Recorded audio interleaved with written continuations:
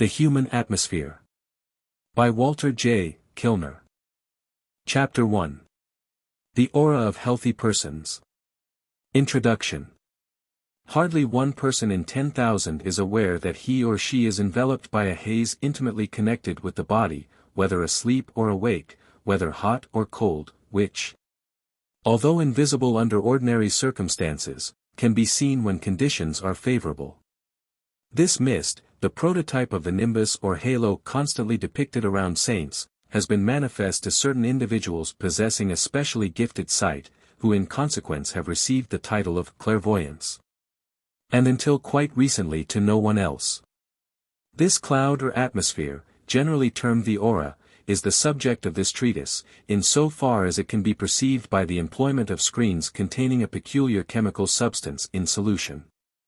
It may be stated at once that the writer does not make the slightest claim to clairvoyancy, nor is he an occultist. And he specially desires to impress upon his readers that his researches have been entirely physical, and can be repeated by anyone who takes sufficient interest in the subject. As long as the faculty of seeing the aura was confined to a few individuals, and ordinary persons had no means of corroboration or refutation, the door to imposture was open. Since this has been the case up to the present time, the subject has always been looked on askance. But there is no more charlatanism in the detection of the human aura by the means employed than in distinguishing microbes by the aid of the microscope. The chief difference lies in the claim of some people that they are able to perceive the one through the possession of extranormal eyesight. While no one has yet had the hardihood to assert that they have the power of seeing an object 1/1000th of a millimeter in length without instrumental aid. There cannot be the least doubt of the reality of the existence of an aura enveloping a human being, and this will in a short time be an universally accepted fact, now that it can be made visible to nearly every person having ordinary eyesight. 1. It, indeed, would be strange if the aura did not vary under different circumstances, and there is good reason to believe that a study of its modifications will show that they have a diagnostic value in disease. The writer asks the indulgence of his readers while he makes a few personal remarks. He has endeavored to be as far as possible impartial and accurate in recording all observations and to avoid pitfalls and faults having their origin in uncontrolled enthusiasm and imagination. This, in one part of the subject is very difficult, as so much depends upon subjective vision. It is only fair to add that his sight is his most perfect sense. And consequently he may be able to distinguish by its aid a little more than the average man, and may thus have perceived effects which escape the notice of other observers. Some of the deductions he has made may be thought, and perhaps rightly, too dogmatic, since they are founded upon such a small number of cases. But the excuse advanced is, that they have been brought forward solely with the intention of providing working hypotheses to assist in future investigations. The discovery of a screen making the aura visible was by no means accidental. After reading about the action of the N-rays upon phosphorescent sulfate of calcium, the writer was for a long time experimenting upon mechanical forces of certain bodily emanations, and had come to the conclusion, whether rightly or wrongly, that he had detected two forces besides heat that could act upon his needles, and that these forces were situated in the infrared portion of the spectrum. There was a hitch in his experiments, and in the early part of 1908, he thought certain dyes might help him. After considering their different spectra and, as far as he could, ascertaining their properties, he made a trial of several, and fixed upon the coal tar dye, dicyanin, as the most likely to be useful. While waiting for this chemical, a thought flashed across his mind that the substance might make some portion of the effects of the above forces visible, and should this be the case, he expected to see the human aura. He had heard about that phenomenon, but until that moment never had any intention of investigating it, as he believed it to be far beyond his natural powers. As soon as the dye had been obtained, glass screens coated with collodion or gelatin and stained with it, were made, but were found entirely useless as decomposition took place almost instantaneously. Several other methods were tried with varying success, but the only one which gave really satisfactory results was glass cells filled with an alcoholic solution of dicyanin. Even these after a time changed their color from chemical decomposition, and should be kept in the dark when not in use. 2 of these screens are needed for ordinary work, one being dark and the other light, but as will be mentioned later on, other screens quite different will be required for special purposes. Immediately a screen was finished, the writer looked at a friend through it, and instantly saw around his head and hands a faint mist grayish in color, which he concluded could be nothing else than the human aura. In the course of his early experiments, it was not long before he noticed that he could for a few minutes see the haze without the intervention of a screen. This power only lasted a short time, but was found to be renewed by looking through a dark screen at the light, which, it is interesting to note, is the general rule. A minority of persons who are not able to see the aura, or only to a slight extent after gazing through the dark dicyanin screen at the light, will find that they can detect it more easily and distinctly if they examine it through the light dicyanin screen. Herein lies the main use of the second screen. At first the aura had such a fascination that every free moment morning, noon, and night, was occupied using the screen for experiments, but the writer found to his cost, that dicyanin had a deleterious effect upon the eyes, making them so painful that it was necessary to cease work for some days. On this account it is recommended that the dark dicyanin screen should not be used for a longer time than about 1 hour daily. The action of the dye is apparently cumulative, so that the power of seeing the aura without any previous use of the screen is gradually acquired. Nevertheless, the writer deems it expedient to gaze at the light for a few seconds before inspecting a patient. The aura can only be satisfactorily defined when certain conditions are fulfilled. In the first place, the light must not be too bright. The requisite amount has to be determined at each observation, and experience is the only guide, as some persons can best perceive the aura when the light is much too bright for other people. Roughly, the body of the person under examination should be just distinctly visible after the observer has become accustomed to the dimness. The light should be diffused proceeding from one direction only, and illuminating the patient equally all over. The best arrangement is obtained when the observer is standing with his back to a darkened window while the subject faces it. An alternative method, and occasionally the only one that can be employed away from home, is to have a tent similar to the X-folding portable darkroom used for photography. Except that it should be lined with a dead black material instead of the ordinary yellow fabric, and have the front curtains removed. Generally it is possible at a patient's house with a little maneuvering to place the tent facing the window, otherwise if a sufficiently large room can be obtained, it may be placed to, and about 3 or 4 feet in front of, a window, so that the person under examination will be illuminated. Every window in the room, except the one at the back of the tent, should be completely darkened, while this one must have the blind drawn down to a greater or less extent as needed. The important objection to this arrangement is, that the observer has to stand opposite the light, which is inconvenient for every part of the inspection, and is especially awkward for observations connected with the complementary colors as described later on. It is always essential to have a dead black background.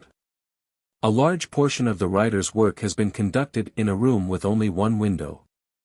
This window is fitted with an ordinary blind at the top, and below another blind too consisting of 2 thicknesses of black serge, that can be raised to any desired height. The serge permits a considerable amount of light to pass through, in fact too much, except on very dark days, but the illumination is further regulated by lowering the ordinary blind. This arrangement is convenient, as a slight gap can be left between the 2 blinds, allowing extra light to pass into the room when the patient is being examined through the deep carmine screen, and occasionally when the complementary colors are being employed. Opposite about 8 to 10 feet from the window is a rod supporting black and white curtains, either of which can be utilized as required. It is important to bear in mind that the patient should stand at least a foot in front of the background, to prevent any shadows or marks on it from producing optical illusions, and vitiating the observations. Diagram 1. Trouble from this cause, however, is not likely to occur, unless the investigator is fresh to the work. As a number of people have tried to see the aura and failed, some through faulty arrangement of the light, some through straining of the eyes, and others again through various misunderstandings. all of whom have been able to perceive it quite easily under proper conditions. A short description of a few preliminary experiments may be of assistance in the early attempts at detecting the aura. When these have been carried out conscientiously and successfully, the observer will have overcome the main difficulties. A beginner should get someone to hold his hands about a foot in front of the black background on the same plane and parallel with it, from 8 to 10 inches apart with his fingers extended as in diagram 1. He must then peer through the dark dicyanin screen for about 30 seconds at the daylight, the sky if possible, but not directly at the sun. This screen ought to be held quite close to the eyes, to prevent all light impinging upon the retina unless it has traversed the blue fluid. Without this precaution the screen has little or no effect upon the sight. The influence of the screen usually persists for an hour or more, but sometimes on the first few occasions for a much shorter period, when the operation may be repeated as often as necessary. Next, the blinds ought to be so arranged that the hands to be examined are just clearly visible to the observer as he stands with his back to the window and shades them with his body. This position enables him to crease the light upon the hands to a greater or less extent without altering the blinds, simply by moving a little to the right or left. The observer will, as a rule, be almost immediately able to detect streaks proceeding from the fingers of the one hand to the fingers of the other, and a haze in the interval between the two hands. Directly he has perceived the haze and streaks, he will probably be able to see a similar, but not quite as plain, mist around the arm if bared. Now and then there is some slight difficulty at the first trial, which can be generally overcome if the other hand is held at right angles, and a short distance from the arm. See diagram 2. By this means the aura will be intensified, and when the hand is removed the observer will be able to see it round the bare arm. Needless to say, as the eyes become accustomed to the subdued light, the illumination will periodically require alteration. Diagram 2. A large percentage of persons after gazing through the dark dicyanin screen at the light, are able to perceive the aura as described above. But a small minority find it impossible to detect it without the aid of the pale dicyanin screen. It stands to reason that when this screen is used the light will have to be increased a trifle. After the aura around the arm and hand has been satisfactorily inspected, the observer may with advantage inspect it through the deep carmine screen. For this purpose it will be necessary to raise the blinds a short distance, until the arm and hand can be seen through the screen to the same degree as before. He will now find that the larger portion of the aura has vanished, while the part that remains encircles the limb closely, being usually from 1½ to 3½ inches in breadth. At a cursory glance the texture of this portion of the aura will appear more opaque, but when examined carefully will be found to be finely striated, looking as if brushed out with a camel's hair brush. At places which vary from minute to minute, the lineation can be more easily distinguished than at others. The striated portion has been named the inner aura, and the wide amorphous part, not seen when using the carmine screen, the outer aura. At times, but by no means always, a close scrutiny will detect an apparently void space between the body and the inner aura. This area is called the etheric double. All these different parts will be described in later chapters. It is imperative that the hands and the arms should be viewed exactly as if looking at a picture. There must be no straining of the eyes.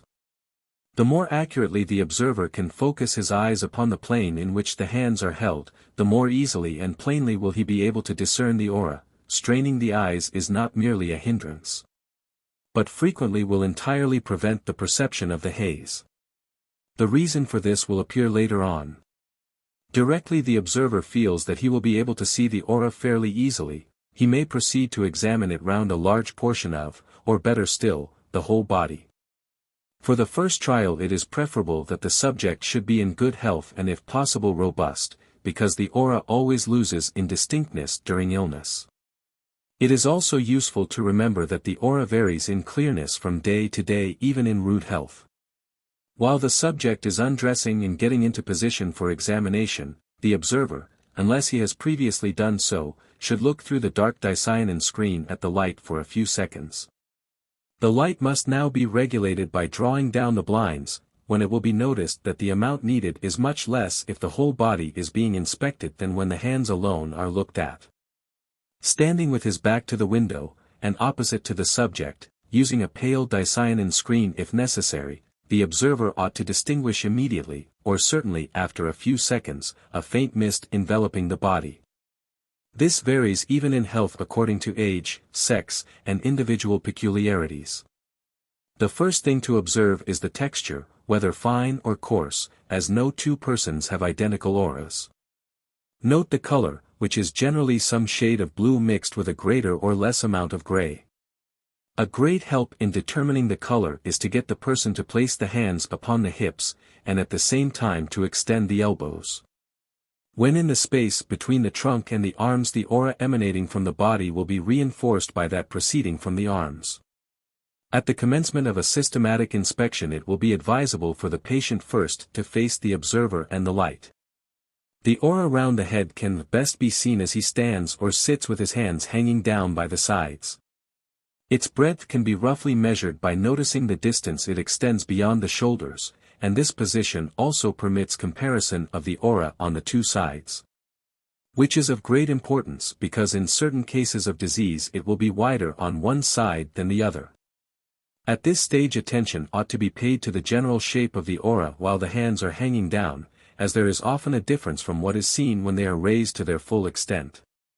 During the greater part of the examination it will be found advantageous to let the patient stand with his hand lightly resting on the top of his head, so that the aura from the axilla down the trunk, thighs, and legs may be as little influenced as possible by that proceeding from the arms. This is also the time to determine the size and shape of the aura, and whether it follows the contour of the body, or whether it is wider by the trunk than by the lower limbs, and if so, how far it descends before it contracts. Some abnormality of texture can frequently be detected, which is best studied later with special screens. Occasionally the aura can be separated by its appearance into 2 or sometimes 3 distinct portions, but the further study of these must be deferred to a later stage of the examination. After all the information concerning the aura at the sides has been obtained, the subject should be turned sideways to allow the aura at the back and front to be investigated. Should at any time suspicion arise of irregular illumination, the aura must, in addition to the foregoing inspection, be again scrutinized when the back has been turned to the light, and again completed as the patient is standing sideways facing the opposite direction to the one he had previously assumed. This simple maneuver eliminates a number of errors. The aura envelopes the whole of the human frame, but on account of the delicacy and transparency of its texture is only visible in sections.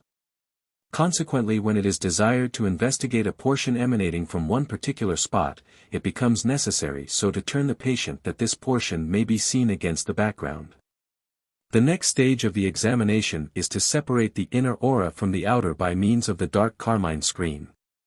Should the patient have anything wrong with this aura, the defect will often become manifest through some change, such as want of definition, or alteration of texture, which may for instance be granular. Generally the impairments are merely local. The complementary colored bands may now be used, and finally the aura between the body and the arms while the patient is posed with arms akimbo, may be investigated through different colored screens.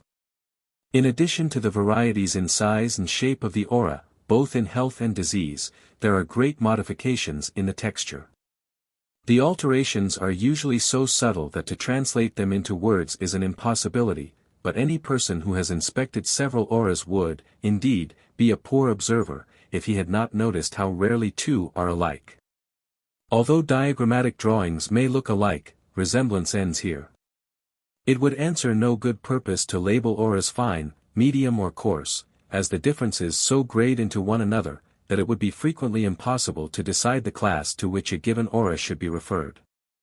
Apart from factors such as ill health, fatigue, depression, etc., which are known to affect individual auras, it has been found that all, or nearly all, auras vary in distinctness from time to time, being generally clearer on days which, as tested with the actinometer, are most favorable for photography.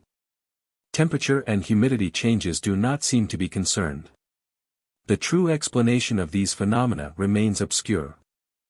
The above teaches one important lesson, namely, the necessity for trying to see the aura a second time should the investigator fail at the first trial.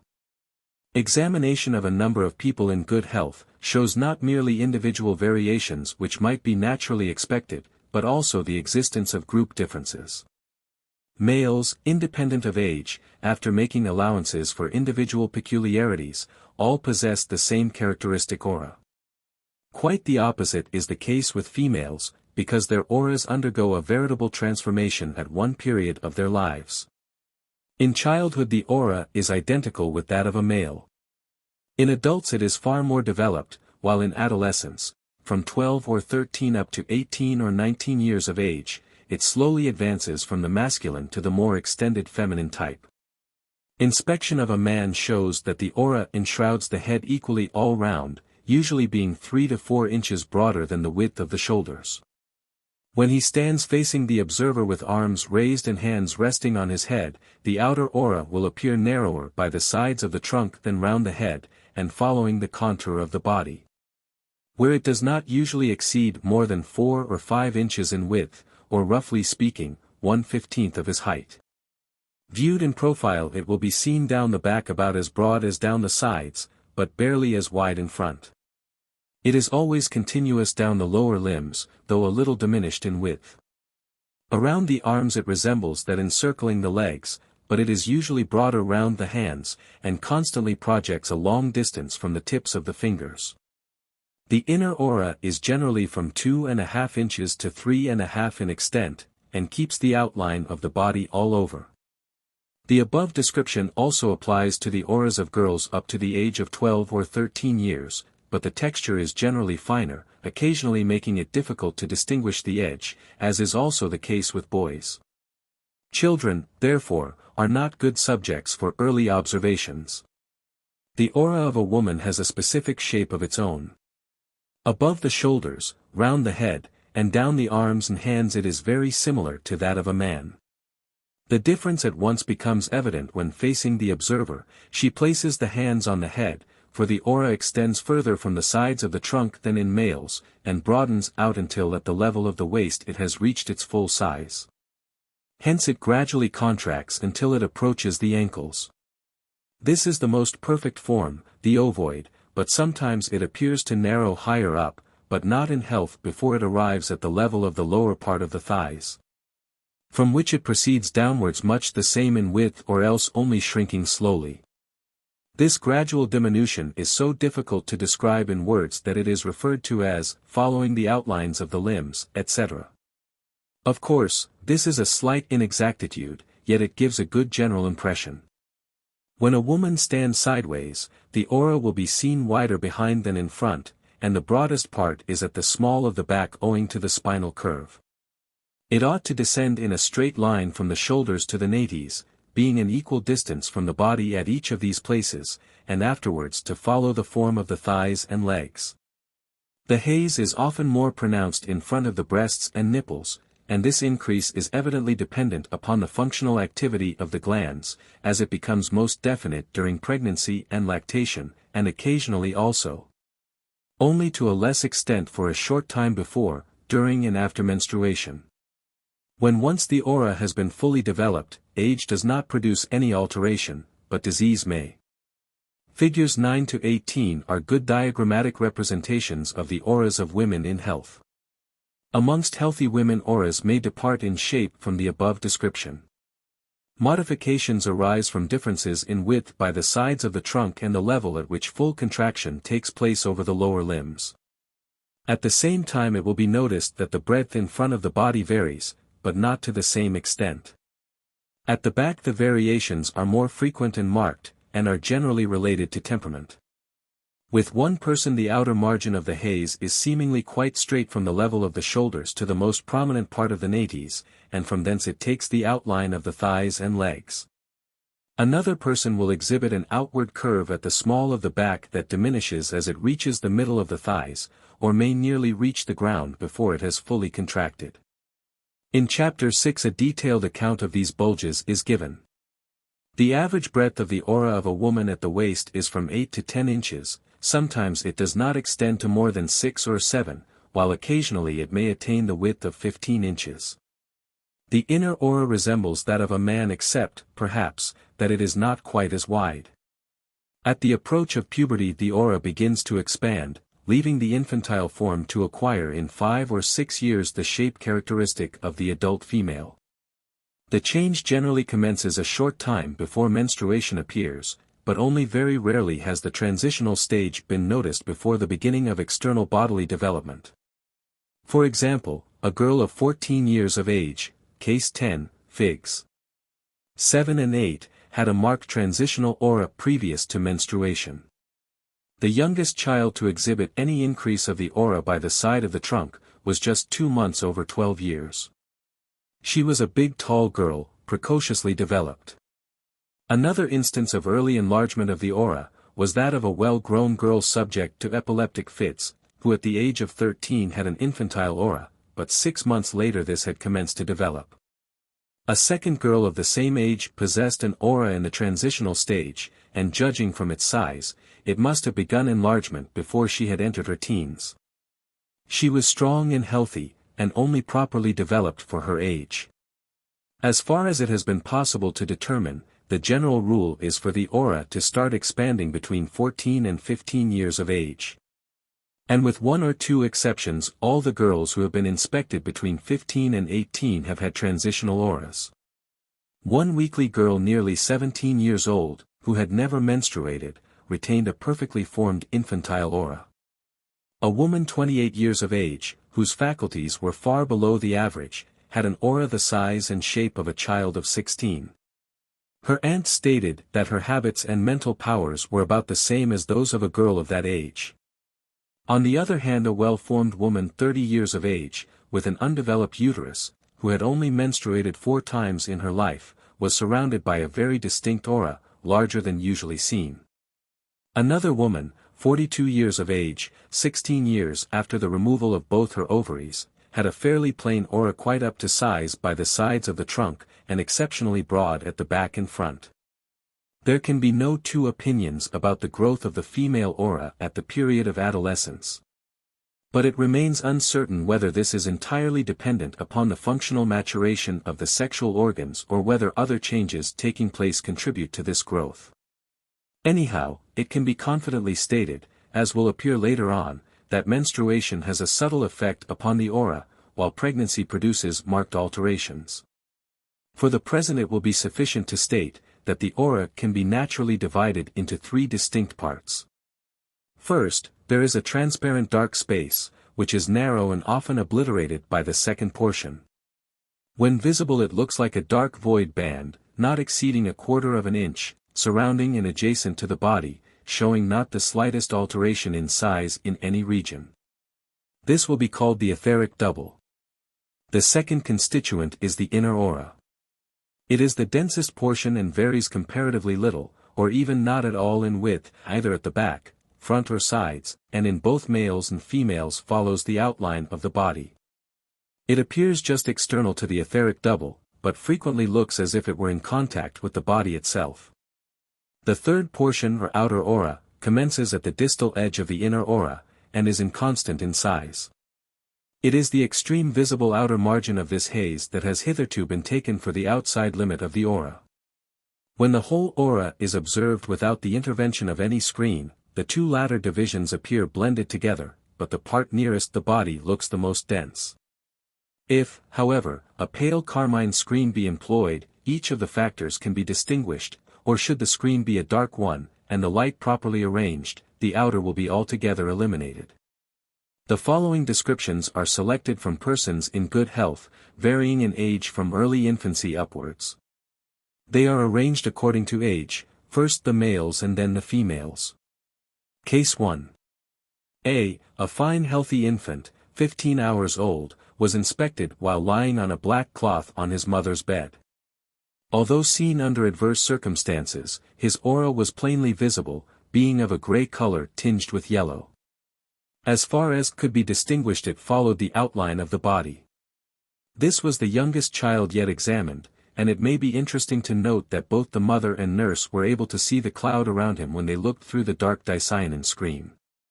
He was inspected a second time at the age of 4 months under more favorable conditions, on a sofa with a black cloth under him. His aura followed the outline of the body and was slightly over an inch in width, with the exception of the part round his head, where it was broader. The color had changed to a dark blue-gray. Figures 1 and 2. Healthy boy.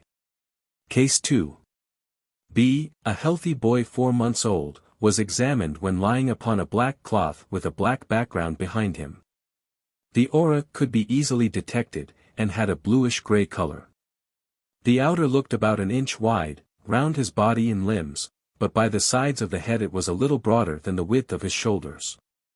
Through the dark carmine screen the inner aura was quite plain, about 3/4 of an inch wide, and displayed well-marked striation. Case 3. Figures 1 and 2. C. A strong lad, healthy, 5 years of age, stood facing the observer. His aura appeared to be about 6 inches wide round his head. It came down by the sides of the trunk about 3¾ of an inch in width, and a little narrower by the thighs and legs. The inner aura was conspicuous, being nearly 2 inches by the sides of the trunk and about 1¼ by the legs. When he turned sideways, the outer aura was 2 inches in front, and the inner about 1/4 of an inch less. Both these measurements were slightly diminished lower down. At the back the outer aura was about 2½ inches wide by the trunk, and contracted as it proceeded downwards. Here, too, the inner aura was about 1/4 of an inch narrower than the outer. The color was a blue-gray. It is worth remembering that in children, especially in males, the inner aura is frequently almost as wide as the outer, and occasionally there is a little difficulty in separating the one from the other. Case 4. D. A youth 14 years of age, was rather tall and had always enjoyed good health. His aura was well marked and of a bluish-gray color. As he faced the observer, the outer aura was 7 inches round the head, 4 inches by the sides of the trunk, and lower down 3½ The inner aura was 2 inches in breadth all over the body. The etheric double was visible, 1/8 of an inch in width. As he stood sideways, the outer aura was about 3 inches in breadth at the back by the shoulders and nates, coming down straight. It was 3 inches over the whole length of the front. Case 5. Figures 3 and 4. E. A professional athlete, 33 years of age. He was well proportioned in every way and robust in health. The color of his aura was a blue with a little gray. The outer aura was 8 inches round the head, and all down the trunk, arms, and legs 5 inches. The inner aura was extremely well marked, being 3 inches in breadth, and its striation was quite easy to see. A side view showed the inner to be the same width at the back, front and sides, but the outer aura was a trifle narrower in front than at the back. The etheric double was clearly defined, about 1/4 of an inch broad. This aura was unusually coarse in texture. After considerable difficulty a full-blooded Negro, a native of the United States, was engaged for inspection. Case 6. F. A healthy Negro man 50 years old, was examined in 1912. He was tall and well-made, a typical specimen of his race. His outer aura was normal for a man round the body, where it was 5 inches broad, but was narrow by the head as it was only 7 inches wide. The width of the inner aura was 3 inches all over the body, and striation was present, although at first it was troublesome to distinguish. The difficulty was palpably due to the color rather than want of definition. The hue was an opaque hazy brown-gray. It did not stand out against the black background as distinctly as the ordinary blue-gray auras do. On the other hand, it was easily visible through a pale blue screen when the background was white. The complementary colored bands, see Chapter 5, after making due allowance for the color of the skin, were even all over the body and apparently normal. The mutual attraction of the auras emanating from the subject and the observer's hands will be described later on. Figures 3 and 4. Healthy, strong man. Case 7. G. A female infant lying on her mother's bed, was inspected when a week old. The external conditions were unfavorable, but with a little difficulty the aura was perceived as a greenish haze following the outline of the body, being very narrow, but widest round the head. When the child was 4 months old, compare A, Case 1, and B, Case 2, she was examined a second time under better surroundings. The aura was exceedingly hard to detect as it was not nearly as distinct as was expected. It only looked about half an inch wide by the body, and a little broader by the head. The most interesting feature of this case was, that the color had changed from a greenish to a gray shade. Case 8. H, a fragile child, was examined when she was 4 years old. She was rather a small child, but in good health. She had an extensive aura for a girl of her age and size. The outer aura was 3 inches all over her body, except by her head, where it was 5. The inner aura was 2 inches in breadth, distinct and striated. The color was a true blue.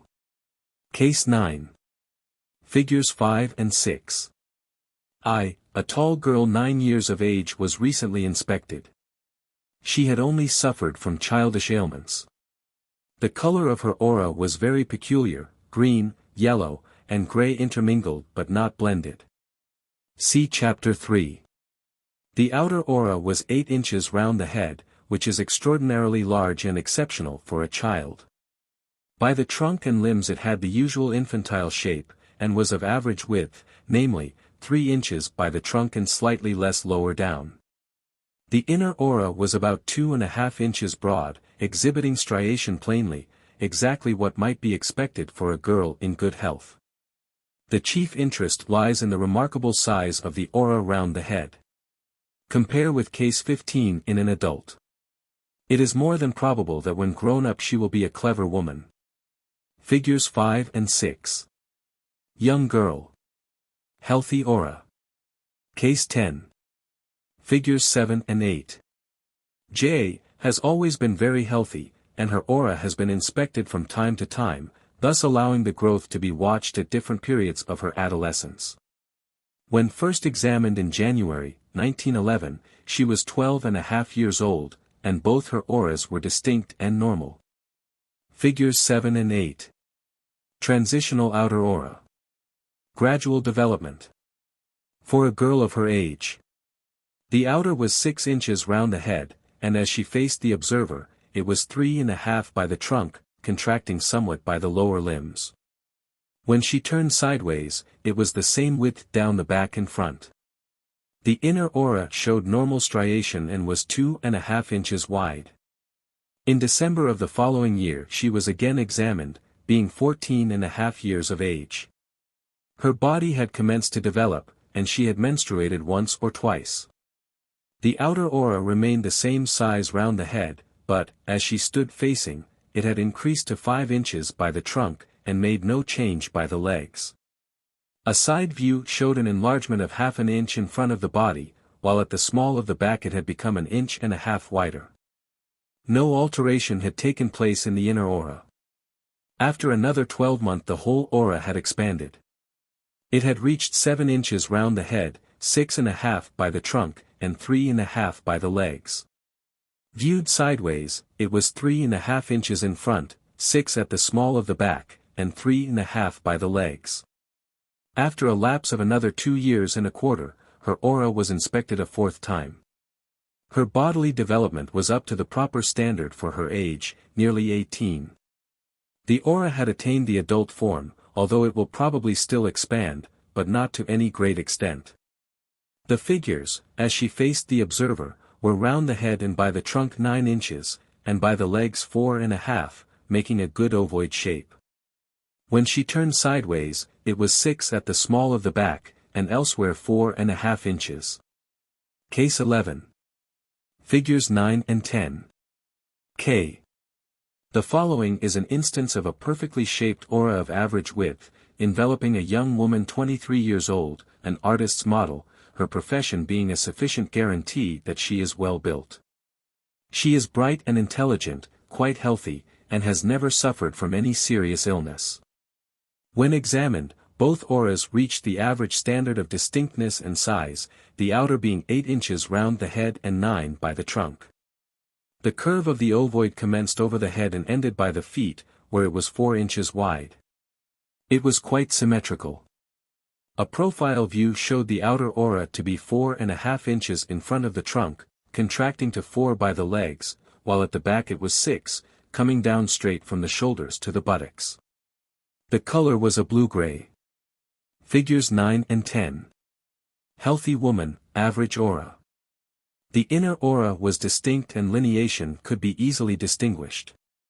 It was 3.5 inches by the trunk, front, sides, and back, but only 3 by the limbs. As her aura has been shown to a number of medical men, there have been opportunities for seeing some curious effects. Once, when she was standing with her hands down by the sides of her body, 3 bright rays suddenly appeared simultaneously, all proceeding a long distance beyond the visible limits of the outer aura. No ostensible cause for this phenomenon, which lasted a considerable time, could be discovered. On another occasion, the room becoming a little overheated, the woman felt faint. The first intimation of this condition was that both auras became dim. Subsequently, as recovery took place, they gradually returned to their normal state. Figures 11 and 12. Healthy woman, very fine aura. Case 12. Figures 11 and 12. L. A strongly built lady with intellectual faculties certainly above the average, was recently inspected. She was robust and very energetic, and her aura, as might be reasonably expected, was large and fine in texture. The color was a good blue. The aura was 9 inches round the head, 12 by the sides of the trunk and gradually contracted to 5 by the feet, making a perfect ovoid. A side view gave 5 inches in front, and 8 at the small of the back, without any dorsal curve. The lineation was unusually distinct in the inner aura, which was 4 inches wide all over the body and limbs. An interesting feature was that the definition of the distal margin of the outer aura had not the common sharpness, and gave the impression of an almost imperceptible haze beyond, a phenomenon rarely present except when the aura is wide. It has been called the ultra-outer aura. See page 47, chapter 3. Figures 13 and 14.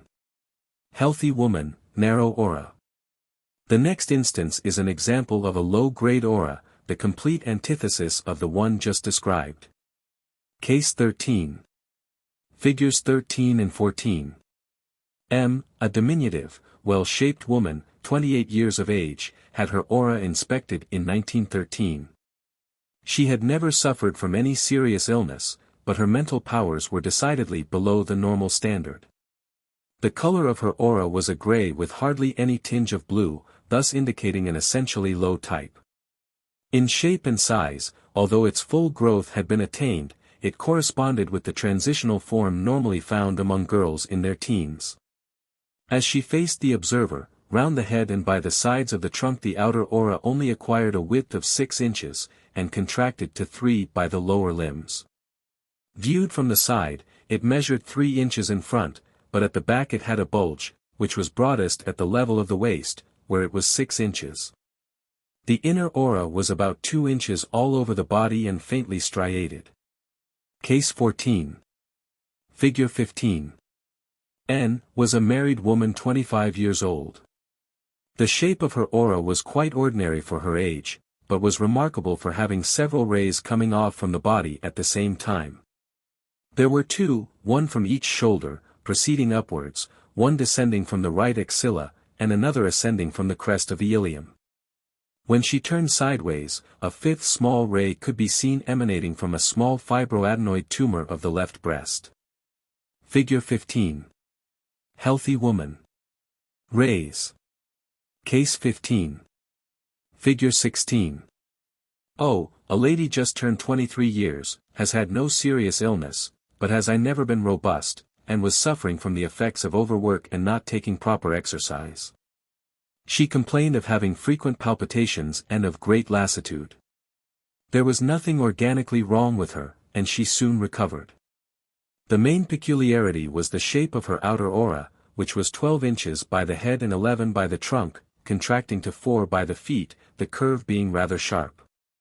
A side view showed that the aura was normal in front, being 4 inches wide, but at the back at the broadest part it was 8 inches, and was bow-shaped, commencing at the head to curve outwards to the level of the waist, from which it turned inwards to the feet.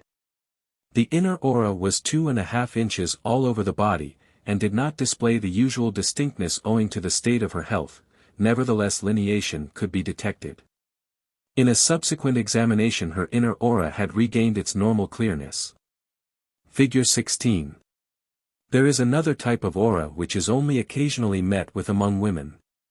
It is of the usual width by the sides of the trunk, and contracts very slightly by the thighs and legs, proceeding downward straight. Generally the outer aura is equally broad at the back and front, and is even down the lower limbs. Its free margin is of the ordinary distinctness and there is no sign of the ultra-outer aura. The inner aura, too, is larger than the average. Taking it all round it approximates to an extra-wide male aura. The following is a marked example. Case 16. Figures 17 and 18. P. A naturally strong young woman, well-made, 25 years of age, came to have her aura inspected in 1918. The outer aura, as she faced the observer, was of medium size, being 9.5 inches by the head, 9 by the trunk, and at the widest part by the thighs it was 6 in sights, and continued the same breadth all the way down to the feet. This made the curve from the flank to the thigh small. A profile view showed the aura to be 6 inches wide in front without narrowing anywhere. At the back it came down straight, being at the thighs and legs 6 inches, and, of course, a little broader at the lumbar regions. There was nothing remarkable about the inner aura, which exhibited striation and was 3.5 inches wide round the whole body. The color of the aura was a gray-blue. As heredity plays such an important part in determining the qualities of many constituents of the body, it would be, indeed, strange if some of the peculiarities of the aura were not transmitted by descent. The few cases of 2 or more individuals of the same family that have been collected show the surmise to be probably correct, but absolute confirmation will require long study and extended inquiries. A complete analysis of an aura should include observations on the texture as well as on the size and shape. In practice it has been found impossible to directly compare the texture of the various individual auras even of the same family, as the inspection of 2 or more persons cannot be made simultaneously.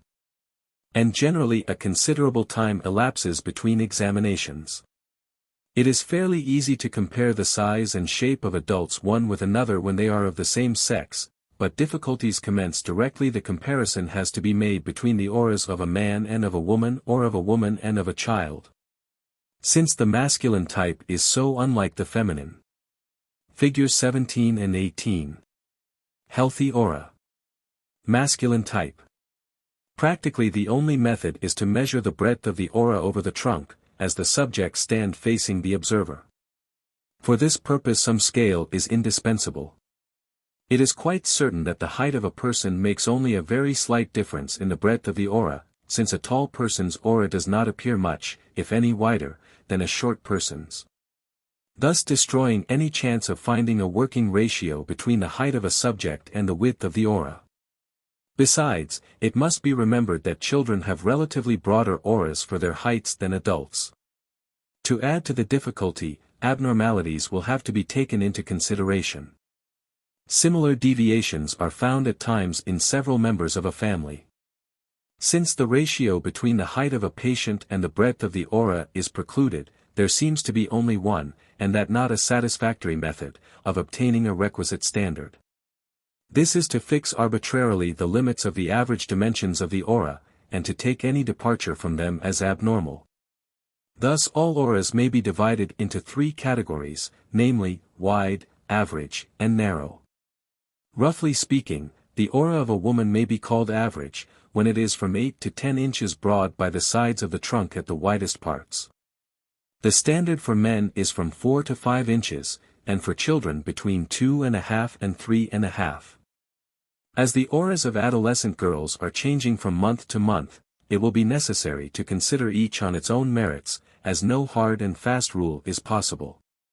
These figures are the outcome of experience alone, and have no claim to scientific accuracy. It is frequently far from easy to decide whether a case ought to be classed as average. One example will be sufficient to make this evident.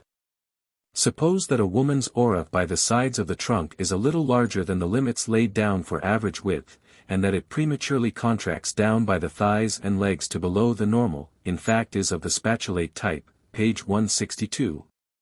Under which heading should it be placed? The case must be treated upon its own merits. The following tables contain all the examples of individuals of the same family that have been inspected up to the end of 1918. The first table relates to those cases in which 2 or more generations are involved, and the second to those belonging to the same generation. In 2 instances the same persons come into both tables. The ages are those of patients at the dates of their inspection. Table I. Parents and children. Name. Sex. Age. W. A. N. N. F. 25. W. Healthy. Child. M. For MTHS. W. U. F. 30. W. U. L. M. 3, 5. W. H. F. 24. N. Child. F. For MTHS. N. D. F. 28. A. D.C. M. 3, 5. A. M. F. 38. A. M.K. F. 5. A. M. M. F. 7. A. X. M. 58. N. Neurotic. X.X. M. 23. N. Epileptic. X.B. F. 23. N. C. F. 29.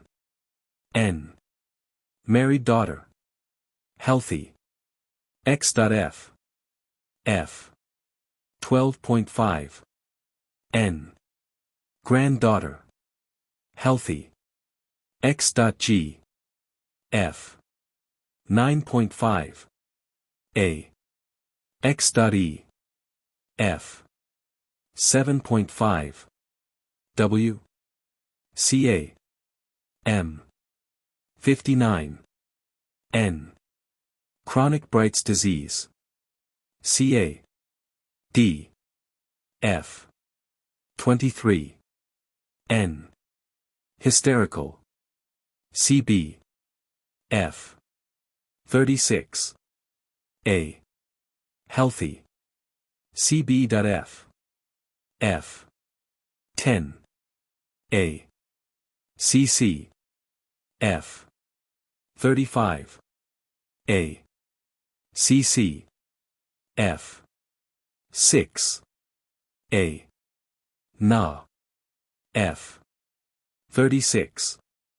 A. Na.G. F. 6. A. O. F. 65. A. Hemiplegic. Surprised face. F. 28. A. Healthy. G. F. 26. A. Child. M. For MTHS. A. F.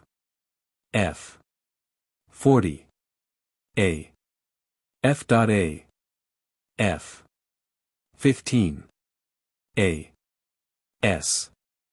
F. 32. A. S. IT. M. 10. A. B. M. 55. A. Hemiplegic. B.B. F. 17. A. Healthy. B. G. F. 15. A. CD. F. 56. W. T. F. 28. A. Married daughter. Consumptive. I. F. 29. W. Healthy. I. D. F. 4. W. U. M. 64. W. Very bad health. Ba. F. 34. A. Married daughter.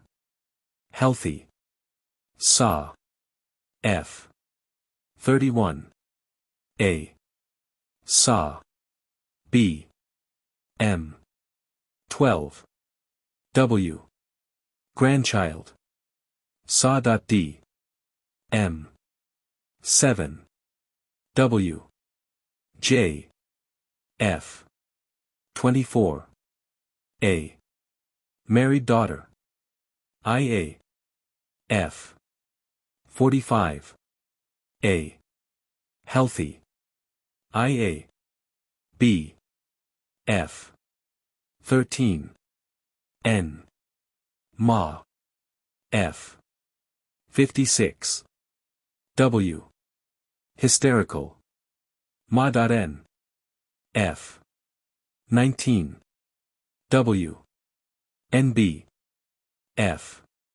38. A. Healthy. NB. B. F. 8. A. D.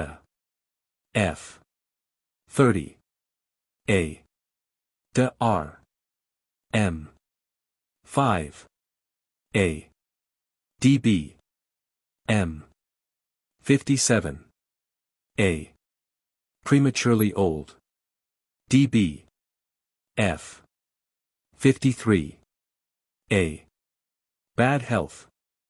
DB. E. F. 29. A. Not strong. FA. F. 56. A. Bad health. NC. F. 30. A. Married daughter. Hysterical. DC. F. 45. A. Ba. F. 73. A. Not strong. Ba.W. F. 29. W. ND. F. 34. A. Healthy. ND.V. F. 10. 5. A. ND.G. F. 11.5. A. Na. F. 57. A. Bad health. NEL. F. 17. A. Epileptic. NEP. M. 10. W. Table 2. Brothers and sisters. Name. Sex. Age. W. A. N. Ta. F. 37. W. Sisters. UA. F. 35. W. DC.F. F. 31. W. DC. N. F. 25. W. Bad health. DC.E. F. 23. W. DC.B. F. 15.5. W. BB.G. M. 19. W.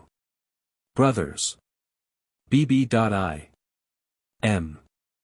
14. W. GA. N. F. 23. W. Sisters. GA B. F. 22. W. Na. F. 36. A. Sisters. Hysterical. NF. F. 22. A. IC. M. 5. A. Brother and sister. IC.N. F. 8. A. Ing. F. 23. W. Sisters. Ing.N. F. 12.5. W. K. F. 29. W. E. F. 20. W. FB. M. 20. A. Brother and sister. FB. B. F. 23. W. GB. F. 27. A. Sisters. Healthy. GB.F. F. 18. Very N. Weak-minded. Su. F. 21. A. Su. A. F. 21. A. DD. F. 30. A. EA. F. 26. A. EB. F. 34. N. Epileptic. EB.E. F. 28. Very N. Neurotic. BC. F. 37. A. NH. F. 33. A. ID. F. 64. W. OB. F. 58. A. Since the type of a given aura largely depends upon temperament, itself a transmitted characteristic, it seems almost certain that the main attributes of auras are hereditary, and in a given case will be retained more or less unaltered during life, unless modified by disease. It will accordingly be found that the auras of quick intelligent children, however young and untrained, are more extensive than those of the dull and phlegmatic, although the latter may have the advantage in physique. The former, too, will probably possess auras above, the latter below the general standard of size, since in adults the same rule obtains, the finest auras surrounding the most intelligent people, and the smallest enveloping persons who are dull or of a low intellectual type. This is not only seen round the body, but becomes most obvious round the head, and is more noticeable among men than women, as the auras of the former do not expand to the same extent round the trunk. Auras encircling women are more variable than those enveloping men, but the finest specimens will invariably surround naturally intelligent and energetic persons who have no tendency to neurotic complaints. In the above description, perfect health is taken for granted. Texture, the next character to receive consideration, is more difficult to deal with. The delicacy of the modifications at times defy description. The inner aura will be found to be better defined and broader in persons of both sexes who are naturally robust, and in good health, but fainter in weakly subjects, revealing that it is bodily rather than mental powers that are the chief energizers of this portion. In general, the grain of the outer aura of men is coarser than that of women, but after making due allowance for this, fineness and transparency may be considered a higher type than coarseness and dullness. Later it will be shown that the more gray there is in the color of the aura, the duller and more mentally deficient is the owner. Education is a factor that ought, theoretically, to have an immensely refining influence, but any changes induced by it are so delicate as to be imperceptible by our present means of examination. The influence of heredity and temperament upon the aura is an exceedingly fascinating part of the subject, and it does not require a prophet to foresee that an inquirer in this direction will reap a rich harvest. How do you find this book? Any thoughts about the book or the author? Any suggestion for improvement? Please take a moment to share your thoughts in a comment. If you like it, share it with your friends who might enjoy it as well. Subscribe to keep in touch. Visit CompleteAudiobooks.com for more quality content. Chapter 2. The Etheric Double. The structure of the aura must now claim attention. It will, as might be expected, be found to be a composite, not a simple phenomenon, and can be separated into three well-defined divisions, with a fourth added for convenience. The names given to the different parts are respectively the etheric double, the inner aura, and the outer aura, while the fourth constituent is termed the ultra-outer aura. The etheric double. Very soon after the aura had been detected, one feature attracted attention, which at first sight was regarded merely as an optical illusion, but on further investigation proved a reality. This is the etheric double. It may be frequently seen through different colored screens as a dark band adjacent to, and following the contour of the body, separating the latter from the true aura. Commonly it is from 1/16 to 1/8 of an inch in breadth, rarely more, keeping in uniform width all round the body. In disease this space will sometimes look much wider, but then it is presumably a pathological condition, and probably not identical with the natural phenomenon. The size varies with different people, and also with the same person under altered conditions. Occasionally it is so conspicuous that it can be seen at the most transitory glance. At other times a very careful examination is requisite for its identification, while not infrequently a special screen is imperative. In instances where there is a difficulty in distinguishing it, the aura proper is apparently in close proximity to the body, but even then careful observation will generally disclose a difference in structure, the details of which can be elucidated by means of colored screens. Experience has shown that people who most commonly show the etheric double plainly, are patients with a neurotic tendency, in whom the aura does not quite attain the average standard of brightness. Should the aura be more distinct on one side than the other, the etheric double is sometimes more pronounced on the fainter side, and may be only detected with difficulty on the brilliant side. The following case will exemplify these conditions. Case 17. XE, a girl 18 years old. Her aura for her age was wide and spatulate, page 162, showing a trace of the ultra-outer aura, which was more distinct by the lower limbs, thus making the shape to appear almost normal. This partial ultra-outer aura has only been seen a few times. The usual hysterical bulge was conspicuous at the back. The outer aura measured 10 inches by the head and trunk, and was contracted sharply at the upper part of the thighs, and diminished to 4.5 inches at the ankles. Viewed sideways it was 6 inches in front, and at the widest place, viz. the small part of the back, 10 inches. The inner was striated throughout, but on the left side was by no means as bright as on the right, where it was normal. The etheric double, about 1/8 of an inch wide, could be seen at the first glance all down the left side, but on the right and in front it could only be detected with great difficulty. At the back from the level of the shoulders to the middle of the gluteal region it was twice as broad, and from thence down the left thigh it resumed its previous width. The simple experiments detailed below should be now undertaken with a subject showing a well-marked etheric double. Complete success may not be obtainable at any given sitting, as undetermined conditions not infrequently exercise an influence. For this reason considerable time may have to be devoted to the experiments, but since the results are at present only of theoretical importance it will not be necessary to obtain them for diagnostic purposes. Any portion of the body can be utilized, but perhaps the most convenient part is the arm and hand, as the investigation is longer than most people care to remain uncovered.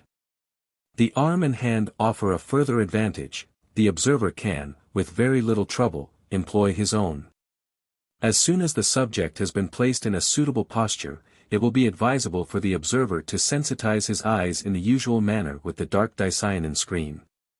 EXP1. Inspect the arm and hand of a subject held in front of a black background through a dark blue screen.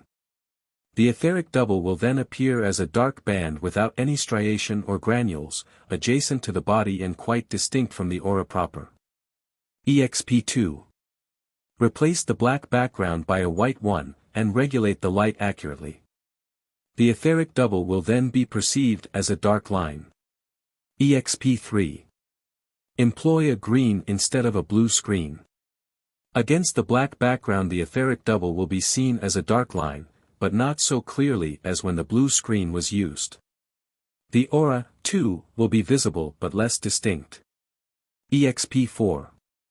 When the same screen is used with the subject's arm before a white background, in a subdued light, the etheric double is dark.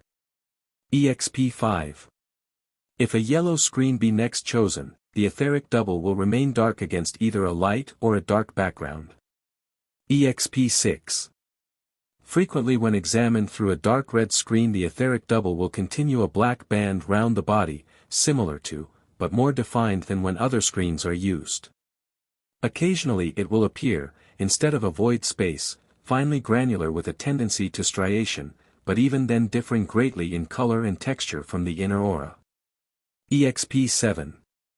When the etheric double is examined against a white background through a deep carmine screen with the light properly arranged, it may become a rose color, quite different to the carmine tint the white background has assumed.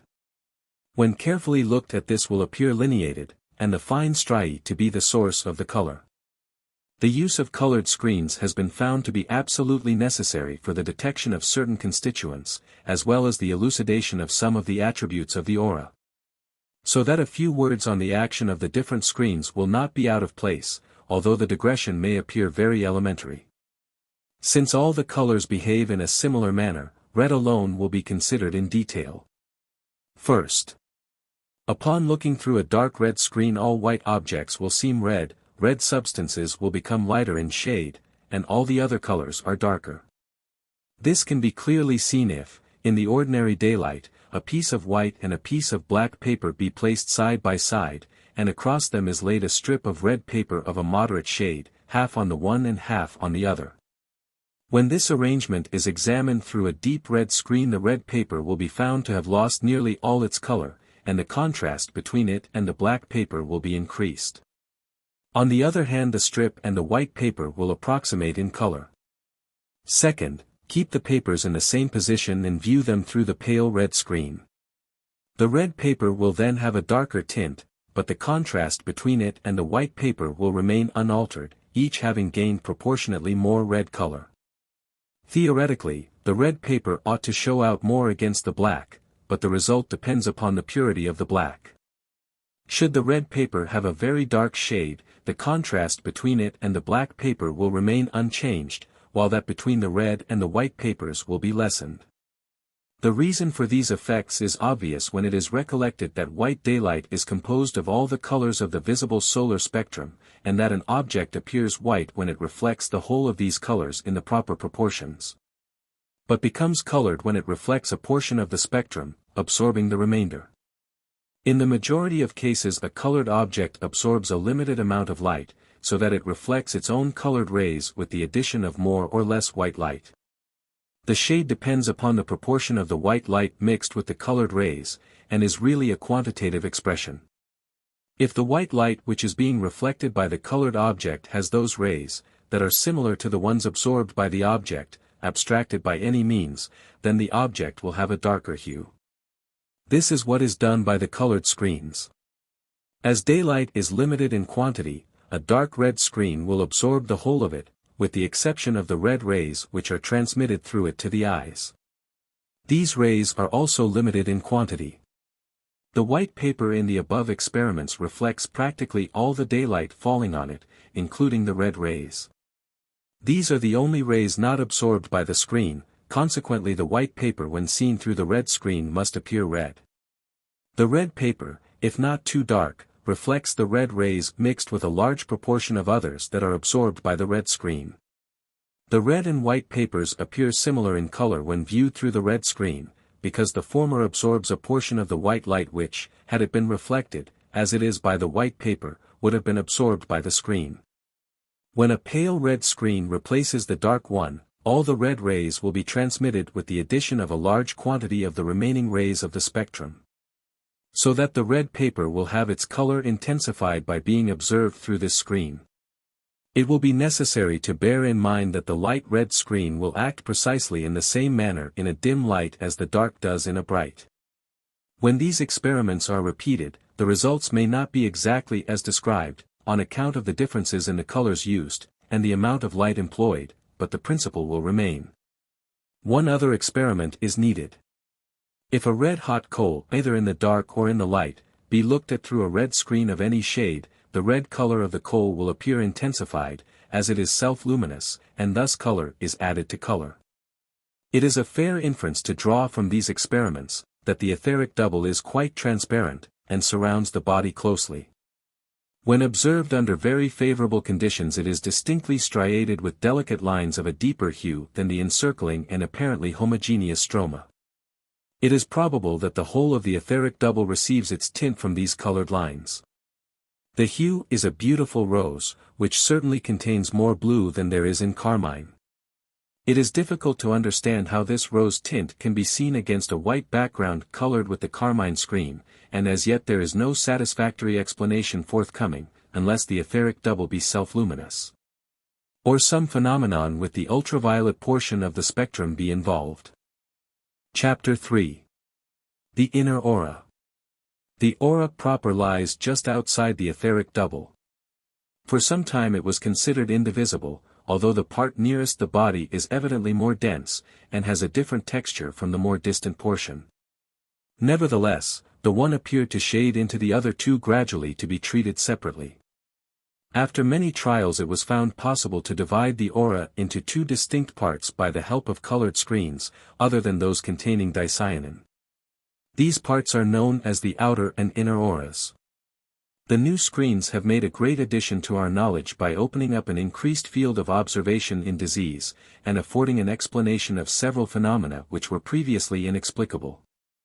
The most useful screens for the present purpose are C, a deep carmine, Ca, a light carmine, and B, a pale blue, methylene blue.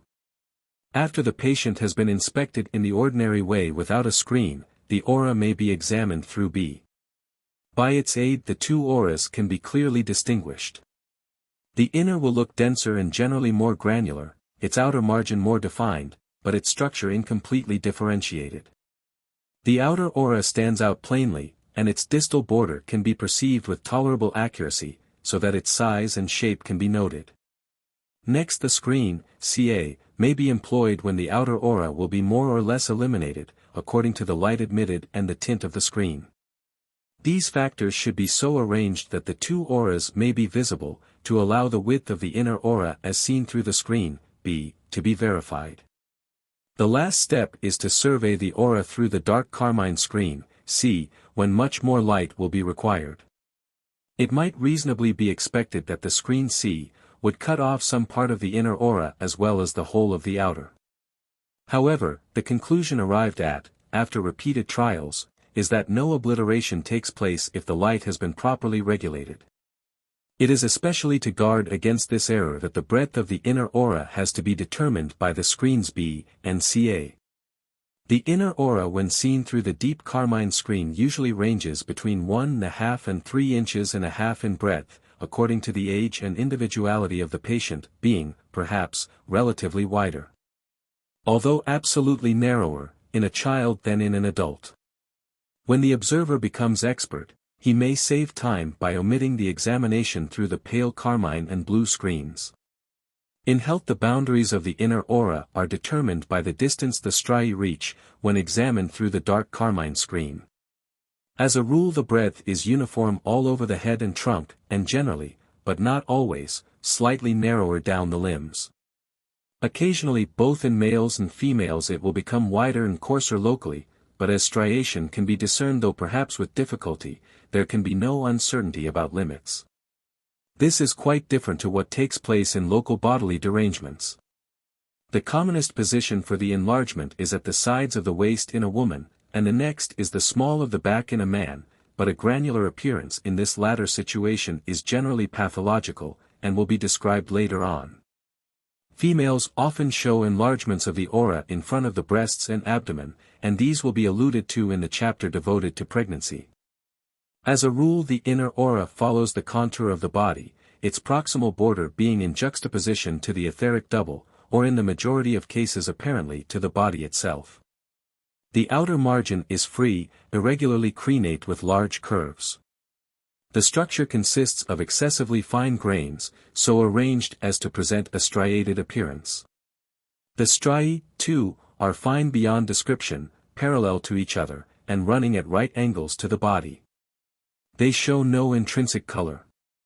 They seem to be collected into bundles, with the longest lines in the center, and the shortest outside. These bundles are massed together, and their shapes cause the outlines of the inner aura. In most people during health, striation is manifest, without the slightest difficulty, while in others of a delicate constitution or during ill health, it can be only detected, if at all, by the most careful arrangement of the light and the selection of a suitable screen. Wherever this aura encroaches on the etheric double, it will almost always obliterate the latter, and this fact raises the issue whether its granules are not always present in the etheric double, although invisible, or whether they are driven outwards by some force emanating from the body, thus leaving it destitute of all granules and in consequence quite transparent. In the latter part of the last chapter, this question was considered when the patient was in good health, and the conclusion arrived at was that the etheric double contained no granules. In the last paragraph it was stated that the inner aura, as far as could be discovered, had no color, and in chapter 2 the striae of the etheric double seemed to be the origin of the rose color occasionally perceived. If the striae of the inner aura and the etheric double are, as is very likely, continuous, the descriptions are seemingly at variance. The discrepancy, however, is only superficial, as in the inner aura the faint rose color would be overwhelmed by the red shade of the screen, and by the deeper hue the aura assumes. Both ill health and local diseases alter all the conditions, and it seems probable that the granular substance of the inner aura does at times invade the etheric double. This subject will be discussed in another chapter. The outer aura commences where the inner leaves off, and spreads round the body to a variable distance. It has no absolutely sharp outline but gradually vanishes into space, although in the majority of instances its outer border is sufficiently obvious for measurement. The above statement is not, however, quite correct for all cases, because occasionally under very favorable circumstances, an exceedingly fine haze can be perceived extending outwards for a considerable distance, which gives the impression that one is more aware of its presence, than really able to distinguish it. This elusive mist is presumably a continuation of the outer aura, as on every occasion it has been noticed, the periphery of the latter has been less definite than usual. It has only been observed in people with extensive auras. For the sake of reference the phenomenon has been termed the ultra-outer aura. At the end of 1915, a patient's aura was inspected which gave most interesting and unlooked-for results, and was the first instance that seemed likely to afford any assistance in elucidating the nature of the ultra-outer aura. Case 18. Figure 19. W.B., 29 years of age, was first examined in 1914. She was a stout, largely built woman with rather small bones. For years previously she was thin but rapidly gained flesh, and became fat and flabby. Her net weight was 168 pounds. She was anemic and complained of weakness and shortness of breath, and inability to walk any distance without great pain in her back. Heart sounds were normal but muffled from fat. Her thyroid was rather small. The outer aura was of good shape, and round the head and trunk could be almost classed as wide, being 9 inches and a half in breadth, narrowing down to 4.5 inches by the ankles. It was very distinct but at the outer margin not well defined, merging into a fairly obvious ultra-outer aura. A side view showed the haze to be 4.5 inches in front of the body and by the sides of the thighs and legs, while at the small of the back it was 6. The inner aura, as might be expected from the state of her health, was rather faint. Figure 19. It was 3.5 inches all over her body. The complementary colored band exhibited a yellow patch on her back commencing as high up as the lower dorsal vertebrae, and increasing in breadth over the sacrum. It is interesting to note that the surface electricity, see page 103, was even all over the body, and reached a high intensity. She was examined a second time in November of the same year. This was fortunate, as details given above were verified, and precluded any suggestion of error in the previous inspection. In May, 1915, the patient was in perfect health, feeling strong and energetic, able to walk a long distance without fatigue or pain in her back. Her weight was reduced nearly a stone, and her flesh had become firmer. Both auras were very distinct, the outer being 12 inches by the trunk, 10 by the head, and 5.5 by the ankles. Its distal margin was well defined, quite as much so as in ordinary cases, more so than is usual with wide auras. Not the slightest trace of the ultra-outer aura could be detected. The inner aura was noted as being 4 inches in breadth. Whether this aura had gained half an inch in width is impossible to say, as at the first inspection, owing to the state of her health, it was indistinct, and might have been a little wider than stated. While at this observation it was perfectly clear. There was no doubt about the enlargement of the outer aura. The woman was then placed upon an insulated stool and electrically charged by means of the large Wimshurst machine. The auras vanished in the usual manner, page 91, but the operation was continued some short time after they had disappeared. Subsequently the auras slowly returned, and when they had extended to their full amount, the outer had gained 3 inches in width. This was now 15 inches in breadth, and the distal margin was fairly plain. Even this width was well within the observed outer limits of the ultra-outer aura seen on previous occasions. This experiment points to the correctness of the assumption that the ultra-outer aura is only an ill-defined extension of the outer. Another instance is extremely interesting, as it affords additional information, and at the same time confirms the observations made in the last case. Case 11 continued. In June, 1915, the artist's model previously referred to, Case 11, was first scrutinized very carefully, to ensure that her auras were in their normal condition. Search was especially made for an ultra-outer aura, of which, however, not the slightest indication could be detected. The inner aura had the average standard of distinctness of health, and striation was clearly seen. She was placed then on an insulated stool and negatively electrified by the aid of a large Wimshurst machine. The effect was the usual one, but for some unknown reason the aura did not, and in all subsequent experiments has never disappeared as rapidly as it does with most people. The charging with electricity was persevered with for some minutes after the aura had vanished. A hand held near the woman's body, while there was no aura to be seen, induced a ray as usual, but there was no auric response. This fact was interesting as it was unknown whether a ray would reach the body without reinforcement. Whether it did absolutely come into contact could not be determined. As soon as the electric charge had been got rid of, the aura began to return slowly. In a few minutes the measurements were taken a second time. The aura was 10 inches by the head, 15 by the trunk, and 6 by the legs, and was a good ovoid in shape. It was 6 inches in front, and at the small of the back 9, and it proceeded down in a straight line from the shoulders to the widest part of the nates, and was 6 inches lower down. The inner aura was 4 inches wide but indistinct. It was quite impossible to decide whether striation existed at first, as the changes proceeded too quickly to allow sufficient time for examination. After the lapse of half an hour another inspection was made. The inner aura still remained unaltered, while the outer was found to be still more extended, having gained another 3 inches, while its margin was ill-defined, presenting the appearance of an ultra-outer aura. The outermost portion was similar to the true ultra-outer aura, but a little closer to the body. The haze seemed to be transitional between it and the ordinary outer aura, which apparently proves that the former is merely an extension of the latter. If the ultra-outer aura be only an extension of the outer, it is not unlikely that it may be always present, whether the outer is wide or not, but too faint for our existing means of observation. Auras of an average breadth, and even narrow ones, can be enlarged by statical electricity, as will be described later on. Page 93. The common size and shape of the outer aura has been fully described in Chapter 1. It consists of a faint amorphous cloud and appears entirely structureless, capable of being illuminated, but not, in the ordinary acceptation of the word, autoluminous. See page 78. During a prolonged inspection it will be evident that the aura is not absolutely stable, as it constantly undergoes changes in various parts. A portion may become more brilliant and, after a few seconds or minutes, fade back to its original state while some other area commences the same cycle of changes.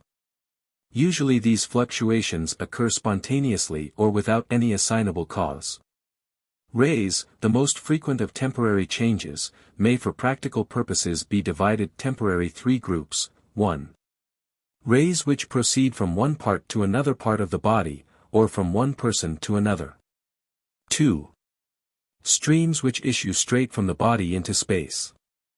3. Brighter patches entirely surrounded by the aura, which, as they seem to arise in the same manner as a ray of the other two groups, have been termed pseudorays. The last group consisting of pseudorays will be considered first. They are always seen in close proximity to the body and nowhere else. They occur in the inner aura and are bounded by the body on the one hand, and the outer aura on the other. In their common form they are elongated, with their long axis running parallel to the body. Their shafts can usually be seen quite distinctly, but their ends gradually fade away. They generally appear suddenly, and vanish just as quickly. When examined through the dark carmine screen, striation in many instances may be recognized, but at other times granulation. These pseudorays are not as common as the rays in the other groups. They must not be confounded with the granular patches of the inner aura so frequently met with, although the writer must confess that for a long time he formed a wrong impression about them. The rays of the first group are, perhaps, the most brilliant of all, and may be observed issuing from any part of the body, and running to any other, provided the two parts are sufficiently near to each other.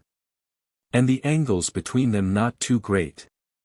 They are generally emitted from irregularities of the surface rather than from smooth portions of the body. When the arm is held away from the body, one or more connecting rays may be seen. Here they apparently proceed from the trunk to the arm, rather in the reverse direction, because the rays are perpendicular to the former, and make different angles with the latter. Another good example, and one that is constantly occurring, is to be seen during the time the patient is standing with his hands resting on his hips and his elbows extended outwards. A ray may emerge from the axilla and pass towards the wrist. An analogous effect may be obtained if the observer holds a hand a short distance from the patient, when rays will develop between the two, affording an illustration of the mutual attraction between the auras of different people.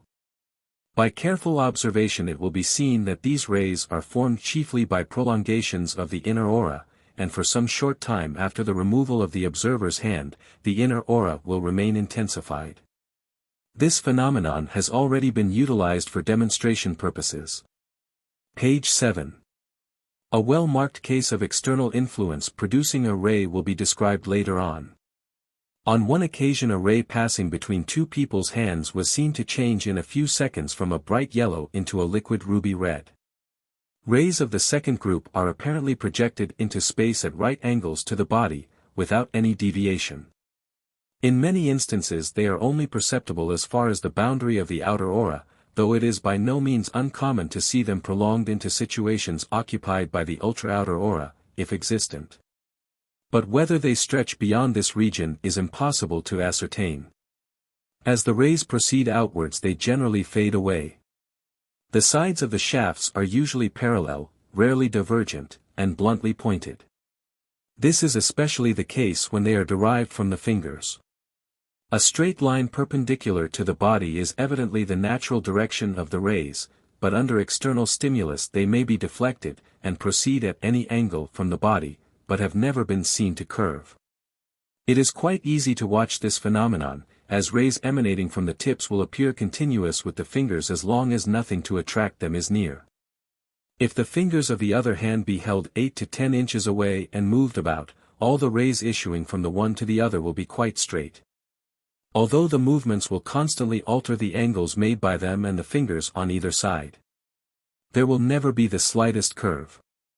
A pretty illustration is provided by the following experiment: let a person hold his hands apart as just described, and a second likewise only at right angles in the same plane, one hand on each side of the above pair.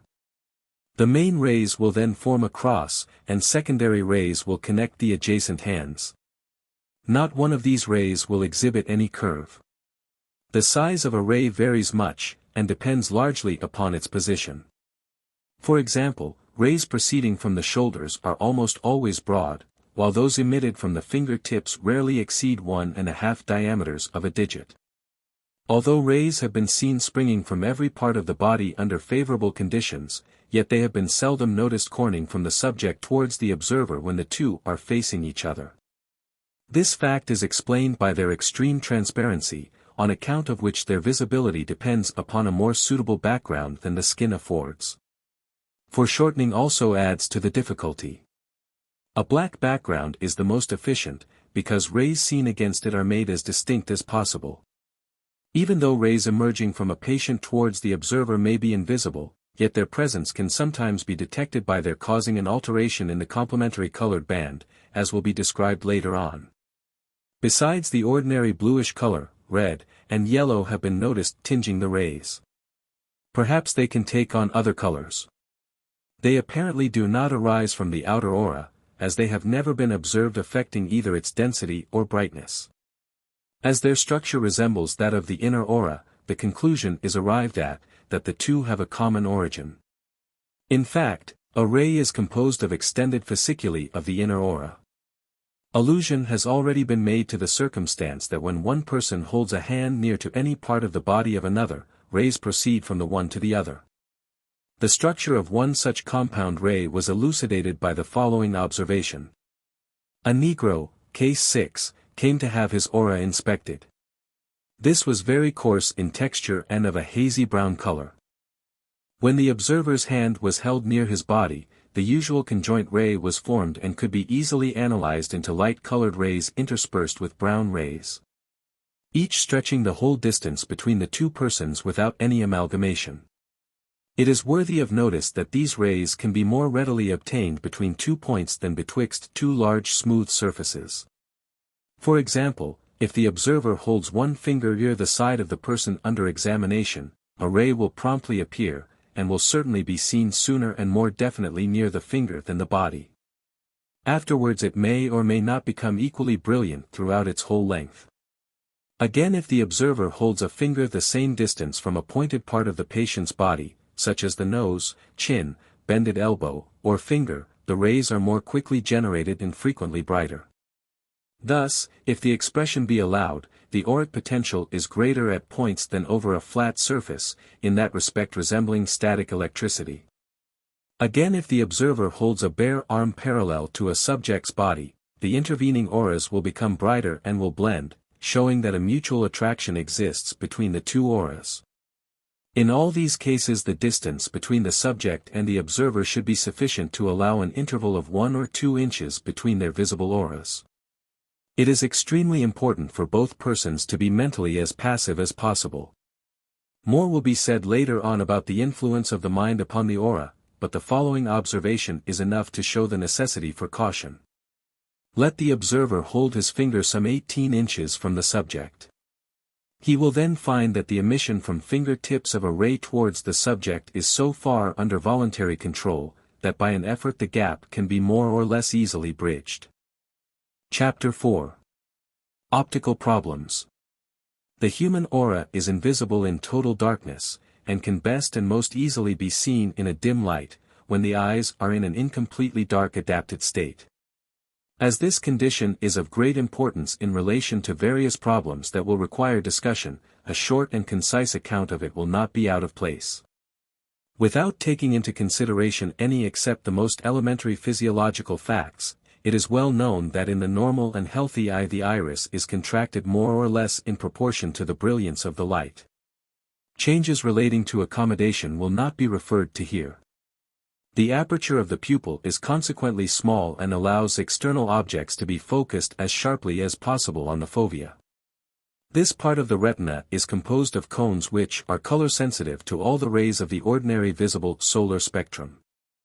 Mixtures of these rays in certain proportions will cause the sensation of white light, while light of a single wavelength or of mixtures of wavelengths other than in proportion to produce white light, cause color sensations. In the dark adapted state the iris becomes more dilated and the eye more sensitive to slight changes of illumination. The larger pupil also permits more light to pass, which of itself is an advantage in a dim light, but what is still more important, it allows a larger portion of the retina to be illuminated. This fresh portion of the retina differs from the fovea inasmuch as it contains a great number of rods far outnumbering the cones as the periphery is reached. The rods are considered colorblind and their stimulation only produces a gray sensation. They are acted upon chiefly by the shorter and more refrangible rays. In the dark adapted state the point of maximum luminosity has been removed towards the violet end of the spectrum to the yellow-green. It is highly important to determine, if possible, how the dicyanin screen enables the aura to be perceived. The solution of this question depends partly upon the attributes of the aura itself, but to a still greater extent upon the action exerted upon the chemical upon the eyes. On one occasion before systemic examinations of the auras had been undertaken, a lady wished to see the haze round the arm and hand. A dark blue screen was given to her to look through at the light, but after using it she was quite unable to see the aura. In the meantime it had been noticed that a methylene blue screen had inadvertently been handed to her. She was allowed to use it without being informed of the mistake, because this was regarded as a good test of the comparative value of the two screens. She afterwards looked at the light through the proper screen, and immediately the blinds had been regulated, could detect the aura. Twice again at different times has the methylene blue screen been unconsciously substituted for a dicyanin one, and it has also been tried intentionally several times and always found inert. Reichenbach, in his Researches on Magnetism, gives instances of over 50 sensitives who were able to see light proceeding from magnets, etc., in total darkness. Unless all these people were frauds, and there is no reason to class them as such, they must either have possessed very acute sight, which enabled them to detect an illumination too faint to produce any sensation in ordinary men and women, or else that the quality of their sight was different, and permitted them to descry phenomena usually invisible. This latter supposition is probably correct, the force emanating from magnets, etc., producing vibrations situate at some distance beyond the ordinary visible solar spectrum. The same, too, may be true of the human aura. One reason for coming to the above conclusion is, that if the effective undulations are identical with those at any part of the visible spectrum, there should be a large number of people with sufficiently acute vision to have observed so remarkable a phenomenon at the poles of a magnet and the somewhat similar appearances here referred to as the aura. This argument will be still further strengthened if it can be proved that clairvoyants do not possess more than the average acuteness of vision for all ordinary purposes. A clairvoyant was consulted and kindly replied that the gift was in no way connected with the ordinary sight, and in fact that some clairvoyants have inferior ordinary vision. Under these circumstances it may be safely concluded that individuals who can see the human aura and the haze round magnets, etc., obtain their powers, not from keenness of sight, but from ability to see rays not included in the ordinary visible spectrum. If some people are able to distinguish undulations outside the usual visible spectrum, there would seem to be no particular reason why, by the aid of some apparatus, or even by treatment of the eyes, others should not be able to do the same. This is exactly what is claimed for dicyanin. Although from the very first it was recognized that dicyanin exerted a peculiar influence upon the organs of sight, yet for a long time the part of the eyes affected and the nature of the change brought about remained utterly incomprehensible. And any attempt at an explanation can even now be only hypothetical. 9 or 10 years ago, when the writer was investigating by mechanical means forces emanating from the body, a beam of light reflected from a small movable mirror, similar to those used for galvanometers, upon a scale was employed. And as it was necessary to read accurately the deflection at a distance of 8 feet, use was made of a pair of opera glasses that required to be racked out to the full extent for clear vision. One day some years later, happening to look through the glasses, he found to his surprise that they did not need the same extension for perfect vision, even though the object was only half the distance away. The only feasible explanation that can be offered for this occurrence, is that the focal length of his eyes had in some manner been shortened virtually or absolutely, and as no other cause was forthcoming, the effect could only be attributed to the constant peering through the dicyanin screen. That some alteration has taken place in his eyes, is confirmed by the fact that the time of the visual examination of the aura was commenced, over 10 years ago. The writer was contemplating buying stronger spectacles, which, as he ceased to be troubled by his sight, he forgot to do, and he has not done to the present day. Moreover, his reading distance has actually diminished, though accommodation, of course, has not improved. Shortly after this discovery, a friend, a medical man, mentioned that a gentleman to whom he had been showing the aura by means of the dicyanin screen, did not need glasses for reading or writing for over 24 hours afterwards, although previously he could not distinguish print properly without their aid. These two cases led to the conclusion that it was quite possible that the dye might to some degree affect a number of people in a similar manner, and might perhaps furnish at least a partial explanation of the ocular changes required before the aura can be seen. But before describing the experiments undertaken to put this idea to the test, it may be remarked that several other instances have been met with where persons after using dicyanin screens have taken up a hook or paper and have proffered the information that they were able to see the print without glasses better than they could ordinarily. The two following are amongst the first recorded cases. A lady, while her husband was talking, took up a book and exclaimed that she could read it quite easily without spectacles, which, by the way, she had left at home, a thing she had not been able to do for years. In the second instance, a medical man, after an allusion to the property of dicyanin under discussion, tried to read a newspaper without glasses. In general, he could only accomplish this when he held the paper out at full arm's length, but now he found that he was able to read it when held 6 to 8 inches nearer. Every person who has remarked upon his or her sight being temporarily improved, was presbyopic, though not to any great extent. The effect has never been noticed in emetropia or myopia. As it seemed impossible that colored screens could influence accommodation, all experiments were conducted from the point of view of the other functions of the eyes. For this purpose a microscope was used, on which the fine adjustment lowered or raised the objective 1/100 of an inch for each revolution. The wheel was divided into 10 parts, so that each division corresponded to 1/1000 of an inch. In Table 3 this unit is denoted by the letters millinches. The lowest eyepiece and the 1.5-inch objective were employed. Screens were prepared by filling glass cells with weak aqueous solutions of different dyes, carmine, K-yellow, methylene blue, and gentian violet respectively. The exact depth of the colors seemed immaterial provided they permitted sufficient illumination of the object on the stage, but this condition unfortunately introduced a disturbing factor, viz. the large amount of white light which passed through the screens. The procedure adopted was as follows: the observer focused a selected bristle of the proboscis of a blowfly, the object used, as sharply as possible by means of the coarse adjustment, the fine adjustment being placed at 0. Directly a sharp image had been obtained, he looked away for a second or two and then glanced at the object as quickly as he could, to determine whether the focus was correct. Further adjustment was made if required. This was done 2 or 3 times to ensure the elimination of accommodation effects. A colored screen was then inserted between the mirror and the object. The bristle had now to be focused a second time. This time the fine adjusting screw alone was used, with the same precautions as before. This procedure was repeated with each filter screen in turn, the position of the fine adjusting wheel being noted for every observation and the results recorded. The observer next looked at the light through the deep dicyanin screen for about 30 seconds, and then repeated the whole series of observations, focusing the object first in white light, and afterwards through each filter screen in rotation. The following is a detailed account of one experiment. The experimenter, A in the table, taking the precautions mentioned above, focused the bristle with the coarse adjustment, the fine adjusting standing at 0. The result was called O.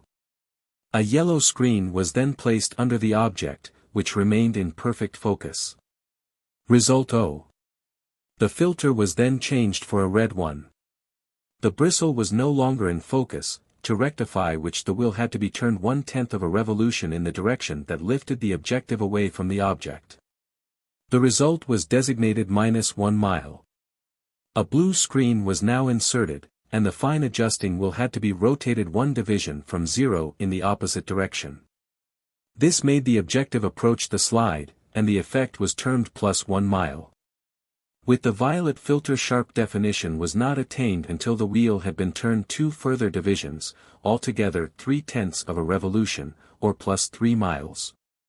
The observer next peered through the dark dicyanin screen at the light for about 30 seconds, and then refocused the object without the intervention of any screen, when it was found necessary to lower the objective +2.5 divisions from 0, which result was duly recorded. The red, yellow, blue and violet screens were then inserted in turn, but between each trial the observer looked at the light through the dark dicyanin screen for a few seconds. The resultant figures were for red +1 mile, yellow +1 mile, blue +2 miles, and violet +3.5 miles. This observer was tested on 3 separate occasions, and the readings obtained showed no variations. Most of the observers in these experiments were medical men, and every one was experienced in the use of the microscope. Only those results, 50 in number, which passed the strictest tests as detailed above were kept. 1 or 2 observers did not take sufficient pains, but the cause of most failures was the difficulty in overcoming accommodation. During each series of experiments the focus of the microscope was purposely disturbed 2 or 3 times, when practicable, without the knowledge of the observer, and unless the readjusts completely coincided with the original readings. The series was rejected. Consequently not more than 1 series out of every 3 or 4 was accepted. It was interesting to notice that the greater the alteration of the focus required after looking through the dicyanin screen, the more easily was the aura perceived.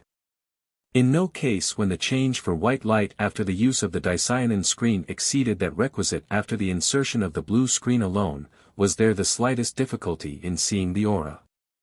When the dicyanin produced a less effect than did the blue screen, the more nearly the readings approximated, the more readily did the observer perceive the aura. If a microscope be used for ascertaining whether a person is likely to see the aura easily, it will be unnecessary to traverse the whole series of tests. The following procedure will be quite sufficient: first focus the object in ordinary light, next with a blue screen beneath the object, and lastly again in daylight after looking through the dicyanin screen. Unfortunately, however, this method can rarely be employed, as few people are sufficiently conversant with the use of the instrument. Some observers find it difficult to obtain a good definition when the violet screen is beneath the object. The trouble is due to the fact that the gentian violet used gives 2 bright bands with spectroscope, with one maximum between 4000 lambda and 4500 lambda, and the other between 6500 lambda and 7000 lambda 3. Vide Mies, Atlas of Absorption Spectra. The colors being so far apart in the spectrum are antagonistic to one another. The violet screen has only been retained for convenience, as very little importance can be placed upon results obtained by its aid. It ought to be borne in mind that the violet in the spectrum consists of wave-lengths adjacent to each other, while all the violet pigments and dyes are merely mixtures of red and blue. In Table 3 the first 3 series were obtained by observers who were under the age of 40, the next 3 between 40 and 60, and the third over the age of 60. Table 3. White, red, yellow, blue, violet. A. 0. -1. 0. Plus 1. Plus 3. Plus 2.5. Plus 1. Plus 1. Plus 2. Plus 3.5. B. 0. Minus 1. 0. Plus 2. Plus 4. Plus 3. Plus 1.75. Plus 2. Plus 2. Plus 4. 5. C. 0.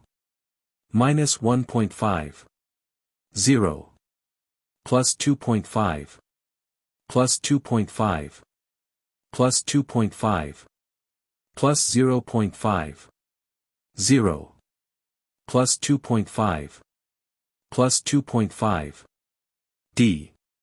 0. Minus 1. 0. Plus 1. Plus 3. Plus 1. Plus 0.75. Plus 0.75. Plus 1.5. Plus 3.5. E. 0. Minus 1.5. 0. Plus 1.75. Plus 1. 75. Plus 2. Plus 0.5. Plus 0.5. Plus 1.75. Plus 1.75. F. 0. 0. Plus 1. Plus 1. Plus 2.5. Plus 1. Plus 1. Plus 3. G. 0. Minus 1. 0. Plus 1.5. Plus 2. Plus 1. Minus 0.5. 0. Plus 2. Plus 2. H. 0. 0. 75. 0. Plus 1.75. Plus 1.75. Plus 1. Plus 0.25. Plus 0.75. Plus 2. Plus 2. I. 0. Minus 1. 0. Plus 1. Plus 1.5. Plus 0.5. 0. Plus 1. J. 0. Minus 1. 0. Plus 2.5. Plus 2. 0. Plus 1. Plus 2. 5. K. 0. Minus 1. 0. Plus 2.5. Plus 6.5. Plus 2.25. Plus 5.25. Plus 6. L. 0. Minus 1. Plus 0.09. Plus 2.4. Plus 2.25. Plus 0.7. Plus 1. Plus 2. 8. The 10th observer was a medical student whose accommodation was temporarily suppressed by atropine, the 11th that of a clairvoyant. The last readings are the means of 50 cases. The upper reading of each series is before, and the lower after looking at the light through the dicyanin screen. The figures explain why persons over the age of 50 years have greater difficulty of seeing the aura at their early trials than younger people. The 11th case is extremely interesting as the observer was a clairvoyant, and the writer was especially gratified at meeting her, because he had often wondered how far clairvoyance Eves differed from the normal in ordinary respect.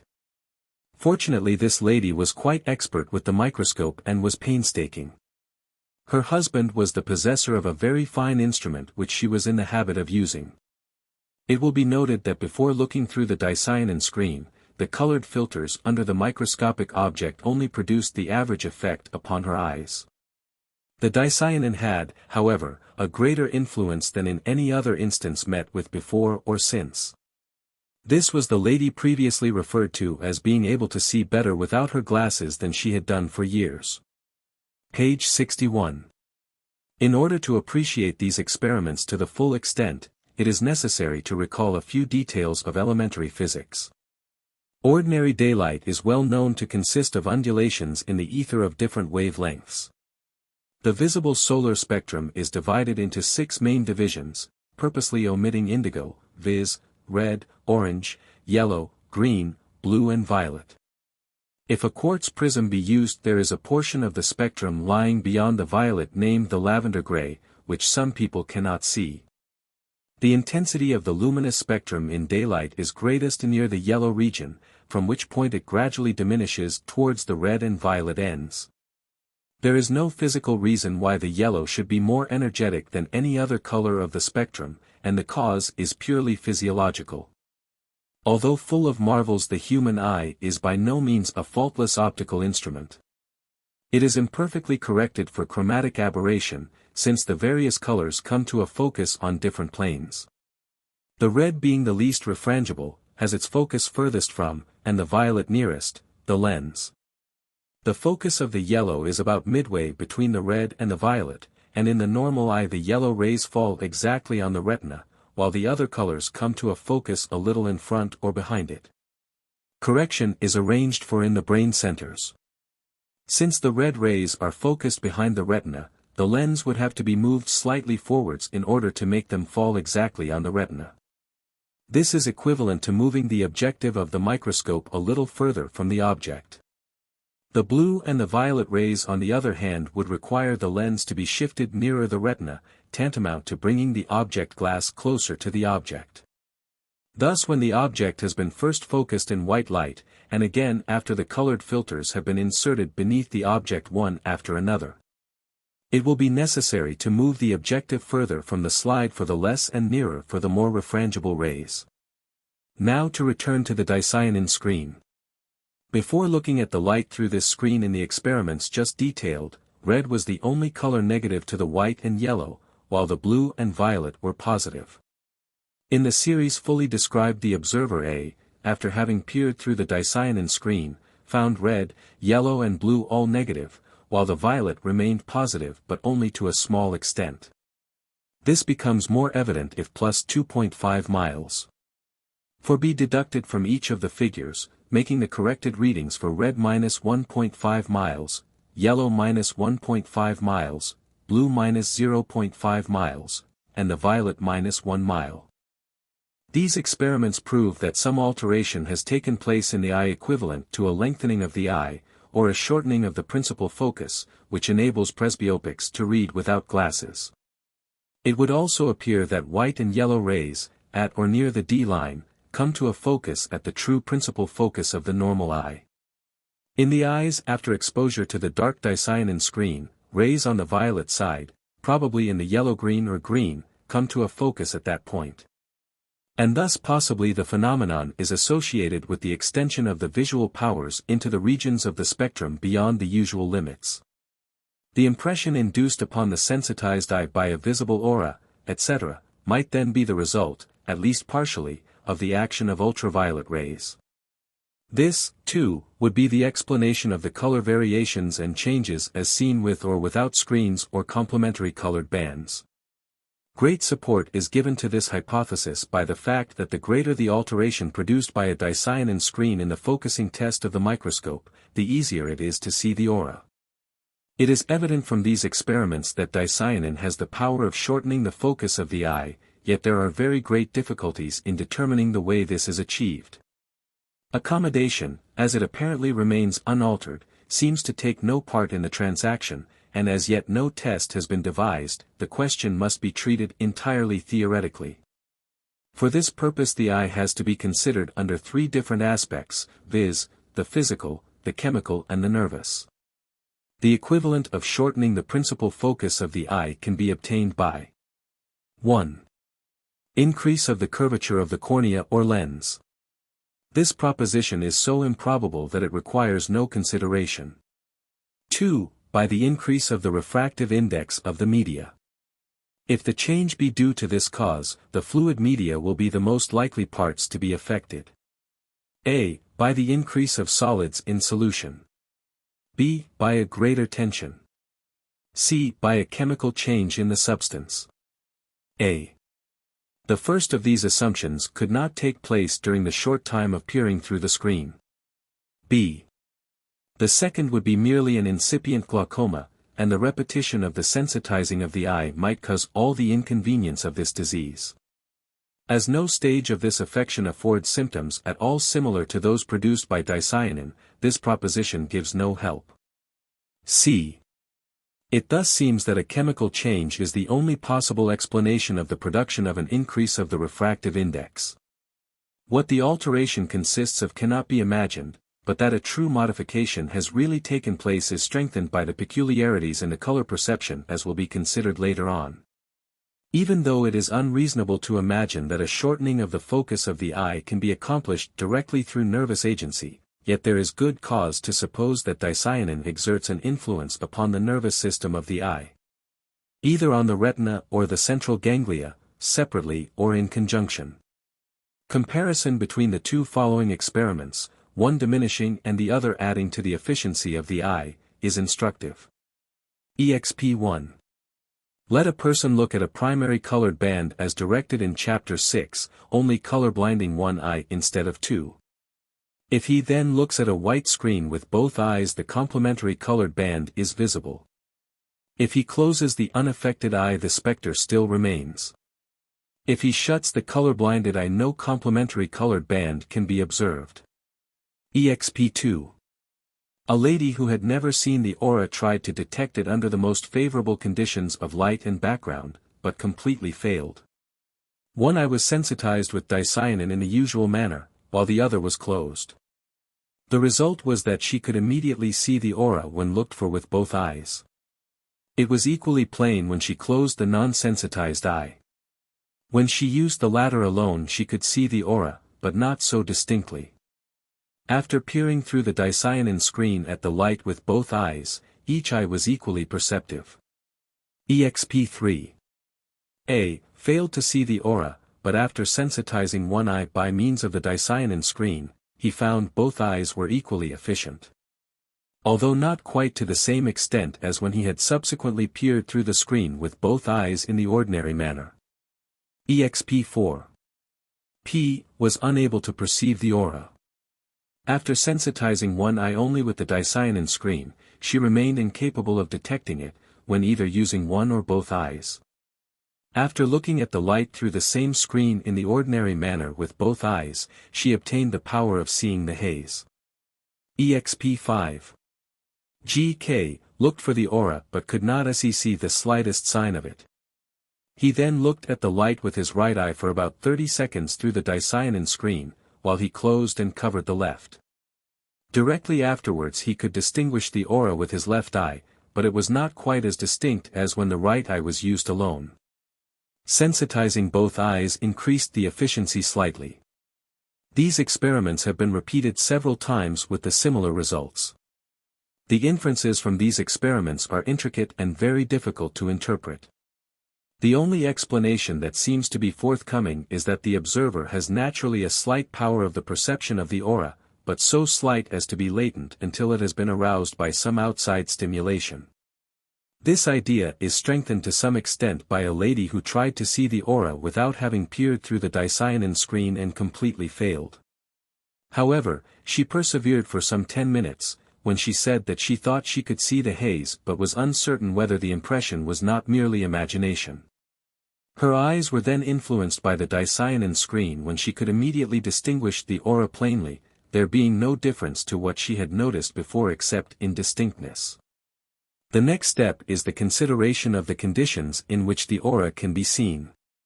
The most favorable is a dim light, not complete darkness, which is also best suited for practical work. The haze can often be seen round any part of the human body against a dark background in ordinary daylight when viewed through colored screens. The depth of shade required for these screens is dependent upon the brightness of the light.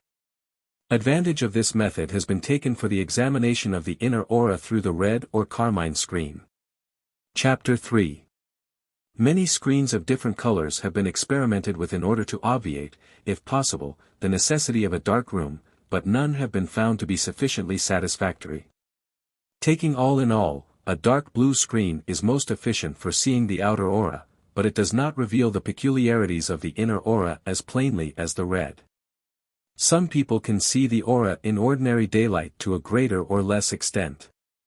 The inference that can be drawn from the above statements is that a dark adapted state of the eye is not an absolute necessity for the perception of the aura, but that this phenomenon can be far better observed when the eye has been partially reduced to this condition.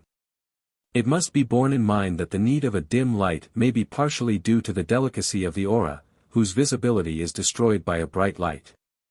It is well recognized that an object that affords only a slight color stimulus, when first seen in the incomplete adapted state, is gray and gradually becomes colored. The progressive development of color depends upon the advance towards complete adaptation or on an increasing strength of color stimulus. This tallies with the appearance of the aura, which at first looks gray and then shows an addition of some color, usually blue or green. It was mentioned a little time ago that one of the effects dicyanin had upon the eyes was to confer the power of perceiving ultraviolet rays, and this supposition will be still strengthened by the study of the auric colors, which will now be done. For our present purpose it is immaterial whether the undulations of different wavelengths are discriminated in the nerve centers, or whether they are separated in the retina by the nerve endings of the fibers which convey the stimulus to and originate in the brain the perception of light, or by fluorescence of the media of the eyes. These colors must be fully studied. Screens are necessary for their investigation, and it has been ascertained by experiment that deeply colored ones are to be preferred, as by using them a fair amount of light may be allowed in the room. Otherwise the exact depth of color is of no consequence.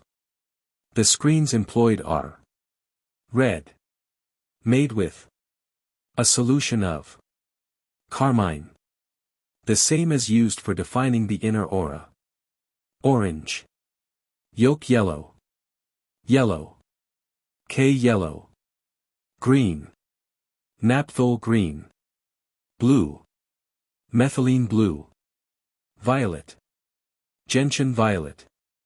Other dyes will answer just as well. Before considering the effects of these screens upon the aura, it will be advisable to say a few words about their action under ordinary circumstances.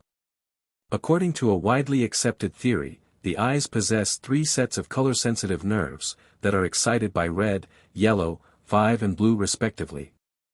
And all other colors are perceived as a consequence of excitation of two or more of these nerves in varying degrees simultaneously. The spectrum of ordinary daylight decomposed by means of a prism consists of a vast number of undulations of different wavelengths, that produce rainbow hues, the visible portion of the solar spectrum, besides many others that are commonly invisible. From a physical point of view the undulations of each color and each shade of color are quite distinct, and the notion of primary and secondary colors is entirely physiological. While slight variations exist in different individuals, yet for all practical purposes the spectral colors about Fraunhofer's lines BD and F, about 6900 lambda, 5900 lambda, and 4870 lambda, respectively, may be regarded as the three primaries with sufficient accuracy for the following speculations. Suppose a ray of light consisting of undulations of 6900 lambda, or thereabouts enters the eyes, it will influence the red-sensitive nerves most, and will appear to the observer, red. As the wavelengths become smaller, say about 6400 lambda, they will stimulate both the red and the yellow-sensitive nerves, giving rise to the sensation of orange. The wavelengths when reduced to about 5900 lambda, will be seen as yellow. In like manner as the undulations lessen gradually in size from 5900 lambda, to 4870 lambda, the observer will perceive yellow-green, blue-green, and lastly blue one after the other. Indigo will be left out.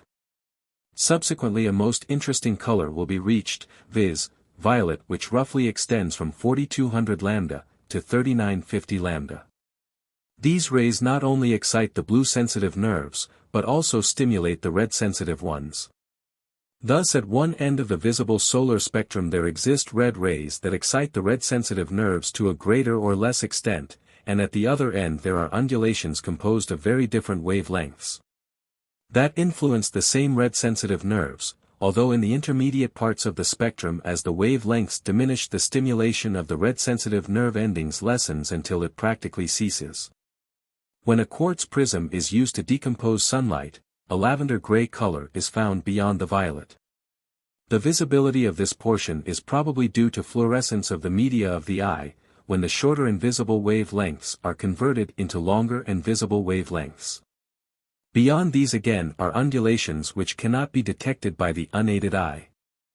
As a possible explanation of the visibility of the aura and of the various color phenomena associated with it, the writer would suggest that the dicyanin screen brings about some change in the eyes. So that sensations not merely of light but also of color, may to some extent be evoked by at any rate parts of the ultraviolet spectrum. It is not difficult to conceive that under such circumstances by an extension of the processes which occur at the violet end of the ordinary visible spectrum. When the red-sensitive nerve endings of the retina are again and with diminishing wavelengths increasingly stimulated, there might occur a more or less complete repetition of the spectral color series, probably greatly modified in many respects. In short, a second, higher spectrum. Violet bears the same relationship to blue and ultraviolet red as orange does to the red and yellow. Colored objects reflect hues differing from those of the spectrum, inasmuch as the colors perceived may be the outcome of a combination of the various parts of the spectrum, on account of certain undulations being absorbed from white light. The reflected rays are rarely simple, being usually mixed with white light, because the object is generally unable to absorb the whole of any one set of waves contained in the light falling on it. For instance, a green object may reflect 1. Undulations of green only. 2. Undulations of blue and yellow mixed. 3. Either 1 or 2 with the addition of white light. The resulting shade of green perceived being dependent upon the sum total of the action upon all the color-sensitive nerves. When objects are examined through various colored screens, should the color of the object and the screen differ only in shade, the former will appear darker or lighter in hue as the latter is paler or darker. If the object and screen are of the same color and shade, the object will remain unaltered in hue. See page 38. Should the screen and the object be of different colors, according to the depth of the former, the latter will become much darker, or may be changed in hue from the admixture of the two colors. For example, take a yellow object. This will look dark approaching to black if the screen be a very deep blue, while if light, it will change in color, becoming greenish from the intermingling of the blue and yellow. Almost every observer after using the dark dicyanin screen sees the aura as a blue or blue-gray mist. The question arises whether this blue color is due to wavelengths of about 4200 lambda, or belonging to a region beyond the ordinary visible spectrum. If the former, it must be due to ordinary reflected light, and should follow the ordinary laws when examined through the colored screens. If the latter, some departure from the usual appearances might not unreasonably be expected. The investigation demands that the observer should be able to detect the aura without using the pale dicyanin screen, have no deficiency of color vision, and be capable of describing accurately the colors he sees. Consequently, an artist, if able to perceive the aura, is the ideal person. It is curious that when examining the aura through the various screens, no two experimenters give identical names to the colors they see. The cause may be sometimes due to imperfections in their descriptive powers, as the colors are constantly weird and almost indescribable. But the discrepancies at other times are so pronounced that it is impossible to doubt that their visual organs were differently affected, although under ordinary circumstances colors are correctly named. The weird effects seem frequently to be produced by the non-blending of two or more colors seen simultaneously. For instance, blue and yellow are often seen as blue and yellow, not green as might be anticipated. And red and blue do not necessarily make a violet or purple. In some cases it is likely that a partial combination does take place, complicating matters still more, so that blue and yellow not only appear separately but also as mixed as green, making a strange jumble of colors.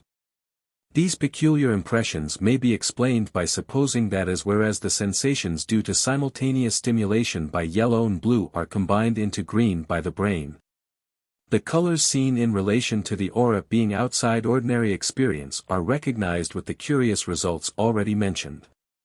An artist's model stood in front of a black background, with her hands on her hips and her elbows extended, while the auras in the interspaces between the arms and body were examined. An artist by profession, when not using any screens, described the aura as a haze of which the color was a blue and gray.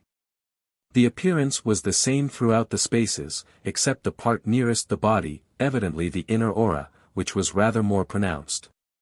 He next examined the aura through colored screens, and the results are tabulated in Series 1 of Table 4. Pages 80 and 81. The model was then asked if she could change the color on the left side to red. She succeeded only in producing a red-gray color. Afterwards, in like manner, a very good blue was produced on the right side. Through the screens O saw the hues mentioned in Series 2 and 3 of the table. The model next tried to produce a yellow on the right side, but the resultant color being unstable was not very useful for a series of tests. However, it appeared a warm green through the first screen employed, which happened to be a yellow. It frequently occurs that a change in the color of the aura when brought about by voluntary efforts, is not sustained sufficiently long to allow of complete examination through all the screens. At various times in connection with similar experiments, the writer has inspected this woman's aura through colored screens. The results are given in Series 4 to 7 of the table. Series 8 and 9 are the colors recorded by Q, and the writer, which without the intervention of any screen appeared a liquid French ultramarine. The other examples in the table were chosen to illustrate the colors seen during health. During illness, alterations of the colors of the aura when viewed through different colored screens, especially the blue one, are very frequent, and in a large proportion of cases some shade of yellow is present. The above observations suffice to show that the natural hue of the aura remains a blue when looked at through a yellow screen, instead of following the common rule of becoming a green. That yellow in some shade is constantly perceived when a dark blue or a violet is employed, an impossibility under ordinary circumstances. Again, when by voluntary effort on the part of the subject the aura has been changed in hue, the colors seen through the screens do not coincide with those that might naturally have been expected. These investigations confirm the view that a radical change in the visual apparatus is brought about by the dicyanin screens. In connection with the above experiments, the following points should be particularly noted. 1. The comparative ease with which the colors of the aura could be changed to blue or green. 2. The difficulty this subject experienced in producing a yellow, and the instability of the result. 3. The bizarre effects found on the examination of the green aura with screens. During the examination of patients, several women, but no man, have been able to change the colors of their auras to a greater or less extent, some quite easily, who with a little practice could have given invaluable assistance. Most of these persons had an excitable temperament. Unfortunately, all of them were unavailable for experimental purposes, as none of them were artists' models.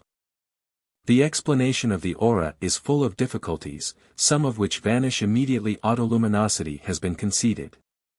Elsewhere, page 51, it has been stated that the aura cannot be seen in complete darkness, and consequently is not self-luminous in the ordinary acceptation of the word. This statement requires qualification, and a criticism of the meaning of the term self-luminous.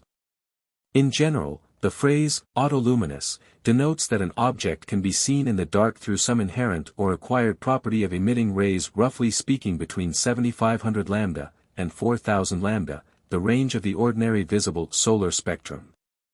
If, however, the substance emanates rays of say, 3500 lambda, which are usually quite invisible, it will be classed among the objects that are not self-luminous.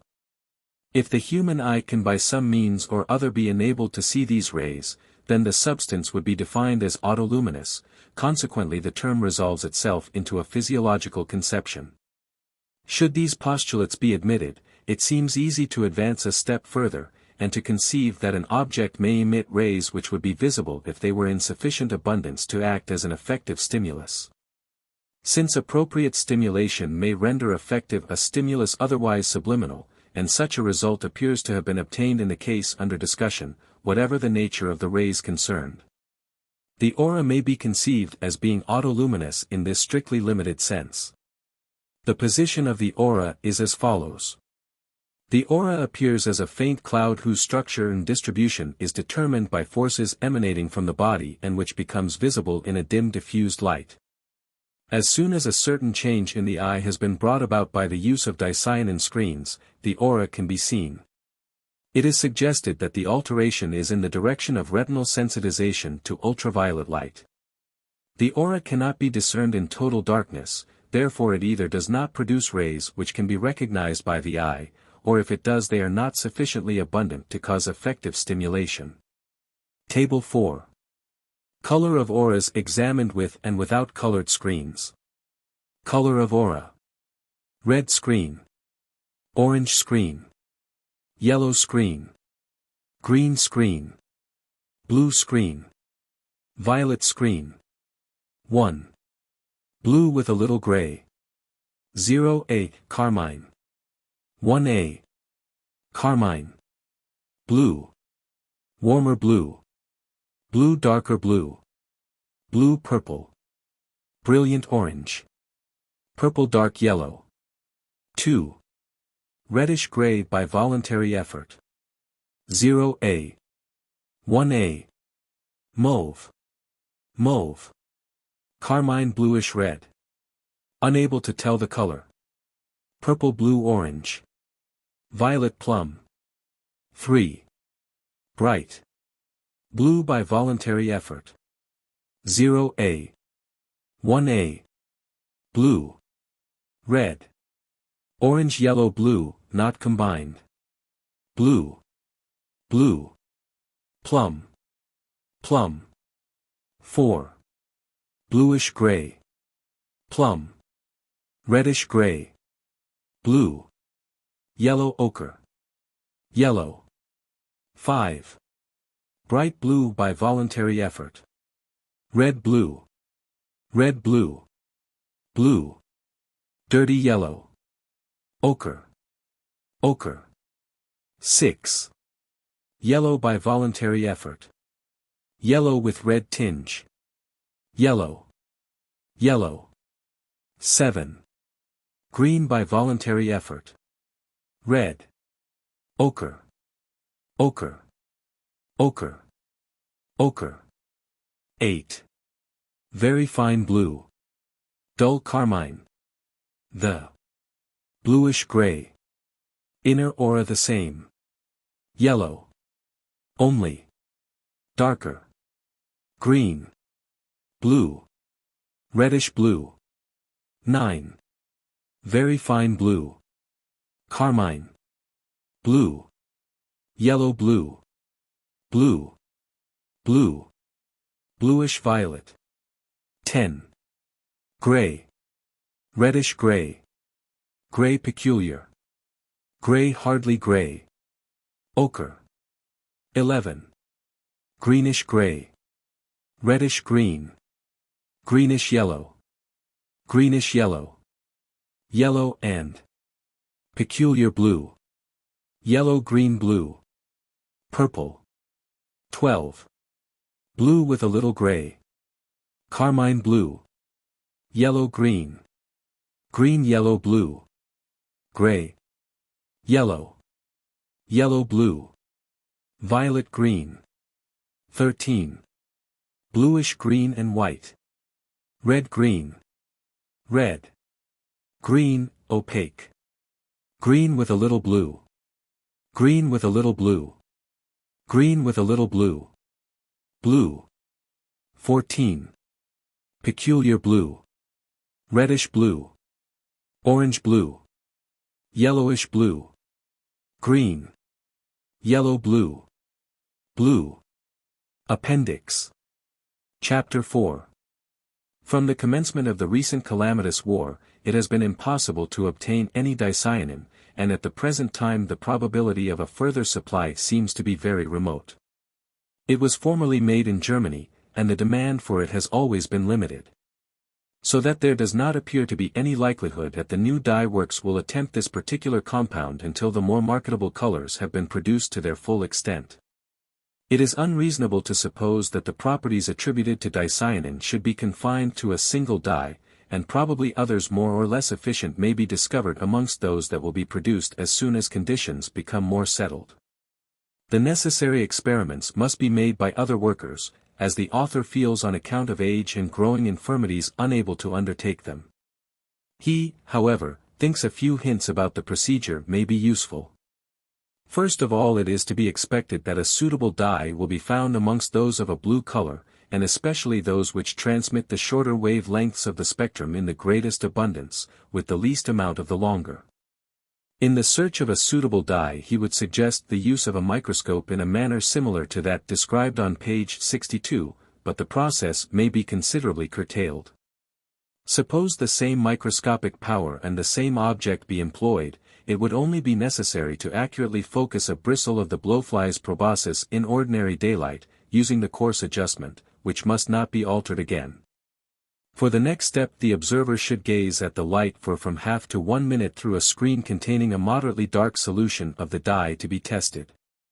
After this he should focus the bristle a second time with the fine adjustment. Should no alteration in the focus be required, probably the dye will prove useless for the purpose on hand, but should it be necessary to lower the objective towards the slide by 2 or more divisions on the wheel, then the dye may be practically tested by using it instead of dicyanin before looking at the aura. No further experiments should be carried out on the same day. N.B. It is extremely necessary that the plan mentioned on page 62 for obtaining the accuracy of the focus and eliminating the effects of accommodation should be strictly adhered to. A little practice makes this quite easy to perform. Chapter 5. The effects of the different forces upon the aura. In the last chapter proofs were furnished to demonstrate the great probability that auric visibility and colors depend upon ultraviolet rays, and that the power of perceiving them has not only been attained, but to a certain extent explained. The present chapter will be devoted chiefly to the investigation of various properties of auras, and to the forces generating them. The aura has been constantly searched for in the dark without success, proving that it is not autoluminous in the ordinary acceptation of the term. Vide Chapter 4. It is now necessary to examine the conditions which govern its visibility. The best results are obtained in diffuse daylight, graduated to the proper extent. Endeavor has been made, without much success, to ascertain whether different colored lights show up the aura more plainly, one than another. It can be detected to different extents through red, yellow, green and blue screens, which also give results that vary with the depth of color. One important detail becomes more conspicuous when a red screen is employed, viz., the striae of the inner aura. At first sight the cloud-like appearance might suggest that the aura was some form of vapor. This is highly improbable for the following reason: the aura remains immovable whether the patient is hot or cold. The only conditions which would cause a vapor to seem stationary are such as govern the cloud banners seen on mountain peaks, where in a given time the amount of mist added corresponds exactly to that lost by diffusion and evaporation. In this case, however, every variation of the wind alters the position or shape of the cloud, but draft however great and movement of the body can produce no such change in the auric haze. Its structure is so delicate that likening it to an ordinary mist would be analogous to the comparison of the finest cambric to the coarsest canvas. The most probable interpretation of the aura that can at present be given, is that it is the outcome of force emanation from the body, which like all forces is invisible, but becomes perceptible through its action. As will be more fully discussed in a later part of this chapter. A moment's consideration of this conception will show that it is neither so far-fetched nor so preposterous as might be seen at first sight, and that parallels can be found in the animal world. Everyone is conversant that the human body generates heat, and consequently disseminates it in part into surrounding space as radiant heat. This, as is well known, consists of infrared wave lengths transmitted through the ether. Again, certain insects, etc., such as fireflies and glowworms, have the power of emitting waves which are perceived as light. It is unnecessary to multiply instances. If animals emit wavelengths in the ether which include most of the heat and visible portions of the solar spectrum, there would seem to be no reason why ultraviolet undulations should not be similarly produced. When these latter are emitted from the human body, some of them may be the true source of the aura surrounding men and women. This statement does not imply any specific part of the ultraviolet spectrum. The present is the best time to consider whether there are other forces which produce like phenomena in any way resembling the aura. It is by no means needful that the exciting force should entirely correspond to the one issuing from the human body. Fortunately, magnetism, electricity, whether from a static machine or from the poles of a galvanic cell, and radioactivity will supply three different forms of energy, all producing somewhat similar appearances which can be seen under conditions like those required to make the human aura visible. The magnetic haze is not quite so easily perceived as the human aura. The best effects are obtained when the background is perfectly smooth and black and illumination arranged, and dicyanin screens used as for the examination of the aura. It might be reasonably expected that the visible clouds would follow the magnetic lines of force, but as far as has been observed up to the present time such is not the case. Although possibly the apparent discrepancies are entirely due to imperfect experimental conditions and will disappear as these are improved upon. The magnets used in the following experiments were a 6-inch horseshoe and an 8-inch bar, the latter blackened all over. Lately a strong permanent magnet built up of 5 horseshoes has also been employed, but shows no appreciable differences except that the haze is more distinct. The above were chosen in preference to an electromagnet, which on account of its composite nature was not suitable. On looking at a horseshoe magnet closed by its armature, a bluish haze about half an inch wide will be seen encircling it evenly. The central space will also appear cloudy. Directly the armature is removed, a great alteration comes over the shape of the haze, which while remaining round the magnet, will be seen to become denser near the poles. The effect commencing about an inch above them and culminating at a little distance beyond them. A similar change occurs in the central space, but as this has fixed dimensions the mist merely becomes thicker near the free ends. From the poles themselves rays project into space, often being visible for several inches, and with the compound magnet they have been detected nearly a foot in length. For some undetermined reason the magnetic mist may be far more conspicuous on one day than another. The rays issuing from the South Pole have little or no tendency towards expansion, while those originating from the opposite pole become slightly fan-shaped, and the two sets amalgamate a short distance beyond the poles. When a bar magnet is examined in like fashion, the cloud will be seen enveloping its full length, but broader and denser as it approaches the ends. With this form of magnet the rays projecting from one pole are uninfluenced by those from the other, as they are as far apart from one another as possible, and their arrangements can be accurately noted. If a tin tack be placed point outwards on the pole of a magnet, the mist will be brighter by the side of the nail and will concentrate at the point. As might be foreseen, if the two horseshoe magnets be held with their poles near to each other but not touching on the same plane, and one of them be rotated, the haze will be brighter when dissimilar poles are opposed to each other, and vice versa. Continuous rotation will thus give rise to alternating phases of brilliancy. It will be unnecessary to say anything about the luminous cloud round the point of a highly electrified body, as everyone is conversant with it, especially as it has no connection with the present subject. However, the poles of a galvanic cell when disconnected are in a similar state, but owing to the very low potential, only a few people can distinguish the haze round them. The field of force becomes visible as a mist when searched for in the same manner as the magnetic cloud. As might be expected, the haze surrounds any conductor joining the poles. If a piece of wire be connected with the zinc element, and another with the carbon of the cell, and these two wires be so arranged that they shall be parallel with one another and about 2 inches apart, the whole intervening space will be faintly nebulous.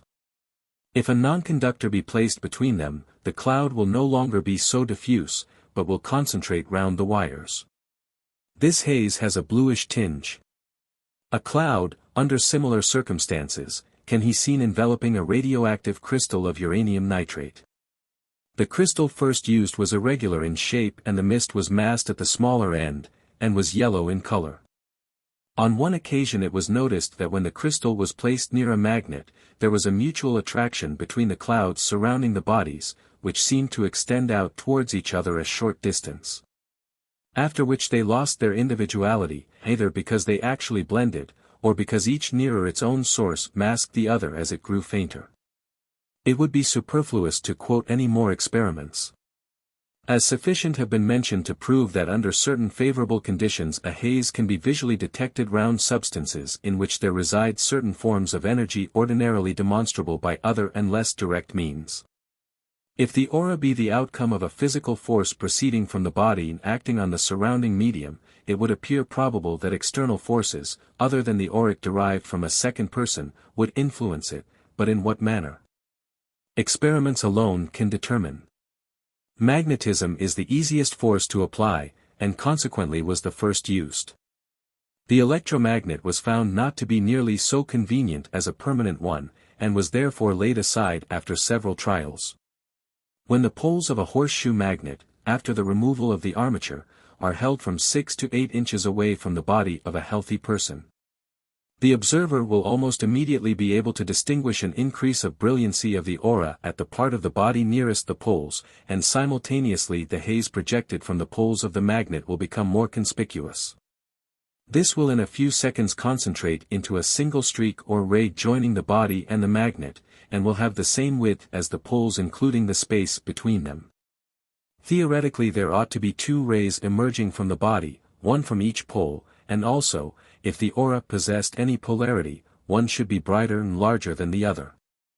This does not happen, perhaps on account of the proximity of the 2 poles of the magnet. If the magnet be moved about slowly, the ray will follow it and appear to be derived from the part of the body nearest the magnet. Thus the site of emission of the ray will be constantly changing, but no diminution in size or brightness can be detected. The one exception seems to be when a ray emanates from one projection of the body, such as the nose, elbow, or nipple, when it will continue so to arise even though the magnet may be closer to a plane surface of the body, confirming the supposition that the auric potential is greater on points. When, instead of a horseshoe, one pole of a bar magnet is held a short distance from the body of a patient, a corresponding display will be produced, only less obvious. As far as has yet been ascertained, neither pole of a magnet exerts a greater influence over the aura than the other. Consequently it is conjectured that the aura is equally acted upon by both poles of the magnet, and therefore as far as magnetism is concerned the aura does not possess any polarity. The mutual attraction of 2 auras belonging to different people is more intense than that between a magnet and the aura. One experience with the magnet is so curious that it is worth relating. During the investigation of the aura of a woman, which had arrived at the stage of the CC bands, darkness due to a severe thunderstorm came on and the examination had to be suspended. It was hoped that the light would quickly improve, and to pass the time, the action of the magnet upon the aura was tested. The effect was surprising, because when the magnet was held near the patient, she screamed out and said that it caused her severe pain. She was tried in various ways, with her eyes shut, with the magnet covered up, etc. So that she should not know when the instrument was brought near her, but in every instance when the magnet approached her she felt it, never once making a mistake, so that it was impossible to doubt the genuineness of the sensation. As it still continued dark, the remainder of the examination had to be deferred. 3 or 4 days later the patient returned for the completion of the investigation, when the action of the magnet was tried a second time. Not the slightest conscious sensation was aroused, and it was concluded that the peculiar conditions connected with the electrified state of the atmosphere must in some way have made her abnormally sensitive. By a piece of good luck in the autumn of the year 1916, a thunderstorm commenced during the investigation of the aura of another patient. Although the thunder and lightning were frequent and not far distant, yet the storm did not attain the severity of the one just mentioned. Whilst at its height, the effect of a powerful magnet, composed of 5 sections, held removed about near different parts of the patient's body was tried.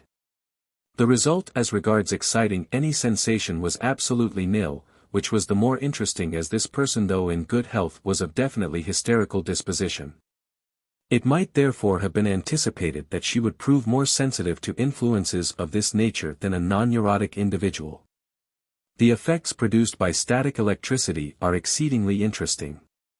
For early experiments, women, on account of the width of their outer auras, were chosen, but the same results are obtained with males and children, when due allowance has been made for the different shapes of their auras. There is a slight difference in the result according to the sign of the charge employed, and as the negative induces a change with an intermediate transitional stage, it will be considered first. One method of investigation will now be described. The subject is placed upon an insulated stool with hands upon the head, to allow the observer to notice as accurately as possible the breadth of both auras, and to make a mental note of their brightness. As soon as these observations have been completed, a negative charge is given through a chain attached to the corresponding pole of a Wimshurst machine. Generally within the fraction of a minute the outer aura will contract and grow more dense, while the inner will lose distinctness. From this stage onwards both auras decrease in brilliance, and in a short time the inner will completely vanish.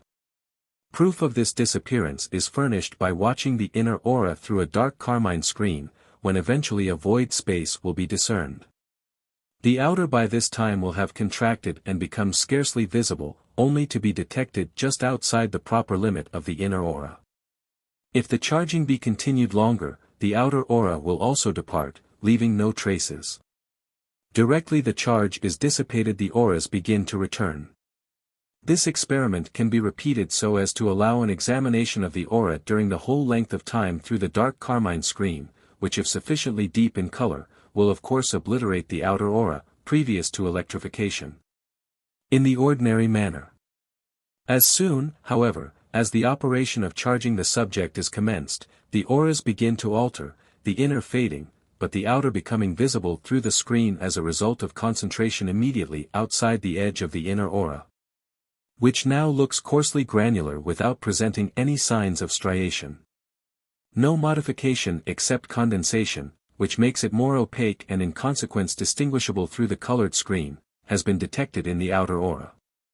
As soon as this stage has been reached, the two auras commence fading rapidly, and as might be expected, the inner aura vanishes before the condensed outer, which is the last to go. Directly the charge is lost both auras return simultaneously, and during the procedure the outer aura does not show any condensation. With the hands on the hips and the elbows extended, a similar series of changes can be demonstrated. In the interspaces between the arms and the body, the outer aura is surrounded by the inner, and when the former is concentrated, an opaque bright mass is collected in the center, presenting a wonderful appearance. All the other alterations occur exactly as has been described. These experiments must be performed on different occasions, as a second one shortly after the first is never really satisfactory. When a positive charge is used, there is usually no massing of the outer aura, although occasionally it exhibits a tendency in that direction. Both auras vanish simultaneously. 2 Wimshurst machines were employed for these experiments. One large with 18-inch, and the other small with 10-inch plates, the latter giving a longer, the former a much thicker and more powerful spark. The early experiments were performed with the small instrument, and completely successful results could only be obtained when the machine was working at its very best. The large Wimshurst only occasionally failed to completely disperse the aura, and was altogether much more reliable. One remarkable after-effect is the enlargement of the aura, the increase often reaching an additional 50%. The best results were obtained by the employment of the large machine. When the greatest expansion is required, electrification should be prolonged for some short time after the complete disappearance of the aura. After its reappearance the aura continues to expand for a time up to the maximum and then remains stationary. Moderate degrees of enlargement can be obtained with comparative small charges. As soon as this phenomenon had been observed, it was studied with people healthy or otherwise, of both sexes and of all ages, and was found to be universal, and to show no greater individual variations than might have been expected. In addition to alterations in size above described, other changes may be noted. Immediately after the reappearance of the auras, the inner is slightly bigger and a little less plain but still shows striae. It, however, very soon resumes its natural aspect. Coincidentally, the expansion is taking place, but, with few exceptions, it never attains its original brightness. It becomes indefinite towards the periphery and gradually fades away into nothingness. The impression given is that there is no real increment in the quantity of the haze, but that it has been distributed over a larger space. An appearance not identical with, but closely resembling the ultra-outer aura, is not infrequently produced. The temporary resumption of clothes makes no difference, as upon their removal the outer aura still remains expanded. When a person showing an ultra-outer aura is electrified, the whole of the outer aura, as usual, is augmented in size, extending into the space occupied by the former. In 2 or 3 instances the whole aura did not diminish in intensity at all, or at any rate not to the same extent, as in cases where there had been no sign of an ultra-outer aura. The explanation is very easy if it be conceded that the ultra-outer aura is only an ill-defined extension of the outer and already occupies the space that will be filled by expansion, the result of previous electrification. Owing to the lack of definition at the outer limits, there is often a difficulty in determining the size of the aura round the head after a subject has been electrified, but over the rest of the body, as far as can be judged. The whole aura is generally augmented proportionally, and so it retains its natural shape. Any local peculiarities are generally accentuated. Case 20 is a good example of this. Case 19. Figures 20 and 21. V.S. A well-grown girl, 8 years old, of excitable temperament, but who had never suffered from any illness, with the exception of the usual infantile complaints, was inspected during the summer of 1915. Both auras were plain for a child of her age, and normal except for a slight bulge at the back, which commenced at the head and ended at the feet and was widest at the lumbar region. The bow, although easily seen, was not well marked. The outer aura was 7 inches round the head, 4 by the sides of the trunk, and 3 by the legs, in front 3 inches, at the back 5 inches diminishing to 3 by the legs. The inner aura was 2.5 inches wide. Whilst standing upon the insulated stool she was positively charged from the large Wimshurst machine, for about 5 minutes. The auras quickly vanished in the ordinary manner, and rapidly returned directly the charge was dissipated. After a lapse of about a quarter of an hour, her auras were again examined. The inner had regained its natural state. The outer had enlarged. Round the head it was unaltered, but by the trunk it was 3 inches wider, and did not follow the outline of the body as closely as it had previously done. It was also broader by the legs being here 4 inches. In appearance it was very similar to the transitional aura of a girl 15 or 16 years of age, except that it was slightly wider by the thighs and legs. There was also an increase in size at the back and front. The bow-shaped bulge had become more conspicuous. Figures 20 and 21. Young girl. Aura enlarged by electricity. Case 20. I.S. A sturdy, rather precociously developed girl, 15 years of age, was inspected in July 1915, when in good health. Both her auras reached the average distinctness. The outer exhibited the transitional appearance natural to her time of life, being 7 inches broad by the head and trunk, and 4 by the legs, the latter part being rather wide. A side view of the aura showed the breadth to be 5 inches in front, 7 at the small of the back with the outer margin straight up and down, and 4 by the legs. Altogether it was a little broader than usual for her age. The inner was healthily striated and 3 inches in breadth. She stood upon the insulated stool and was positively electrified for some minutes. The small Wimshurst machine was employed. The whole aura disappeared and, a few minutes after returning, had enlarged to 10 inches by the head and trunk, 6 in front, 9 at the back and 6 by the legs. The loss of distinctness was slight. The writer considers the size and shape to be a forecast of the mature stage, which in her case will be probably attained soon after her 18th year. Case 21.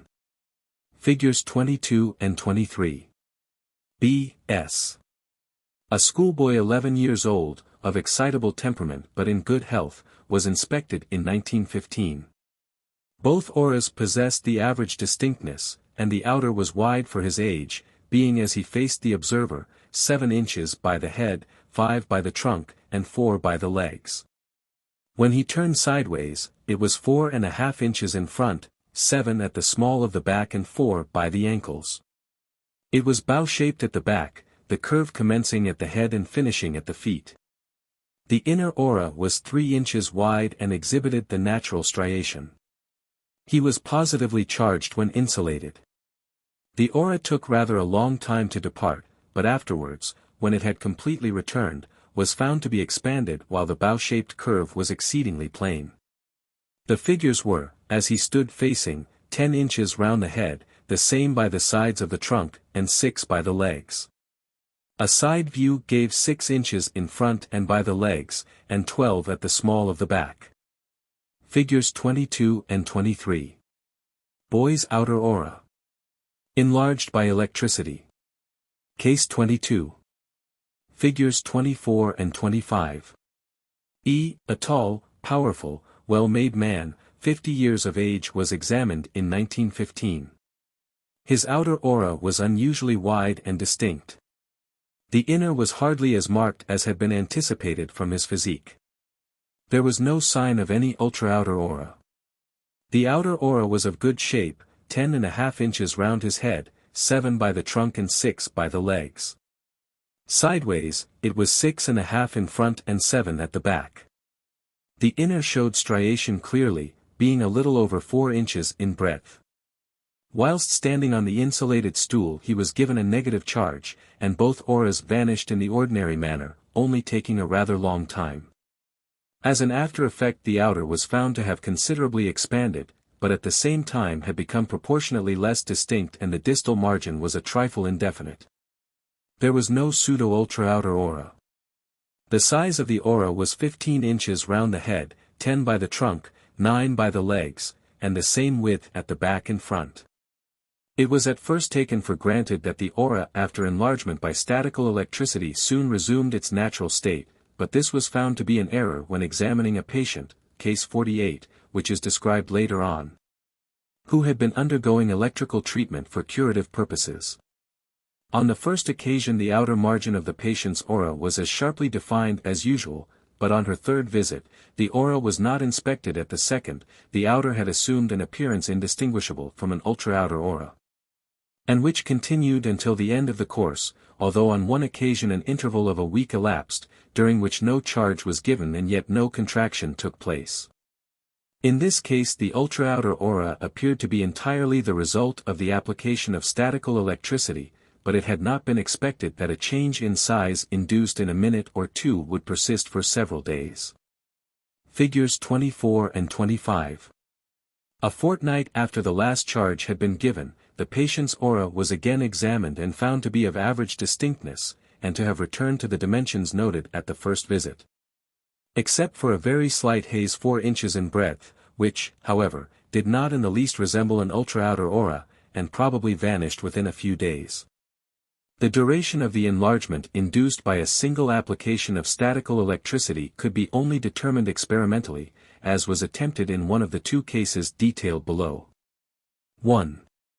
A patient received a just sufficiently large charge to cause complete disappearance of her aura, which on its return expanded to 40% beyond its original size.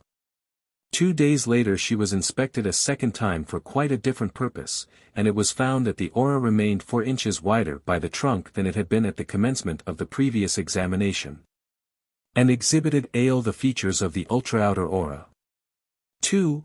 In May, 1918, M.W., a strong and healthy lady kindly volunteered to submit to daily examination of her aura during an experiment to determine how long the electrically produced expansion would persist. The outer aura, which was of perfect shape and well defined, could be accurately measured, and was found to have the following dimensions: round the head and trunk 11 inches, at the upper part of the thighs, 7, and lower down 5 inches.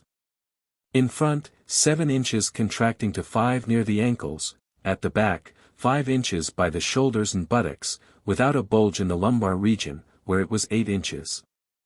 The inner aura was about 3.5 inches wide over the whole body, except the thighs and legs, where it was slightly narrower. She was placed upon the insulated stool and charged for 3.5 minutes. The auras did not completely vanish. After a few minutes the haze was again inspected and measured. It had expanded and no longer displayed well-defined margins, but showed a condition resembling an ultra-outer aura.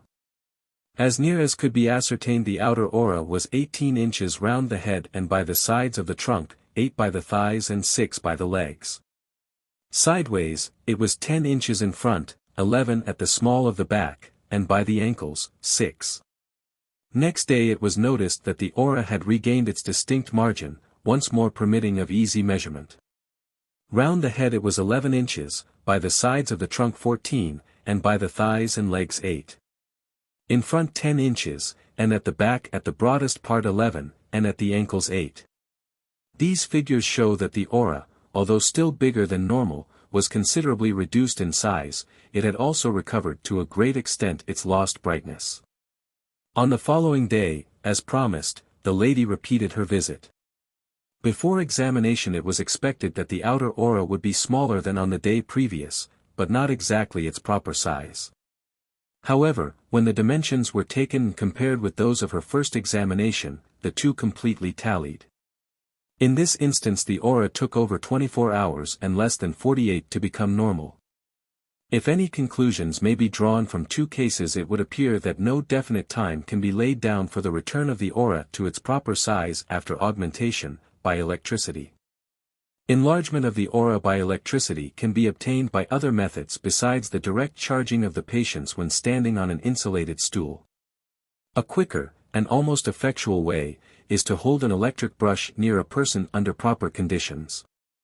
The brush used for this purpose consists of a thin brass rod 9 inches in length attached to a glass handle, and with a number of tufts of tinsel fixed at right angles, which when spread out parallel with the rod form a large number of points in a row. When this is connected with a chain to one of the prime conductors of the Wimshurst machine and charged, a strong electric breeze is induced. At the first experiment the electric brush was held near the spine of a patient and moved up and down, after which the aura was found to be increased in size, as is illustrated by the instance recorded below. It is of course impossible to conduct more than one experiment of this nature upon a patient in one day, owing to the length of time the aura takes to resume its normal state. Case 23. C.E. Not quite 18 years old, had well-shaped outer and inner auras, without any abnormality, and rather wide for her age. The outer was 8 inches by the head and trunk, and contracted to 4 by the ankles. 5 inches down the front and 7 at the widest part of the back, where it was slightly bow-shaped. The electric brush connected by a chain to the positive conductor of the Wimshurst machine was held parallel to, and moved once down close to but not touching the vertical central line of the trunk in front of the body. No change in the aura could be detected. After a minute or two had elapsed, the brush was passed down the spine in a similar manner once, and the aura was again inspected. It had considerably enlarged, as round the head and by the trunk it had become 12, and by the legs and in front 8 inches, and at the small of the back 12, the bow shape still persisting. The girl was in due course placed upon the insulated stool and negatively electrified, when the aura vanished in the usual manner. After a period of some minutes, the aura was seen to have expanded still further, being 2 or 3 inches wider than before. Subsequent to both the application of the brush and to receiving a negative charge while standing on the insulated stool, the haze became less distinct, but especially in the latter case. The inner aura did not seem to alter. The reason why the brush was held near the front and then at the back of the patient, was to determine whether static electricity influenced the aura directly by charging the granules composing it and thus causing them to repel each other, and bringing about expansion without any increase of substance. Or whether the enlargement was due to an alteration in the auric forces, produced by the stimulation of the central nervous system. If the latter, it was thought extremely probable that the electric brush would produce more effect and applied near the spinal cord than elsewhere. With the same object in view another experiment was made with a girl 18 years of age, who had a distinct aura, wide round the head but narrow for her age by the trunk. She was healthy and evidently clever, but late in bodily development. The electric brush negatively charged was held near but not touching her forehead for not longer than a couple of seconds. The aura was at once re-examined and exhibited a large extension all over, but with this increase in size there was a corresponding decrease in clearness. It is hardly necessary to give detailed measurements. Except in 2 instances, the supposition that the electric brush would produce more effect when applied to the spinal cord has always been confirmed. But these cases were not comparable, as the results were obtained under different circumstances. In one case, a gentleman remaining upon the insulated stool, as owing to an oversight he had not been asked to come down, while the brush was moved 5 or 6 times down and up the front of his trunk, when in addition to the local action aimed at. A charge was of course communicated to the whole body. In the other case, the brush had been moved up and down the front of a woman for about 1 minute. An electric charge resides on the surface of a charged body, and the human body forms no exception to the general rule. As apart altogether from electrified states produced under such experimental conditions as have been dealt with above, a surface charge varying from time to time in distribution and potential even on one and the same individual. Investigations were undertaken to determine the relations, if any, existing between such local or general electrical states and the aura. 3 artists' models, each on several occasions, and a number of other people, once or twice, have been examined, and some exceedingly interesting observations made, but only such as have any bearing on the matter in hand will be described. The apparatus employed for the investigations consisted of ordinary single gold leaf electroscopes and proof planes. These instruments are so well known that there is no need for any description further than to state that the movable gold leaf was about 3 inches in length and 1/16 in breadth. This size was selected after numerous trials as giving the best results. One electroscope, E.1, was surmounted by a thin metal disc corresponding to the proof plane used. Sometimes the disc was replaced by a smaller condenser composed of 2 brass plates 3/4 of an inch in diameter, insulated from each other by shellac. The upper plate was connected by an insulated flexible wire to the proof plane. Subsequently it was found more convenient to have a separate electroscope, E.2, with a fixed condenser placed within the glass case. There was of course an attachment to permit the lower plate, which was in communication with the gold leaf, to be charged from the outside. It is generally easy to charge an electroscope such as E.1 directly from the body, by placing the proof plane upon the extensor surface of the arm and then on the disc of the electroscope, and repeating the operation as many times as may be required to obtain the greatest divergence of the gold leaf. The sign of the charge will almost always be negative. Any part of the body may be treated as above, when, as frequently occurs, a sufficient charge cannot be communicated to the instrument, or it is necessary to economize time, it is preferable to employ the following method: charge the electroscope E1, with electricity having the same sign, usually negative, as that of the surface electricity, till the gold leaf diverges a few degrees. If now the proof plane is held near to and above the metal disc 7, after having touched any part of the patient, it will cause a still further divergence of the gold leaf. By repetition a rough comparison of the potential at the different parts of the body can be made. When an electroscope of the pattern E.2 is used, the disc of the condenser connected with the gold leaf is charged from a static machine with electricity of the same sign as the skin possesses, while the proof plane attached by the flexible wire remains in connection with the earth. By this arrangement, when the proof plane is brought into contact with the surface of the body and then removed, an increase in the divergence of the gold leaf will take place. Immediately the proof plane is connected with the earth, the gold leaf collapses to its former condition. By this method observations can be quickly made. Unfortunately this instrument is not quite as delicate as the previous one. These experiments, contrary to expectations, generally but not invariably, showed certain parts of the body such as the palms of the hands, nose, elbows, nipples, etc. Most of them, it will be noted being points, to be almost if not entirely devoid of electric potential. 8. Mrs. A. An artist's model, on one occasion after she had been undressed a considerable time and was consequently as free from external influences as possible, such as clothes, was found to be highly charged with electricity, and may be regarded as a typical case. Her aura was exceedingly distinct on that day. Her body was very carefully tested all over with the proof plane, at least once and in most parts several times, so that the results may be regarded as extremely accurate. Figures 26 to 28. Except the forehead, all the body showed a negative surface charge, which, however, was unevenly distributed. In front it was least on the central line of the thorax, but started increasing a little above the umbilicus, and gained its maximum just over the pubes. On the remainder of the front of the trunk, and on the thighs and legs it was as nearly as possible even. The sides and the greatest part of the back had the same potential, exceptions being over the seventh cervical vertebra where it was seemingly nil, and the sacrum where the potential increased from above downwards. Until just above the gluteal cleft it reached the maximum for any part of the body. On 2 other occasions this woman showed no signs of a surface charge on any part of the body, with the exception of the lower part of the sacrum, where a considerable rise of potential could always be detected.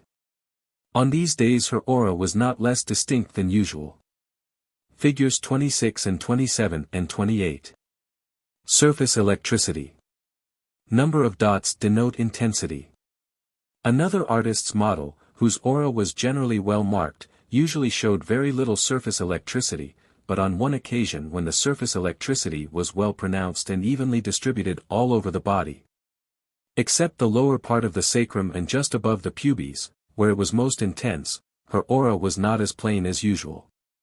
This may, however, have been due to some peculiar weather conditions, as other people's auras hardly reached the ordinary standard of visibility. Quite recently a very healthy woman was examined with great care, as peculiarities, previously never found in a sound person, were noticed in the distribution of a very considerable surface charge. The whole of the right side showed a higher potential, causing the gold leaf of the electroscope to diverge twice as much as did the corresponding parts on the left side. The charges were distributed as a whole evenly, on the 2 sides. A similar condition is not infrequent in some cases of disease, such as epilepsy and hemiplegia, when the aura is also asymmetrical. The importance of this condition was at once recognized, and to make absolutely certain that the peculiarity was genuine, the investigation was made with first one and then the other electroscope, with similar results.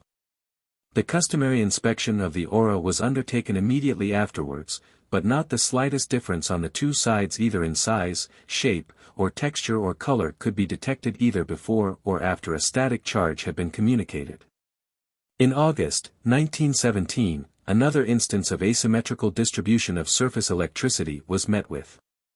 The charge was negative, and as regards each side evenly distributed, but as in the previous case, it was greater over the right half of the body than the left. Although the patient has not been well for some time, being anemic, nothing particular to account for this peculiarity could be discovered.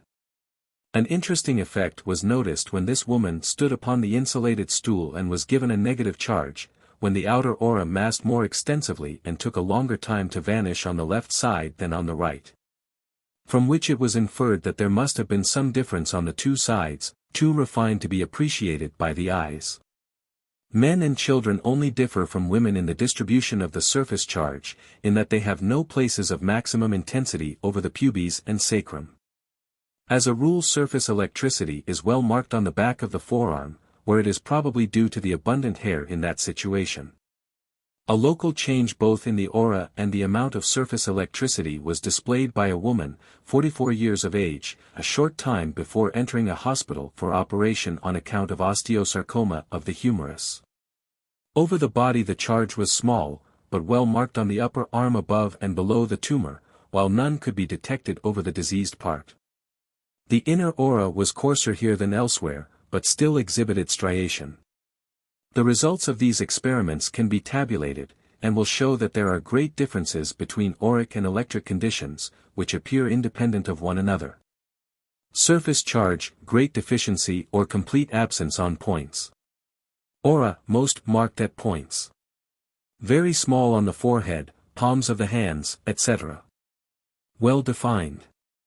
Presence or absence of surface electricity makes no difference. Usually negative but may be positive. No polarity. Increased by muscular movement. Muscular movement causes no change. Less on the flexor than on the extensor surface of the arm. No differences on flexor or extensor surfaces. Increased by friction of the skin. Unaltered by friction of the skin. Moisture of the skin prevents accumulation. Moisture of the skin makes no difference. When the body is charged artificially, the aura decreases or entirely vanishes. It usually enlarges afterwards.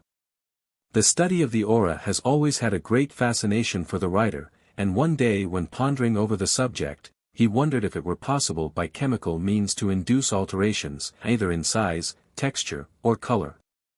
As he had previously noticed that the aura emanating from a part of the body which had been painted with iodine was different to the adjacent portions. If chemicals were applied to the body itself, pure effects might not be produced, and the interpretations of the results might remain doubtful, as factors additional to direct action on the aura might be concerned. The use of vapors applied at some distance from the body was therefore decided upon. As the first application happened to be made on the left side, this practice has generally been adhered to, though of course trials have been made on the right side, as well as over the whole body, to make certain that local differences do not exist. Besides, two different gases, such as chlorine and bromine, have been applied one on each side of the body, and the results have coincided with those obtained by the chemicals when employed separately on various occasions. These remarks, however, only hold good for a healthy subject with a symmetrical aura, and are correct for a single chemical, but not necessarily for mixtures of two gases. Exp 1. The first examination was performed with iodine in July, 1912. It is typical, and has been repeated many times with the same result, so that an account will be given in full. An artist's model stood facing the observer with her arms akimbo. The color of the aura in the interspaces between the arms and body was a good blue and the same on both sides. The left side was fumigated with iodine vapor, obtained by pouring a few drops of tinct, iodide, fort, into an evaporating dish and warming it with a spirit lamp, at a short distance from the body, towards which the fumes were gently blown. Directly this was finished, an examination was carried out in the usual manner, when it was found that the aura presented different colors on the two sides, and then as the subject turned slowly round, the lines of demarcation apparently corresponded with the median lines back and front. The aura on the right side still retained its blue color, but on the left it was red-brown and opaque. The color was very peculiar, and certainly contained some admixture of others. With the CC bands, the shade on the left side was darker with the blue, red, and yellow, but lighter with the green. This last color was especially noticeable in the extensions of the band beyond the body, pointing to its presence in considerable quantity. Through the screens the hues were dissimilar on the two sides. See Table 5, Series 1. Exp 2. An European lady with a strain of Malay blood in her veins, showed an aura of a blue-gray mixed with white, giving it an opaque appearance which is by no means uncommonly seen through the different colored screens, but is rare to the naked eye. With the arms akimbo, the aura in the intervals between the arms and the body exhibited more green than round the body, and this color was even more in evidence with the various colored screens, through which the aura appeared of a gray-green color, instead of the more usual blue-gray. See Table 5, Series 2. Fumigation of iodine on the left side turned the color to a red-brown, while the aura on the right side remained unaltered. The difference between the two sides was very obvious. Examined through the different screens, the only alteration detected on the left side was the addition of red, which was especially marked in the red and orange screens were used. The effect of the chemical upon the size and shape of the aura was curious and interesting. The outer aura remained unchanged, but the inner receded from the body, giving rise to an appearance resembling an unusually wide etheric double. The inner was also undoubtedly diminished in breadth and less distinctly striated. A special note was made of the fact that the two auras were obviously contiguous. Table V. Aura. Red screen. Orange screen. Yellow screen. Green screen. Blue screen. Violet screen. 1. Blue. Brown. Blue and green. Brown red. Blue and green. After fumigation with brown with little red. Blue. Iodine. Brown. Very fine blue. Blue and brown. Green blue and little green. Blue and brown. Yellow and green. Green and violet. 2. Green gray. Brown red. Red and green. All the colors. Red and green opaque. After fumigation. Were the same with green and little blue. With iodine. The addition of red. Green and little blue. Green and little blue. Blue. 3. Blue. Blue. Red blue. Colors unaltered. Green yellow. After the fumigation. Through the different. Green yellow. With bromine. Screens. Blue yellow. Green and blue. Blue.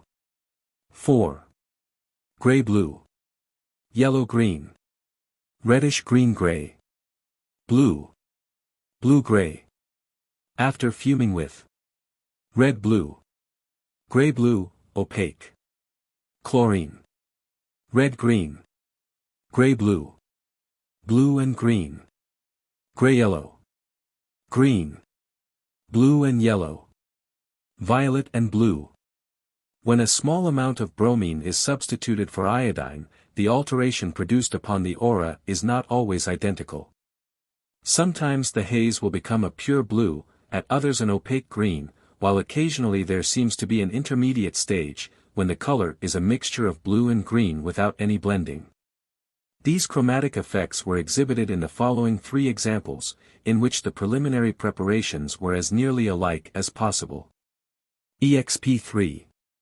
The aura of a tall well-made young man, 23 years of age, when facing the observer, with his hands on his hips and his elbows extended, looked bluish, but after the left side had been fumigated with bromine. The color of the interspace was an opaque green, while the aura on the right side continued unaltered.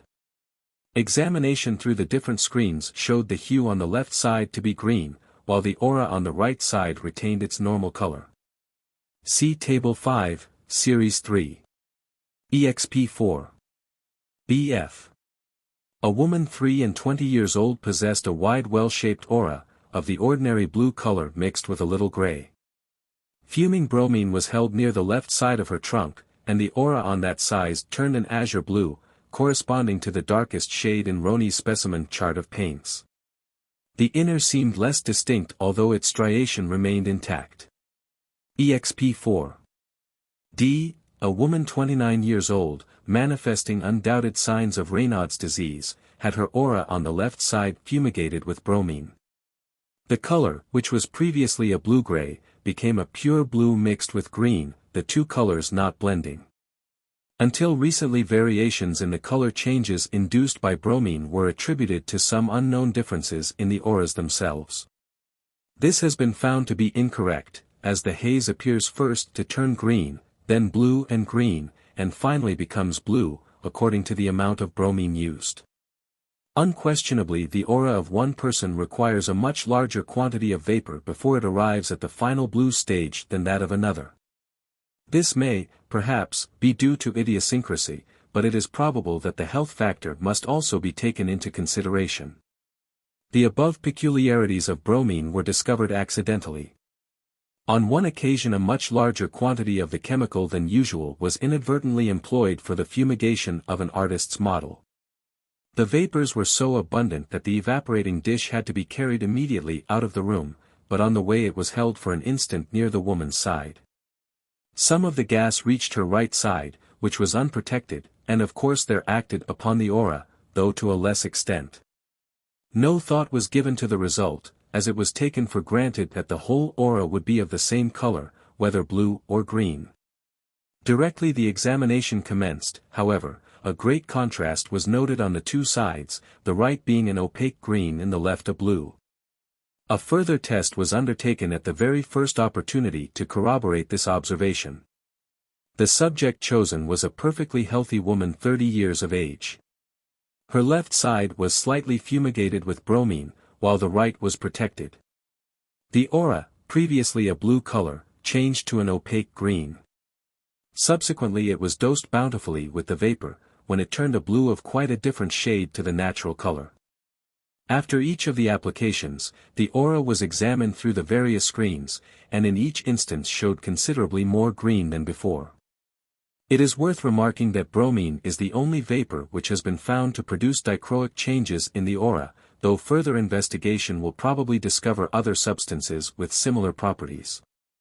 As modifications in the colors of the aura take place upon exposure to the action of bromine and iodine, it would indeed be strange if their congener chlorine did not possess some similar influence, which was found to be the case. Though contrary to expectations, this element was less active than the other two. The aura in every case without a single exception, when treated with chlorine, turned more opaque and a yellow-green, the tint, however, not being identical with the one produced by bromine. Exp 6. A woman had chlorine applied to her left side. The gas was generated by the usual process, viz., the action of sulfuric acid upon a mixture of salt and dioxide of manganese. The color of the aura, which was originally blue, now changed to an opaque green. Examination through the dark carmine screen showed that the inner aura had lost distinctness and striation, and could only be detected with difficulty. For the other changes noted, see Table 5, Series 4. A green shade is the easiest to produce, and has been found when the aura has been acted upon by ammonia, carbonic acid gas, or the fumes of strong hydrochloric acid, as well as by chlorine or bromine. It may with justice be objected, that the vapors did not act directly upon the auras, as has been supposed, but that the skin was influenced and through it the auric forces, making the change of color secondary. To obviate as far as possible this error, an artist's model was asked to resume her shift, and her side was then fumed in the usual manner with iodine. After disrobing, a result identical with the previous experiment was seen to have been produced. As in all these tests only a small quantity of the chemical was used, the greater part could never have been near the garment, and any of the vapor which did come into contact with it would, probably on account of the temperature, be deposited as a solid, so that, if by any chance some of the gas did permeate the meshes of the material, it must have been a very minute quantity. The chemical would afterwards have to traverse the airspace between the shift and the body, thus making the amount of iodine that could have possibly reached the skin so infinitesimal, that its action might be absolutely ignored. It was always noted that when one side of the body had been treated with iodine vapor, the aura turned a red-brown, and this color was confined to the same side, being limited by the middle lines of the body back and front. The other side remained either unaltered or changed in a different manner. The next step would naturally be to apply the vapor to the spine. A few drops of the tincture of iodine was placed in an evaporating dish, warmed until fuming, and then moved down the spine of a patient twice, keeping as accurately as possible to the center. The result was that the aura turned a red-brown, the color being equally distributed on the two sides. This even distribution always took place when a large or moderate quantity of the chemical was employed. The aura of a healthy woman was a blue-gray, the color being exactly the same on the two sides of the body.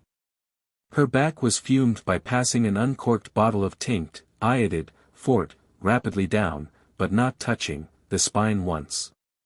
No change in the aura could be detected on the left side, while the color on the right became the red-brown usually seen as the effect of this vapor. This last experiment has been repeated a good many times upon different people, varied only by the quickness of the movement and the number of times the bottle was passed down. The results were, with slow movements or when repeated several times, for the auras on the two sides of the body to be equally or nearly equally affected. With one, or at the most, 2 quick passages of the bottle for one side to remain unaltered, and the other to become a red-brown. And lastly, the aura on one side became the usual red-brown while the other was only partially converted, retaining more or less of its original color. These results corresponded to the extent of fumigation. The deep coloration occurred as many times on the right as on the left. In considering the effects of electricity upon the aura, it was thought that the ozone might possibly have determined some of the alterations observed. For this and other reasons many experiments have been tried with this agent. The gas was generated by means of an ozone tube connected with the large Wimshurst machine. Sometimes the patient stood so that one side alone should be influenced by the gas, and at other times both sides were alternately exposed to its agency. Again, at other times the subject was made to turn round several times slowly so that the whole body might be affected as evenly as possible. A color change was observed in every instance, and in many cases the haze became more distinct and sometimes more opaque. The hue attained was a red-brown, not very unlike that produced by iodine. The alterations caused by ozone were not exactly alike on every occasion, but generally the differences could be explained as depending upon either abnormalities of the aura due to ill health, or the direct effects of electricity. K.E. aged 32 had a very good-shaped aura, the color of which was a blue-gray, but, when looked at through the deep blue screen, mixed with a small amount of yellow. She leaned over the ozone tube placed upon a chair, the inner tube only being connected with the electrical machine. No color change was induced. Both tubes were then excited. The aura then turned a red-brown. On the opposite side the aura became more opaque and a whitish tinge was superadded to the original color. Subsequently she stood upon the insulated stool, and was negatively charged, and a few minutes later was examined again, when the outer aura was round to be enlarged in the usual manner. There was no further alteration in the colors, as the left side remained a red-brown, while the right was an opaque gray-blue. Although static electricity had never so far been noticed to cause any alteration of color, that, as it was thought advisable to eliminate any chance of this change being overlooked, the air was first charged as above described. It seems curious that when one side of a patient had been exposed to ozone, there should be any alteration of the aura on the other side of the body. But this phenomenon has been frequently found to occur. The same effect has often, only to a less extent, been noticed when applications of other chemicals have been made. At first it was thought that it might be caused by a minute trace of the gas reaching the opposite side. This supposition was, however, negatived by the application of a very small amount of the gas, which gave rise to no extra opaqueness and no heightening of the blue color. The difference of the two colors on the two sides remained after the subsequenting charging proved that electricity had no action in inducing the color change. The only explanation that can be offered is the asymmetry of the aura. See page 209. Attention must now be directed to the changes in the aura that can be brought about, 1. Voluntary efforts upon the part of the subject, and 2. Suggestions to a subject in a hypnotic state. In the investigation of the effects due to volitionary efforts, several essentials are necessary to ensure success. The patient should have well-marked outer and inner auras, must be in good health. Ought to take an intelligent interest in the subject, possess great powers of concentration, and, lastly, have perseverance if not at first successful. Case 24. The first favorable opportunity occurred during the inspection of the aura of a young woman just under 20 years of age, whose development had been delayed. Her case was interesting on account of the rapid growth of her aura, which in less than 18 months had increased in breadth 2 inches by the side of her waist. Her natural functions had been established, and she looked a picture of health. Her aura was very distinct, perfect in shape, and even in brightness all over the body, and showed no signs of rays, in short an ideal one for the purpose. Before commencing the experiment, she was allowed to see how the aura emanating from the tip of one finger could be voluntarily extended or diminished, and she was asked to reproduce the phenomenon in her own case. In this she almost immediately succeeded, and was then requested to try and induce prolongations from various parts of the body. The first place chosen was the crest of the ilium, from which, theoretically, rays should not unfrequently be observed to originate, though in practice, are rarely seen. In about half a minute the inner aura on the selected part commenced to look brighter and then to gradually extend outwards and upwards as far as the external margin of the outer aura. The girl then relaxed her efforts, and the ray rapidly receded. The next point chosen was on the lower part of the thorax, while she was standing in the same position, viz., facing the observer. Rays of all kinds, page 52, and also patches of light are not uncommonly seen in this part. The result was unexpected, as instead of projecting outwards, the whole of the inner aura from the sixth rib to the crest of the ilium became bright without any extension, constituting, in fact, a large pseudo-ray. The two shoulders were the next spots selected. Here there did not seem to be any difficulty, as the rays manifested themselves almost immediately, running upwards and outwards.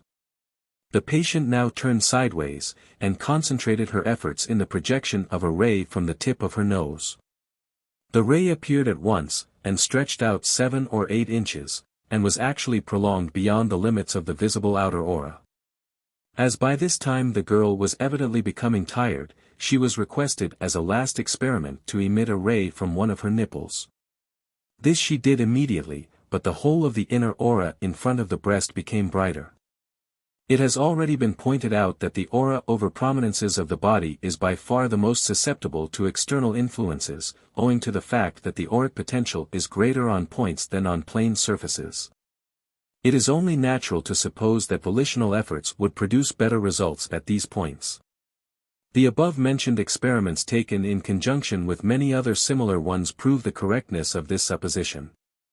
But in coming to this conclusion it must not be forgotten that the concentration of the mind on a given spot chosen for experimental purposes is comparatively easy, when a distinct portion of the body is selected. But the difficulty is increased and a small area in the midst of a large plane surface is chosen. In every instance it has been noticed that as the subject becomes weary, the power of concentration is lessened, and the effects usually produced diminish in intensity and become diffused. In the above instance when a ray was desired from the nipple alone, the inner aura round the whole breast was also affected to a less degree. Had this effect been confined to a single instance, the diffusion might have been attributed to fatigue, but the same experiment has been repeated by different women always with the like result, even though the patient may have been quite fresh. The phenomenon is probably due to the intimate physiological connection between the gland and the nipple, which prevents the one from being affected without a corresponding change in the other. As soon as the investigation had proved that the emission of rays from the inner aura was, at any rate to some extent, under the control of the individual, the inquiry was naturally pushed in the direction of voluntarily induced color changes. Which, it was thought, might prove not merely of great interest, but of considerable importance in the support of the theory advanced in Chapter 6. Viz., that color alterations were frequently the foundations of the lighter and darker patches seen in the complementary colored bands. In order to carry out the necessary experiments, the services of an artist's model, who was the subject of many ordeals until she emigrated, were requisitioned. Case 25. A widowed woman, 27 years of age, the mother of 2 children, had her aura examined in the ordinary manner. It was distinct and of a gray-blue color. As she faced the observer, the outer aura surrounding the head and trunk was about 10 inches in width, but narrowed a short distance below the level of the pubes and became 4 by the ankles. When she turned sideways, the aura in front of her trunk was 5 and 4 inches lower down. At the back it was 4 inches by the shoulders, bulging outwards until it became 8 inches at the small of the back. It contracted suddenly just below the buttocks to 4 inches, keeping nearly the same width down the extremities. The inner aura was 3 inches by the head and trunk, and a little less further down. The complementary colored band showed only one patch on the sacrum, otherwise was even all over the body. With her hands resting on her head, the extensions of the band by the sides of the body were alike on the 2 sides. As she stood facing the observer, with hands upon hips and elbows extended, the auras in the interspaces were similar in color and density on the 2 sides. She was in excellent health, but, as might be surmised by the shape of the aura, of a hysterical temperament. It was thought advisable to commence with attempts to project rays from different parts of her body. This she accomplished without much difficulty, but as the experiments differed from the ones quoted in the last case by only minor variations, they will not be described. It is worth recording, however, that the first ray took longest to appear, while each successive one was more and more prompt, until the last one flashed out almost instantaneously. She could perceive her own aura easily, and see rays quite distinctly, sometimes even before the observers. She was now directed to make attempts to induce color changes in the aura. As the use of color names would have introduced not only an unavoidable source of uncertainty and error, but also a factor of unknown importance involving additional strain and probably the waste of a considerable amount of energy. Precision was obtained for any instructions given, by drawing the woman's attention to any object, e.g., a book, of the color required. exp1. As she stood with her hands upon her hips, she was first requested to make the aura in the left space of the same color as a certain red book, darker portion of crimson alizarin of Roni's specimen sheet of colors. 9. In about a minute she said, she could see the aura change in hue, becoming a scarlet red, but could not make it the same color as the book. Afterwards she pointed out scarlet vermilion as the color attained. The observer's impressions were as follows. At first there was no alteration in the aura, both sides being alike. Soon an indefinite and almost indescribable change took place, and ultimately the whole aura seemed to vanish, leaving the space black.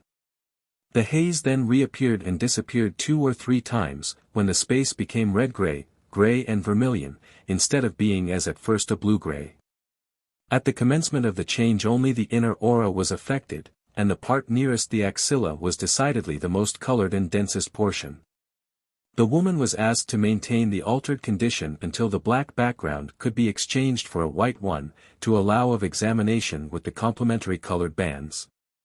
With the blue complementary colored band the right extension preserved exactly the same hue as it had prior to the experiment, but the left extension was much darker with the blue and yellow complementary colored bands. While with the red it was at first darker and, as the subject became fatigued, lighter. In order to eliminate errors due to uneven illumination, she was turned with her back to the observer, but this made no difference in the colors. It is interesting to notice that on 2 or 3 occasions, different observers have seen and remarked upon the disappearance and return of the aura as above described. exp2. She was now requested to change the aura on the right side to a blue color, which she accomplished with comparative ease. The color attained was the darkest shade of permanent blue. After raising her hands and placing them on her head, the aura on the right side continued blue, while on the left side it retained the red tint, experimenti, even down the thighs and legs. The effect produced by the different colors on the 2 sides was weird and bizarre in the extreme. exp3. While standing with her hands up, she attempted to alter the colors of the aura on the left side to yellow. She said, she could plainly see that color, but for the observer, although the hue had changed somewhat, it never became a true yellow. The nearest color on the chart was the darkest shade of Roman ochre. Of the colors red, yellow and blue, she found the last the easiest, and the yellow the most difficult to produce. Interesting as these experiments undoubtedly are, they were considered only as a prelude to the following, which, not so striking, are more valuable. The chief aim all along was to obtain a colored ray emanating, not from any projection of the body, but from a circumscribed area, part of a large plane surface. For this purpose certain new conditions were necessary. First, that the aura surrounding the ray should not be affected in any way, or at the most to only a slight extent. This meant that the subject should be able to concentrate his or her mind upon a very limited area. A second condition was that the rays should issue at right angles from the body and proceed straight towards the observer. In all probability this would cause the ray to be invisible in the ordinary way, as the skin makes a bad background. And lastly that the subject should be able to keep the ray constant for sufficient time to permit a critical examination with several complementary colored bands. The writer, aware of the many inherent difficulties, was agreeably surprised at the results of the first trials, which were not a little due to the painstaking efforts of the model, who before they were finished, was beginning to lose the power of concentration from sheer weariness. Her power of perceiving the colored rays was of the greatest assistance, as she could give the signal when to look for them. EXP4. A small area, half on the breast and half on the sternum, was chosen for the first trial, and the model was asked to turn the aura at this place red. Within a minute she said she could see the spot red, while it still remained invisible to the observer. However, with the complementary colored bands a patch was seen darker with the yellow, but lighter with the red. EXP5. In the next test the woman was asked to emit a red ray from a small space over the abdomen, not exceeding an inch in diameter, without mentioning or otherwise indicating its exact position.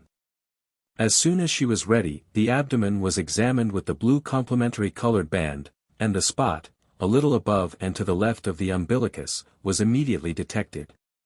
And the writer placed his finger upon the exact center of the place, over which the change had been produced. EXP6. Mrs. A. then attempted to alter the hue of the aura over an unknown place on the thorax, choosing yellow for the color. When she was ready the spot was searched for by the aid of the blue complementary colored band. A patch about 2 inches in diameter, darker than the rest of the band, but not clearly defined, was discovered upon the upper half of the left breast, and the writer put his finger on the center of the dark patch. This, instead of coinciding with the middle of the place upon which she was concentrating, was only on the edge of it, about half an inch from the true center. The diffuseness of the color change evidently arose from fatigue. The effects of suggestion while in a hypnotic state will now be considered. The differences between these effects and the phenomena recorded above is by no means as fundamental as might have been imagined, since in the one case, the results are brought about by the individual's own efforts, while in the other an outside suggestion is accepted and put into force. In the hypnotic state the objective mind has been cut off from the outside world, allowing the subjective mind to exert more active control. The writer believes he is stating the point correctly, but confesses that his main interest centers in the physical aspects of the results obtained. Dr. A. Douglas suggested that it might be interesting to ascertain whether changes take place in the aura during hypnosis, and with this object brought a lady who had kindly consented to place herself at his disposal for the necessary investigations. Case 26. A thorough examination of Miss X's aura was made prior to any experiments. Her outer aura was spatulate in shape, rather broader above the shoulders than usual, but had no other peculiarities. The inner aura was a little wide. Striation could be easily seen, but by the right side of the thorax and in the small of the back was coarse. The blue complementary colored band in these regions was darker, which was also the case on the left side of the thorax between the sternoxiphoid and subcostal planes, following the contour of the ribs. EXP1. Dr. Douglas induced a hypnotic sleep of the first degree. The outer aura diminished in size round the body and became less distinct, while the inner, although retaining its natural width, was by no means plain. Above the shoulders both auras were increased in size and clearness, but striation was less marked. The inner aura could be clearly seen above the head, a rather unusual circumstance as the hair greatly interferes with its recognition. Directly Miss X was roused from her lethargy, the auras commenced to return to their normal state, which was reached in a few minutes. EXP2. Dr. Douglas then put her into a cataleptic state, as she stood facing him. Her left arm was lifted and her hand placed upon her head. The condition of her aura was the same as in the last experiment, except that the inner was much brighter and more opaque round the arm and hand, where also no striation could be detected. The moment she was recalled, the aura quickly regained its original condition. EXP3. She was now passed into the trajectory state. Almost immediately the inner aura all over the body disappeared, leaving a dark void space nearly 2 inches wide. Compare page 91. Just outside this empty space the outer aura was masked, looked opaque and at the same time contracted. Nothing remained visible in this dark space through the deep carmine screen. When the screen was laid aside and the room darkened, a bright ray was observed proceeding from the patient's left elbow towards Dr. Douglas, who was standing about 2 feet away. This ray was nearly 3 inches wide and quite straight. Near its termination it spread out a little. As soon as she began to revive, the inner aura commenced to return, but had not completely regained its normal condition before another test was initiated. EXP4. The last experiment was repeated. The inner aura was greatly diminished, but did not this time completely vanish. The outer aura was in the same condition as during the last experiment. Suddenly the inner aura increased in brilliance, and coincidentally the woman regained consciousness, although not recalled by Dr. Douglas. During the time Miss X was in the hypnotic sleep, if a hand was held near her body, the mutual attraction was not as strong, nor did the aura turn as bright as usual. While the interval before any change could be detected was considerably longer than under ordinary circumstances. A week later Dr. Douglas brought the same lady a second time for investigations with colored screens in the various stages of hypnosis. EXP5. Miss X's aura was inspected and presented the same appearances found at the preliminary examination described on page 125. The details of further examination with colored screens are set forth in the table. See Table 6, Series 1. EXP6. Hypnosis of the first degree was induced. For general details see page 125. For screen colors SEC Table. Table 6, Series 2. EXP7. Dr. Douglas, without rousing her, then passed Miss X into the trajectory state. The larger portion of the inner aura had vanished, but what remained was investigated through blue and violet screens and presented quite a different color to the outer aura. While the inspection was in progress, a sudden change came over the auras, both becoming brighter, more especially the inner. Dr. Douglas said that she was returning to consciousness of her own accord, without having received any instructions from him. He had scarcely finished speaking before she was full awake. EXP8. As Miss X was standing in the same position, during examination through the dark blue screen, Dr. Douglas, without the writer's knowledge, again induced a hypnotic state of the first degree.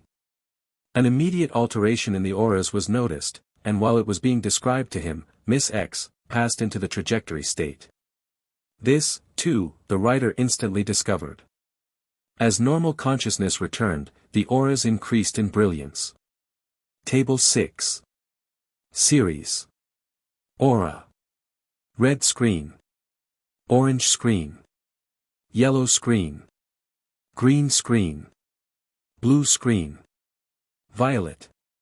1. Normal. 1A. Blue. 0A. Greenish red. Blue. Blue. Blue. Blue. O. Blue. Blue. Blue. Ochre. Ochre. Yellow and violet. Yellow and violet. 2. First stage of hypnosis. 1A. 0A. Bluish. Bluish. Red. Red. Blue. Blue. Blue. Yellow-green. Yellow, blue, and green. Bright blue. Violet. Violet-blue. 3. Second stage. 0A. 1A. Red-blue. Red-blue. Blue. Blue. Blue. Blue. Blue. Blue. Blue. Gray-yellow. Blue and red. Blue and red. 4. Arm flaccid. Aura less plain. Blue. Greenish. Blue. Blue. Greenish yellow. Yellow-blue. EXP9. Miss X was next sent into a hypnotic sleep, and a suggestion was made to her that one arm was flaccid and could not be moved. It was placed in the same position as in the previous experiments, only her hand was supported against her hip by her garments at the waist. She was then awakened. The experiment was devised to imitate as far as possible complete paralysis of a limb. The auras, especially the inner in the space between the arm and the trunk, were not as bright as those on the other side, which were normal. The colors as seen through the screens are noted in Table 6, Series 4. Immediately permission was given to move the arm, the auras reverted to their normal condition. EXP 10. The subject now stood with her hands resting on her head, and while in that position the aura was again inspected, and found to be normal. Without putting her to sleep, Dr. Douglas made passes along the internal surface of the upper arm and forearm, in which region alone the aura became less conspicuous but did not completely depart. This portion was also devoid of sensation, as was demonstrated by pinching or pricking. As soon as the passes were discontinued, sensation gradually returned, and the aura became Tari 5 ASU normal. It is very interesting to note that there was no such intensification of the aura round Dr. Douglas' hand, while he was making the passes, as is generally seen when the motions are imitated by other people. EXP 11. Miss X. When in her waking state was requested to change the color of her aura, either locally or on one half of her body. The result was a dismal failure. She was afterwards put into a hypnotic sleep, and was instructed to alter the color of the aura on the left side to red. She was unable to do this, but after some time the aura turned a dirty gray ochre. Miss X was then asked to make the aura on the right side blue. This she accomplished tolerably well. When she raised her arms, there was a contrast between the colors of the aura on the two sides. When she was turned, it could be seen that the auras on the two sides were dissimilar, and that the lines of demarcation were the vertical median lines back and front. This was what might have been anticipated. EXP 12. She was next desired to tinge a small portion of the aura on her chest yellow. This little patch, invisible to the naked eye, when examined with the blue complementary colored band, showed up instantly. These experiments demonstrate that Miss X, in her natural state, had no power whatever to change the color of her aura, but when in a hypnotic state, was, to a slight extent, capable of following the instructions given to her. On a third occasion Dr. Douglas brought another lady who kindly offered her services for experimental purposes. Mrs. Y.'s aura was examined in the usual manner, and was found to be well-shaped, wide, and blue. The outer aura was of average distinctness, but the inner barely reached the standard of clearness for health, although striation could be easily seen. There was a well-developed ray proceeding from her right shoulder upwards to the limits of the outer aura. EXP 13. While this lady was facing the observers, Dr. Douglas sent her into a slight hypnotic sleep. The outer aura then diminished in brightness and showed a tendency to mass just outside the inner. This latter did not contract, but became less marked. EXP 14. She was now passed into the trajectory state. Both auras became still more indistinct, but neither completely vanished. During the time she was in this condition, a ray proceeded from her left elbow and reached to the crest of the ilium. EXP 15. A suggestion was then made during her sleep, that the aura over the left side should separate from the body so as to leave an interval between it and the body. The aura showed no change on the right side, but on the left side, in response to the suggestion, seemed to contract and to mass about 6 inches from the trunk, but left no void space between the body and the aura, and whenever Dr. Douglas ceased prompting, it immediately returned to the same state as on the right side. A curious phenomenon occurred during the experiment. Viz., that the aura on the right side turned a brighter blue while the left took on a greenish hue. Directly Mrs. Y became conscious, her aura regained the natural shape, but the color alterations persisted for some time. It was noticed that this lady's aura did not disappear during hypnosis to the same extent as Miss X's under similar circumstances. Another interesting fact was elicited. When a hand was held close to the subject's body during hypnosis, the rays proceeding from the observer's fingers were normal. But the subject's aura did not respond with the usual alacrity or to the same extent as when she was in her normal condition. EXP 16. Mrs. Y was next given a negative charge from the small Wimshurst machine while standing on the insulated stool. Her auras were greatly diminished but never quite obliterated. Afterwards, when she was charged with positive electricity, the whole aura disappeared. In both cases the return to their natural condition was slower than usual. EXP 17.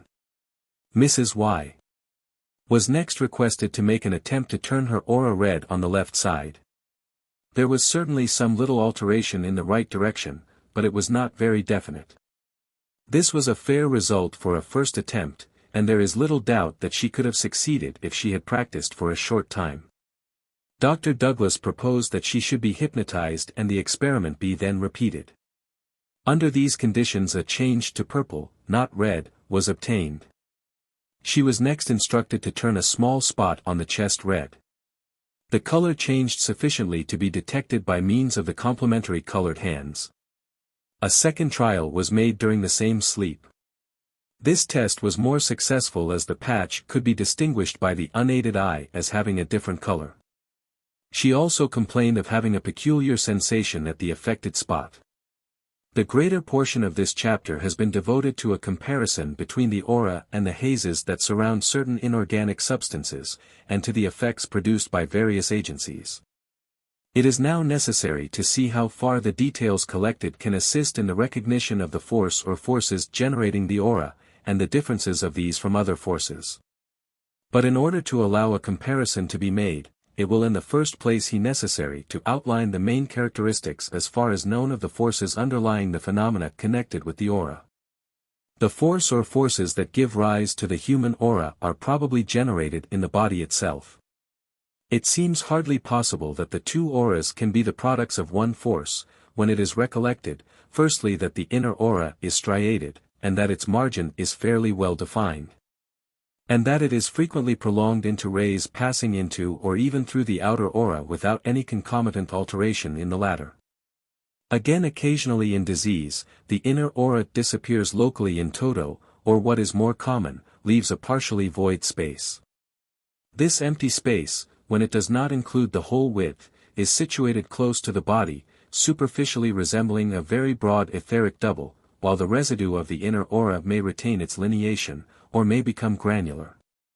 In none of these cases does the outer aura invade the territory of the inner, but it may be simultaneously affected. The inner aura can be made to vanish by artificial means from every part of the body, leaving a void space, as when acted upon by electricity or by a chemical. See pages 91 and 113.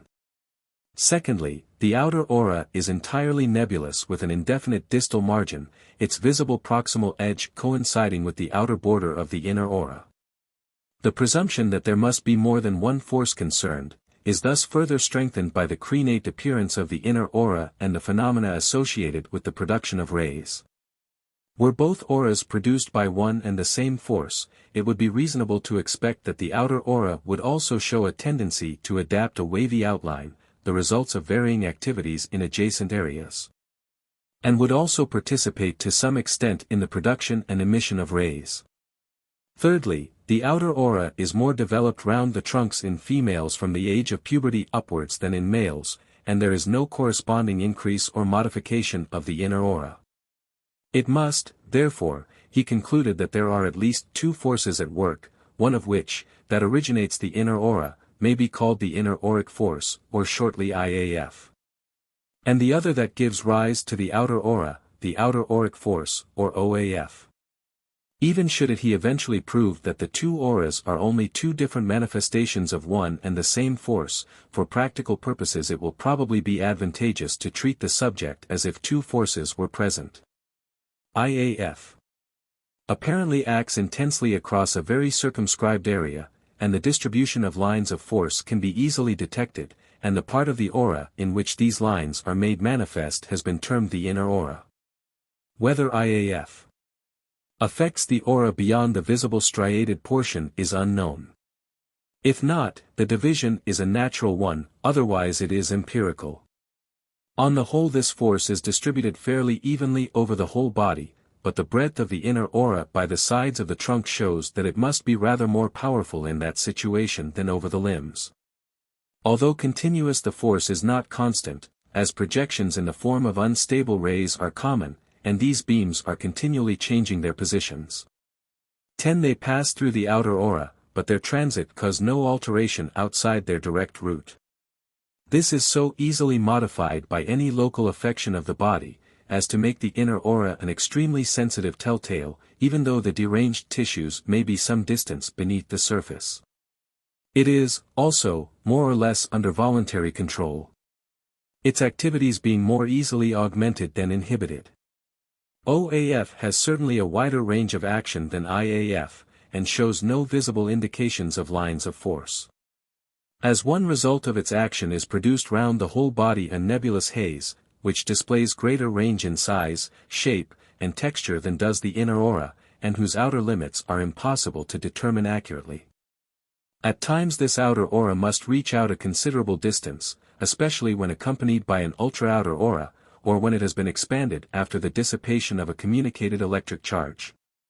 Compared with the inner aura, it is far less under its owner's control, which has indeed only been demonstrated in the case above recorded of a lady in the hypnotic state, and in a few instances in which more or less complete color changes were produced by voluntary efforts.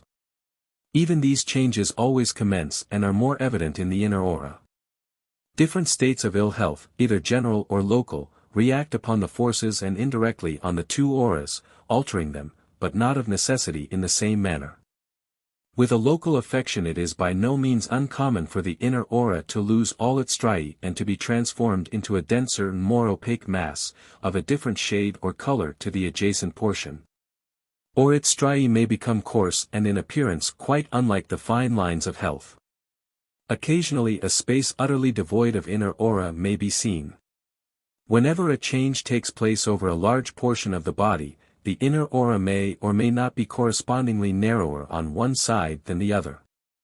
When a contraction of the inner aura takes place, it is accompanied by some modification of texture, and constantly by further ill-defined changes, which will be referred to later on. The outer aura varies less than the inner. Its color, texture, and distinctness may change, but as a rule the chief alteration is in breadth. It contracts but never entirely vanishes, except under the influences of some external force artificially applied. Pathological changes, involving large portions of the body or affection of the nervous system, may cause widespread alterations of this aura, which in certain circumstances are diagnostic. The outer aura may be contracted while the inner retains its proper breadth, but the converse does not occur, as the outer never maintains its normal size after the inner has shrunk. 11. The writer has been repeatedly asked whether the origin of the aura is electric or magnetic.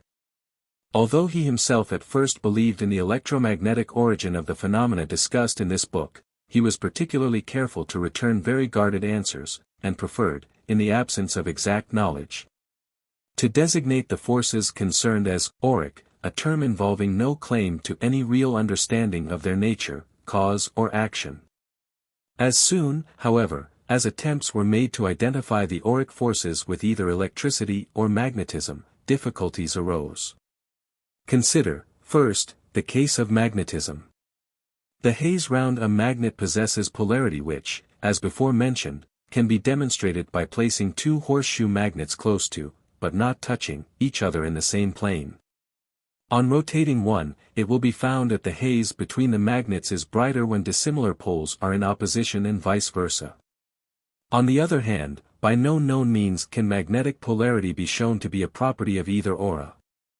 The outer aura is uninfluenced by a magnet, the inner is acted upon by either pole in precisely the same manner, and seemingly with the same intensity, and no repulsive or inhibiting power has yet been discovered. This alone is sufficient to demonstrate that auric and magnetic forces are not identical. Again, it would have been expected that if the auras were of electromagnetic origin, they would have shown local and general disturbances or inequalities referable to the amount and distribution of surface electricity. That such do not occur has already been pointed out, and it has not been found possible to establish any relation between the natural surface electricity and the aura. In addition to which the nature of a communicated charge makes no apparent difference in the effects produced. It has been suggested that the aura is due to radioactivity. The conjecture appears to the author to be very improbable, in fact almost impossible. But he feels that unless some reference is made to the subject a certain number of readers will consider that one possible origin of the aura has not been studied. Radioactivity is to a slight extent a universal property of matter, and it would be astonishing if the human body showed no traces of the phenomenon. For the comparisons between the human aura and the mist surrounding a radioactive body, it will be needful to employ some substance possessing the property to a marked degree. Uranium salts seem to be as suitable as any. The cloud enveloping a crystal of uranium nitrate differs from that round a magnet, inasmuch as it is irregular and composed of rays which run out to the margin, and are more numerous where the haze is widest. It does, indeed, bear a superficial likeness to the inner aura, which, moreover, it attracts and is attracted by. Probably all resemblance stops here. Radioactivity is due to the disruption of atoms, and is met with to any appreciable degree, only in certain elements with the highest known atomic weights, which, if they occur at all in the human body, are present in the very minutest traces. Iron, Fe, 55.9, is the element with the highest atomic weight which is at all plentiful in the body. It, however, is possessed in ordinary circumstances of none of the properties under consideration. It seems, therefore, impossible that the aura should be caused by the radioactivity of the elements which enter into the composition of the body. And the difficulties in accepting such an explanation of its origin become insuperable when it is considered that in life the aura is to some extent under voluntary control, while after death it disappears entirely. Whatever the true nature of the auric forces, there can be no doubt that the phenomena to which they give rise are intimately connected with and dependent upon the activities of the central nervous system, as the following examples will show. 1. The electric brush applied to the spine produces instantaneous enlargement of the aura, while applied to the median line of the body in front it has no effect. See page 102. The reason is obvious, as the spinal cord and the large nerves proceed from it near the surface at the back, and can be easily stimulated, but there are no great nerve centers near the front. The same effect is produced by holding the brush close to the forehead. 2. Changes in the shape and size of the aura occur as results of severe nervous disease, e.g., epilepsy, hysteria, hemiplegia, and when fully developed remain constant. While if due to a transient nervous disturbance, such as sciatica, herpes zoster, etc., on recovery the aura gradually returns to its normal condition. 3. All kinds of impairment of mental powers automatically causes a diminution in size and distinctness of the aura, which is also narrower in the weak-minded. These facts afford support to the contention that the higher brain centers are intimately concerned with the output of auric force. 4. When a patient becomes faint the aura loses a good deal of its brightness and is reduced in size. The changes are probably the result of temporary nervous exhaustion. Temperament, or the sum total of the mental and physical powers of individuals, has already been noted as exercising a great influence upon the aura, an influence mainly proportional to the mental endowment. The aura is affected not only in volume, but also in quality, as is illustrated by the coarse-grained, gray auras of dull and unintelligent people. It is unnecessary to enlarge further on the existence of an intimate connection between the central nervous system and the aura, a better understanding of the nature of which will prove the key to the solution of many problems. Answers are also required to many questions, such as the causes determining the actual shape of the normal aura, and the sexual differences, the mechanism of the discolored patches seen with the CC bands, the nature of the striae of the inner aura, and the changes associated with granulation, etc. At present little more than the descriptions of observations actually made can be attempted. This is, perhaps, a good place to answer an inquiry constantly made, as to the existence of the aura round a dead body. Although inspection of a corpse has always been repugnant to him, yet the writer has on several occasions made such an examination, but has in no instance observed any trace of an aura. It is only right to state that in each case several hours had elapsed since death. The time of the departure of a human being has always been felt too solemn an occasion to be occupied with experiments, however pregnant with interest. The disappearance of the aura is only what might have been expected in view of the results obtained in hypnotic states, and the diminution of distinctness seen when a patient in a bad state of health is examined. Chapter 6. Complementary Colors. Soon after the discovery of the aura, a friend called attention to the fact that if a light were gazed at, and the eyes were first turned to one side and then the other of any person, the colors of the spectre were often not identical. Having convinced himself that this peculiar phenomenon did manifest itself, the writer thought it possible that the apparition might be made an aid to diagnosis, but that for that purpose investigations must be carried out methodically. Experiments were commenced by gazing at gaslight, not that for a moment was it thought that such a crude plan could be satisfactory, but in the hope that the discovery of its defects might assist in future trials. It was noticed that the resultant phantom was complex, as the main portion was of one hue, and was surrounded by another entirely different.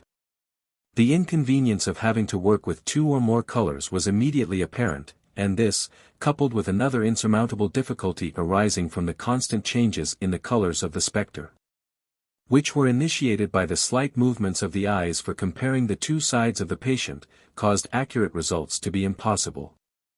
It was also recognized that if any benefits were to be derived from this process, a monochromatic image was essential.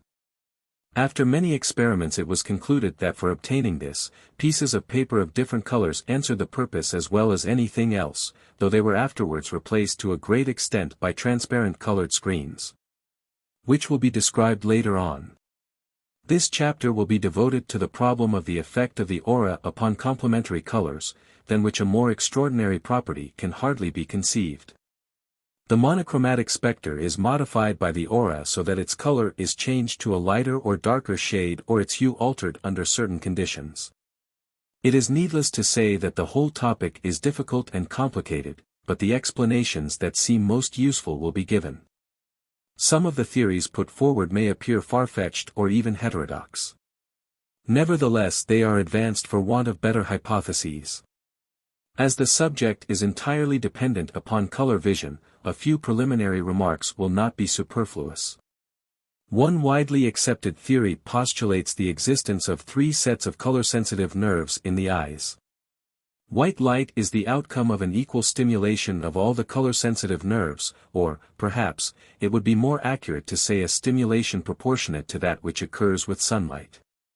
The withdrawal or weakening of the stimulus to any set will produce a color sensation which is thus derivable from the excitation of one, two, or all of these sets of nerves, either separately or in combination. When more than one set of nerves are excited, they are usually unequally stimulated.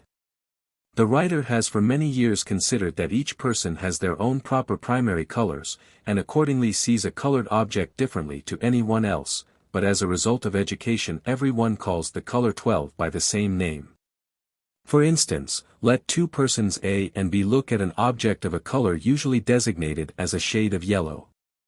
This color might only stimulate one set of color-sensitive nerves of A, and would be to him a pure yellow.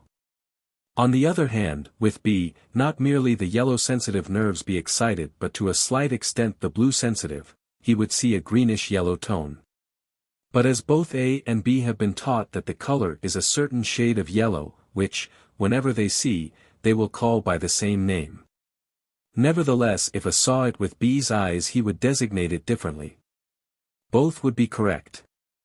It follows as a corollary, that each individual probably sees in nature hues unlike those perceived by his neighbor.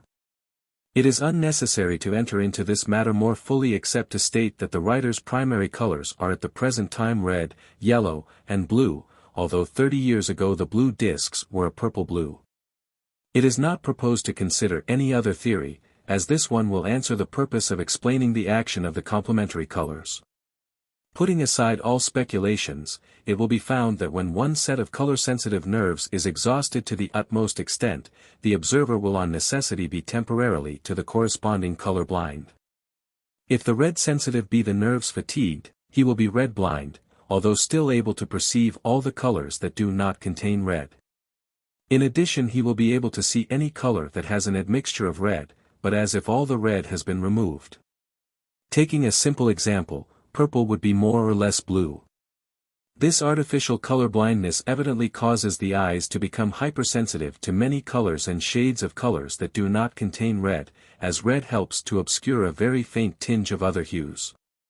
The following experiments have been tried by many people, and will furnish a proof of the above remarks. When a band of light tinged with carmine is thrown upon a white screen from a magic lantern, it will have a certain visibility, but should the observer previously look through a red or a blue glass at daylight for a minute or so, he will see the band having more blue, or more red respectively, although, perhaps, not quite as brilliant. Similar effects can be obtained after the eyes have been fatigued by looking at a blue or a yellow strip of paper, vide ultra, when the observer has for all practicable purposes become temporarily blue-blind or yellow-blind. Were it possible for two sets of color-sensitive nerves to be inhibited for some short time, the observer would be completely monochromatic. This extreme proceeding is never requisite for the present investigations, and in practice it has been found impossible by this method to induce total red, blue or yellow blindness. However, the remark that the eyes have become abnormally sensitive to certain shades of color remains correct. It is quite reasonable to suppose that this color hypersensitiveness of the eyes permits the rays of the aura, which are probably ultraviolet, otherwise invisible, to be perceived. And that this is one of the explanations why the different colored patches can be seen within the complementary colored bands. In ill health, as will be noticed hereafter, the aura frequently contains more yellow than during good health, and this color is especially pronounced in circumscribed areas from local disturbances. These patches are usually seen as yellow places in the midst of the blue complementary colored band. The rationale of this phenomenon is probably as follows: when the eyes have become sufficiently fatigued for the successful induction of the blue complementary colored band, the yellow-sensitive nerves are only able to convey to the brain sensations of that color to a limited extent, while they still retain their power intact for the shorter wavelengths of the ultraviolet yellow. Possibly these latter exert a greater influence from not being obscured by the more easily perceived yellow of the ordinary visible solar spectrum. Another factor which very likely assists in the perception of the auric colors, but to which too much importance must not be attached, is that the body assumes as a whole the hues of the complementary colored band and thus affords a better contrast to the yellow or other colors the aura may locally possess. Page 170. Everyone knows that if he gazes intently for a short time at a colored object and then looks at the ceiling, or at a white screen, etc., he will see on it a specter of the same object similar in shape but of a different hue. This secondary color will for an equal amount of stimulation always have the same tint, which is dependent upon the hue of the object, and is termed complementary to the primary color. For example, after a yellow object has been gazed at, the hue of the virtual object will be blue, the exact tint being governed by the shade of the yellow employed, and to a certain extent by personal idiosyncrasies. When an investigator has looked at a yellow object sufficiently long, the time varying accordingly to the brightness of the light, and the steadfastness of the gaze, etc., he will always see the after-image at first of the same blue tint, but this will gradually become lighter, and will more frequently blend with red, turning purple or plum-colored. In these cases the complementary color always includes a red tint, although it is at first masked by the intensity of the blue color. Should he, however, at first see a plum or purple-colored phantom, he may be sure that his eyes have not been adequately fatigued by the original yellow color, or else that there is a larger amount of white light in the room than usual. These modifications show the advisability of being conversant with the varying tints the spectre undergoes, but at the same time they do not make wholly the difference that was at one time imagined. After a short time the phantom will vanish, but will be sure to return with an altered hue. This secondary change may as a rule be neglected, because the employment of the complementary color is rarely continued sufficiently long for its advent. However, the secondary changes may at times be useful, as the following instance exemplifies. After the examination of a woman by means of the complementary colors had been completed and the blind drawn up, in full daylight while the writer was speaking to her, a new afterimage became visible upon her body. And in the middle of the band there was a yellow mark about the size of a shilling on the upper part of the left mamma about 2 inches from the sternum. It had been overlooked in the prior examination. The spot was quite invisible directly the colored band had disappeared, but as soon as the eyes had been re-influenced in the ordinary manner for obtaining the complementary colored bands, the patch became again perceptible and very distinct. Here was an unrehearsed effect which up to the present has never been repeated. One other self-evident inference still remains, viz. that when the background is not white the complementary colors will not always appear in their true shades, but as if blended with the hue of the background. Since these complementary colors are entirely subjective, they will receive the names of pigments which afford the best matches, these being sufficiently accurate for all descriptive purposes. After a large number of experiments had been made with the colors usually termed primary, the conclusion arrived at was, that they did not give such good results as mixed ones. As a consequence of the trials, the following colors have been chosen as the most useful. 1. Gamboge. Complementary color. Prussian blue. 2. Antwerp blue. Gamboge. 3. Carmine. Green. 4. Emerald green. Carmine. Each observer should at possible select by experiment what color or colors suit him best. In routine work, use can be made of strips of colored paper 3 inches long and 3/4 of an inch in width with a black dot in the center, pasted on black board. Experience has shown that this is the largest size that can be conveniently employed, since a longer object does not yield the complementary color perfect to the ends. With a patient standing a few feet in front of the observer, one of these strips will give a band of the complementary color which, when used transversely, will be wider than the body. Allowing the ends that are projected on each side beyond the body to be compared with one another, and also with the central portion of the body itself. In winter or foggy weather, especially in London, the difficulty of using paper strips for obtaining the subjective complementary colors is great, and it is occasionally impossible to make a thorough examination from the inordinate time required, which is exceedingly trying to both the investigator and the patient. To overcome this defect an apparatus has been devised, which can be used in daylight or, in an emergency, even by gaslight. It consists of a cylindrical mask about 6 inches long and 5 in width, with one end shaped to fit the face, while the other has a revolving cap in which there is an oblong slit 3/4 of an inch in breadth. The slit can thus be turned either horizontally or vertically to the eyes at pleasure. Behind the slit is placed a piece of ground glass, and at the back of this again a transparent screen, which may be either a cell containing a fluid, or else a piece of stained glass. The mask ought to be blackened inside or else lined with velvet. A small mark can be made on the ground glass to act in a similar way as the dot on the colored papers. The distance between the eyes and the screen will be about correct for emmetropic sight, but for presbyopia and myopia the reading glasses worn by the observer will be needed. The writer's personal apparatus has a removable diaphragm with lenses of the same focal length as the spectacles he usually employs. 13.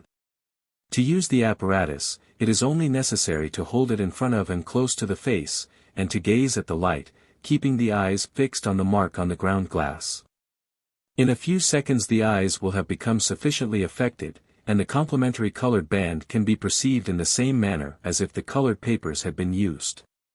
The apparatus requires more skill in using than the colored papers, as the screen needs alterations in depth of color according to the brightness of the light. As soon as the patient is ready for examination, he should stand in front of a white background opposite the light and illuminate it evenly all over. Should there be any shadows on the background they must be made to correspond on the two sides. Preferably the light should be brighter than when the aura itself is being inspected, but almost always it will be necessary for one blind to be partially or wholly drawn down. After everything has been properly arranged, the observer must look at the sky through the transparent screen in the mask, or stare at one of the colored paper strips, keeping his eyes fixed on the dot from 20 to 30 seconds according to the brightness of the light. When colored strips are used, a brilliant light is required, so it will be necessary to pull aside the blind to allow the paper to be fully illuminated. The observer then turns towards the patient and looks at some predetermined spot on the median line of the body, when, if used transversely, the complementary colored band will be seen reaching across the body and extending to the background on either side, the whole being simultaneously visible. He is thus enabled to notice variations in the shades of the color in every part of the band. The tints of the extensions of the band prolonged beyond the trunk can be compared with each other, but of course not with the portion on the body itself. The above-mentioned method, although simple, requires a considerable amount of practice, and the mastery of one or two details, trifling in themselves, will assist greatly in speed and comfort. First, while looking at the colored strip, it is indispensable to fix the eyes on one particular spot and keep this in exact focus the whole time, as unless this is properly done there will be blurring and an increase of time needed for obtaining the requisite effect. A slight exercise of will is required for this, but practice will soon make the effort almost involuntary. Secondly, a novice often experiences a difficulty in keeping his eyes on a given place on the patient's body, owing to the proneness of the complementary colored band to wander, often out of the field of vision, and for the eyes to follow it, thus completely destroying the value of the observation. When the habit of keeping the eyes stationary on one point has been acquired, the complementary colored band will remain fairly motionless, and should it move away will return to its proper position of its own accord. As dexterity can only be attained by exercise, it is a good plan to train the eyes upon some inanimate object before proceeding to the examination of the human subject. For the future, unless otherwise specified, the yellow strip of paper with its blue complementary colored band will be the color implied, and also for the sake of brevity, the letters CC will be employed instead of complementary color, and PC will indicate the color of the strip itself. As there are natural variations in the color of the skin, and shadows on the body of a patient, the observer ought to notice every modification, however insignificant, before inspection with the CC band. With care, judgment, and a little experience, most of the difficulties from these causes will disappear. In its simplest form, the CC band projected upon the body of a person in good health will be equal in tint all over, if due allowance has been made for any variations in the color of the skin. And the extensions of the band beyond the body will generally correspond in hue with each other. When the extensions of the CC band show on a healthy subject a tint on one side unlike that of the other, the difference is rarely great. This dissimilarity of shade is the simplest form of alteration of the CC band, and may only be the consequence of improper lighting. However, all doubt can be dissipated by turning the patient completely round, when, if correct, the different tints will have changed places, this being proof positive that the alteration depends upon the aura itself. Another very characteristic effect can often be elicited as follows: note which extension of the blue band has the deeper shade, then gaze at the blue PC strip of paper to induce a yellow CC band. More frequently than not the latter will have a lighter shade where the blue CC band was darker, and vice versa.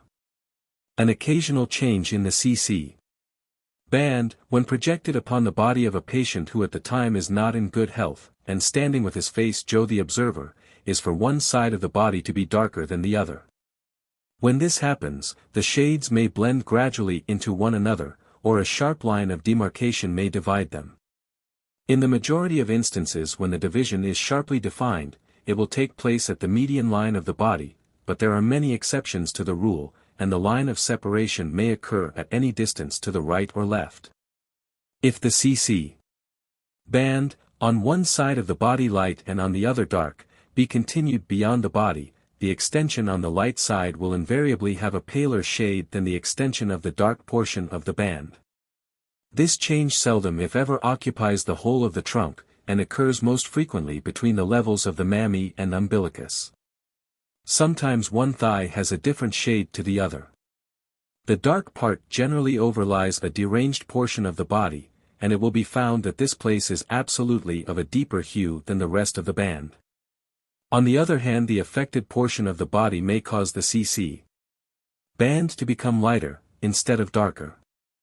There is another variation slightly different, but much more common, in which instead of the CC band across half the body being changed in shade, a patch either large or small is lighter or darker than the rest of the band which surrounds it. When the patch is large, it occasionally takes the outline of an organ in whole or in part.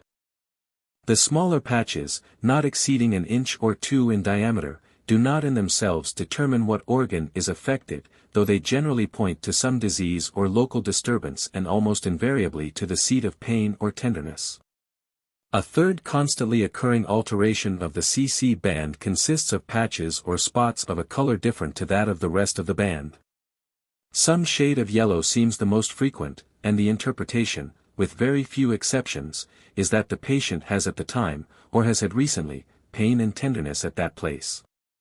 The color does not necessarily denote anything abnormal, as it has often been seen on the epigastrium when there has been no dyspepsia to account for it. And it is then apparently dependent upon active digestion of food partaken a short time previous to inspection. Elsewhere it generally points to some pathological change. 4 PC strips of colored papers or 4 transparent screens have been chosen, each possessing advantages not presented by the others. These advantages seem to be generally dependent upon obscure causes connected with the patient. For ordinary observations, the PC strip giving rise to the blue CC band is the most useful, and generally the only one needed, since it is more sensitive to changes than the yellow CC band, which is as its complementary especially valuable as a control to the blue CC hand, if the change in tint be only slight. There are, however, occasions when it is better to work with the yellow CC band rather than the blue. Perhaps the most sensitive of all the CC bands is the green, but unfortunately it does not undergo so many variations as the blue, and the changes are more fleeting in character. In cases of doubt, its delicacy of action will determine a question of fine differences of color. The choice of the color for the CC band is usually unimportant, when it is borne in mind that occasionally owing to individual idiosyncrasies better results can be obtained with one color than with another. A prolonged examination will fatigue the observer's eyes, and as no amount of willpower can render any assistance, he must either leave off the inspection for a few minutes or else change the CC band. The former, when possible, is preferable, as the latter is only a makeshift to be used when time is of consequence. The opposite CC band will then be the best to employ. A most pertinent question and one most difficult to answer now arises. What is it that causes the band to be altered in color? In the first place, for reasons already stated, it seems more than probable that the eyes of the observer are hypersensitive to certain colors after gazing at one of the PC strips of colored paper, and can differentiate tints so nearly alike as would baffle ordinary perception. Next, theoretically, there seem to be 5 agencies that can alter the shade of the CC band: firstly the skin, secondly the thickness of the aura, thirdly a change in the texture of the aura, fourthly the color of the aura, and lastly rays. Each of these propositions will be considered in turn. After making all possible allowances for any variations in tints than can be appreciated in the ordinary manner, it is quite within the bounds of reason to imagine that there may exist hues in the skin that can be distinguished only under exceptional circumstances. This has been kept constantly in mind, and instances have been sought for that would settle the question, but up to the present time without any success, so that although possible, this agency must be so extremely rare as to be negligible. One fact that especially militates against the skin being the cause of the change, is that when the CC band is discolored up to the edge of the body, the extension will be in like manner affected, being lighter or darker as the case may be. Under no circumstances can the latter change be due to the influence of the skin, consequently there is nothing to which it can be attributed except the aura, although it hardly seems possible that such a transparent, colorless, almost invisible cloud should have so powerful an action upon the CC bands. Secondly, is the thickness of the aura competent to induce any change in the CC band? As the aura is composed of highly attenuated material, the word is used advisedly, it would be necessary to acquire an enormous thickness before any perceptible alteration could be produced. Everything points to a negative answer to this proposition. One case illustrates the fact in the strongest manner. A woman, when standing sideways to the observer, showed an aura in front of the abdomen quite 4 times as wide as by the thorax, yet when she turned facing, no difference could be detected either directly or with the CC band, which was uniform in color over both the thorax and abdomen. Pregnancy supplies analogous cases, as the aura is in front of the abdomen much wider than before the thorax. Never has this extra breadth been observed to make any change in the shade of the CC band unless accompanied by some alteration in color or texture. The first 2 theoretical agencies that might cause a change in the shade of the CC band have thus been discounted, and there remains a third and fourth, which offer better chances for a solution of the problem. Thirdly, can an alteration in the texture of the aura induce a sufficient change in the CC band to account for variations in their tints?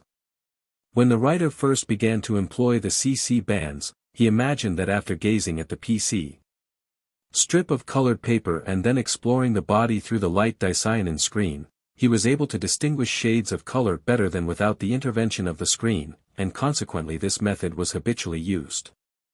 Unfortunately, this was a mistake, as it led to patches that could be seen discolored without the intervention of a screen, being attributed entirely to an alteration of the texture of the aura, consequently giving a greater prominence to that condition than it merited.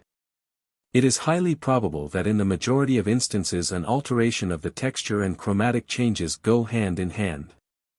There remain, however, cases in which no traces of color can be detected, so that modification of the texture of the aura is the only explanation left.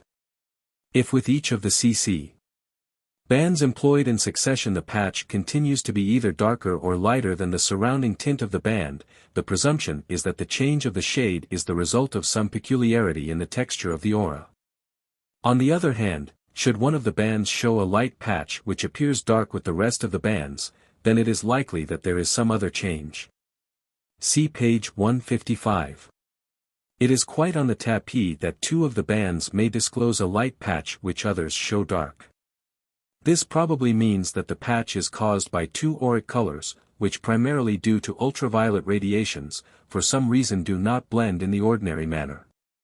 A good illustration as to what may be taken as an alteration of texture producing a dark patch, is as follows. Case 28.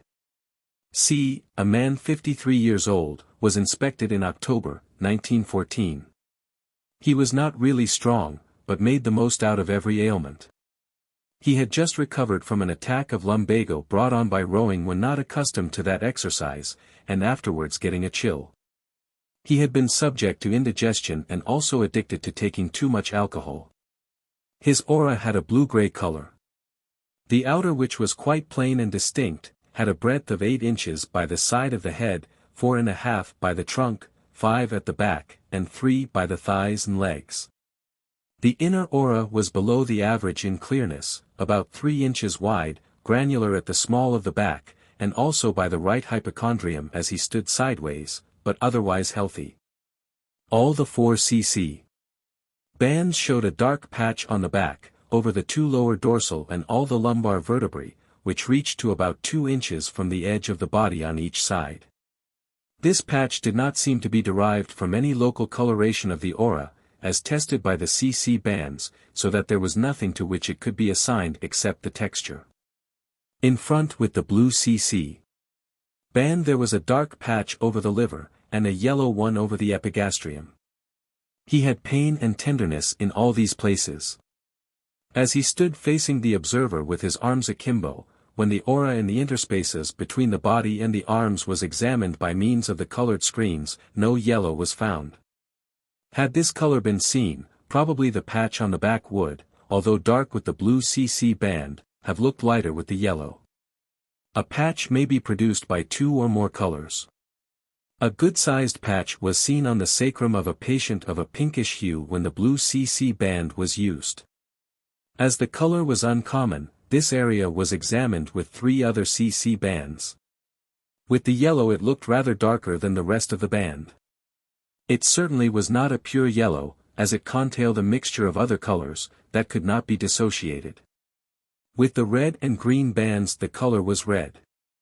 The tint differed in the 2 instances, but it was impossible to decide the particulars of the variation. Each band also made a slight alteration in the size and shape of the spot. The only feasible explanation was, that the patch was multicolored, being composed of 2, if not of more, colors, certainly red and yellow were there, and that the different CC bands resolved them. Unless the pink patch consisted of ultraviolet rays, its appearance in the red and the green bands would be incomprehensible. When using the blue CC band, it is not an uncommon occurrence to meet with dark and yellow patches upon the same person, but light patches accompanying the yellow are infrequent. On only one occasion have there been seen, when using the blue CC band, yellow dark and light patches on the same individual. The patient was a hysterical lady, of whose case a description is given in another chapter. The pathological alteration of the texture that gives rise to a dark patch in the aura when seen by the aid of the CC band, always consists, so far as has been noticed up to the present time, of a coarsely granular state of the inner aura, but it is undecided whether the outer aura assists in any way. In no instance where the blue CC band has been employed and a light patch become visible, has it been possible to exclude all chromatic alterations of the aura, so as to be fairly confident that the change was wholly due to a textual modification. Theoretically an alteration of the substance may have taken place, but it is extremely difficult to obtain unequivocal proof of it, as the observer's eyes so often become tired before the examination is completed, and besides, patients naturally object to a too prolonged inspection, having usually come not for experimental but for diagnostic purposes. The fourth agent, viz., the color of the aura, has a much surer foundation, as patches of different colors to the surrounding CC band are being constantly perceived. When employing the blue CC band, yellow is the commonest color, and next in frequency an indefinite pink. The shades of the yellow range from a transparent lemon to the darkest shade of Roman ochre. Besides a pink which varies a good deal, there are a number of hues that defy description, as they are evidently mixtures of ultraviolet colors. If these colors are naturally but merely locally present in the aura, an explanation is needed why they cannot be perceived except during the use of the CC bands. This has been partially given on page 151. On rare occasions it has been possible to detect them in the aura over, not by the side of, the body, but never as yet sufficiently distinct to describe. It is quite possible that better trained or more peculiarly adapted eyes may have the power of resolving them. At one time it was thought possible that the use of colored screens might have revealed these patches without having to resort to the tedious process of partially colorblinding the eyes. There was nothing but failure for reasons given a little later on. In Chapter 4. When discussing the likelihood of a secondary spectrum, an account was given of the inspection of the aura in the interspaces between the body and the arms of persons when standing facing the observer with their arms akimbo. The results are extremely interesting, but the discrepancies so great as to render impossible any attempt to tabulate them in a useful form.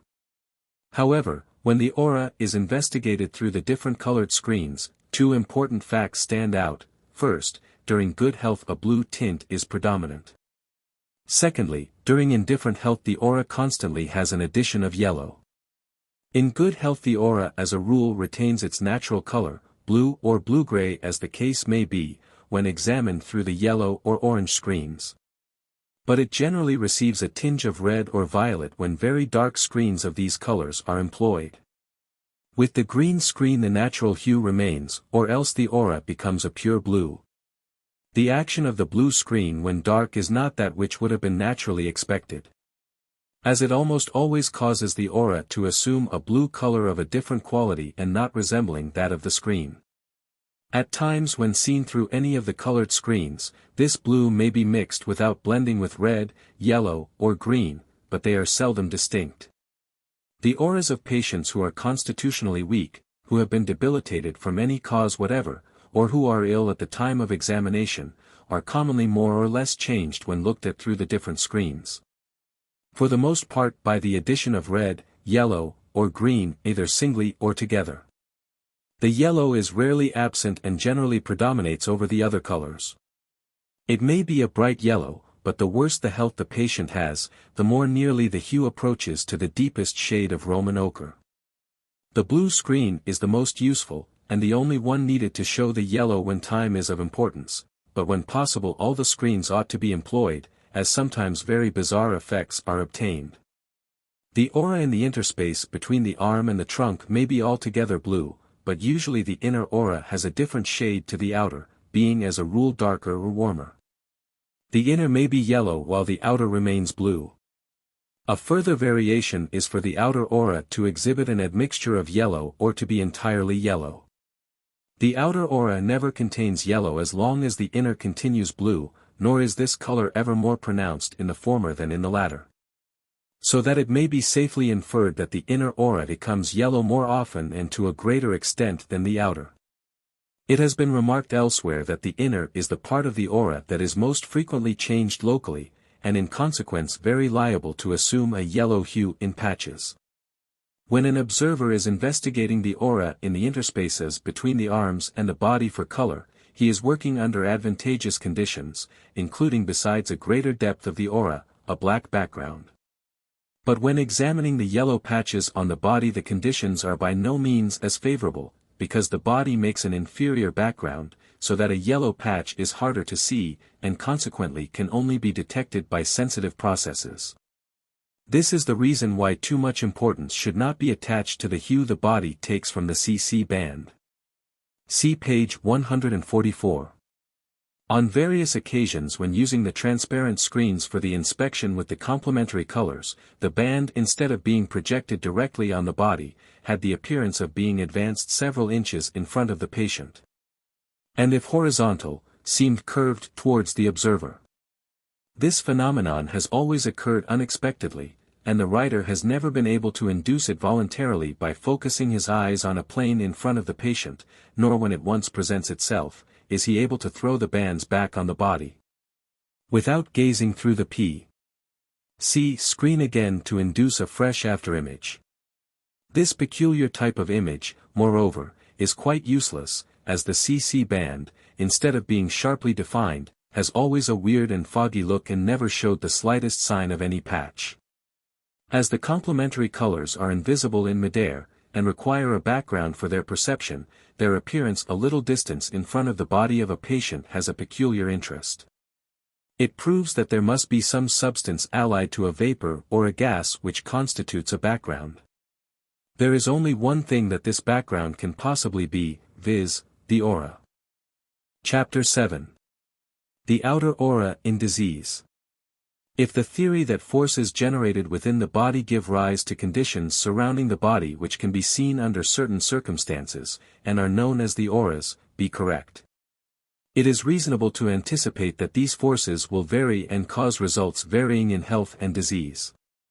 In the former condition, after making due allowance for age and sex, the auras, both outer and inner, are within well-defined limits very similar, all variations being due to individuality. It is extremely difficult to imagine any departure from health that can occur without in some manner influencing one or more of the auric forces, and in consequence the aura itself. If the ailment be only local, then probably there will be merely a circumscribed change in the aura. But should the patient suffer from a general disease, the whole aura is liable to become affected, but as recovery takes place, it may return to its pristine state. See cases 18 and 48. The alteration in the aura occasionally does not seem nearly commensurate with the severity of the illness, as many of the modifications are far too subtle to be detected by the crude methods of observation at the present time available. But it must be postulated that future and more delicate processes of investigation will disclose a greater number and variety of defects. The changes most likely to be discovered at the present time are differences in size and shape of the aura accompanied by alterations of the color and texture. The auras of everyone enjoying good health are invariably symmetrical when they are standing facing or with their backs to the observer.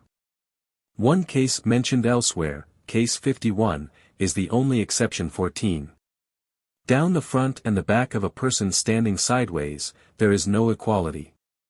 When a patient in ill health is being inspected, it is impossible, as long as the proper shape of the aura is retained, to determine whether the measurements of the aura are the same as when the patient was in good health. Unless by any chance an examination either before or afterwards had taken place. See cases 18 and 48. It must be recollected that even if the patient had been inspected during health, a variation from the correct dimensions of his aura may be only apparent, consequent upon some change of texture, as it and visibility are closely associated. In this chapter attention will be confined to instances in which the whole or a large portion of the aura is modified in shape from constitutional causes. The first departure from a typical aura that has been selected, is one constantly occurring, and more pronounced in women, solely on account of the natural size of the aura, than in men. In the type under consideration, the aura is symmetrical, but instead of gradually diminishing and reaching its narrowest limits not lower than the lowest part of the thighs, as in health, it suddenly contracts, almost to its fullest extent. Either at the level of, or a short distance below the nethermost portion of the trunk. Using a botanical term, this shape has been named spatulate. Seen sideways, the aura in front is of average width or even broader, while at the back there is an outward bulge in the lumbar regions. The expansion usually commences near the level of the shoulders, and contracts sharply at the same horizontal plane as at the sides of the trunk, and then follows the contour of the body. The inner aura apparently retains the shape and size that is possessed by persons in good health. The spatulate type of aura is strongly presumptive of a hysterical temperament, and the more pronounced the shape the more certain is the correctness of the diagnosis. Though most common in adult women, it is not confined to them, as it has been noticed in a girl 8 years old, in boys of 6 and 12, and in men. All these cases exhibited as perfect a spatulate aura as the natural shapes of the hazes of young girls, boys and men would permit. In every instance the mist was wider by the sides of the trunk than normal, while by the thighs it was natural in breadth or even narrow. These examples suffice to demonstrate that the hysterical form of the aura may occur in either sex. It is rarely detected in girls under the age of puberty, or in boys, nevertheless it is possible that this deviation may have been occasionally overlooked, owing to the difficulties of distinguishing characteristic alterations. It is exceedingly hard to decide whether the aura of a girl when in the transitional state, especially during the early period, is spatulate or not. Probable the intermediate stage in girls is that at which the aura usually commences taking on the abnormal form by the sides of the trunk.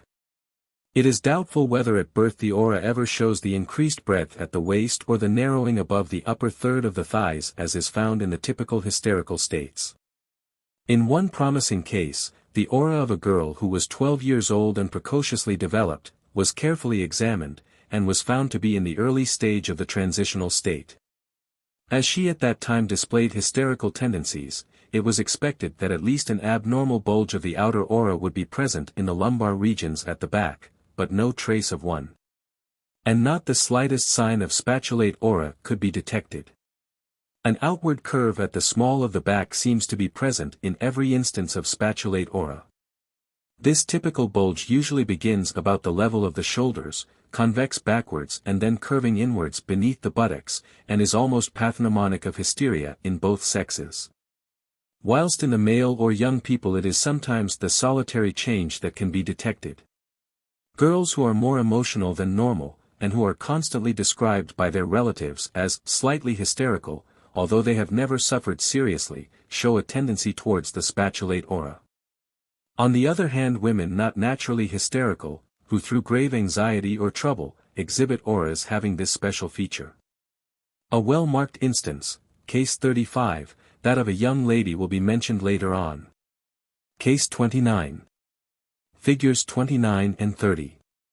D.X. Was a girl 2 months under the age of 17 years when inspected, rather tall, a perfect skeleton who 5 months previously had been plump. Emaciation had gradually progressed without any obvious reason, as all her organs were healthy. Menstruation, which commenced at 14 years of age, had been in abeyance several months. She was depressed and lethargic but complained of no pain. Her family history was far from good, as she was the only child of neurotic parents. Her aura was gray tinged with a little blue, indicating a low type. Round the head the outer aura was 7 inches wide, by the sides of the trunk 8, which would have been quite the average breadth for her age had not the shape been spatulate. And contracted as it reached a short distance below the lowest part of the body, where it became 4.5 inches, and farther decreased to 3 by the ankles. Sideways, it was not quite 4 inches over the trunk in front and diminished down the thighs and legs.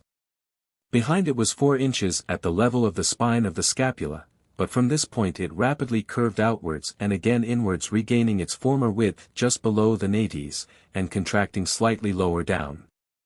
The greatest extent the bulge attained was 9 inches, which in itself was remarkable for a girl of her age, especially as her spine was peculiarly straight.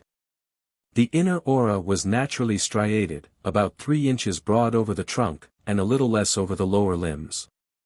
The color in the interspaces between the arms and the body, as she stood akimbo, exhibited through the different screens more yellow than was compatible with health. Figures 29 and 30. Hysterical aura. Spine wanting natural curves. Here was an ideal spatulate aura, so conspicuous that her aunt who accompanied her could easily distinguish its configuration. She was advised general massage, feeding up, etc. One visit only was paid, but her friends subsequently wrote to say that she had regained her proper weight and appeared in good health. Whilst examining some children for the effects of heredity upon the sizes of the aura, an early instance of the spatulate aura was discovered. Case 30. Figures 31 and 32. E.X., a girl not quite 8 years old, was inspected in 1910. She was a bright and clever child, very excitable, but had a neurotic parentage on both sides. See Table I. Figures 31 and 32. Young girl. Hysterical aura. Her aura was bluish-gray in color. The inner was about 1.5 inches wide, displaying striation. On the left side over the whole of the trunk it was bright, being a good example of a pseudo-ray. Page 52. In a short time this ray faded and the aura assumed its natural condition. There were areas of local brightness which gave the impression that rays were being emitted from various parts of the body, but none were absolutely developed. Round the head the outer aura was a little broader than the width of the shoulders. When the girl placed her hands behind her neck, the haze was 4 inches by the sides of the trunk, narrowing to a little less than 3 inches at a short distance below the pubes, from whence it proceeded regularly downwards. It was not easy to determine the exact width as the margin, especially by the lower limbs, was ill-defined. Seen sideways, the outer aura was barely 3 inches deep in front of the body, but at the back it bulged out, from the level of the shoulders to 6 inches at the lumbar region, and curved inwards a short distance below the nates. The CC band was even all over the body. This child had a wide aura for her age, which is all the more singular as the other members of the family had narrow ones. It was a typical specimen of an infantile spatulate aura. Case 31. The next example has been chosen as the patient exhibited a very distinctive aura of this class.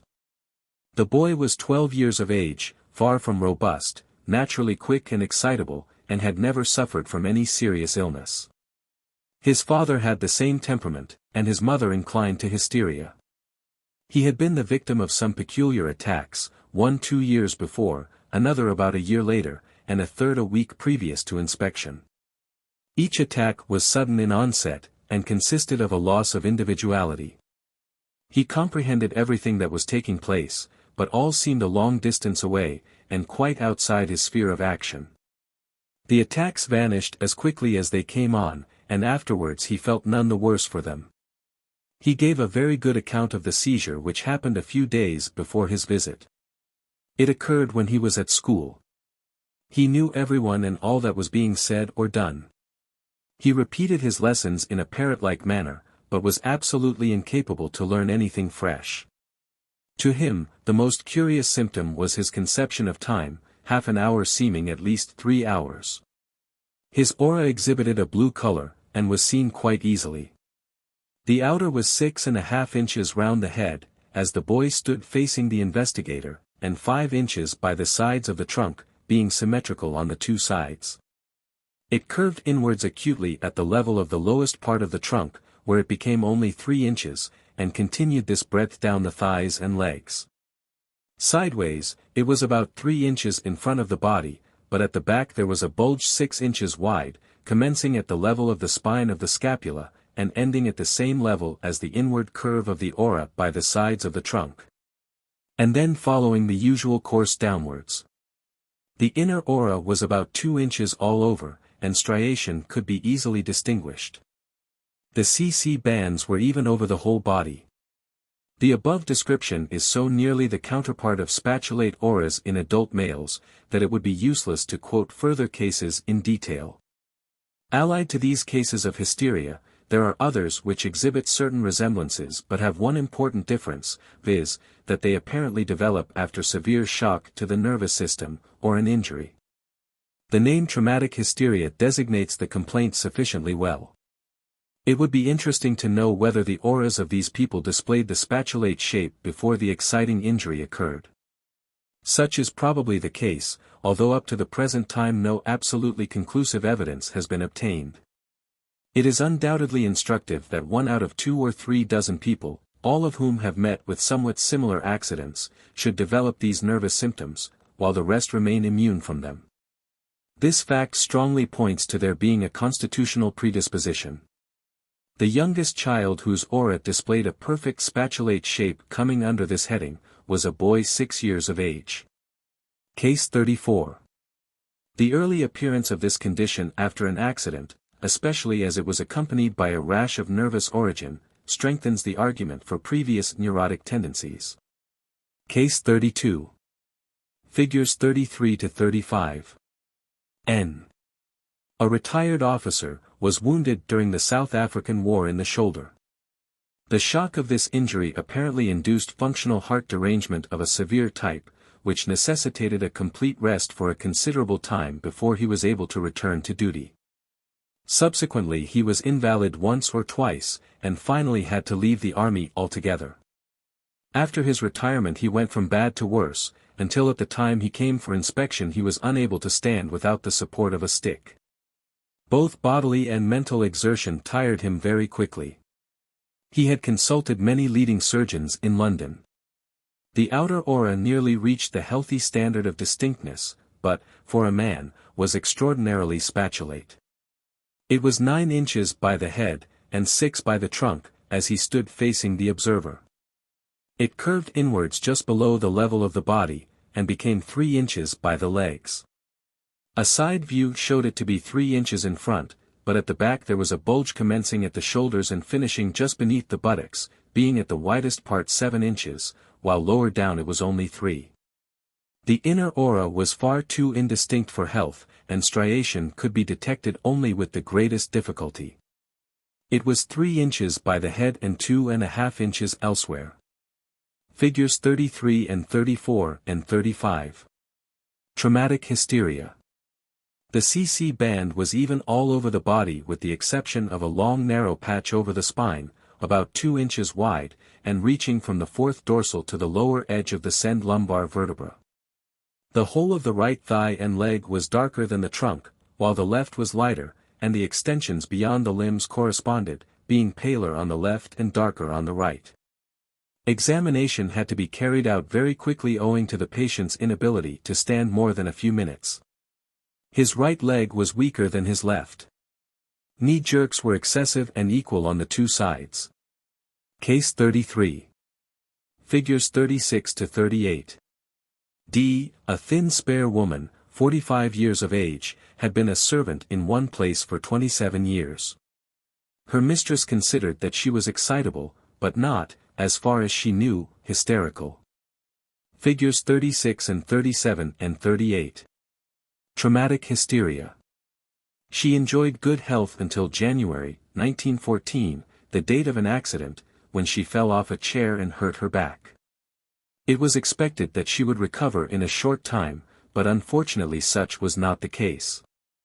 She had been treated at 2 or 3 different hospitals, but became worse rather than better. Inspection, which was made before any question was asked or any examination in the ordinary manner, disclosed a spatulate aura, narrow, but of quite average distinctness. It was 7 inches by the head and 8 by the trunk, contracting to 3 by the legs.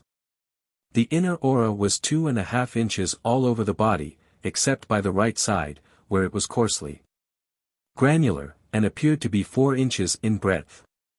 This granular portion could be seen extending round from the front to the back.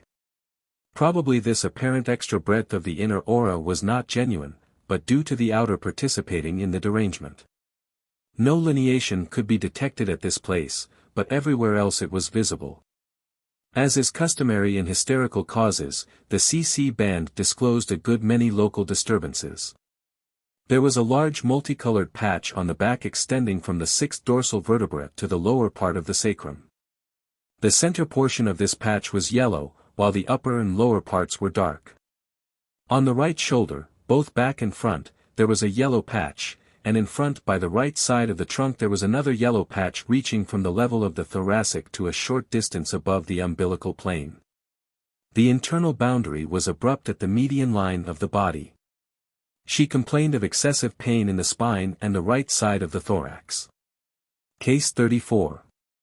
A boy 6 years of age was examined in the early part of 1916. Until the previous July he had been healthy, rather excitable but not what would be commonly called a nervous child. A very peculiar circumstance had frequently been noted in connection with this boy.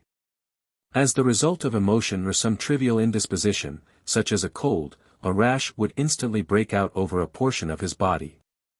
It would be out of place to describe the rash more fully than to say it occurred in large patches and somewhat resembled lepra rubra.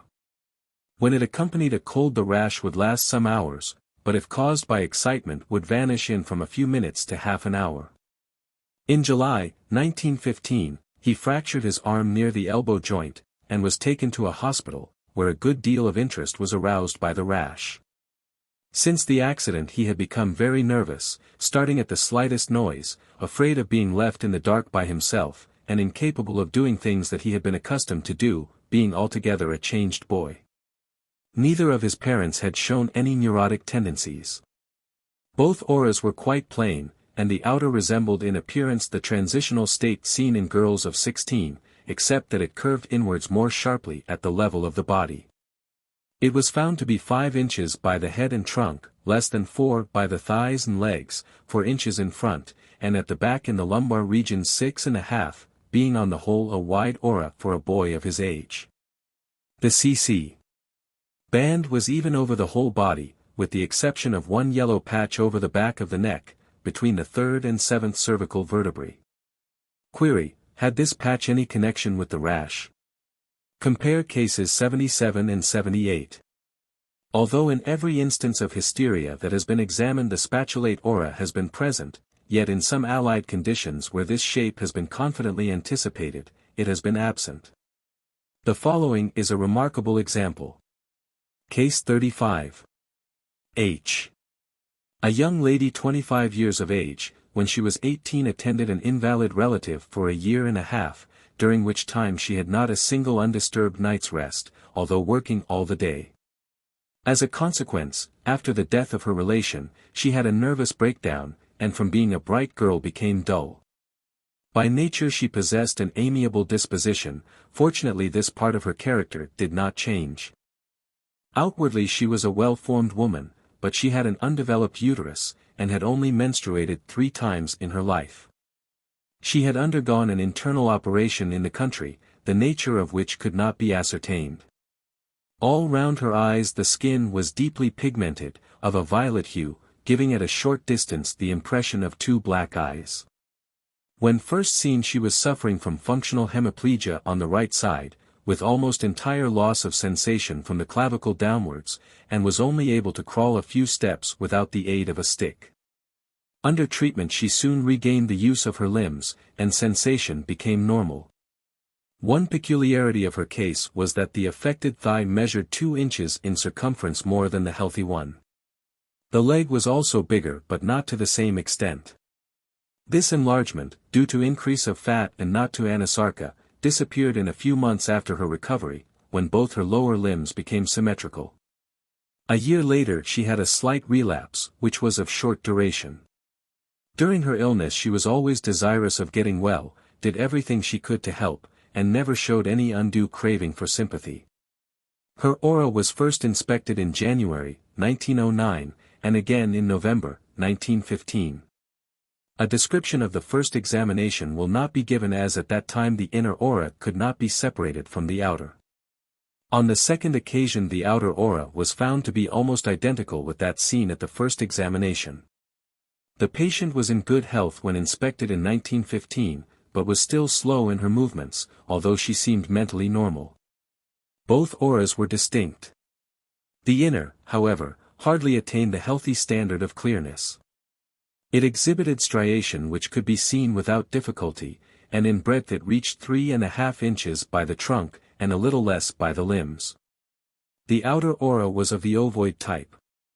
It was 9.5 inches round the head, 11 by the trunk, and gradually contracted until it was 4.5 inches by the ankles.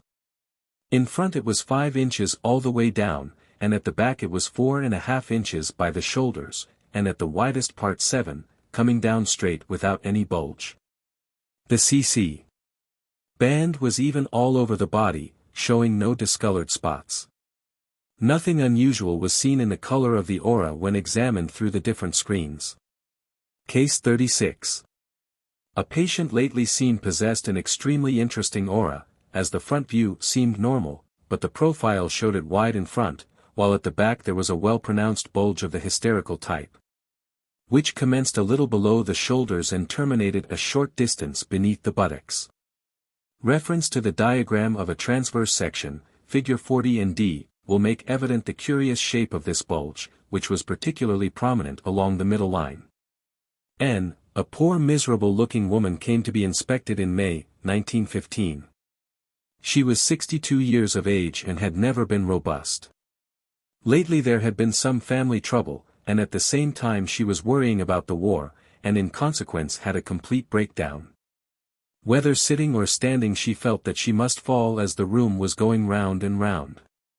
She complained of pain in the head, nausea, strange sensations all over the body, and inability to sleep properly. Her appearance at times was very peculiar, giving the impression that she was going out of her mind. Her mother had been insane. Upon examination no organic mischief could be found to account for the symptoms, so her ailment was considered to be pure neurasthenia. Under treatment her health rapidly improved, and she was able to leave her bed in a few days and do little things about the room. In a week or two she regained her health. Upon inspection both auras were found to be well marked. The outer showed an approach to the spatulate type and had a huge bulge at the small of the back, beginning at the shoulders and finishing just below the nates. This part was highly characteristic of hysteria. The inner was coarsely striated, distinct, but of a most singular appearance. It seems extremely probable that the aura was in an intermediate stage between the normal and spatulate shapes. Behind, the cc. band disclosed 2 yellow patches on the back, the upper being by the left side of the spine, from the 4th to the 6th dorsal vertebrae, and the second upon the 2 lower lumbar vertebrae and the higher part of the sacrum. And there was a 3rd patch on the right thigh where the patient complained of peculiar sensations. In front there was a light yellow patch over the epigastrium, due evidently to digestion, as there was no other condition to account for it. A dark spot was also seen on the lower part of the abdomen on the right side. In all these places she suffered pain and tenderness.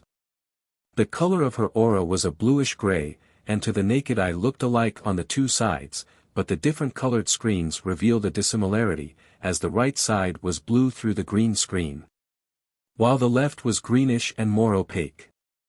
Through the blue screen the inner aura on the left side was a yellow ochre, but on the right lighter and less yellow.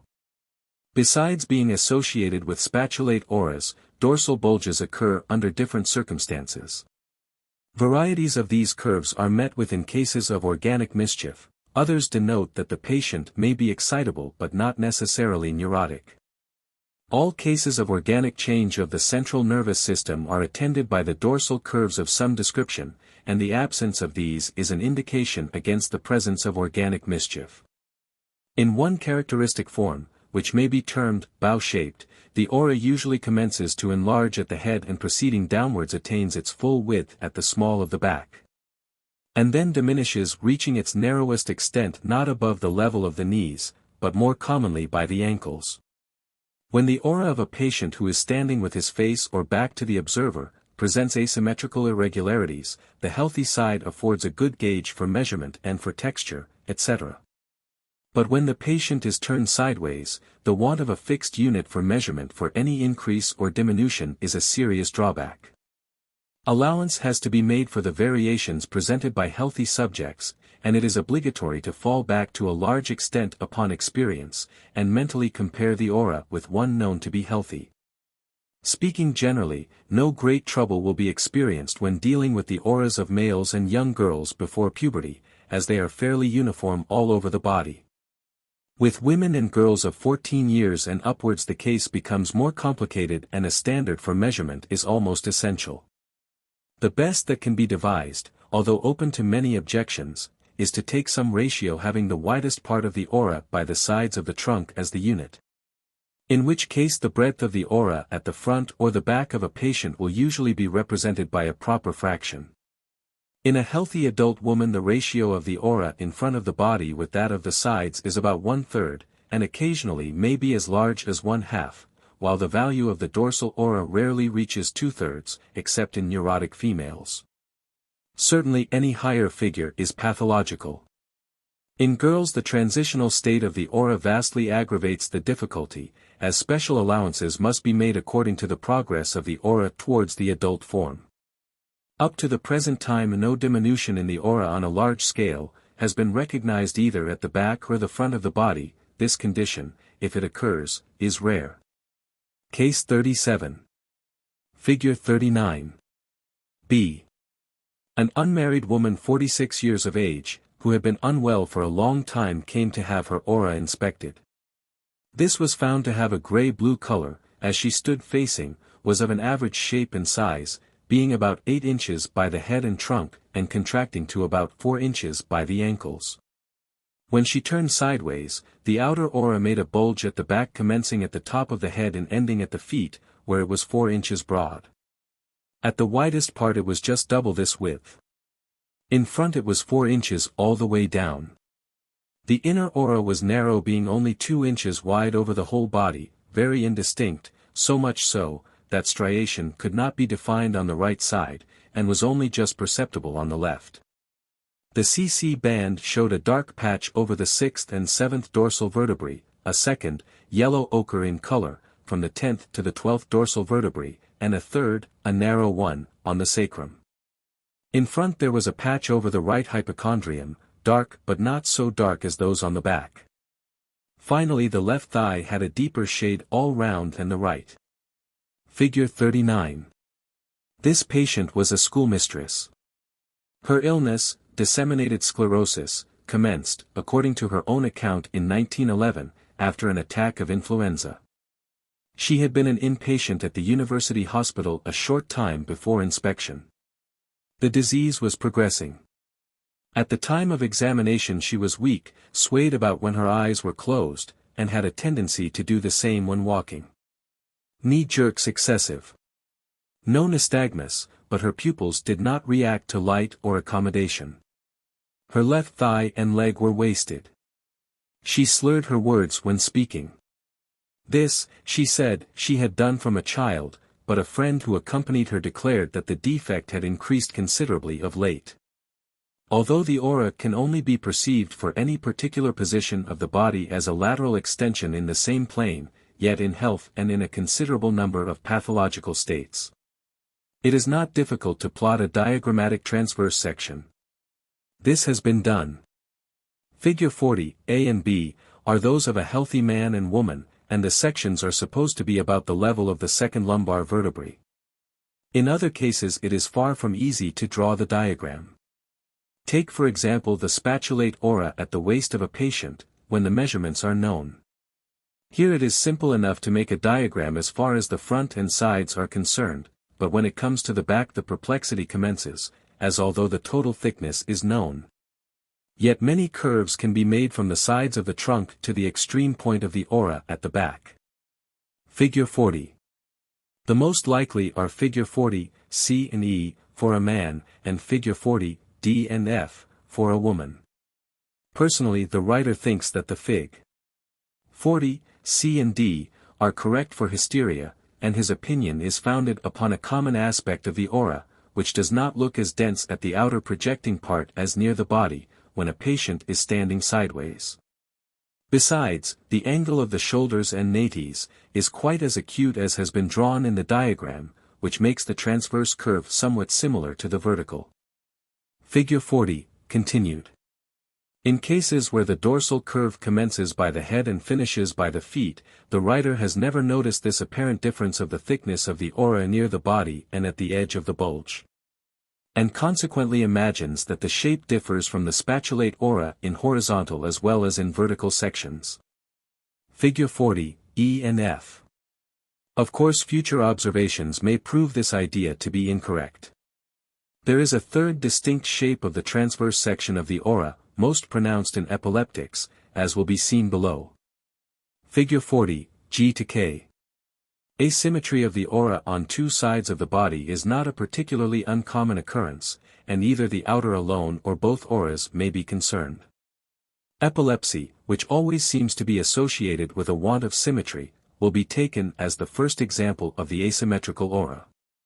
The aura of epileptics has a complete character of its own, quite unlike the hysterical type. The latter has been just described as wide and symmetrical, while the former is peculiarly unequal. The irregularity extends from the crown of the head to the soles of the feet, and is obviously due to a contraction of the aura on one side rather than to augmentation on the other. The change is not merely one of width, but also of texture. It is singular that in every case the diminution has been on the left side, but further investigation may show that the decrease can occur on the right also.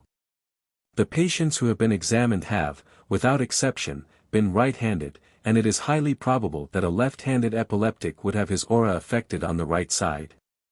Patients not suffering from this disease occasionally have auras simulating to some extent the typical epileptic aura. These will be considered later on, but do not in the least detract from the diagnostic value of the type in doubtful cases.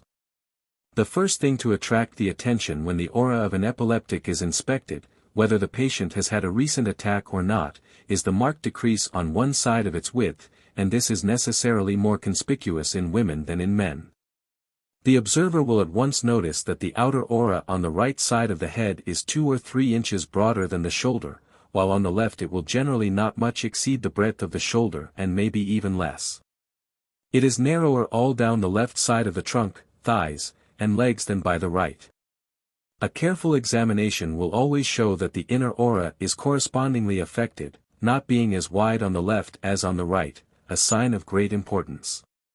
Besides, its appearance is more opaque than normal, and striation, when not entirely absent, is generally difficult to detect. The texture of the outer aura is almost, if not always, dissimilar on the two sides. With the patient sideways, the auras do not present any abnormality in front, but at the back a bulge may or may not be seen. The color of the haze is usually gray with a deficiency of the usual blue tinge. Case 38. Figure 41. N.W. A man aged 45 years, had been strong and never had any serious illness until a few months previous to inspection, when he had an epileptic fit, and subsequently several others. None of his brothers or sisters have suffered from this complaint, nor, as far as could be ascertained, were they in any way neurotic. His children were all healthy and strong. He has had no injury to his head to account for these attacks. Figure 41. Epileptic aura. Neither aura reached the healthy standard in distinctness, as might be expected. The outer aura on the right side was clearer and wider than on the left, where it was coarser in texture.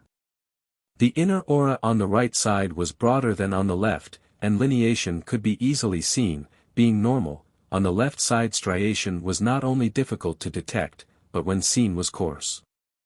With the patient facing the observer, by the head the outer aura on the right side was 10 inches against 7 on the left, by the trunk on the right side it was 6 inches wide, while it barely reached 5 on the left. Viewed sideways it was 5 inches in front, and 6 at the small of the back, where there was a slight but appreciable bulge. The inner aura was 4 inches on the right side of the trunk, and 3 by the lower limbs. On the opposite side it was a good inch less. The CC band was even over the whole body. The different colored screens did not disclose any abnormality, except that the aura showed a yellow color through the dark blue screen. The hue was more marked and deeper on the left. Case 39. Figure 42. I.e. 39 years of age, had been an epileptic for over a quarter of a century, and the number of fits had gradually increased until now for months together they had been 2 or 3 a day, and never less than 3 or 4 during the week. Her family history was bad, as her mother and sister were afflicted with the same disease, whilst the intellect of another sister was considerably below par. For the last year or two her mental powers had been failing, and she complained greatly of loss of memory. Except for the fits she had always enjoyed good health. As might be expected, her aura was typical of epilepsy.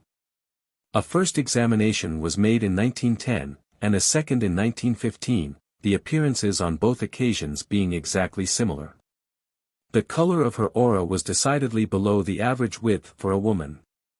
The outer was indistinct and the inner still more so, but there was no difficulty in seeing either, though their margins were ill-defined.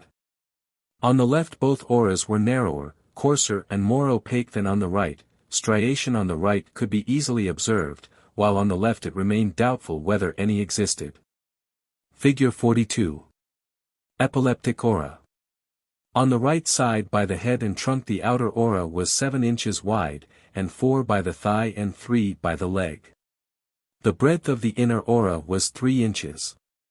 On the left side the aura only measured 5 inches by the head and trunk, and by the leg 3, while the inner aura was only 2¼ inches in width.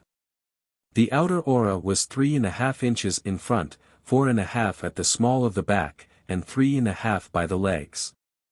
These figures show that the outer aura was narrow for a woman on the right side, and still more so on the left. The CC bands gave no results worth mentioning. When seen through the different colored screens the aura did not exhibit the same hues on the two sides, the left contained more yellow. The patient was placed upon the insulated stool and electrified, receiving several charges of positive and negative electricity alternately. The effect, though definite, was not nearly as pronounced as usual, the eventual increase being only 2 inches on the right and a little less on the left, while at the same time the margins became still less marked, making it to be impossible to be sure of the exact amount of enlargement. The aura on the left side still continued to look coarser than on the right, and the comparative difference seemed to be equal, in spite of the loss of distinctness on both sides. Case 40. XT, a schoolboy 13 years of age. A friend saw the dreamy attacks, and asked his father to bring him for examination. He came in 1909, and purposely no questions were asked before inspection. The aura was obviously asymmetrical. The color was a greenish-gray. The outer aura was 6 inches wide by the side of the head, and the inner 3 inches on the right, while on the left it was 4 and 2 inches respectively. With his hands on the back of his neck, the outer aura on the right side of the trunk was 4 inches in breadth, narrowing about ½ inch lower down, and the inner was ½ an inch less than the outer. On the left side the outer aura was only 3 inches wide, and the inner barely 2½ by the trunk, and not quite as much by the lower limbs. Sideways, the inner was about 2½ inches in breadth down the whole of the front and the outer a trifle wider. At the back the inner was the same, but the outer bulged to about 6 inches in the dorsolumbar region. Elsewhere it was only 3 inches. The CC band was uniform over the whole body, but the extension on the right side of the head was darker than that of the left. Strange to say, there was an admixture of brown in the CC band beyond the body, especially on the left side. The extensions by the sides of the trunk were very similar, but the brown color was not as well marked. When the examination was ended, his father said that the boy was under treatment for petit mal, and that he never had a grave attack. Two questions naturally arise in connection with the differences in the size of the auras on the two sides of epileptics. The first is whether the asymmetry is congenital, or whether the aura is symmetrical at birth and commences to alter with the onset of fits, and the second is whether the disparity once produced is permanent. There are so many difficulties in the way of determining whether the asymmetry of the epileptic aura is congenital, that it is impossible at present to arrive at a definite conclusion, but the writer is inclined to think that such is not the case. If congenital, the shape should occur in persons who are predisposed to the malady. And it might have been expected that occasionally cases would be met with where an existing variation in the size of both the outer and inner auras on either side would point to such predisposition, although no fits had yet occurred.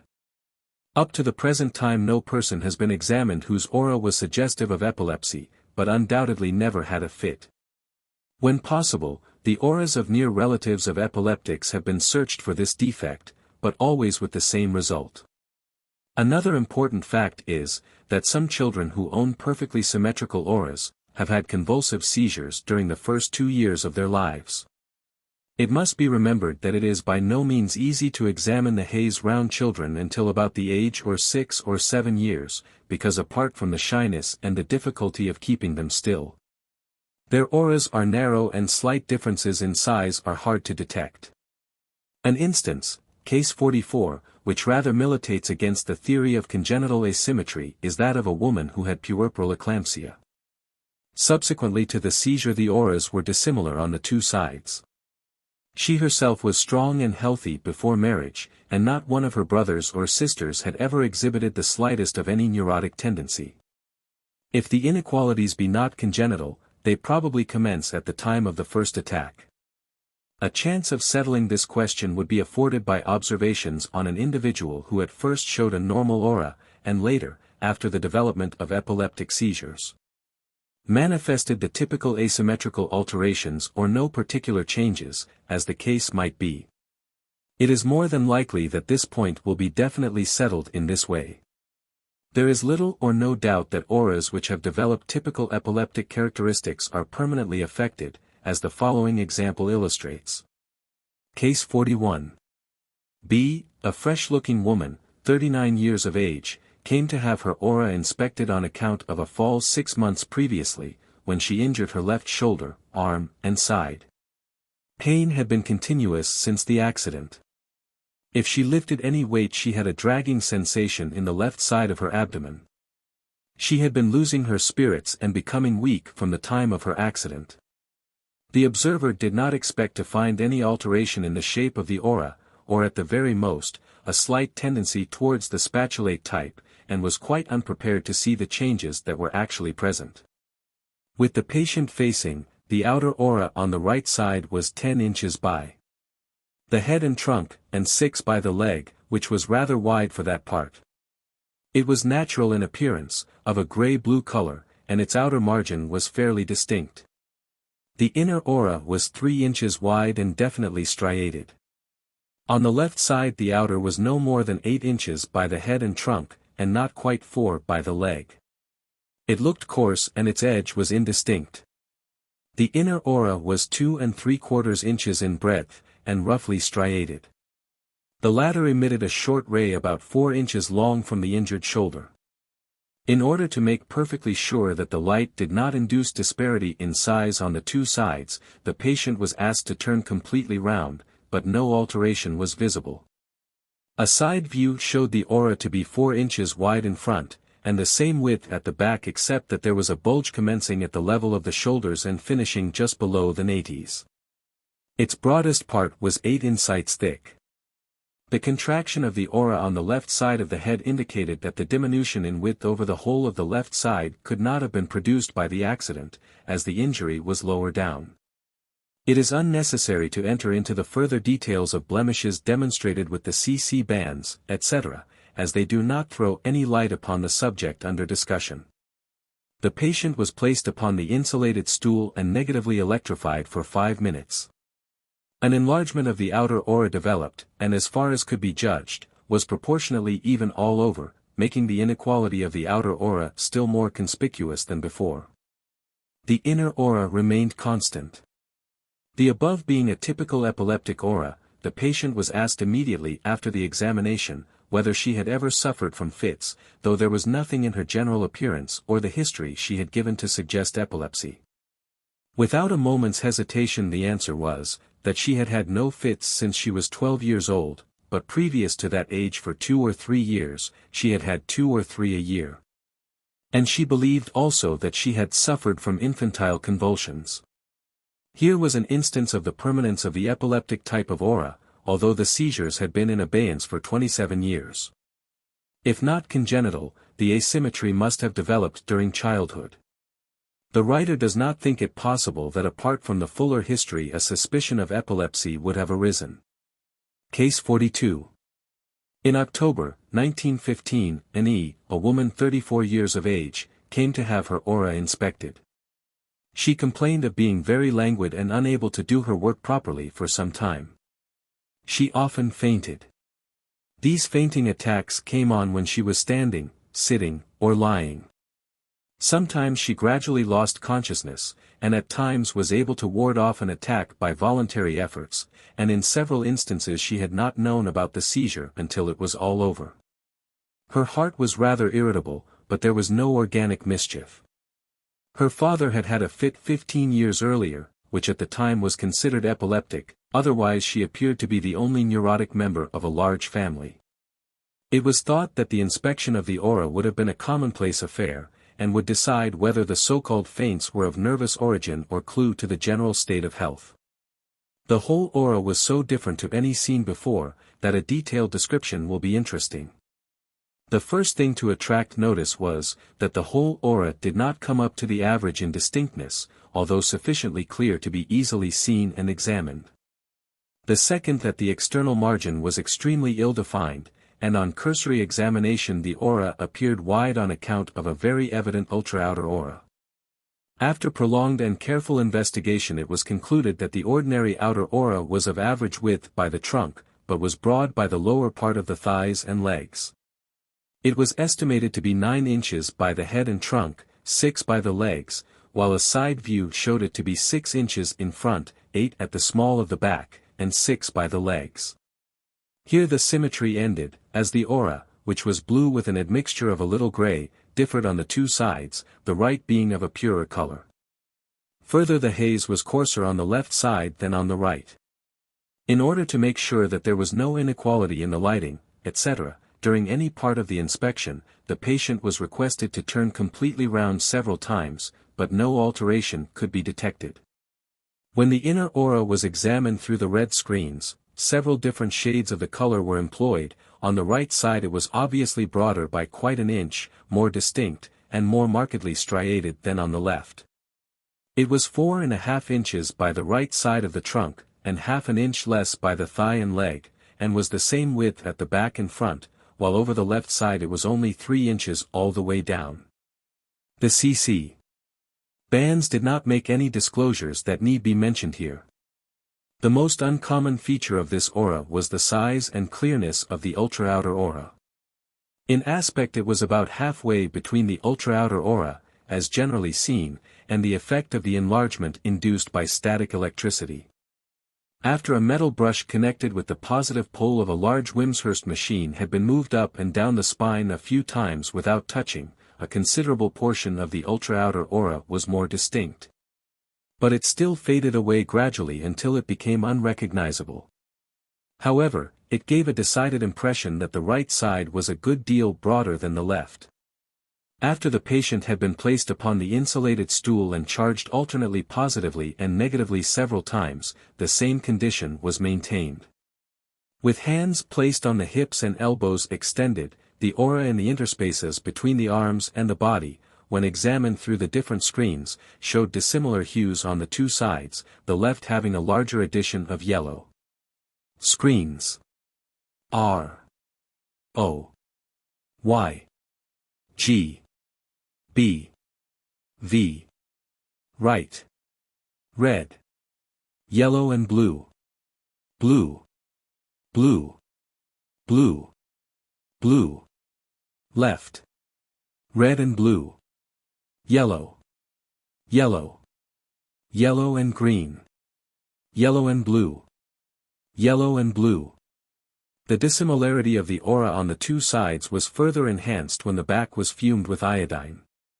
Instead of affecting the two sides equally, it made the aura on the left side a red-brown, while on the right it was only slightly altered. In this case all the characteristics of an epileptic aura were present, except that a diminution of the outer aura on the left side could not be satisfactorily determined, on account of the ultra-outer aura. But after electrification it gave the impression of being narrower, or if not really smaller, the distal portion was more faint. 8 months later the patient was inspected a second time. The general appearances were the same. Nothing that could assist in the explanation of the unusual features was discovered. Case 43. A somewhat analogous case was examined in 1918. The patient, S.J., was an old soldier who had become epileptic, and attributed the fits to a blow on the head received during the South African War. Some hesitation may be felt in admitting the sufficiency of the cause assigned, as the blow was not a severe one, not even keeping him from his work, while the attacks did not commence until a long time afterwards. Lately the fits have been increasing in frequency, and there are generally several within a few hours of each other, succeeded by a lengthy interval of freedom. Inspection showed a well-marked ultra-outer aura, extremely wide for a man. The margins were so ill-defined as to make the true dimensions of the outer aura uncertain. There was a considerable difference in the appearances on the two sides, the left being coarser and more opaque than on the right. Omitting the ultra-outer portion, the outer aura looked less wide on the left, but owing to indefiniteness of the edge the exact size could not be ascertained with accuracy. The inner aura on the left side was roughly striated and narrower than on the right, where it exhibited a more normal lineation. At the back there was a big bulge beginning just above the shoulders and ending a little below the buttocks. The different screens showed more yellow on the left side than on the right.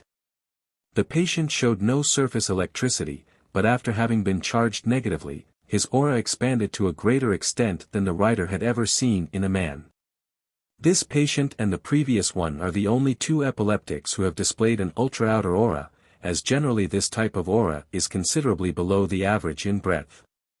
Up to the end of 1918, only 4 cases which were not definitely epileptic, had upon investigation presented both outer and inner auras on the left side of the body smaller than those on the right.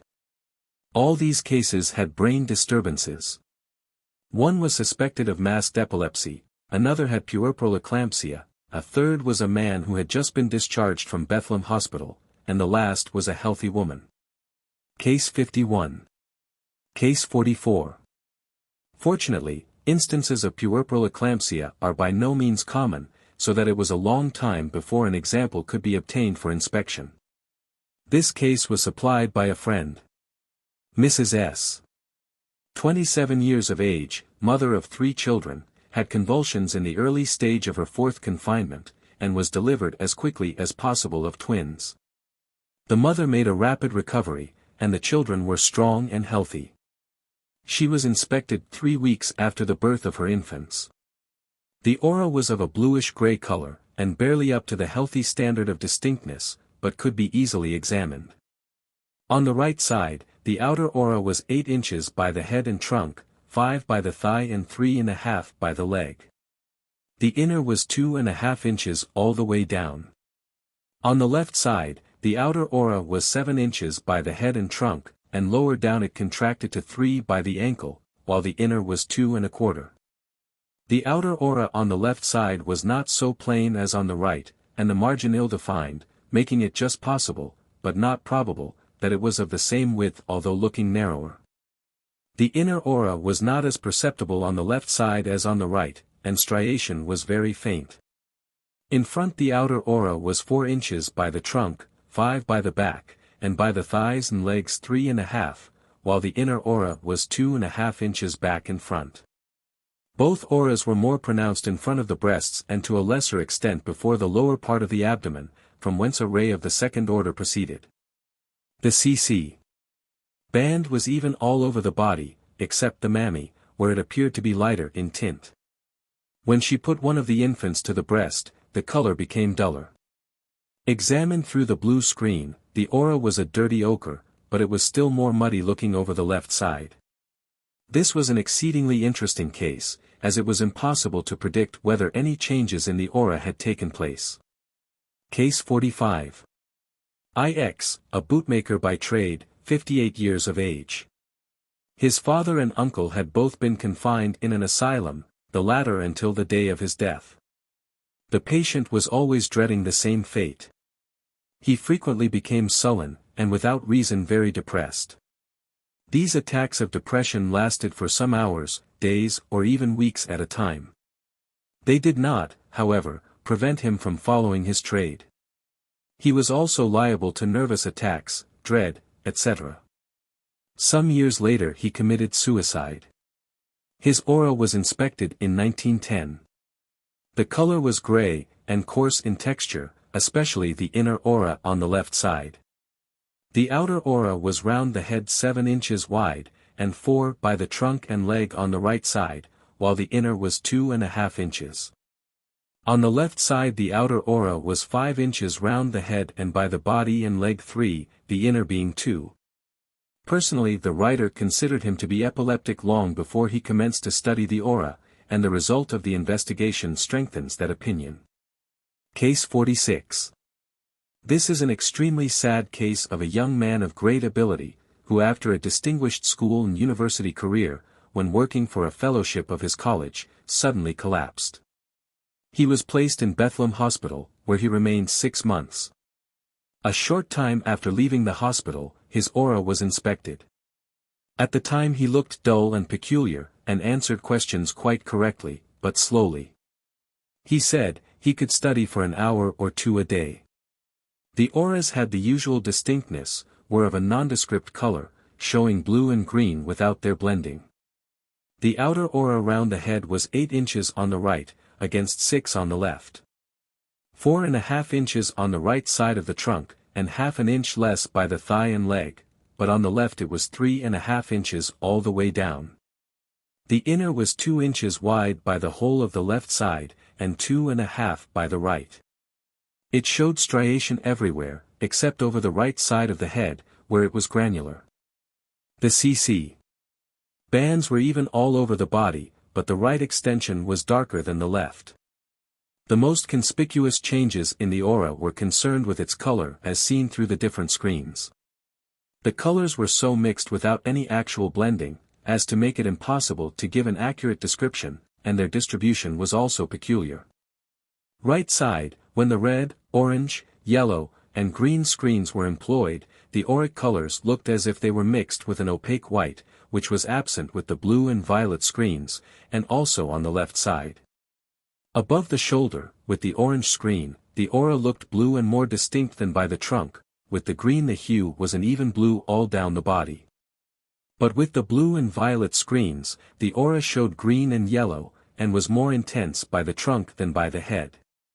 Left side, through the orange, yellow, and green screens, the color of the aura was blue and yellow, the latter color being more pronounced by the body than by the head. With the blue and the violet screens the hue was more marked by the head, being a greenish blue, but there was an addition of yellow by the side of the body. At times the outer aura is found to be unequal on the 2 sides while the inner aura remains symmetrical, but this does not preclude great alterations in the latter as regards color, texture, etc. While the inner remains normal the patient may be in good health bodily, but mentally not quite sound, as the following example will show. Case 47. In this instance the patient has been under observation for many years, making it more than usually interesting. N.D. In April, 1907, when she was 20 years old, overworked herself at a school, teaching all the day, and studying for an examination at night. She did not retire to bed until the small hours, getting no proper sleep, as she was obliged to be up early. She went home for the Easter holidays feeling ill, and 2 days later developed a high temperature, the first stage of meningitis, which affected both sides of the brain. She was so ill that during one night, the nurse thought she had passed away. However, she recovered bodily, but was a changed person mentally. Instead of being rather studious and amenable to reason, she became perverse, selfish, and unable to concentrate her thoughts. It may be interesting to note that Koenig's sign was well marked during her illness, and continued evident to a slight extent for a year and a halt, but 6 months later could not be detected. In September, 1908, her aura was examined.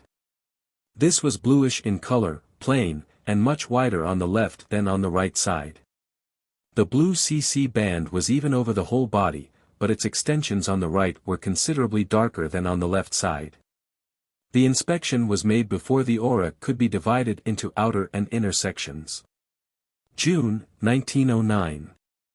Bodily health was still good and mental powers much improved. The girl had given up teaching, doing housework instead. She was able to read a little but only light literature. In November of the same year she was again examined. The general characters of the aura were unaltered, but the inequality had lessened. The etheric double was plainly visible on both sides, being a little over 1/8 inch in width. The outer aura was 5 inches on the right against 7 on the left by the head. By the trunk it was 7 inches on the right and 8 on the left. By the thighs and legs there was very little difference, the breadth being about 4 inches. The inner aura was about 3 inches wide and symmetrical. In profile, the outer aura was about 3.5 inches in front, and another ½ inch at the back, while the inner was 2.5 back and front. The important point to notice was that the inner aura was alike on the two sides. Whether this would have been the case shortly after her illness must, of course, remain uncertain. Here we have an instance of partial recovery of the aura after a severe illness. September, 1913. The patient, who for some months had been doing secretarial work, broke down again, and was obliged to give up her post. For the last few weeks severe headaches prevented her from concentrating her mind upon work. She was very depressed, and had frequent burning sensations on the outer part of her thighs, the right being worse than the left.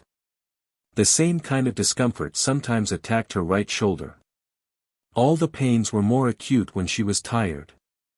There was great loss of sensation over the whole of the right thigh, and over a large patch on the abdomen, while at the back the right side was more affected than the left, and there was also a partial loss of sensation in the 2 feet. The strength of the right hand was perceptibly diminished, but there was no tremor. Both legs seemed equally strong. The tongue when protruded deviated to the right. The left eye was more prominent than the right, and showed internal squint but no nystagmus. Pupils reacted slowly both to accommodation and light.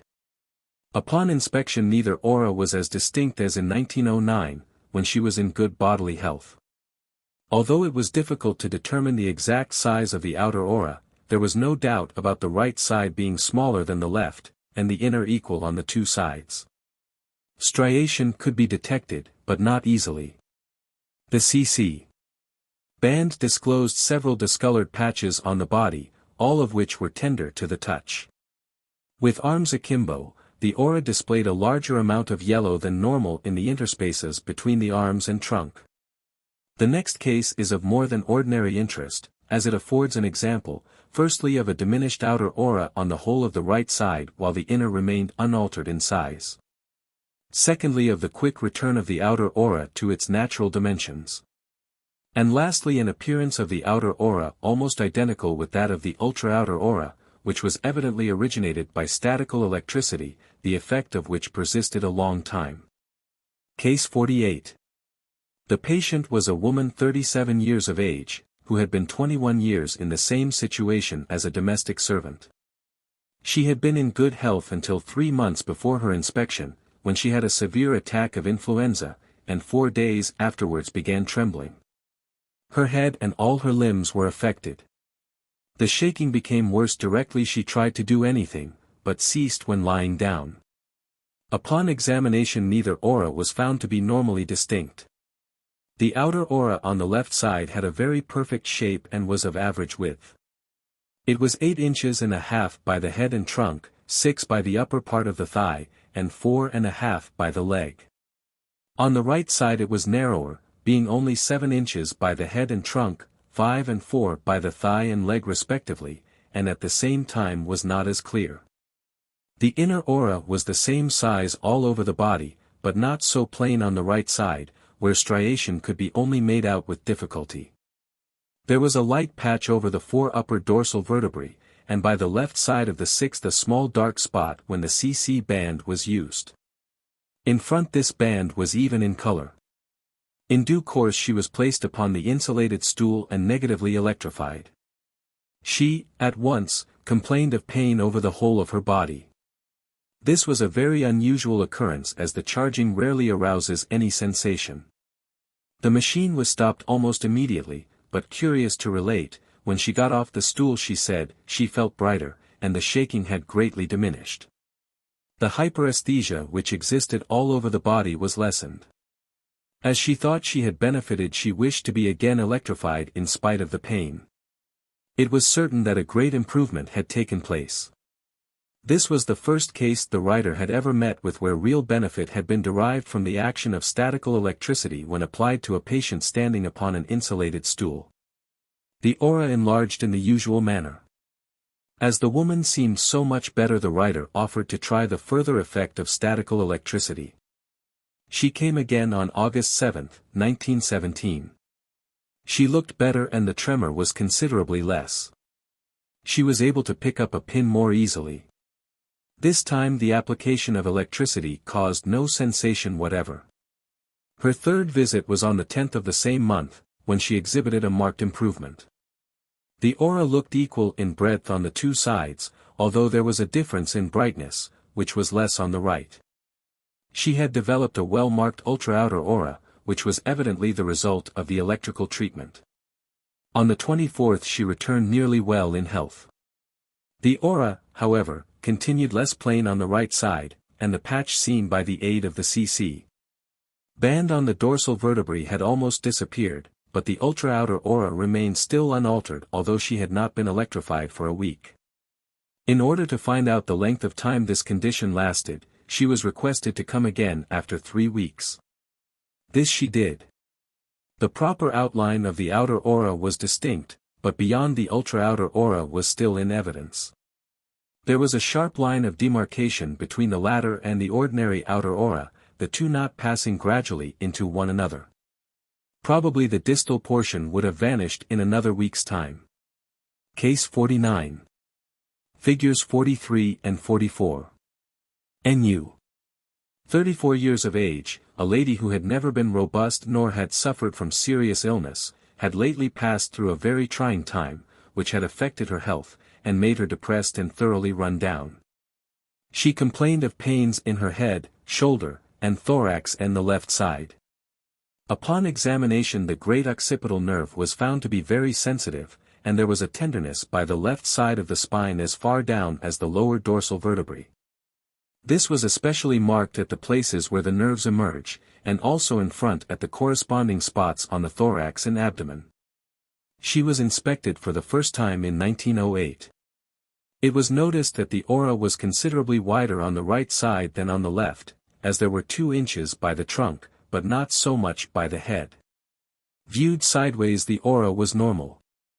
The blue CC band was of a much lighter shade over the left side of the thorax than the right. The line of demarcation was the median line of the body, but the change from the one side to the other was gradual. The yellow CC band showed a corresponding modification. In front of the abdomen the tint was even all over. When the back was examined the left side was lighter than the right, the spines of the vertebrae marking the boundary of the change. Figures 43 and 44. In the following November she was again investigated after having regained fair health. As she faced the observer, it was found that the inner aura measured 3 inches by the side of the head and trunk, and everywhere else it was a little more than 2 inches. The outer aura had become symmetrical on the two sides, being 11 inches round the head, 10 by the trunk and 5 by the legs. Sideways the outer aura was 5 inches in front of the body, at the small of the back 7, and down the lower limbs 4 inches. Although the aura was equal on the two sides, yet it exhibited a curious dissimilarity, inasmuch as the exterior margin on the right side was more sharply defined than on the left, giving the impression of being narrower. Other changes could also be distinguished. The inner aura on the left side of the thorax, as far down as the lowest ribs, was finely granular, and more opaque than on the right. Below this level there was no difference on either side. The blue CC band still showed a large patch in front on the left of a lighter shade than on the right side. The demarcation lines were distinct and sharp, the upper running along the superior border of the mamma, the inner the medium line of the sternum, and the lower with the costal cartilages, and about an inch above edges. On the abdomen the band was even all over with the exception of a dark patch over the right hypochondrium, lying a little above the level of the umbilicus. On the back it was even all over, except for two small spots, one lighter in shade than the rest of the band, situated just below the spine of the scapula on the left side, and the other darker over the sacrum. The former was tender to the touch. Another interesting shape of the aura remains to be considered, the existence of which might have been foretold. It is characteristic of hemiplegia. In different cases that have been investigated, slight variations have, of course, been detected. The following is a fairly typical instance. Case 50. Figure 45. E. A rather stout man, 69 years of age, had an apoplectic fit in March, 1916. He remained unconscious for some days but had no unusual symptoms. His right arm and leg were paralyzed, and he was aphasic. In a comparatively short time he regained a fair amount of power in his limbs, but his speech did not improve commensurately. He was able to understand what was said to him, but his answers were incongruous as he could rarely utter the words he wanted. Figure 45. Hemiplegia. In August his aura was inspected. The outer on the right side of his head was 9 inches wide, while on the left it only reached 6.5. By the trunk on the right side it was about 4.5 inches, diminishing to about 3.5 by the leg. On the left side it was 6.5 by the trunk and contracted to 6 by the leg. Although more indistinct than he had been in good health, on the left side the aura was still less plain than on the right, making it extremely difficult to determine the exact width. Sideways, the aura was 5 inches in front, and at the back quite natural in shape, being straight down, and 4 inches at the shoulders and buttocks. The whole of the inner aura was below the ordinary standard of brightness. Above the shoulders, it was massed on each side and granular, but was broader and finer on the right. On the left side it was very coarse and dense. By the same side of the trunk and leg it was 3 inches wide, but on the right side it was about an inch narrower. Striation could be just detected on the left but not on the right. Examined with screens the colors were alike on the two sides, with the red, orange, and violet screens. Contrary to all expectations the hue was blue on the right, and yellow and green on the left through the green screen, while through the blue screen it was blue on the right and yellow on the left. This peculiarity, for which no explanation can be offered, is the main reason why this case has been selected as an example for hemiplegia. A most important question arising here is whether healthy people ever have asymmetrical auras. Perhaps it would be more to the point to ask, if the aura be not symmetrical, can a person, although apparently in good health, be so in reality, or is there present some local or constitutional defect? Unfortunately, sufficient data are not available for arriving at a definite conclusion, because so far, only one unequivocal case that could come under this heading, has been seen. This instance occurred before the aura could be divided into the outer and inner, and consequently loses much of its interest. A careful search is made whenever an opportunity presents itself, so that this peculiarity must be far from common.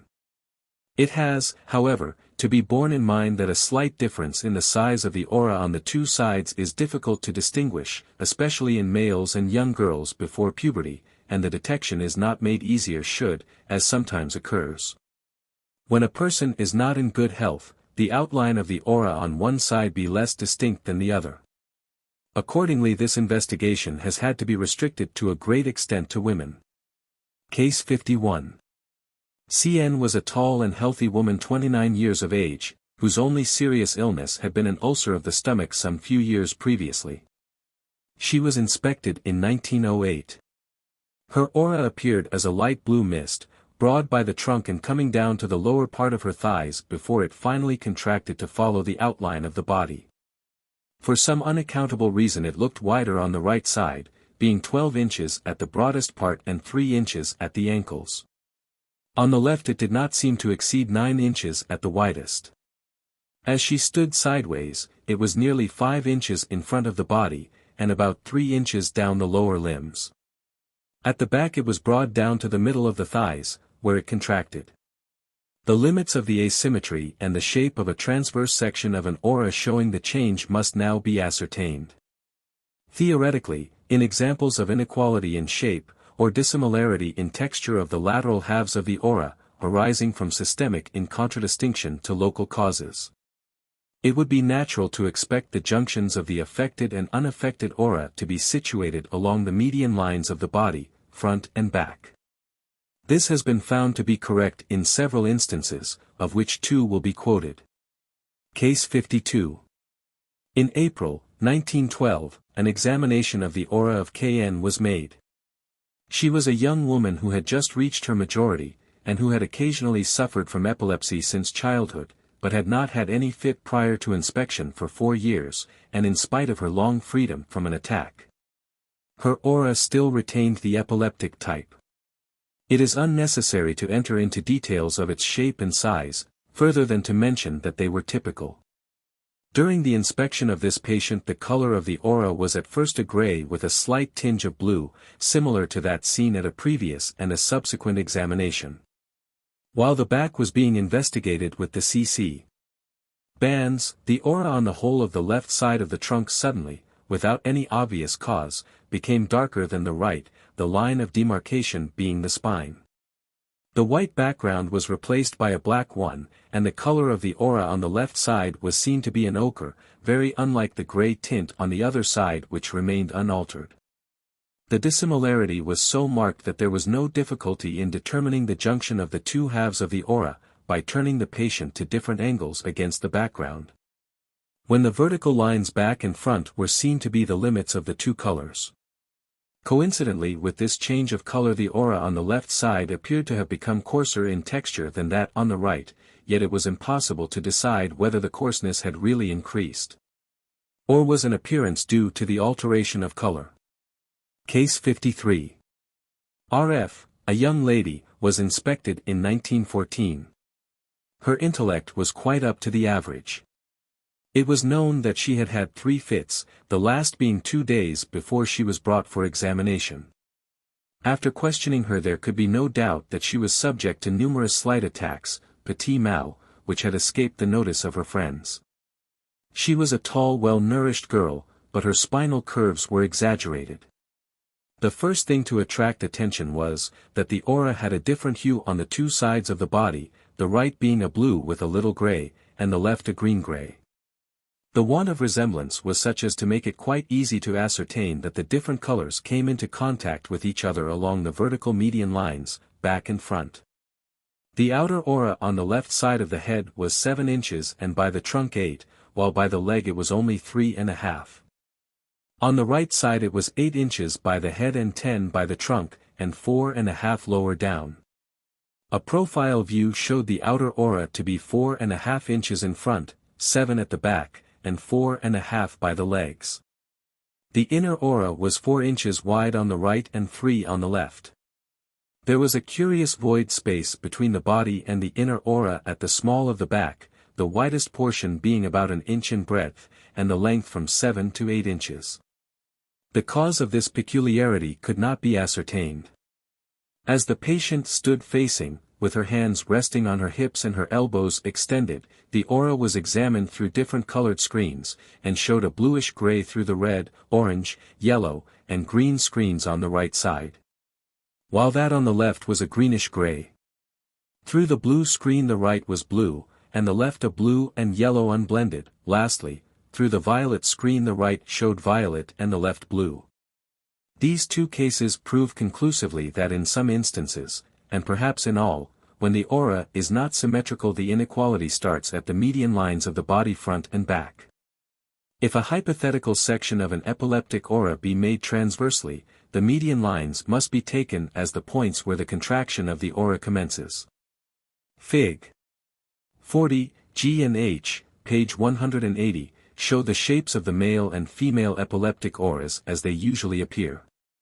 In some instances of epilepsy, as will be seen in cases 42 and 43, the aura on the contracted side has an exceedingly ill-defined margin, and occasionally gives the impression of extra width resembling in appearance an ultra-outer aura beyond the normal haze.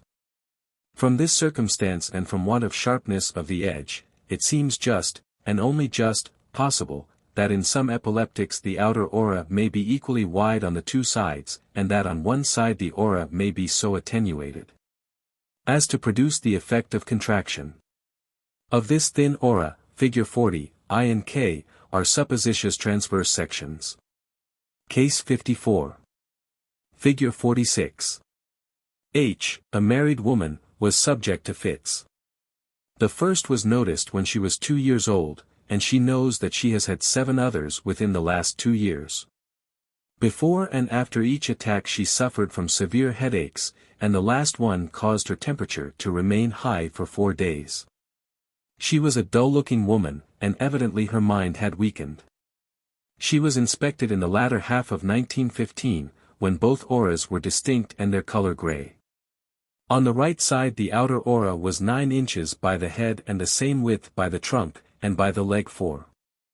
On the left side the aura was opaque in appearance, and coarse in texture, while the margin was not as defined as on the right.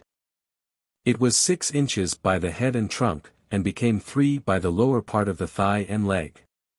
A side view showed the outer aura to be 4 inches in front, and at the small of the back 7 and by the legs 4. The inner aura was 3 inches on the right, and on the left 2 inches wide, being not merely narrower but considerably less plain.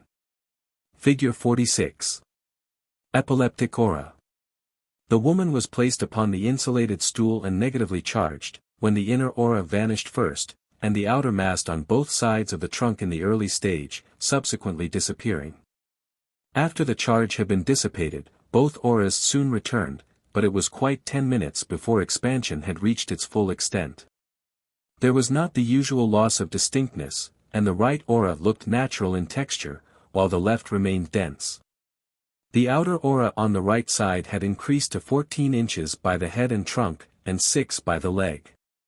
On the left side it was 9 inches by the head and trunk and 4 by the leg. On this side the margin had become more definite. To make sure that there was no inequality in the illumination, which might be the cause of disparity on the two sides, the patient was turned with her back to the observer, but no change could be detected. The inner aura did not seem altered. These results assisted in arriving at the decision that the aura on the left side was not as large as on the right, by making the inequality even more conspicuous than it was previous to electrification. If the outer aura be contracted on one side of the body, and the diminution begins at the median lines back and front, it will of necessity be lessened all over one side of the trunk, back and front, as well as beyond the body. Try as hard as possible, no ocular demonstration of this phenomenon has been obtained, nor does there seem much chance of its ever being done. Because the aura can be only perceived as a silhouette so that the wider portion precludes sharp definition of the latter. Diminution of the aura, either when absolute or apparent only, must be produced by a lessening of the auric forces. If the decrease of these forces be merely quantitative, the aura will be only contracted or attenuated. Figure 40, G to K. But it is more likely than not that changes in the auric forces involve some alteration in the character as well. This question will be discussed in the next chapter.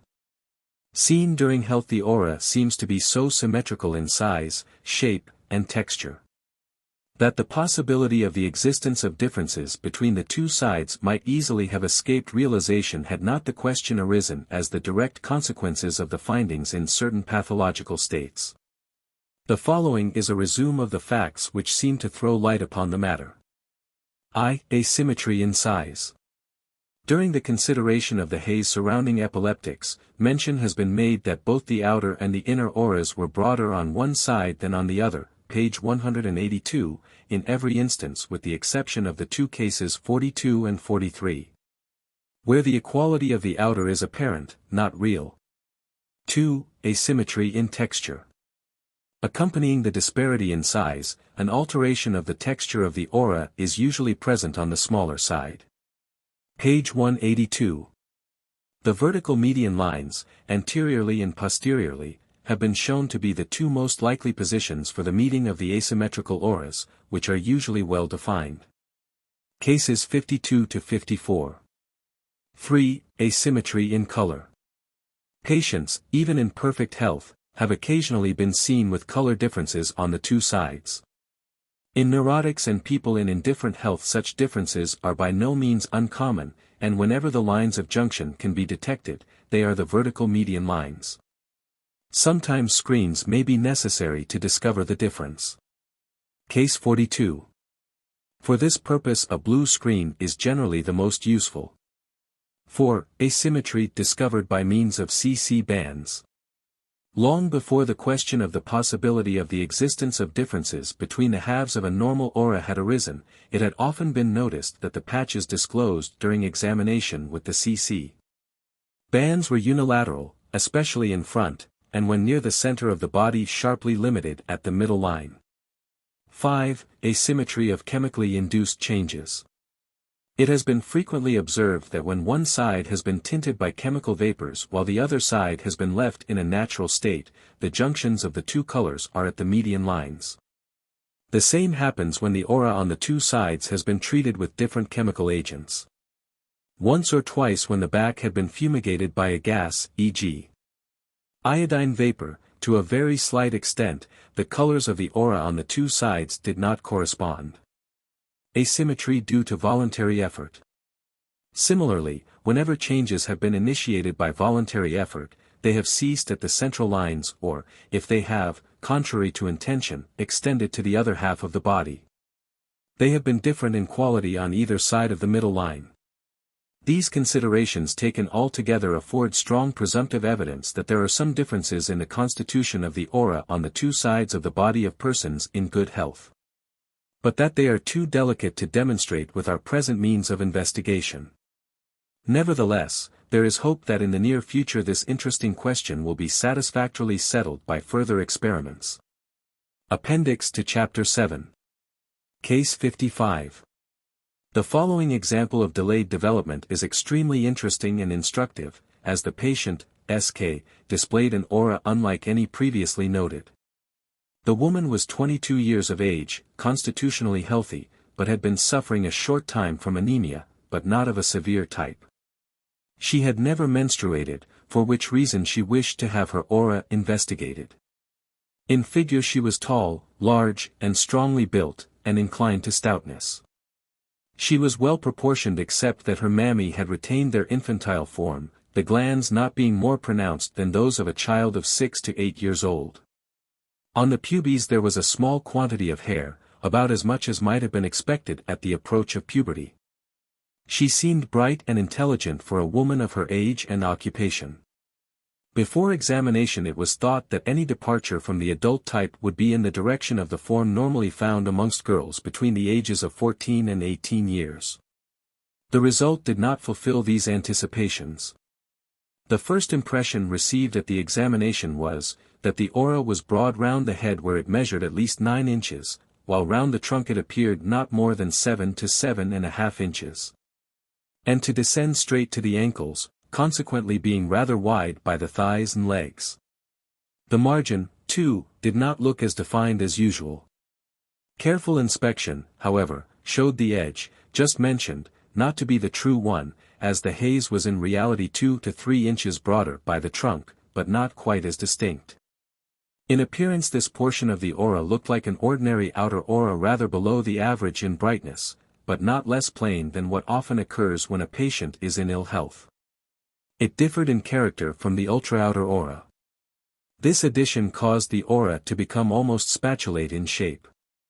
In front and by the back, the outer aura was wider than usual, and had a bulge in the lumbar regions which commenced near the level of the shoulders and ended just beneath the nates. The inner aura, too, was wide, inordinately so, if the outer aura had only been 7 inches in breadth, while it corresponded in size to what would most likely be found with an outer aura 10 inches wide by the sides of the trunk. After a negative charge of electricity, the outer aura became enlarged and took on an almost perfectly spatulate shape, and the bulge at the back became very pronounced. At the same time, the difference in the two parts of the outer aura by the sides of the trunk grew less marked but did not entirely vanish. Unfortunately, the woman showed no signs of surface electricity, and so it was impossible to ascertain whether the maxima commonly found in females were present. It would be useless attempting to draw any conclusion from a single case, but comparison between the above case and others in which bodily development was delayed is extremely interesting. Every girl so affected, with the exception of one, had a transitional aura narrower than usual at her age, and in one exceptional instance of an infantile type. Besides, in every example which has been inspected from time to time, the aura has been noticed to assume the transitional stage before the onset of menstruation. It has also been observed that the aura, although exceptions occur, is generally narrow when the sexual organs, after having commenced to function, temporarily cease to do so from any cause. Thus there would have been nothing unusual had the aura in the case just related been from 7 to 7.5 inches in breadth. The addition of the outer part is where the interest lies. A study of similar cases may possibly throw light upon the origin of the spatulate type in hysterical people. Chapter 8. The inner aura in disease. In the last chapter an account was given of the deviations of large portions of the aura from normal, and it was seen that the outer aura was affected, while the inner might or might not escape derangement. In the present chapter local changes will be considered, which will be noticed most frequently to affect the inner aura alone, though in a few cases the outer, too, is altered. In no instance, however, is there a local change of the outer without participation of the inner. Circumscribed alterations in the shape of the aura are not so conspicuous as those described in the last chapter, and consist of either a local diminution, or occasionally of an obliteration of a part or the whole breadth of the inner aura. While external and contiguous to the deranged portion, the outer also may be to some degree affected. The inner aura besides is liable to alterations of texture, resulting in appearances completely at variance with any observed during health.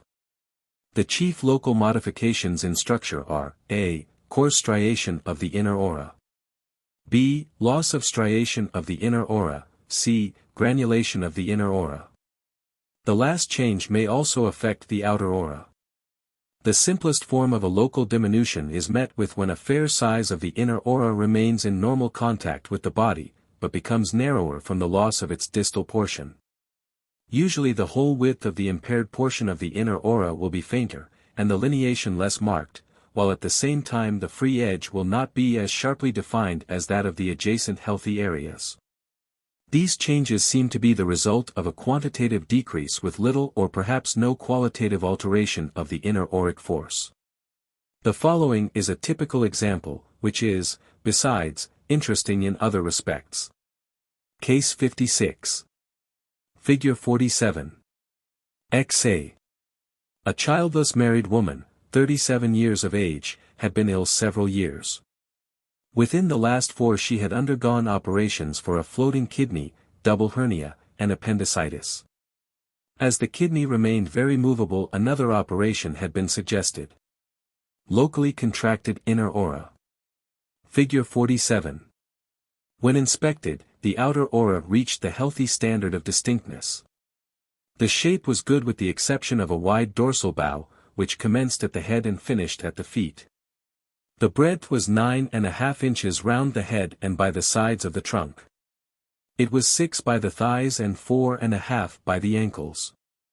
Down the front it was 4.5, while at the widest part of the bow at the back it measured 9 inches. The inner aura was not quite as plain as the average, but exhibited striation all over the body. On the left side, at the front and at the back it was 3 inches throughout. On the right side above the level of the umbilicus, and also from the upper third of the thigh downwards it had the same breadth, but between these 2 points it was only 2 inches wide. Here lineation was visible, inclined to be a little coarse, and the outer edge not properly defined. There was no gap between the outer and inner auras. As was expected, the CC band presented several discolored areas. On the back the usual sacral patch was present, a yellow one 3 inches in length was perceptible above the crest of the right ilium, and a third over the right lower ribs. In front the greater part of both iliac regions was dark, but the lower part had a deeper hue than the upper. The color was also darker on the right than on the left. There was, besides, a dark patch on the left hypochondrium. She complained of pain at each of these discolored areas, but strange to say, both it and the tenderness were more intense in the left iliac region, although the color here was lighter than on the right. The excessive darkening on the right side was attributed rightly or wrongly to descent of the kidney. Periodically she had acute suffering in her back, which accounted for the well-marked discolored patch. Other variants of the contracted inner aura are the funnel-shaped and the cylindrical depressions, which often entail a complete breach of the haze. The mode of formations is probably as follows, in Chapter 5. It was demonstrated that the auric forces proceed from the body in direct lines at right angles to it. If from any cause a circumscribed area be deranged in such a manner that no auric force emanates from it, while all around the affected spot the healthy parts are emitting auric force in the ordinary way, a cylindrical hollow space with its long axis at right angles to the body will be the outcome. Case 59. More frequently than not the deranged area, instead of being separated from the healthy portions of the body by a sharp line of demarcation, will be surrounded by zones of gradually increasing auric forces. Cases 57 and 58. The result of this condition will be the formation of a conical defect, with its apex towards the body. It may be difficult to detect unless large in area, as in case 58. The effect of these void spaces in the aura upon the CC band has already been described. These breaks in the inner aura can only be perceived under favorable circumstances, and in sections. Up to the present time only 2 or 3 of them, see cases 58 and 60, have been observed except at the side of the body. The reason is obvious. The void intervals by the side of the body when the patient stand facing the observer, have not to be viewed through the same thickness of aura as when they occur either in front or at the back, and must be looked for with subject standing sideways. In like manner any increase of density or opacity of the aura helps to obscure these spaces. A suitable background is absolutely necessary for their detection, and the one, par excellence, for this purpose is a dead black. Light colors are entirely useless. Taking all these circumstances into consideration, for every one of these spaces detected, it is not at all unlikely that several elude recognition. The following case occurred before the 2 auras could be separated, and is quoted as it was the first instance in which an aura affected by local disease was observed. As, however, the difference in size between the outer and inner auras in children is so slight, it is probable that an observation through a red screen would not have seriously affected the result. Case 57. Figure 48. Ich. A boy 10 years old, had been suffering from herpes zoster for 5 or 6 days before an opportunity of examining him presented itself. The part affected was the right lumbar region in front of the abdomen, and there were also a few spots upon the flank.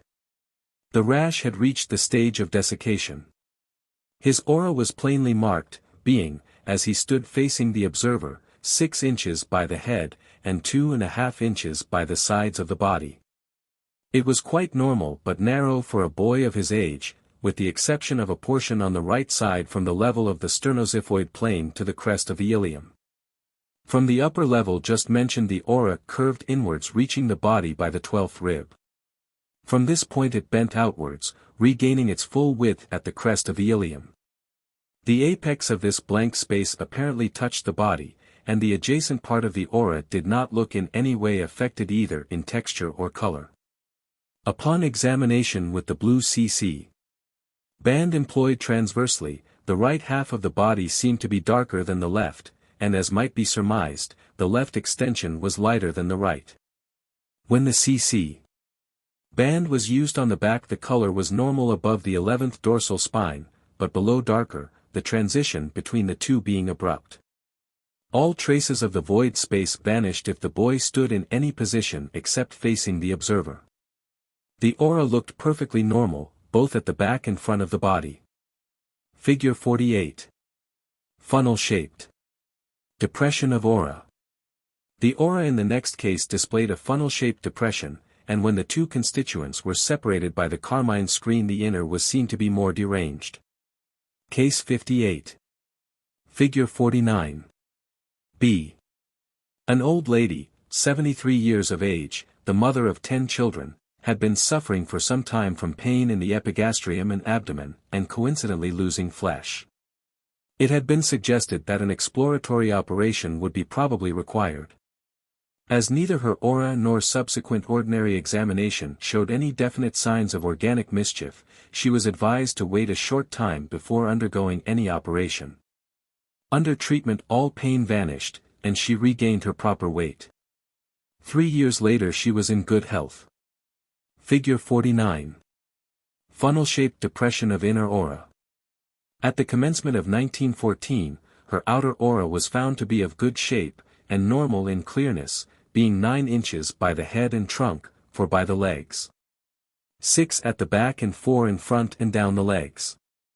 The inner aura was not nearly as conspicuous as it would have been had the patient been in good health. Striation could only be detected with difficulty, and above the shoulders was almost invisible. It was 3 inches broad by the head and trunk, and half an inch narrower lower down. In profile, it was at the back 3 inches and 2.5 by the thighs and legs. In front, wherever normal, it was 3 inches. It had, however, nearly vanished about the level of the umbilicus, but regained its proper width about 4 inches above and below, making a funnel-shaped indentation. It was coarsely granular by the sides of the trunk. The CC band exhibited 3 yellow patches on the back, one on the left side of the spine between the 4th and 7th dorsal vertebrae, another on the left shoulder blade, and the last on the small of the back. In front there was a yellow patch over the epigastrium, a second over the lower part of the abdomen, while the band was dark over the right hypochondrium. Had there been any growth it would have been beneath the dark patch, and this probably would have contained a smaller and still darker spot. Yellow patches usually indicate no serious organic mischief. It was confidently expected that the funnel-shaped depression of the inner aura would have definitely discolored the CC band, but on the contrary there appeared only a small ill-defined spot, lighter in color than the remainder of the band, which might have been easily overlooked. This patch would probably have had the same depth of color as the other yellow spots except for the absence of a part of the inner aura. Case 59. Figure 50. This is an extremely instructive case of a delicate-looking girl, H.M. 7 years of age, who in May, 1908, complained of pain in her right hip, which was diagnosed as a very early stage of tubercular hip disease. Calmette's tuberculo-ophthalmic test gave a decided reaction. As soon as possible she entered a children's hospital, where she remained an inpatient for several months, and was afterwards transferred to a convalescent home. Figure 50. Young girl. Hip disease. During February, 1909, within a day or two of her arrival home, she came to have her aura inspected. She was then looking exceedingly well, had no pain, and complete movement of her hip joint. Her aura was fairly developed, but narrow, of a grayish color 2 inches wide. It was normal for a girl of her age except, that as she faced the observer, there was a complete gap 2 inches in length by the right trochanter major. This void space was so plainly visible and well marked that her mother noticed it immediately. Instead of the edges curving outwards, as they did in the last case, they were quite straight, presenting a punched-out appearance. The area could not be detected when she stood sideways. The CC band was even all over the body except where a side view exhibited a light patch over the void space. She removed to Scotland, but in 1912, returned to London for a few weeks, when a second examination was allowed. She had grown a tall, strong, healthy girl. Her aura was a grey-bluish color, 6 inches wide by the head, 4 at the small of the back and 3 everywhere else. The inner aura was 1.5 inches all over. Both auras looked natural for a child of her age, except round the right hip. The aura when investigated without the intervention of a screen was less distinct near the trochanter, especially close to the body. When the carmine screen was employed, the inner aura was almost completely absent at this place, and no striation could be discovered, though it was perfect above and below. The CC band appeared even over the whole body, back and front, except that over the right hip, it had a deeper shade, which was prolonged into the extension. Viewed sideways the band was lighter over the trochanter. Both her mother and a lady nurse who were present during the examination, were able to distinguish the abnormality without the slightest trouble. Case 60. A woman, DS, 34 years of age, had been suffering from ulcer of the stomach. She had left a hospital 2 months before inspection. Her complaint, which dated back 5 months, was her first severe illness. The outer aura, rather above the average in breadth, was a good shape and measured by the head and sides of the trunk 10.5 inches, and by the thighs 6, contracting gently as it approached the ankles. A profile view showed the aura coming down straight at the back, and 4 inches wide at the shoulders and nates. In front the aura ought to have been 6 inches in breadth before the body and lower limbs. However, there was a diminution in width from the level of the lower border of the manubrium to about the umbilical plane. This depression could not be termed funnel-shaped, but looked as if it might have been so once, and was filling up on its return to a normal condition. Here the haze was not so bright as elsewhere. The inner aura, too, was below par as regards clearness, but showed striation. The indistinctness was due to the patient not having recovered her strength. In front of the epigastrium it was narrower and fainter than over the remainder of the body, to which it was still contiguous.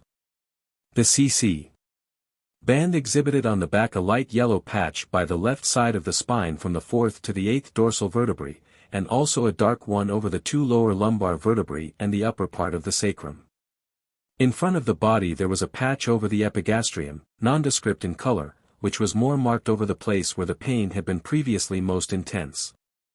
A long dark mark running down by the rectus abdominis on the left side, and 2 others, one in either groin, the left being deeper than the right, also came into view. In all these places the patient complained of tenderness and pain. The different colored screens showed no modifications, except that through the blue screen the aura looked green and yellow unblended. The main interest in this case lay in the condition of the aura in front of the epigastrium, where a transitional stage between a void space and a healthy state had been reached. Showing how the restoration of the aura takes place gradually from the body outwards. The next change of the inner aura to be described is most difficult to understand. It consists of a diminution in breadth at the expense of the part nearest the body, leaving an apparently vacant space between the two. A former chapter has been devoted to the etheric double, which appears as an empty space intervening between the body and the aura. It rarely exceeds 3/16 of an inch in breadth, and usually passes unobserved during the inspection of a patient.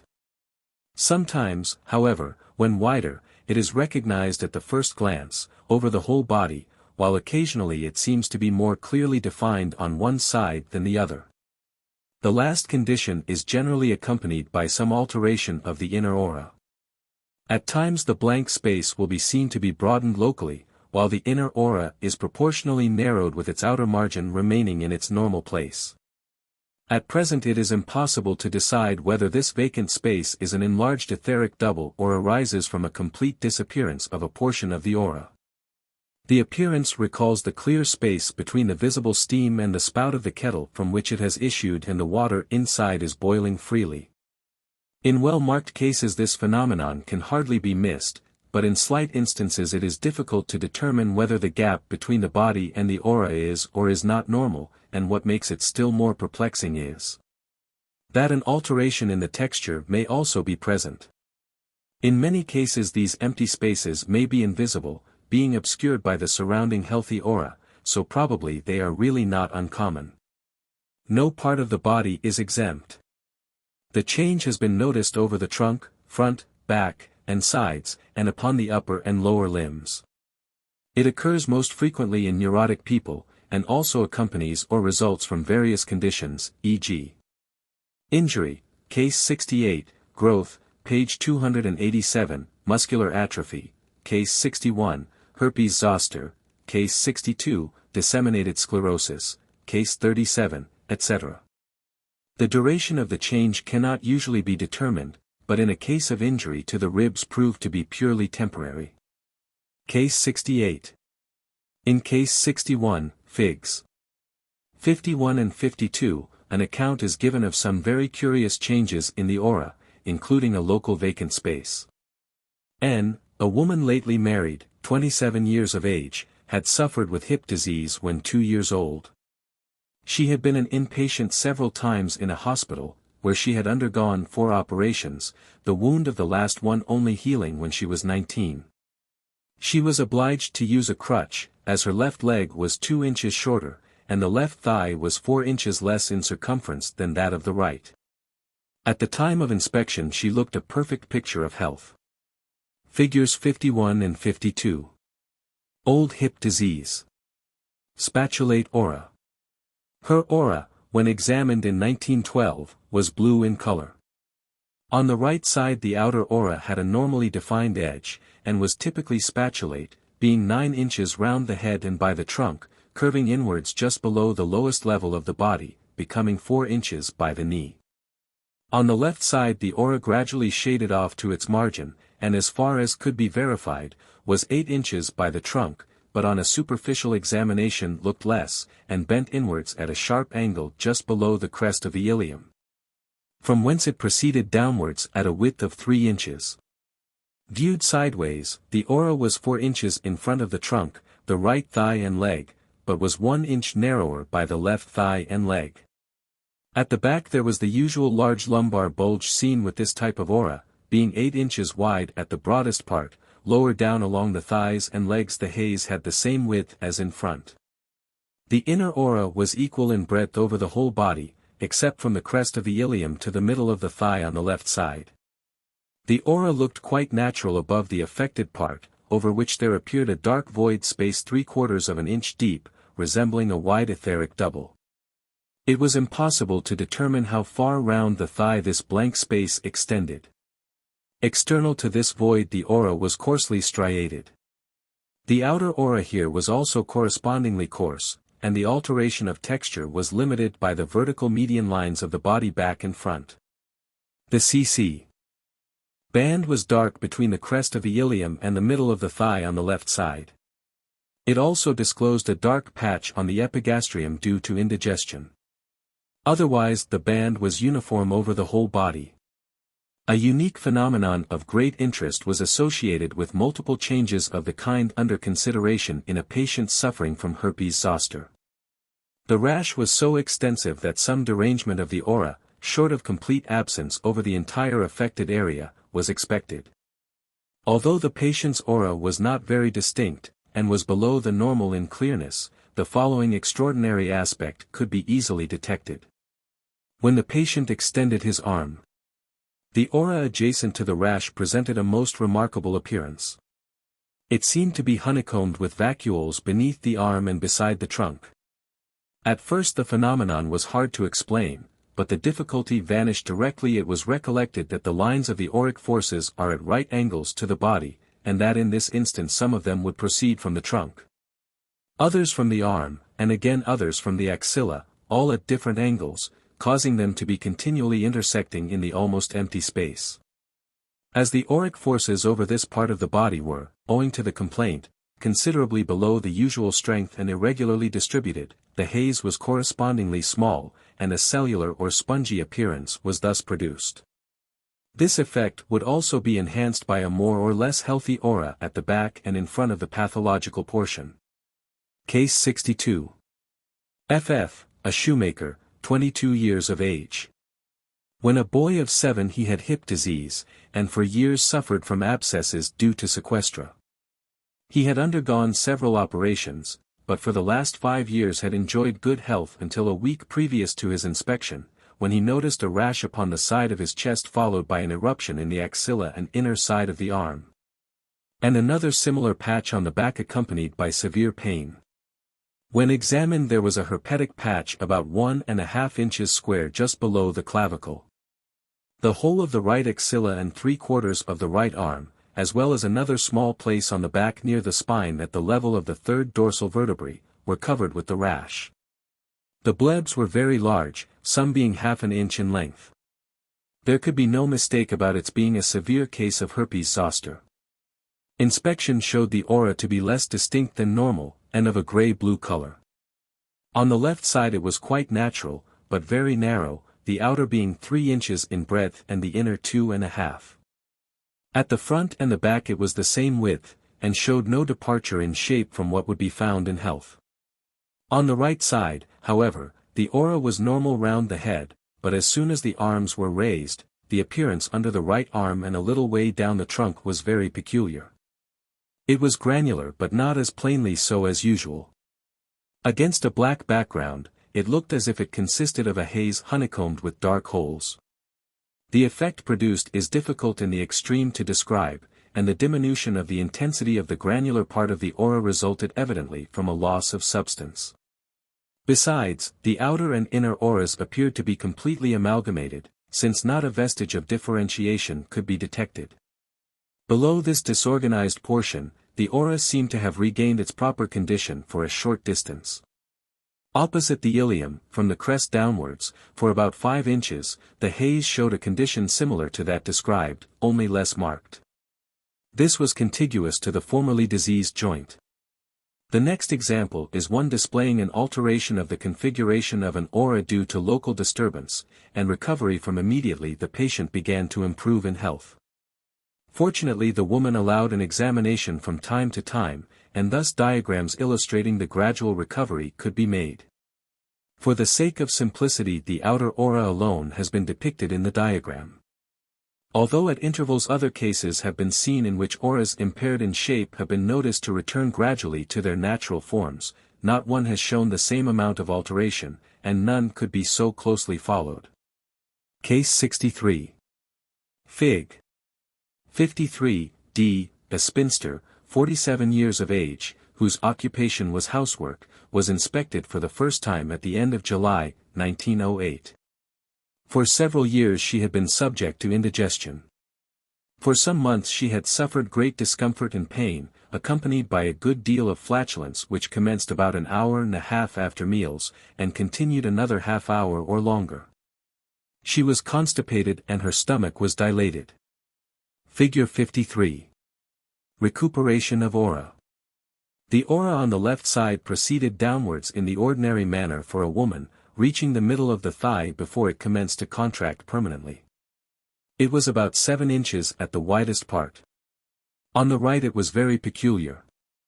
Around the head it was similar to that on the left, but at the level of the nipples, being then about 6.5 inches wide, it suddenly curved inwards to a point a trifle above the level of the umbilicus, where it was only 1.5 inches in breadth. From this place downwards it did not alter in width. Sideways, there was no peculiarity either at the back or in front of the body. When the CC band was employed, a dark quadrilateral patch was seen over the right hypochondrium.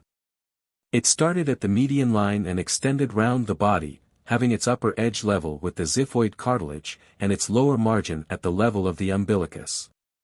This space was several shades darker than the rest of the band, and its lines of demarcation were sharply defined. Upon palpation tenderness of the liver was found, and one spot 2 inches above the navel and the same distance to the right of the median line, was exceedingly painful to deep pressure. The patient improved greatly under treatment. In October 1908, another inspection was made. The aura was unchanged except on the right side. Its curve was not so deep as formerly, and it began to widen before it finally contracted at the same level as on the left side, viz. about the middle of the thigh. 6 months later the inward curve of the aura on the right side could still be plainly seen, but had greatly diminished, otherwise there was no alteration. As the aura seemed to be gradually regaining its natural state, it was inspected once again in October 1909. The patient had been suffering from indigestion for about 6 weeks, but after treatment for the last 3 had vastly improved. The aura had become quite symmetrical on the 2 sides of the body, but the previously affected area still continued to have a different aspect to any other part. This modified portion of the aura commenced about the level of the xiphoid cartilage, and terminated a short distance above the crest of the ilium. It had a dull look and was coarse in texture, and its color was not quite as blue as the healthy part. To the right it was bounded by streaks of a lighter shade proceeding straight from the body. These differed from the ordinary rays in their opacity. Here the inner aura was slightly narrowed, showed no striation and was coarsely granular. Elsewhere it was even all over the body, being 2 inches wide and was fairly lineated. The etheric double was well marked as a dark space 1/8 of an inch in breadth. This showed that while the aura had regained its proper shape, it had not resumed its natural condition. With the blue CC band, the quadrilateral space in the hypochondriac region still was darker than the rest of the band, but the difference was not so pronounced. The extension band on the right side also remained of a darker hue than on the left, but the difference was less marked. Figure 53 shows the gradual amendment in the aura from time to time. Some months later, as the patient was in fair health, her aura was again inspected. The outer was natural in size all over the body, and symmetrical. However, the inner aura had not wholly regained its proper texture on the right side, as it remained coarse and opaque, but it showed signs of striation although the lines were unlike healthy ones. The upper and lower margins of the unhealthy aura were the sternoxiphoid plane and a level a little higher than the crest of the ilium. With the blue CC band, the large dark patch was still in existence but had become less distinct than on the previous occasion. It was continued round to the back. The band also brought to view a well-marked patch having ill-defined edges, on the left side, partially in the lumbar and partially over the iliac region. She had pain in this place on the previous day, and the spot was tender to palpation. After a long lapse of time her aura was finally examined in the early part of 1917. There was nothing of special interest except that the aura on the right side had completely recovered its proper texture, leaving no trace of its former abnormal condition. Local enlargements of the aura must now be considered. Such are always present in pregnancy, but only temporarily, and must be regarded as physiological. In fact, as will be seen in a later chapter, the increase in front of the breasts and abdomen constitute one of the signs of that state. The 2 following instances are exceptions to the rule, because although in both the increase was similar to that occurring in pregnancy, this condition was not present. Case 64. E. was the mother of 2 children, of whom the first was stillborn and the second 2.5 years old. For some time after the birth of the latter child she had flooding and a polypus was removed in the succeeding year. Since the operation her periods had occurred at intervals of 14 days, and were copious. She had missed 3 times. Her abdomen was very slightly enlarged. She had been feeling well, but far from strong. Her aura was bluish-gray color. It was 9 inches by the head and the sides of the trunk, and 4 by the ankles.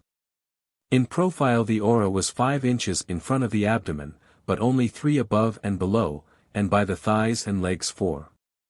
The inner aura was 2.5 inches over the whole body with the exception of the front of the abdomen, where it was wider. Pregnancy was diagnosed, but, as it turned out, incorrectly. Case 65. N, a married childless woman. She was very nervous and depressed, as she had been growing thin for the last 12 months, and complained of vague pains in different parts of her body. 3 years before inspection she had undergone an uterine operation. Her aura was blue, spatulate, 7.5 inches by the head, 9 by the trunk, and not quite 4 by the ankles. Seen sideways, the outer aura was 9 inches at the small of the back, and elsewhere 4, and in front it was 4 all the way down, except the portion in front of the lower part of the abdomen, which was 3/4 of an inch wider. The inner aura was 2.5 inches all over the body, with the exception of the part in front of the abdomen, where it was 3 inches. Omitting this broader portion which was granular, the inner aura was striated throughout. This want of lineation was evidence against pregnancy. Nearly allied to this alteration in texture, which will be described almost directly, is the indistinctness of the inner or both auras simultaneously. A less defined striation of the inner aura than normal may be looked upon as presumptive evidence that the patient is not naturally robust, or is in a temporary or permanent state of ill health. The only common exception is among women during pregnancy, when the inner, or more frequently both, auras, are decidedly more shadowy than is to be expected in good health. So numerous are these instances in which this condition of the auras occur, that diminution of visibility may be numbered among the less important signs of being enceinte. A very good example of this condition is the next case, that of a strong, well-built, tall man who, having lumbago, took it into his head to cure it by fasting. When seen, although he had taken no food for 9 days and only water to drink, declared that he felt quite fit, and that on the previous day, after attending to his bees all the morning, had been gardening the whole afternoon, doing, as he termed it, navvy's work.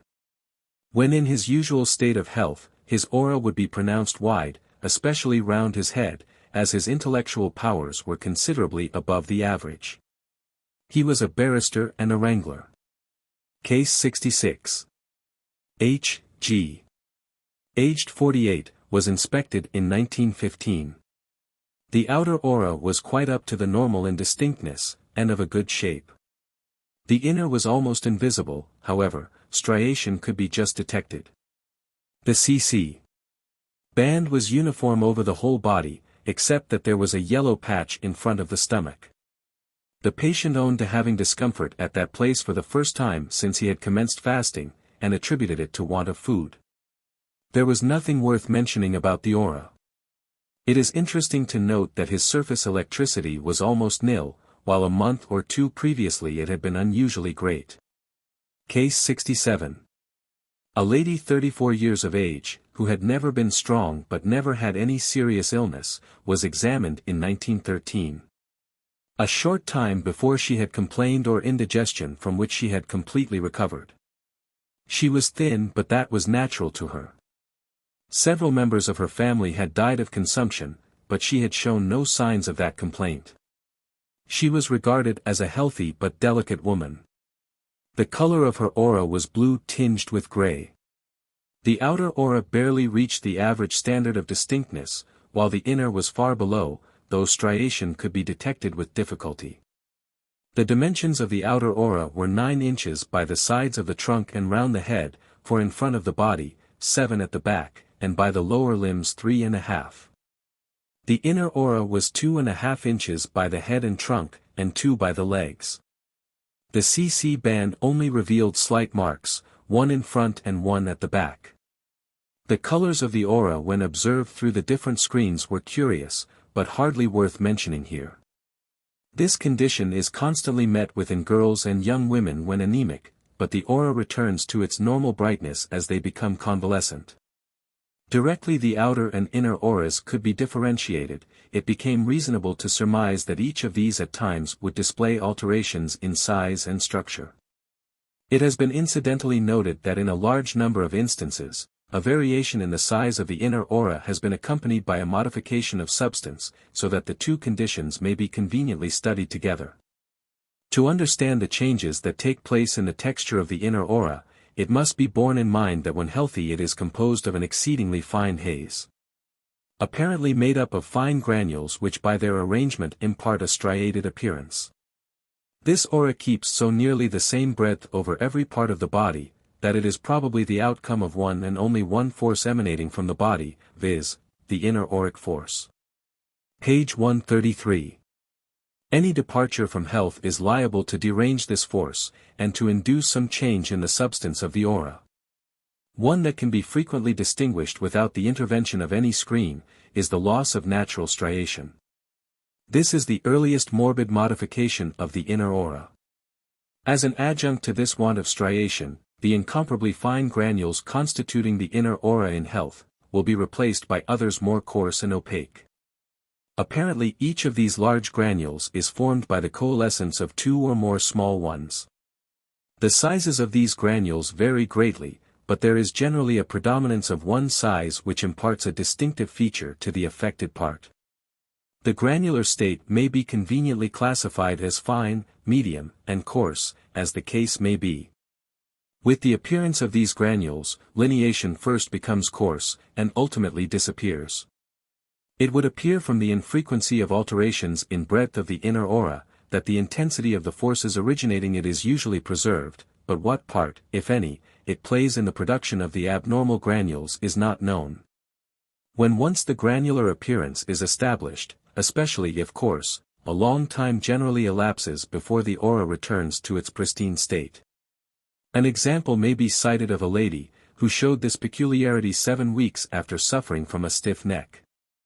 After an interval of another 5 months her neck was again examined. When investigated in the ordinary manner there was a small deranged patch emanating from the lowest part of the neck.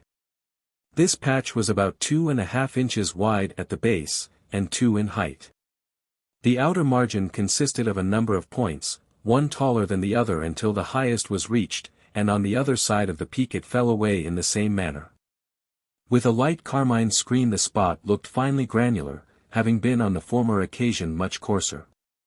When the CC bands were employed, the blue and the green on the right side were darker, while the yellow was even on the two sides. The change from the large to the small granules was obviously the precursor of a return to the normal. The next case is extremely interesting as the patient was inspected during bad health, after an injury, and again when she was in perfect health. It was thus possible to determine whether the alterations in the aura were transient or permanent. Case 68. U. A shop assistant, 24 years of age, who throughout her life had been healthy and strong, recently became the victim of indigestion, which under treatment soon disappeared. At the time of her inspection she was far from strong.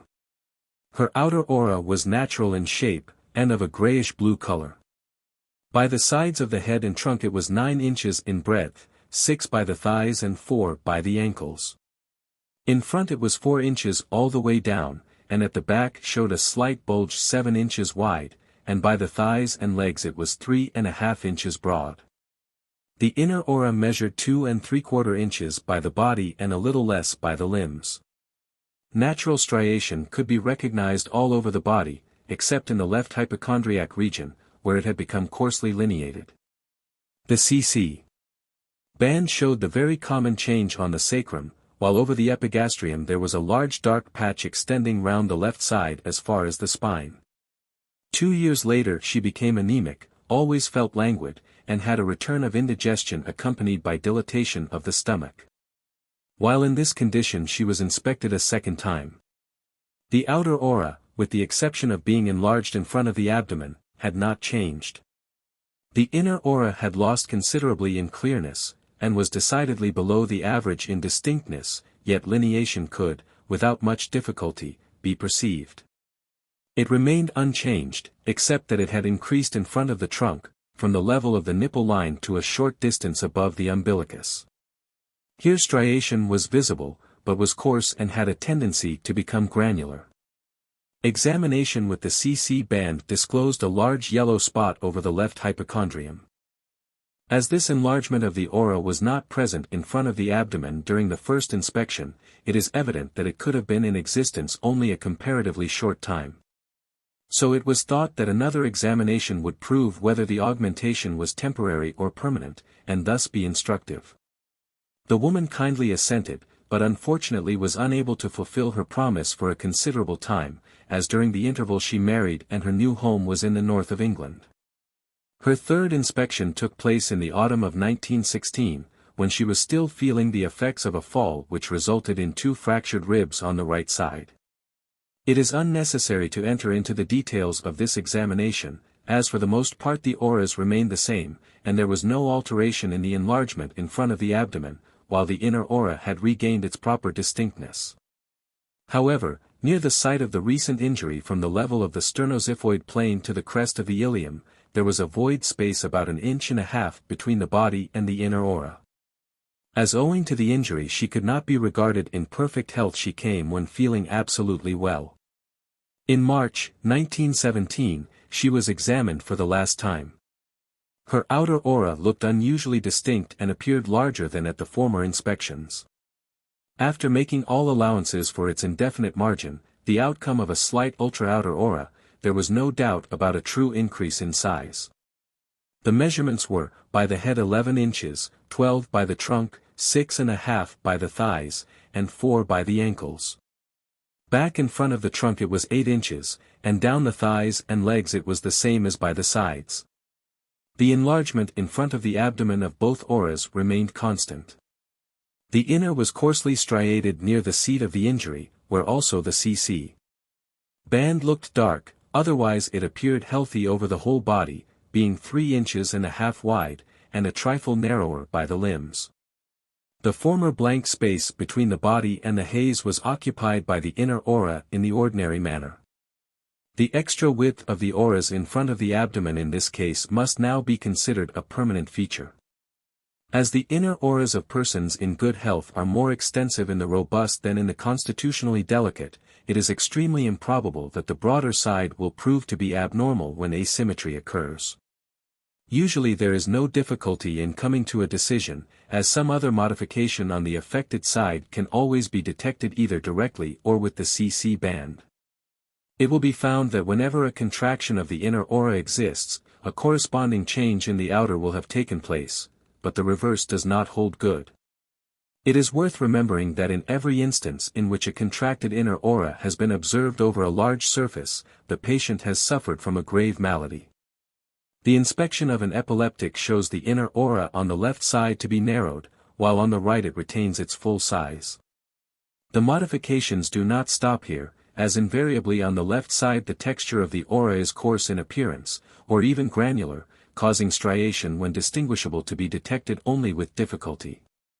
This one-sided diminution of the inner aura is far more diagnostic of epilepsy than the contracted outer aura, although the latter is considerably more conspicuous and was first discovered.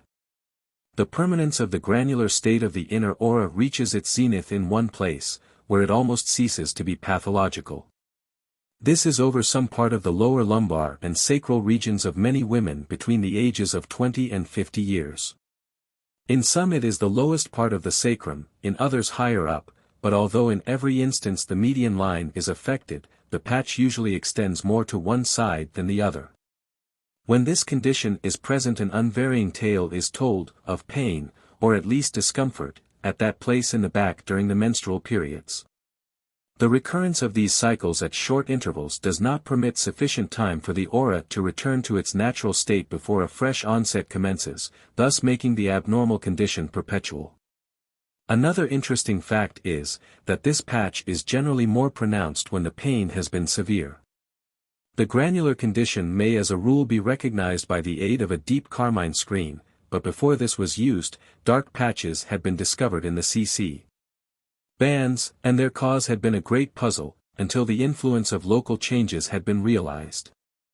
It had also been noticed that this dark patch was non-existent in men, and did not appear in girls before puberty, nor in women who had passed their grand climacteric. And that it generally vanished during pregnancy unless it was produced by a known cause such as lumbago. An additional proof of its intimate connection with menstruation was forthcoming, when on one occasion a young lady who presented not the slightest sign of any discolored patch over the sacrum, upon being interrogated, stated that she had never suffered the least pain or ache in that region during her periods. At the same examination the CC band exhibited a small light discolored spot, about 1.5 inches in diameter over the first lumbar spine. When questioned whether there was pain or tenderness in that place, she replied that there had been none for the last fortnight, but previously she had a good deal of pain, on one occasion so acute that she had to retire to bed. This is another instance of the long time sometimes taken by the aura before a return to normal after being granular. Besides the very crude variations in texture which are easily perceived, such as the granular conditions, there are others of a more refined nature, imperceptible to the naked eye but distinguishable by the CC bands. The use of these bands will form the subject of the next chapter. Physiological enlargements of the inner aura are of two kinds. The first only persists a short time, is very great and sometimes extends beyond the limits of the outer aura. These are the rays which have already been discussed. The second is also temporary, but of longer duration, occasionally it may persist for weeks or even months. A good illustration of this condition is seen over the front of the abdomen in pregnancy. Pathological enlargements of the inner aura do indubitably occur, as in case 68. Whenever the inner aura broadens. JBH, locally and the texture has not been sufficiently altered to abolish striation throughout the whole width, there can be no doubt about a real increase if present. At the same time the outer aura will probably also show some augmentation.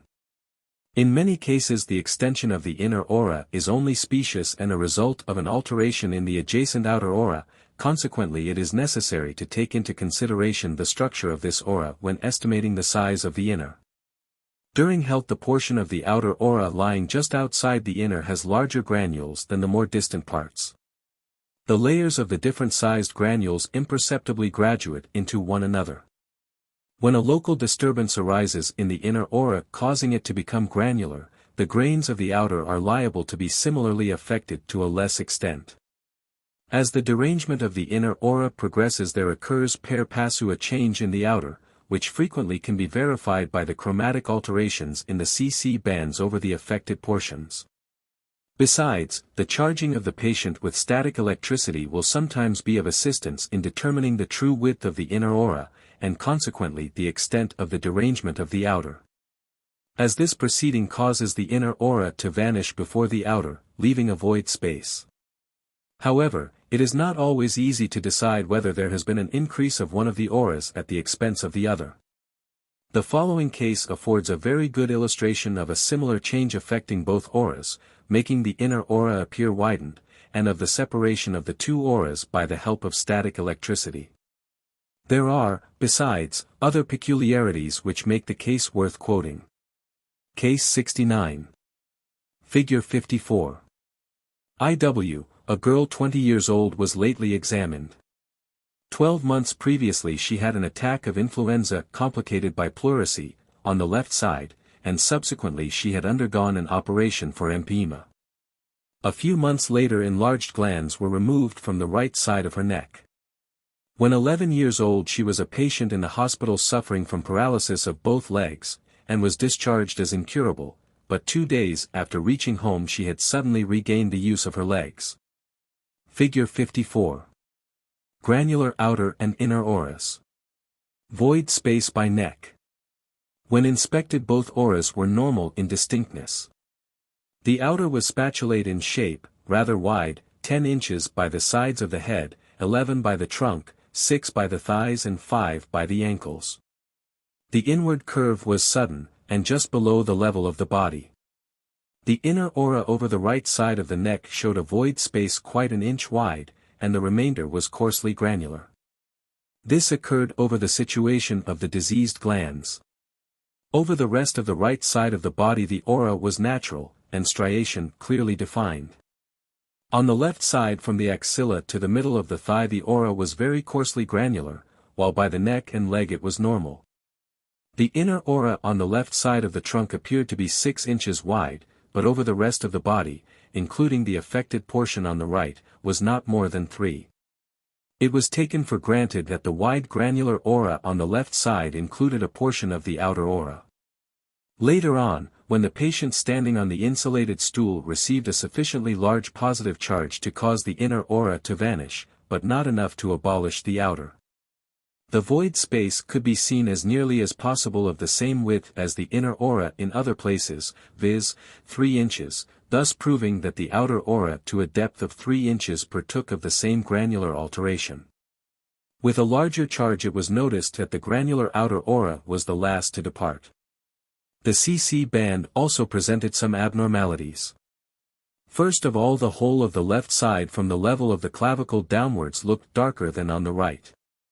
This deepening of color commenced in the middle of the spine at the back, and extended round to the front to about an inch to the left of the median line.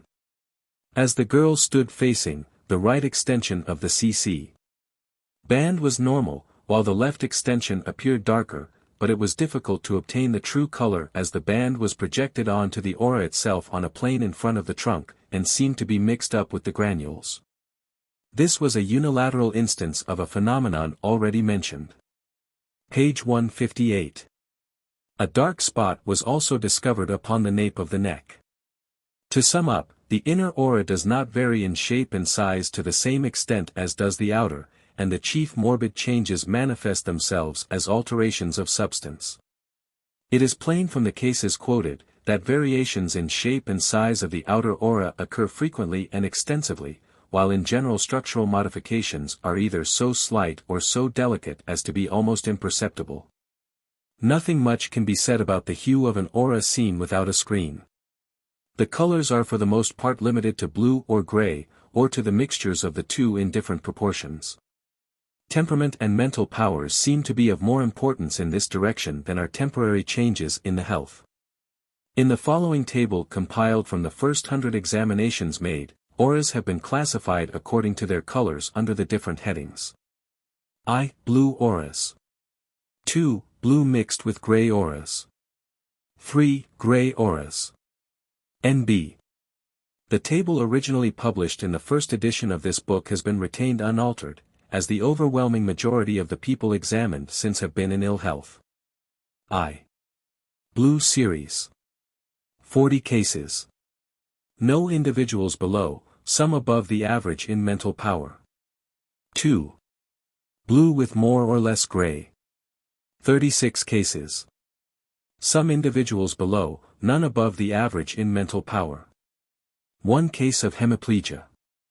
Included in this class. 2 epileptics. 1 case of meningitis. 3. Gray series. 17 cases. All below the average in mental power. 2 eccentric people. 6 epileptics. Included in this class. 1 case of general paralysis. 3 mentally dull. In the remaining 7 cases no note was taken of the color of the aura. This table shows conclusively that the owners of blue auras are generally best endowed mentally. A congenital gray aura indicates a deficiency of the intellectual faculties, but it has not been ascertained whether the loss of brain power through disease would change the color of the aura to gray, which seems not unlikely. NB. It should be remembered that in all cases the colors of auras are faint and delicate. Chapter 9. The use of the complementary colored bands in disease. The theory of the complementary colored bands has already been discussed in a former chapter. There still remains the consideration of the practical use of these bands both in health and disease. Like most other scientific methods of research, a certain amount of proficiency, which only practice can give, is required. After the technique has been mastered with the help of the instructions previously given, there arise difficulties of interpretation. It is essential to acquire rapidity in recognizing the alterations of the tints, not merely to save time, but also to prevent excessive strain upon the eyesight. Immediately after the eyes have been sufficiently, but not too much, color fatigued, the first glance is the most sensitive to any slight alteration of the CC band, and the more that can be perceived with it the better.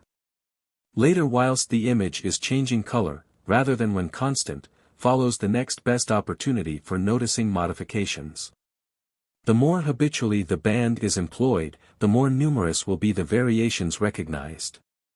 The most that can be hoped for in this chapter, is to give some slight assistance to other workers on this subject, as experience alone can supply the requisite knowledge. Generally it is inadvisable, even if possible, to examine the whole body minutely at one sitting, especially if it be necessary to employ several complementary colors. As the observer's eyes become fatigued and therefore incapable of appreciating the slighter differences. Fortunately, it is rarely necessary to use all the CC bands over the entire body, and the procedure in many examinations may be considerably curtailed, if the history of the patient be sufficiently detailed to direct immediate attention to the actually affected organ or part of the body. Again, while the shape and general characteristics of the aura are being investigated, abnormalities may attract notice and point to the position of a derangement that needs investigation by the help of the CC bands. The following remarks, unless otherwise stated, refer to the blue CC band, as in previous chapters. The color of the CC band when used vertically upon the thorax and abdomen of healthy men and children will be uniform throughout its whole length, unless there is some irregularity in the pigmentation of the skin. This statement is not always applicable to girls above the age of puberty, and seldom to adult women under the age of 50, in whom the color will at one time be evenly distributed throughout, while at another time it will be of a darker shade from a short distance below the umbilicus downwards over the lower part of the abdomen. The region where this change becomes most pronounced is about 3 inches above the pubes. This modification will be found to coincide with the monthly activities of the sexual organs. One of 3 conditions is indicated by a vertical CC band monochromatic over the whole of a woman's abdomen, most commonly that the last monthly period finished not less than 3 or 4 days previously, or that the next is not to be expected within 4 or 5 days. 2. Amenorrhea. 3. Pregnancy. At the approach of the menstrual period, the CC band will be darkened low down, at first slightly and later as the time draws near more deeply. The color advances from lighter to darker imperceptibly without any definite line of demarcation, so that a comparison is best made between distant parts of the band. This gradual deepening of color is of great importance, as it usually serves to discriminate between an alteration incidental to the natural sexual functions and one that should be ascribed to derangements of the abdominal and pelvic organs. Darkening of the CC band in the lower part of the abdomen from other causes is occasionally an insuperable impediment to calculations relating to menstrual periods. Allowance for the pigmentation on this part of the body may sometimes have to be made if the patient has already been a mother, but generally there is no difficulty of any consequence when proper care has been exercised. An interesting instance connected with this subject is that of a woman 33 years of age, who manifested an incipient darkening of the CC band just above the pubes. When informed that she might expect her next monthly period within the following 6 or 7 days, she replied that it was not due for a fortnight. However, at our next meeting she suddenly exclaimed, "Do you remember telling me that my monthly courses would take place in about a week?" Well, they did 7 days afterwards, being a week sooner than anticipated. In another instance a young woman expected to menstruate within 3 or 4 days. With her there was no change in the color of the band above the pubes. It eventually turned out that her period was delayed for a week. The acquisition of such information concerning the sexual functions is generally unimportant and obtained while other observations are being made, because during the same projection of the band, all modifications of color in different parts of its length and their limits can be ascertained, and it can also be noted whether the changes be gradual or abrupt, and the line of demarcation sharp. The band will be found wide enough in most cases for the observer to determine any differences in color which may happen to occur on the 2 lateral halves of the body, and to note roughly their position. Subsequently the transverse band should be employed to verify all minutiae. This latter band has the advantage over the vertical, that during the greater part of the inspection the central portion only need be used, making it easier to watch and freer from errors of observation than when the ends have to be used. Cases 49 and 71, figures 43 and 56, are instructive and will serve as examples. In the first case when the CC band was employed vertically down the middle of the thorax and abdomen, The left side of the former was seen to be lighter than the right for a considerable distance, and the upper margin of the discolored portion lay on the superior aspect of the mama, while the inferior border was over the lower part of the sternum. The line of demarcation was sharp, corresponding to the median line of the body. Lower down, the band on the abdomen disclosed a small patch of a different shade on the extreme right edge a little above the level of the umbilicus. This gave a useful indication for further investigation with the CC band transversely, the result of which has been described elsewhere. When the examiner begins to scrutinize the spinal column with the CC bands, he will find it advantageous to divide the inspection into parts, as the band is rarely sufficiently long to cover the whole space simultaneously. Before commencing, it will be prudent to take particular notice of the color of the skin over the vertebral spines, where it has frequently a different tint from the neighboring portions of the epidermis. This may be a natural pigmentation, or an alteration in color produced by constant pressure of the clothes. Directly the observer looks at the spine, he will most likely detect some variation in the shade of the CC band should derangement be present. The commonest irregularity exhibited on the back are patches seen on the spine itself, either lighter, darker, or of a different color as the case may be. These spots may be situated on any part throughout its length, but most frequently over the two lowest lumbar vertebrae and the sacrum in women, where the color of the band is constantly altered. The reason for this has already been stated. Two other common positions are over the lower dorsal and upper lumbar vertebrae, and over the 7th cervical and higher dorsal spines. Here, usually, some shade of yellow, or else a paler tint of the CC band is generally seen, but over the sacrum the shade is dark or the color often approaches ochre. It is not uncommon to find two or more different colored patches on the same patient. Another fairly frequent abnormality is the appearance of a colored streak by the side of the spinal column, while the aura over the spine itself remains natural. Such spots are invariably attended with pain or tenderness, not necessarily just at the time of inspection, as even weeks may elapse before pain marks disappear finally. Of this occurrence a good example has been mentioned on page 240. A patch on or near the spine of a light yellow color, or of a lighter tint than the rest of the band, is a sign that there is no organic mischief, and almost always that the cause is only temporary, not seldom having a nervous origin. The darker patches and those in which the color tends to ochre seem to point to more important or prolonged disorders. The next case is of interest as an illustration of the remarks just made and also showing a hysterical type of aura. Case 70. Figure 55. S. A married woman 28 years of age, childless, complained of vomiting during the previous 6 weeks, which was increased by any worry, was first examined in 1910. Figure 55. Exophthalmic goiter. For 3 months she had been losing flesh. Her menses were regular. She suffered occasionally from globus hystericus. Her thorax was peculiar in shape, being straight down, and the sternal notch was as high as the nipples, although her breasts were not pendulous. There was tenderness in the epigastrium, and pressure there induced pain between the shoulders. The aura was 10 inches round the head, and the same width by the sides of the trunk, but it suddenly curved inwards a little below the level of the pubes, contracting rapidly. It was a typical specimen of a spatulate aura. The outer aura barely reached the normal standard of distinctness. A side view disclosed a bulge at the back in the lumbar regions about 8 inches deep, which bent inwards a short distance beneath the buttocks, from which level contracted quickly to the full extent. All down the front and limbs it was about 4 inches wide. The inner aura was about 2.5 inches in breadth, all over the body.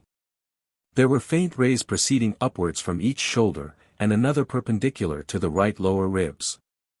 Over the 4th and 5th lumbar vertebrae and the sacrum the inner aura was granular, and the adjacent outer aura partook of the same alteration. The CC band was even over the whole of the thorax and abdomen.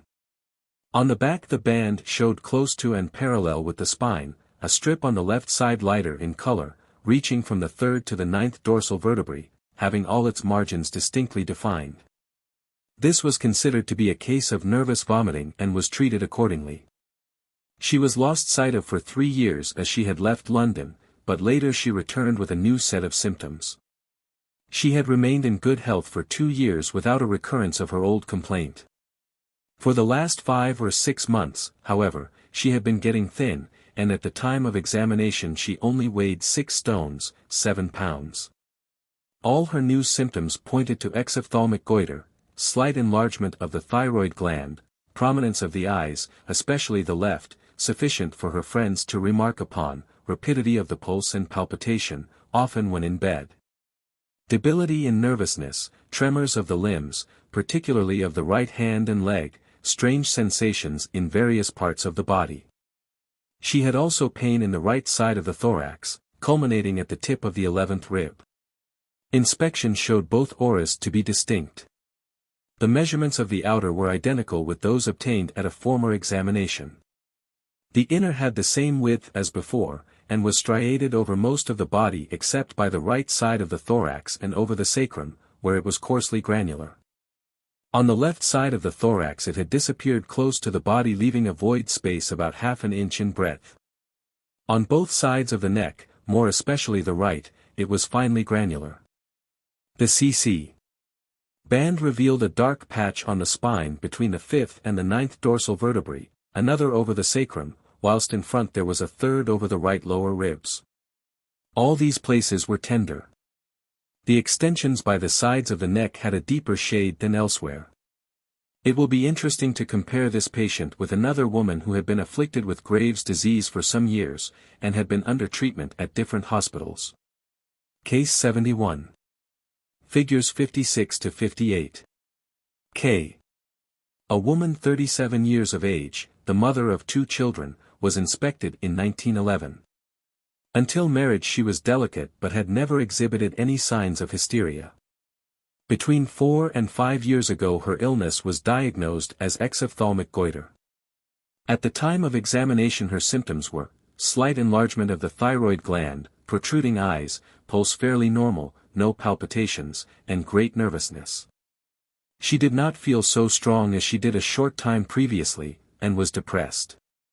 A week before examination a severe thunderstorm frightened her, and immediately afterwards she felt a peculiar sensation in her thighs and legs, the left thigh being the worst. This singular impression continued several weeks before it entirely vanished. Figures 56 and 57 and 58. Exophthalmic goiter. Her aura was a blue-gray in color, and of good size and shape. The outer aura was 9 inches by the head and trunk, diminishing to 3 by the ankles. A side view showed it to be 5 inches in front, 7 at the back with no bulge, and by the legs 3 inches wide. It was coarsely striated by the neck on the right side, and to a less extent on the left. By the lower part of the thorax on the left side it was coarsely granular, otherwise striation was natural over the whole body. As the woman was standing sideways, a ray was seen proceeding from the 12th dorsal vertebra. This ray caused a dark patch when examined with the CC band. Later on during the investigation the ray vanished, and the place was examined a second time with the CC band, when the dark patch was found to have completely disappeared. This is conclusive evidence that a ray and a patch may have a common underlying cause. In addition there was a large dark area over the lower lumbar vertebrae and the upper part of the sacrum. In front the band exhibited a light spot over the left hypochondrium. The band was much deeper in shade over the thighs and legs, being darkest in the places where the sensations reached their maximum. The shading in the figures is proportional to the depth of color. She was inspected a second time in the following February. Although the lower limbs were free from the peculiar sensations, the right side of the thorax was now attacked. Neither aura showed any alteration in size or shape since the previous investigation. However, the CC band was darkened all over the right side of the thorax. The inner lines of demarcation between the normal and abnormal colors were the vertical lines back and front. The left thigh was still deepened by the CC band but not to the same extent as before. This was evidently a continuation of the former condition. Shortly after this examination the patient became pregnant, and while in that state her health improved greatly. In October 1912, she was inspected a third time. The only change in the shape of her was, as might be expected, in front of her abdomen. Here the outer aura was 7.5 inches, while the inner was 3.5, both were conical. In this case pregnancy caused the outer aura to be diminished in distinctness to a slight extent, while the inner aura was more affected, and had lost much of its clearness. Striation was only to be detected with difficulty. Late in December she gave birth to a healthy girl, both mother and daughter did well. Soon afterward she removed to another neighborhood. With our present imperfect means of investigation, the observer must not expect to see discoloration of the CC band over every painful or tender place of which the patient complains. Some of these patches are so distinct that a very cursory glance will detect them, while others differ from the rest of the CC band so slightly that keen sight and a trained eye are required to isolate them. As practice makes perfect, a larger number of these discolored patches will be discovered. It is by no means easy to understand why some local disturbances should induce sufficient change in the aura to produce a chromatic alteration in the CC bands, while others seemingly similar in every respect give negative results. Intensity of the disorder, especially if acute, appears to be one of the chief factors in the auric change. It is instructive to notice that these discolored spots in the CC bands projected upon the spinal column are not nearly as common among males as females, and are especially marked amongst hysterical, nervous, and excitable girls and women. As soon as the examination by means of the CC bands, when used vertically, has been concluded, having noted as far as possible the positions of local abnormalities, the transverse band will complete all the information to be gleaned by this method.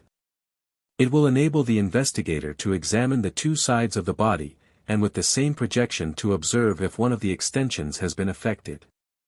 As a rule the band will be found wide enough to include the whole of the disordered area, but occasionally further observations will be needed.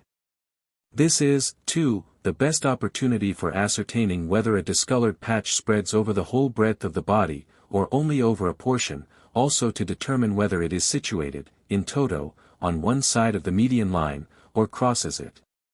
Or whether again it is only a small spot surrounded by the unaltered C band. A large area chronically affected has usually a deep hue, but exceptions are by no means rare.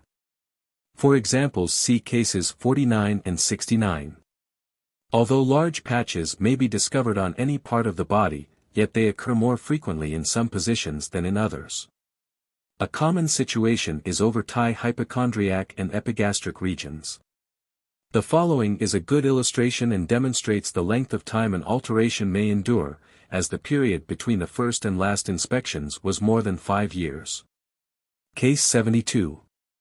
A childless woman who had been married several years suffered for more than 12 months with pain in the stomach, which increased after a meal and was often relieved only by vomiting. She was constantly sick, had pyrosis, but no hematemesis. Dread of pain, which she described as agonizing, prevented her from taking any proper food, consequently she was emaciated, weak, and anemic. From these and other symptoms an ulcer of the stomach was diagnosed, and under treatment she gradually improved and became convalescent. When first examined in 1909, her aura was blue in color, over 8 inches by the head and by the sides of the trunk, and 4 by the legs. In front it was 4 inches wide, and at the back nearly 6 in the lumbar regions, coming straight down. The shape was good. The inner aura was 2.5 inches in breadth. There were several rays projected from different parts of her body, one from each shoulder, one from each flank, and on the right side one streaming downwards. As she stood sideways, a 6th was noticed emitted from the lower lumbar vertebrae upwards and outwards. The CC band disclosed no patches on the back. In front a dark spot over the epigastrium was present, with its upper border on the sternoxiphoid plane, and the lower 2 inches above the umbilicus. The inner margin was at the middle line, and the outer edge on the side of the trunk. This area was several shades darker than the rest of the band, and the left extension was darker than the right. Unfortunately, after being apparently well for some months, she had a relapse in January, 1910, and as proper attention could not be obtained at home, she entered a hospital for treatment. Finally she was discharged cured, as she had lost all pain, and was able to eat solid food without discomfort. Shortly after her return home she was again examined. There was no difference in the outer aura, but the inner was granular on the left side from the nipple line to the crest of the ilium, front, back, and side. When the transverse CC band was used over this part of the body, the large discolored patch could be distinctly seen, but was not perhaps quite as plain as it had been previously. The extension still remained darker than on the right side. There were two discolored patches on the back, one by the right side of the third and fourth dorsal vertebrae, where she had previously suffered pain. The second spot was over the lower lumbar vertebrae. The writer thinks these patches may have been present at the first examination, only that not being as proficient with the CC bands as later on, he missed them. In 1914, her aura was inspected a third time. There had been no recurrence of any symptom of ulcer. Although in fair health she had never completely regained her full strength, and just lately had been feeling run down. The size and shape of the auras remained unchanged. By the lower ribs on the left side there was a void space between the inner aura and the body, but lineation in the constricted portion could be distinguished. With the CC band the same dark patch over the epigastrium was still in existence, but it had altered inasmuch as the dark portion had lessened in width, and the upper part had become lighter in color. This was one of the few instances that have been seen of a dark spot turning paler, and the change was exceedingly interesting as being probably the first step towards complete disappearance. Another example in regard to which it would be superfluous to enter into details as it is so like the preceding one, is that of an unmarried woman 29 years of age, who was brought by Dr. Merrick. Examination with the CC band showed that the abdominal area affected was almost identical with that of the last case, but there was one important difference, viz., that the color of the patch was lighter instead of being darker than the remainder of the band. Experience having taught that pale-colored spots are generally indicative of temporary disorder, the opinion was expressed that the patient's ailment was slight and fleeting, which turned out to be correct. A word of explanation is necessary. The writer had intentionally not investigated this case in the ordinary manner, as this had been done by Dr. Merrick, and it was looked upon as a test of the value of the auric changes. These two are instructive cases in which the CC band gave directly opposite color effects, although the regions under observation were the same in both instances. In the latter example, whatever the malady may have been, there was in all probability a nervous element at work, and very likely the derangement was entirely functional. In the former case the woman was suffering from chronic gastritis with the corresponding tissue alterations. Analogous changes may occur over the right hypochondrium and are generally also bounded by the middle line of the body. The upper edge is usually somewhere about the level of the sternoxiphoid plane, while the lower boundary is about the level of the costal plane. These limits are only approximate, and variations constantly occur. When a patch is seen in this position an invariable accompaniment is tenderness of the liver, with or without superficial hyperesthesia. Persons addicted to imbibing too much alcohol almost without exception show this patch, which in such cases is dark, and generally associated with another discolored spot over the epigastrium. These two patches may join and make a single large one. Occasionally when the CC band exhibits the large dark patch just mentioned, a small area still darker or one of a different tint may be seen within it. Such a small dark spot is invariably of serious import, through which the presence of malignant disease, before it could have been detected by ordinary means, has been discovered, the diagnosis, unfortunately for the patient, turning out to be only too correct. Case 73. Figure 59. A married woman 64 years of age, who had always been delicate, had her breast removed in 1901. Figure 59. Cancer of liver. She was gouty and for 5 years had been a martyr to neuralgia of the face and neck, the sequel of herpes zoster. In December 1911, she was losing flesh rapidly, and suffered pain in the abdomen commencing from a quarter to half an hour after meals and lasting from an hour to an hour and a half, with frequent vomiting. These and other symptoms gave rise to a suspicion of cancer, and it was anticipated that the seat of mischief would be the pylorus. Time after time a search was made for a growth, but none could be found. A medical friend kindly saw the patient and felt confident that malignant disease was present, but he too was unable to locate the site of mischief. Just at this time she was obliged to keep her bed. About 10 days later, when she had rallied a little, she came to have her aura inspected. The outer aura was distinct, of good size and shape, and grayish-blue in color. It was 8 inches round the head and by the sides of the trunk, and 4 by the legs, as she stood facing. When she turned sideways, it was 4 inches by the back and front, except in the lumbar regions, where it was 6. The inner aura, which was not nearly as plain as it should have been, had the patient been in good health, was 2.5 inches wide all over the body and faintly striated. The CC band was uniform over the whole body, except in front on the right side, from the pyloric plane to the level of the umbilicus, where there was a dark patch, limited by the median line, whilst to tilt right it went as far as could be seen. There was a still darker spot just over the 9th costal cartilage. Over the epigastrium the CC band exhibited a light-colored patch. A diagnosis of growth near the gall bladder was made. She improved for a short time and went into the country for change of air. At the end of May, 1912, she returned home as she had suddenly developed jaundice. Examination of the abdomen disclosed a hard tumor about the size of a pigeon's egg, which could be felt near the gall bladder, exactly in the place where the very dark spot had been previously seen. The tumor grew rapidly, and other nodules soon made their appearance. She survived only 5 months. As an antithesis to this case, a woman asked to have her mother inspected as she had cancer of the liver.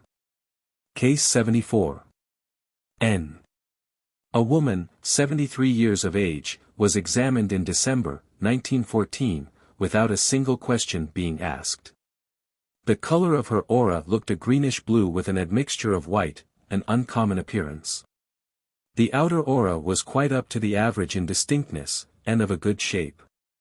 It was 9 inches round the head and 8 by the trunk, and 4 by the ankles.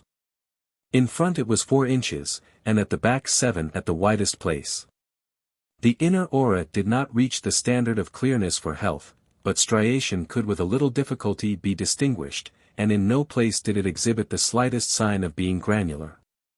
When the CC band was employed upon the back, a small patch was perceived on the left side, but over, the 3rd and 4th dorsal vertebrae, slightly darker than the rest of the band. In front there was only one faint patch about 2.5 inches by 2, just over the gall bladder. The other CC bands did not assist in any way. Taking into consideration that the aura was healthy, and that the changes disclosed by the CC bands were insignificant, the writer felt confident there was no malignant growth. Palpation revealed the presence of gall stones. The patient then gave the following history: she had been suffering from bouts of sickness for several years, and had been growing thinner for 3. There had been pain and tenderness over the gall bladder. 2 years previously she had entered a hospital, when an operation was recommended, she believed, for gall stones. She would not allow it to be performed, being timid on account of her age. As a result of the examination she was advised to go at once and consult a surgeon. In this instance the aura did not disclose any facts that could not have been ascertained quite easily by ordinary methods of examination, but it is none the less interesting on that account. Examination of their aura has been the means of reassuring not a few people who had come up under the impression that they were suffering from cancer. Another common situation for a discolored patch is over one and sometimes both groins in women mostly over 25 years of age. In no instance has a patch over one groin only of a man been recorded, but in a few cases there have been found dark bands stretching right across the lowest part of the abdomen. The upper margins rarely reach as high as the anterior superior spines of the ilium. The color of these patches may be either darker, lighter, or of a different hue, to the remainder of the CC band, and if there be two patches, one in either groin, they are seldom of the same shade, but should they join and form a complete belt across the lowest part of the abdomen, then the color will generally be uniform throughout its whole length. After tabulating the different cases, it was found that 60% of these discolored areas were on the left side, about 5 and 20 on the right, and the remainder on the two sides, while of these latter about half were joined in the center. These patches are invariably diagnostic of pain or tenderness, and according to the depth of shade these symptoms vary in intensity. They are usually accompanied by discolored places on other parts of the body. Their position in women is sufficient to make it probable that they may have some connection with the genital organs, and, if so, are more commonly than not associated with activity or functional disturbance of the ovaries. From this point of view, the next case is very instructive. Case 75. Mrs. N, 40 years of age, had her aura inspected during the autumn of 1918. The outer aura was proportionately rather narrow round the head. Otherwise it was of good shape, and exhibited no abnormality. It was 9 inches round the head, 10.5 by the trunk, 6 by the thighs, 4.5 by the ankles, and the same width at the back opposite the shoulders and nates, coming down straight behind from the head to the feet. Striation of the inner aura was visible all over the body, but by the left side of the trunk and at the small of the back it was coarse. Neither aura quite reached the proper standard of distinctness for a perfectly healthy person.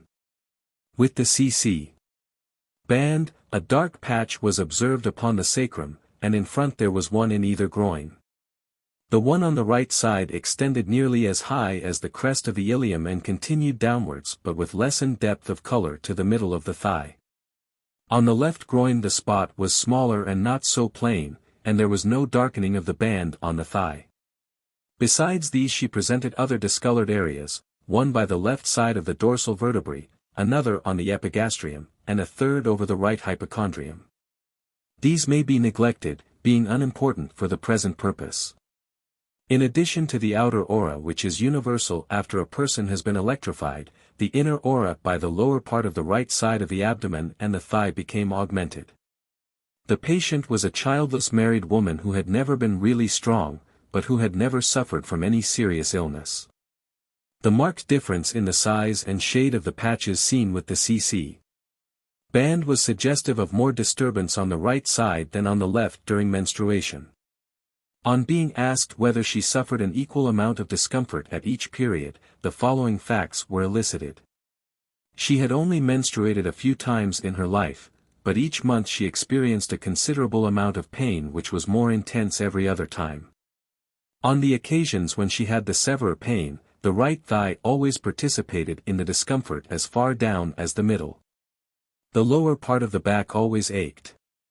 The alternating violence of the menstrual prodromata points to ovulation taking place successively first in one ovary and then in the other, and more intense functional disturbance when the right was involved.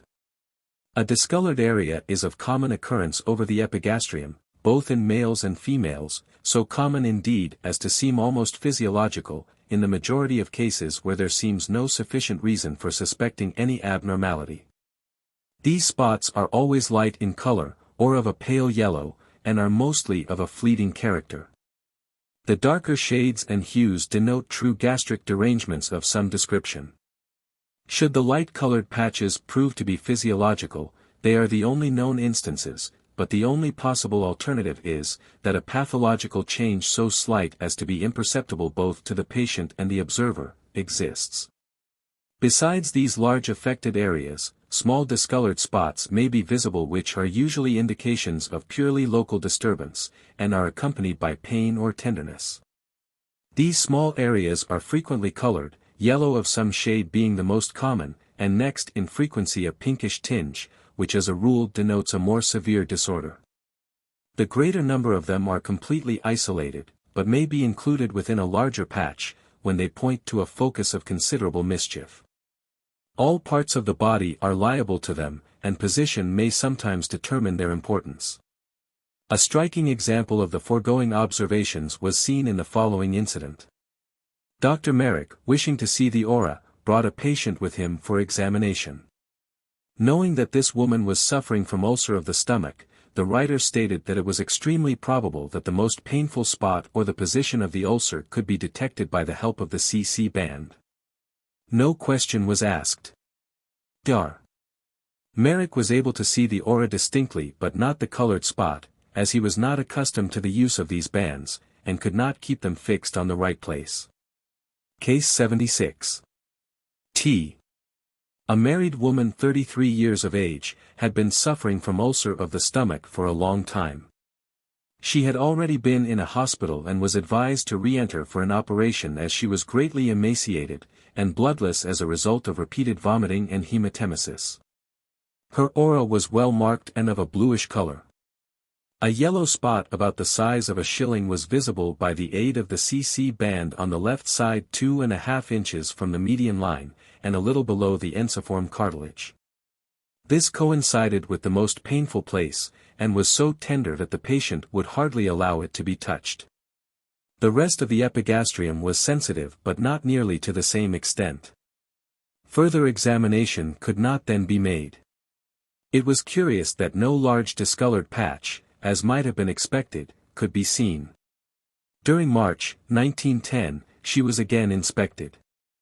She had not been to a hospital as advised, but had, however, improved greatly, having gained weight although still remaining anemic.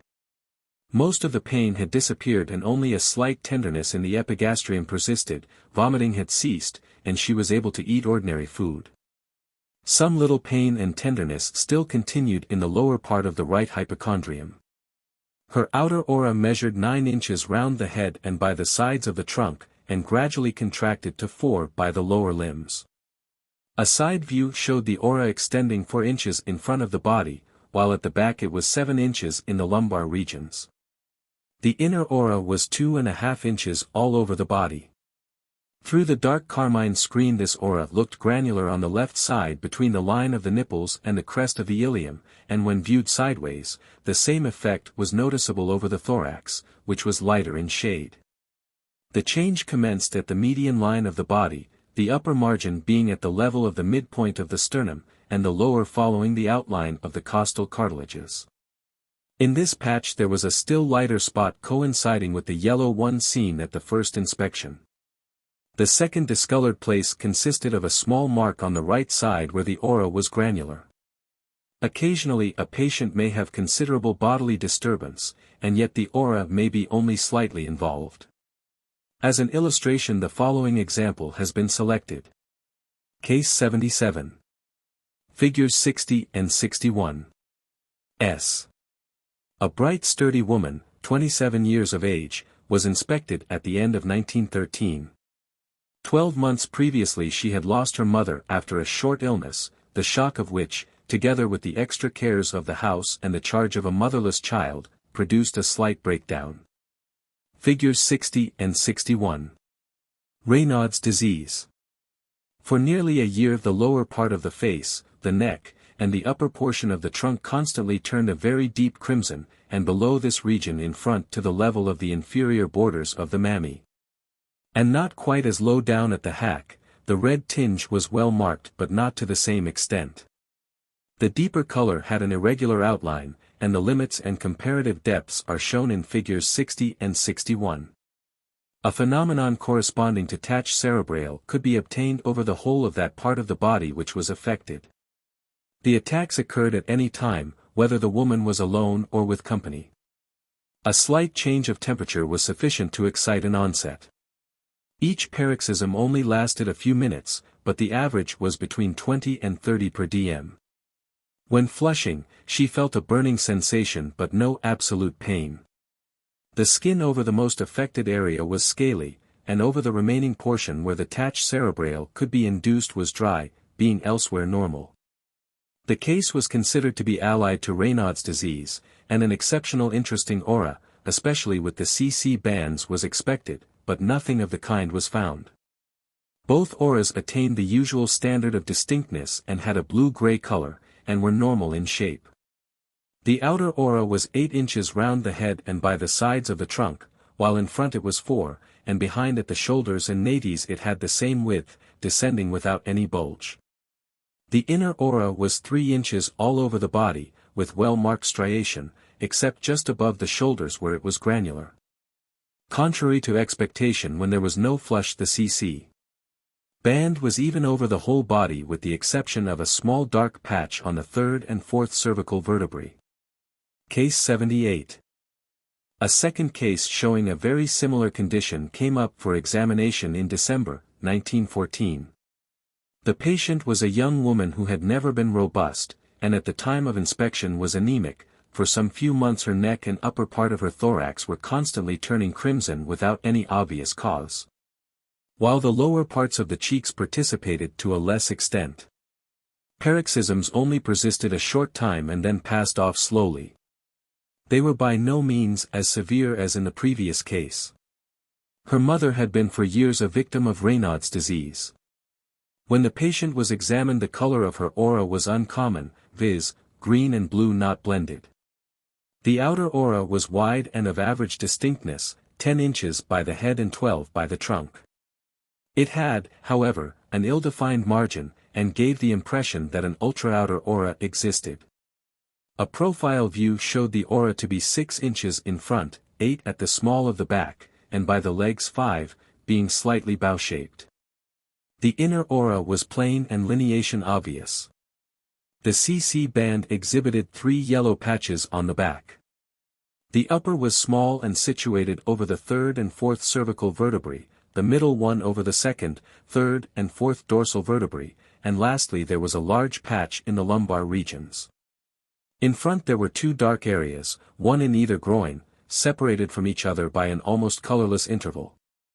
These 2 patches seemed raised about an inch from the body, and the aura between was masked. This was an unique phenomenon, as no other instance of this effect has ever been noticed, and the reason could not be determined. The 3 last patches were evidently due to ordinary functions, while for some undiscovered cause there was pain where the patch in the dorsal region existed. The most interesting point was the existence of the small spot on the nape of the neck, which occupied exactly the same position as did the one in the previous case. A very remarkable case presented itself in September, 1916, and a second time a few months later. As certain points were of great interest and seemed likely to furnish a key for the solution of several difficult problems, it will be fully described. Case 79. P.B. A young Belgian woman of Flemish extraction, complained of deafness following on a relaxed throat. The uncovered part of her chest, which was triangular in shape, was very conspicuous as it was of a deep crimson hue, far deeper than would result from mere exposure. In a few minutes it lost a good deal of its color. After a remark upon its appearance, she said that the slightest touch or rub on any part of her body would cause a red mark within a couple of minutes, which would last a considerable time. This had happened ever since she could recollect, and was accompanied by no abnormal sensations, so that she would be perfectly unconscious of the flush except for seeing it. Her skin was smooth and normal with no liability to rashes. She, as might be expected, bruised very easily. The mind did not seem to have any influence as an exciting cause. When a nail was drawn lightly across any portion of the skin, a red line appeared on the part touched in from 1 to 2 minutes, a wheal formed and its color gradually deepened to dark crimson. The blush spread upon each side of the wheal to the depth of half an inch or more according to the pressure used. This redness then declined slowly, leaving the wheal white. This would often persist half an hour or more. A slight flick of a pencil produced the same effect. A rub induced redness, but the surface remained smooth. Every part of the body was similarly affected. Sensation on the wheals, as tested by the prick of a pin, was more acute than on the adjacent skin. She was a small, well-proportioned, very fair woman, 22 years of age, quick and intelligent, and as far as could be ascertained did not evince any neurotic signs. Her health had always been good. She was the only child, and her parents were both alive and strong. Slight wounds did not bleed abnormally. She believed herself to be more sensitive to tactile sensations than most women. Knee jerks were normal, and there was no abnormal response when the soles of the feet were tickled. The superficial reflexes were much exaggerated. With the sphygmometer, a pressure of 118 millimeters of mercury was required before the pulse was obliterated. Both auras were of normal distinctness. The color was peculiar, a whitish gray-blue mingled with a little green. The white imparted an opaque look, which was increased in the interspaces between the arms and the body, as the girl stood with her arms akimbo. As she faced the observer, the aura was 9 inches round the head, the same by the sides of the trunk contracting to 4 by the feet. Seen sideways, it was 4.5 inches in front, and the same width at the back by the shoulders and buttocks, coming down straight. This aura was perfect in shape and of average size for a woman. The inner aura was 3 inches over the whole body, with natural striation. The blue CC band disclosed a small purple patch, which was darker with the red band, on the neck from the 3rd to the 5th cervical spines and nothing more. After this preliminary investigation, various parts of her body were rubbed or lightly scratched, and the aura was examined during the time the changes were proceeding. As in each instance similar alterations took place, one description will suffice. The central line of the body between the ensiform cartilage and the umbilicus was gently rubbed for a few seconds. For the first minute or so no change occurred, but gradually both auras seemed to widen, and become more distinct and opaque, and at the same time the etheric double, which was not noticeable before, became very clearly marked. It was half an inch in width. The outer aura soon enlarged to its maximum, which was 8 inches, just twice its normal breadth. The inner aura when seen through the red screen was about 5 inches broad, coarsely granular, and had completely lost its lineation. It had not the slightest resemblance to any ray. This condition lasted a few minutes, after which the auras gradually resumed their natural state, keeping pace with the fading of the red color. In the next experiment, with the hands resting on the hips and the elbows extended, the aura in the diamond-shaped spaces so formed with the body, was examined with screens before and after gentle friction had been applied to one side of the chest. The following were the results. Up to the present time, with the exception of this patient, although the aura has been constantly examined for it, no local change has been detected over parts where redness has been induced by friction. This may, perhaps, be attributed to the fact that ordinarily only the most superficial layers of the skin are affected, while in the case above described the deeper layers otiticorium were probably also involved. It is more likely than not that even in a normal subject, if the force used were sufficient to cause slight bruising, the aura would be influenced immediately or within a short time. In another experiment the cervical spines were gently percussed with the finger in the region where the purple patch was seen with the CC band. It was not expected that this proceeding would have any influence upon the aura, but almost instantaneously a general enlargement took place, yet not to the same extent as when static electricity had been used on a previous occasion. The width was 11 inches round the head, 12 by the trunk, and 6 by the feet, and when she stood sideways it was 6 by the shoulders continuing straight down the back. This case differs from the last two inasmuch as the previous patients had only the upper part of their bodies affected. In them the skin frequently became red without any appreciable cause, while at other times the color was induced by emotion, or some slight change in temperature, etc. The epidermis was deranged in the affected parts, which were dry, and in the worst places, even scaly. The urticarial reaction could always be produced over, and was wholly confined to, the abnormal areas. The color changes, too, never attained the same depth as in the last instance, and only at the very darkest portion in the case 77 did they approach those usually induced by the slightest friction at any point in the affected area in the woman PB. It is certainly a curious coincidence, if a coincidence it be, and it hardly looks like one, that in all these three cases the CC band disclosed a colored spot on the nape of the neck. In the last instance this was the only patch that could be detected over the whole of the body, with the exception of a very faint one on the sacrum. The presence of other patches over the different parts of the spine had been expected whether or not one occurred on the neck. Case 80. ED, a woman 27 years of age, was inspected for the first time in 1913. She had been nursing her mother through a long illness, and immediately afterwards her father required great attention on account of his health. As a result she became greatly depressed and run down. For some months at intervals, her lips, both hands, and to a variable extent her forearms, became deeply cyanosed. The attacks were sudden in onset, and often continued a considerable time. She experienced no pain but her hands were always cold. Although there was no heart disease, she suffered constantly from palpitations. Tache cerebrale could always be obtained on the chest and the back, almost as far down as the waist.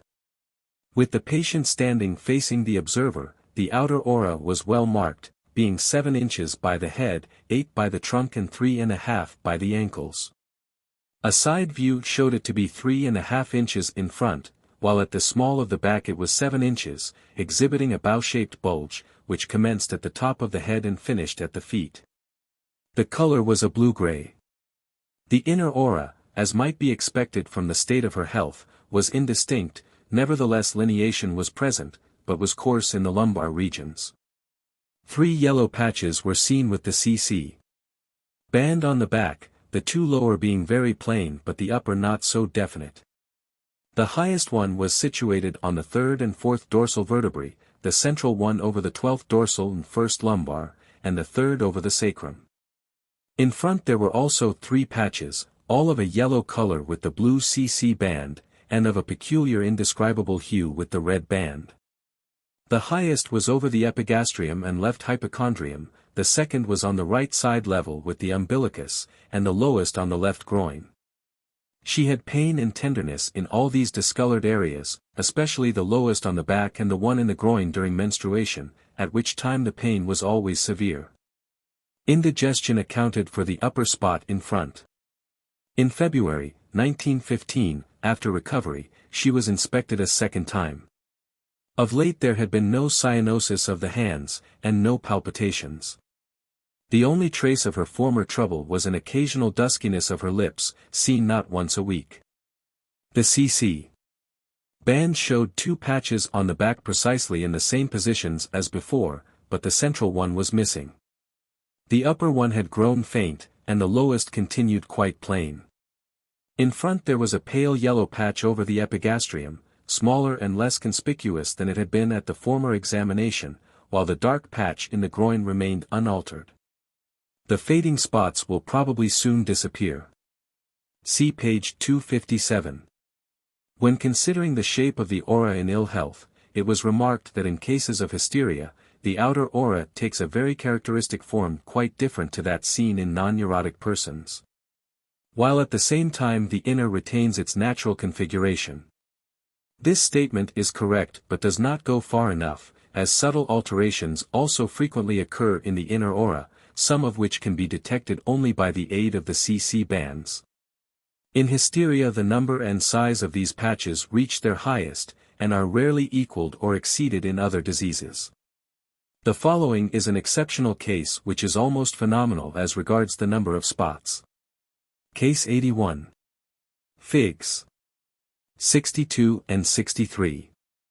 S. An unmarried largely built woman, 36 years of age, was, from her appearance, one of the last persons likely to be hysterical.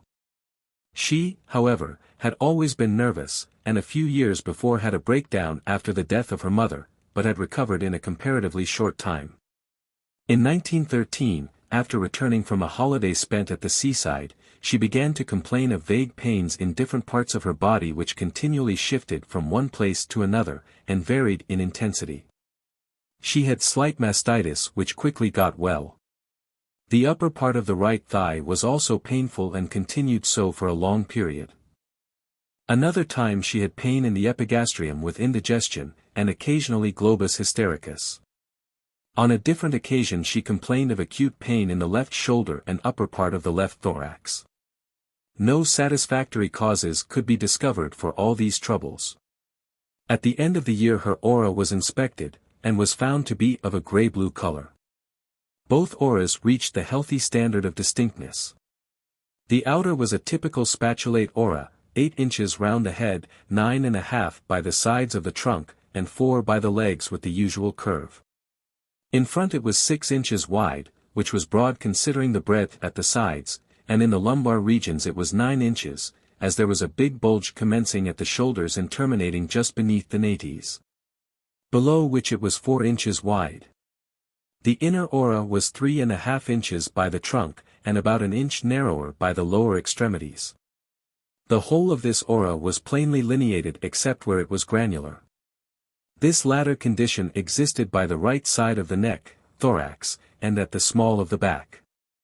Figures 62 and 63. Multiple patches. The CC band showed a large lemon-colored patch on the left side in front, from the shoulder to the nipple line, the inner margin corresponding to the median line of the body. It extended round to the back where the edge took the outline of the scapula. A continuation of the lower part of the patch in front was dark to the level of the ensiform cartilage. There was a deep yellow spot on the left groin, and another dark one on the right hypochondrium. The upper part of the right thigh was a pale yellow in front and round to the back. On the back there was a dark patch on the second and third, a yellow one on the sixth and seventh dorsal vertebrae, and a third one continuous with the last but dark and extending as low down as the second lumbar vertebra. Lastly there was a dark yellow area over the sacrum. Wherever the CC band exhibited discoloration the patient had either pain or tenderness at the time of inspection or shortly before.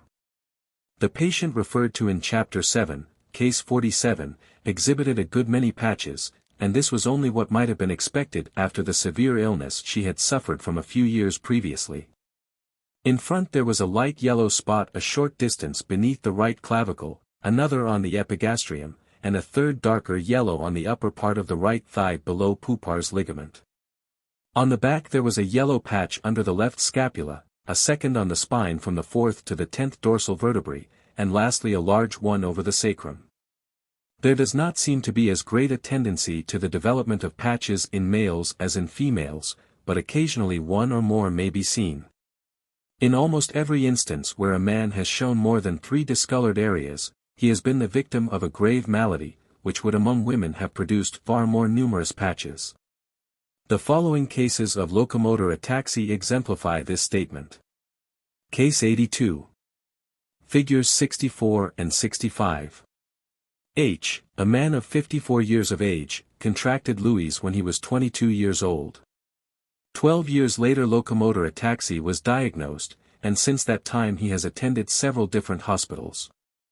Figures 64 and 65. Locomotor ataxy. His unsteadiness when standing made it difficult to examine his aura. All the symptoms of his illness were those usually met with in that disease, so they hardly need description. His aura was inspected in 1914. The outer aura did not reach the good health standard of distinctness, and was gray in color. It had nearly the size and shape commonly found in a man, being 7 inches round the head, 5 by the trunk, and 4 by the legs, 5 in front of the trunk and 4 lower down. While at the back there was a bulge commencing a little above the head and terminating a short distance beneath the nates. The widest part was 8 inches.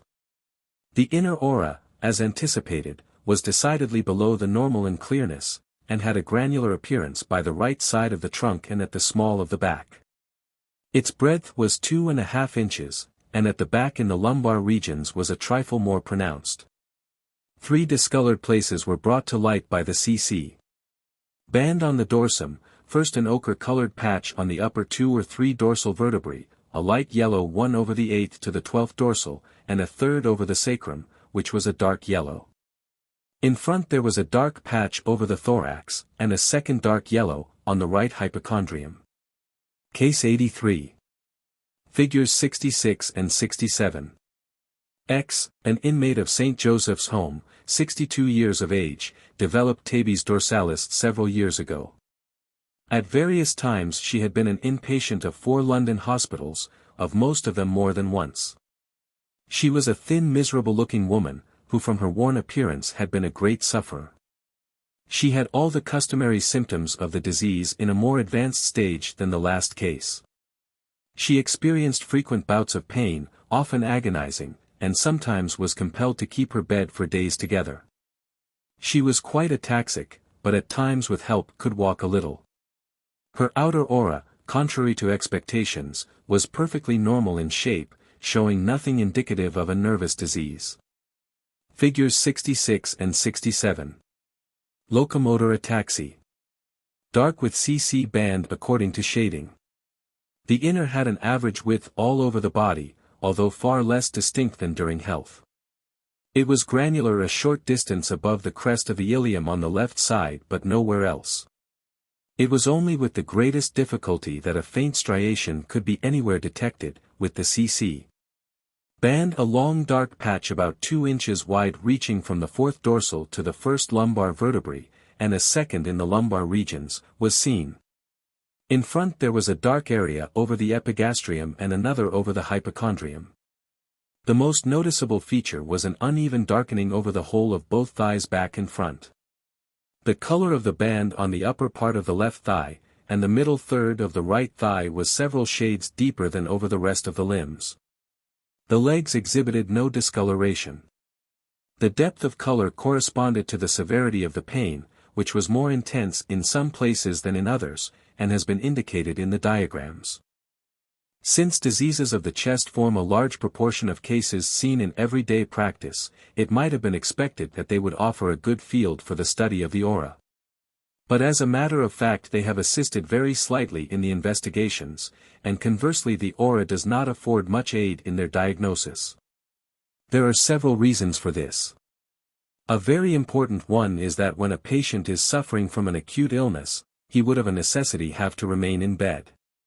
It is obvious that besides the difficulty of a background and the arrangement of the light, etc., it would in most of these cases be inadvisable, if not absolutely improper, to trouble a patient in such a condition with an investigation which must be unavoidably prolonged and fatiguing. While in the present state of knowledge the benefits derived from it could only be problematic. Chronic cases, on the other hand, can be inspected with impunity, and show changes in the aura, but none that have much diagnostic value. Although the examination might be interesting, attention has been mainly devoted to other conditions thought more likely to give results of practical importance. However, a description of 1 or 2 examples will give a good idea of the changes likely to be found. Case 84. T, a married woman 43 years of age, complained once that when coughing she brought up some bright blood. According to her account it was quite a teaspoonful. Although a very careful examination of her lungs was made, the affected spot could not be ascertained. 2 days later her aura was inspected prior to the usual examination by auscultation, etc. The aura had the proper size and shape for a woman of her age, and showed no abnormality until the CC band was employed across her chest. A light spot about the size of a florin, on the left side in the intercostal space, about an inch from the sternum, was immediately noticed. As soon as a stethoscope was placed over this spot, fine crepitations could be heard deep down, and the writer believes, rightly or wrongly, this to be the part of the lung from which the blood exuded. Even if he had not seen the pale patch in the CC band, he hardly thinks the physical signs would have escaped his notice. From subsequent experience he is certain that the band would have shown some alteration had it been employed directly after the hemoptysis. This was the only part of the lung in which any disease could be discovered. Of all chest complaints, the one par excellence in which changes of the aura could be of assistance, is incipient phthisis, but at present there is no distinctive case to bring forward. As in fact there has been only disappointment with those that have been examined. Of course, if bronchitis or emphysema be present, since the whole or the greater part of the lung is affected, it would be unreasonable to expect the detection of a small tubercular focus by some slight alteration in the aura which would inevitably be masked by the changes due to the more general disorders. The next instance is a good example of the changes which take place in the aura during chronic phthisis. Case 85. G, a lady 27 years old, became consumptive in 1905, and progressed unfavorably for a long time. She had pleurisy on the left side in 1906, pneumothorax in the early months of 1909, and in the middle of that year the right lung became affected. During the whole of that time she was in Scotland, but to the surprise of all her friends she gradually improved in health. She was inspected in 1911. Her condition was exceedingly good considering the state of her lungs. The outer aura was found to be of medium width, being 8 inches by the head, and the sides of the trunk, contracting to 4 inches by the ankles. It was symmetrical, but its texture was not as fine on the left, between the jaw and the crest of the ilium, as on the right. The inner aura was 3 inches in breadth on the right side and only 2 on the left of the trunk, but was alike in size and texture over both thighs and legs. Striation was very distinct on the whole of the right side, but on the left above the shoulder and by the trunk as far down as the crest of the ilium, the inner aura was either coarsely granular or roughly lineated. Lower down it was normal. The C band was darker over the whole of the left side of the thorax, back and front, while below the costal cartilages and ribs was a dark patch reaching from the median line to the side as far as could be seen. The latter fault was evidently due to indigestion caused by the overfeeding which had been part of the patient's treatment. On the upper part of the right side of the chest was a dark patch over the diseased area in the lung.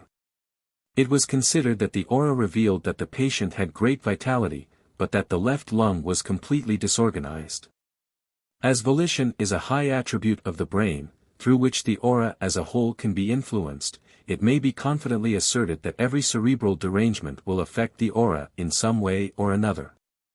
Probably such disturbances do produce some modifications of the whole aura, but the majority of the changes are of too refined a nature to be perceptible, and only the cruder ones can be detected. The coarse alterations that are recognizable may be so strange in appearance, that not even the most imaginative person would be likely to invent them. Who, for example, could have devised the hysterical aura? The more one contemplates this prodigy the more inexplicable it seems. Among women the ovoid shape, figure 11, of the aura is evidently the highest form, and the nearer it approximates to this figure the more perfect it is.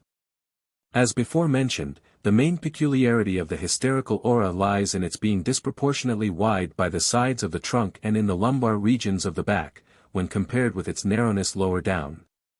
It is not yet possible to follow the stages of alterations undergone by the aura during its transformation from the normal to the spatulate shape. At first the idea was that the development of the aura, which naturally occurs during the transitional period in girls, might have been arrested round the lower limbs. Although this theory seemed reasonable, it was shattered by the fact that spatulate auras are occasionally seen round children, and even more often round adult males. Another view which seems to embrace all known cases and therefore is more likely to be correct, is that a true increase of the outer aura by the sides of the trunk with little or no augmentation by the thighs and legs is present. This idea is supported by case 55, and also by the fact that all hysterical auras seen in males have been far wider than any ever met with round healthy men. The theory receives additional proof from the accompanying bulge of the aura at the back, which cannot be explained in any other way than by local increase. It is useless to speculate in the present state of our knowledge why this peculiar configuration of the aura should occur amongst hysterical women. The practical question arises whether a normal aura ever becomes spatulate. It seems probable that this may occasionally happen. But intermediate forms are rare. Theoretically they might originate both during the evolution of the disease and during recovery. When the aura is seen to be imperfectly spatulate, it is impossible to decide at a single sitting from its appearance alone, whether changes have reached their maximum or are progressive. Several further examinations must be made, and as yet the writer has never had the chance of obtaining them. Fortunately another method is available, viz., the artificial enlargement of the aura by static electricity. This agent often accentuates peculiarities which without its help are too ill-defined for accurate observation. Since the discovery of this property special attention has been paid to the subject. The outer aura of the patient discussed in the appendix to Chapter 7, was complex, and reasons were given why it was considered normal for that person. Its great width, it will be remembered, was thought to be due to a spatulate configuration rather than to the presence of an ultra-outer aura.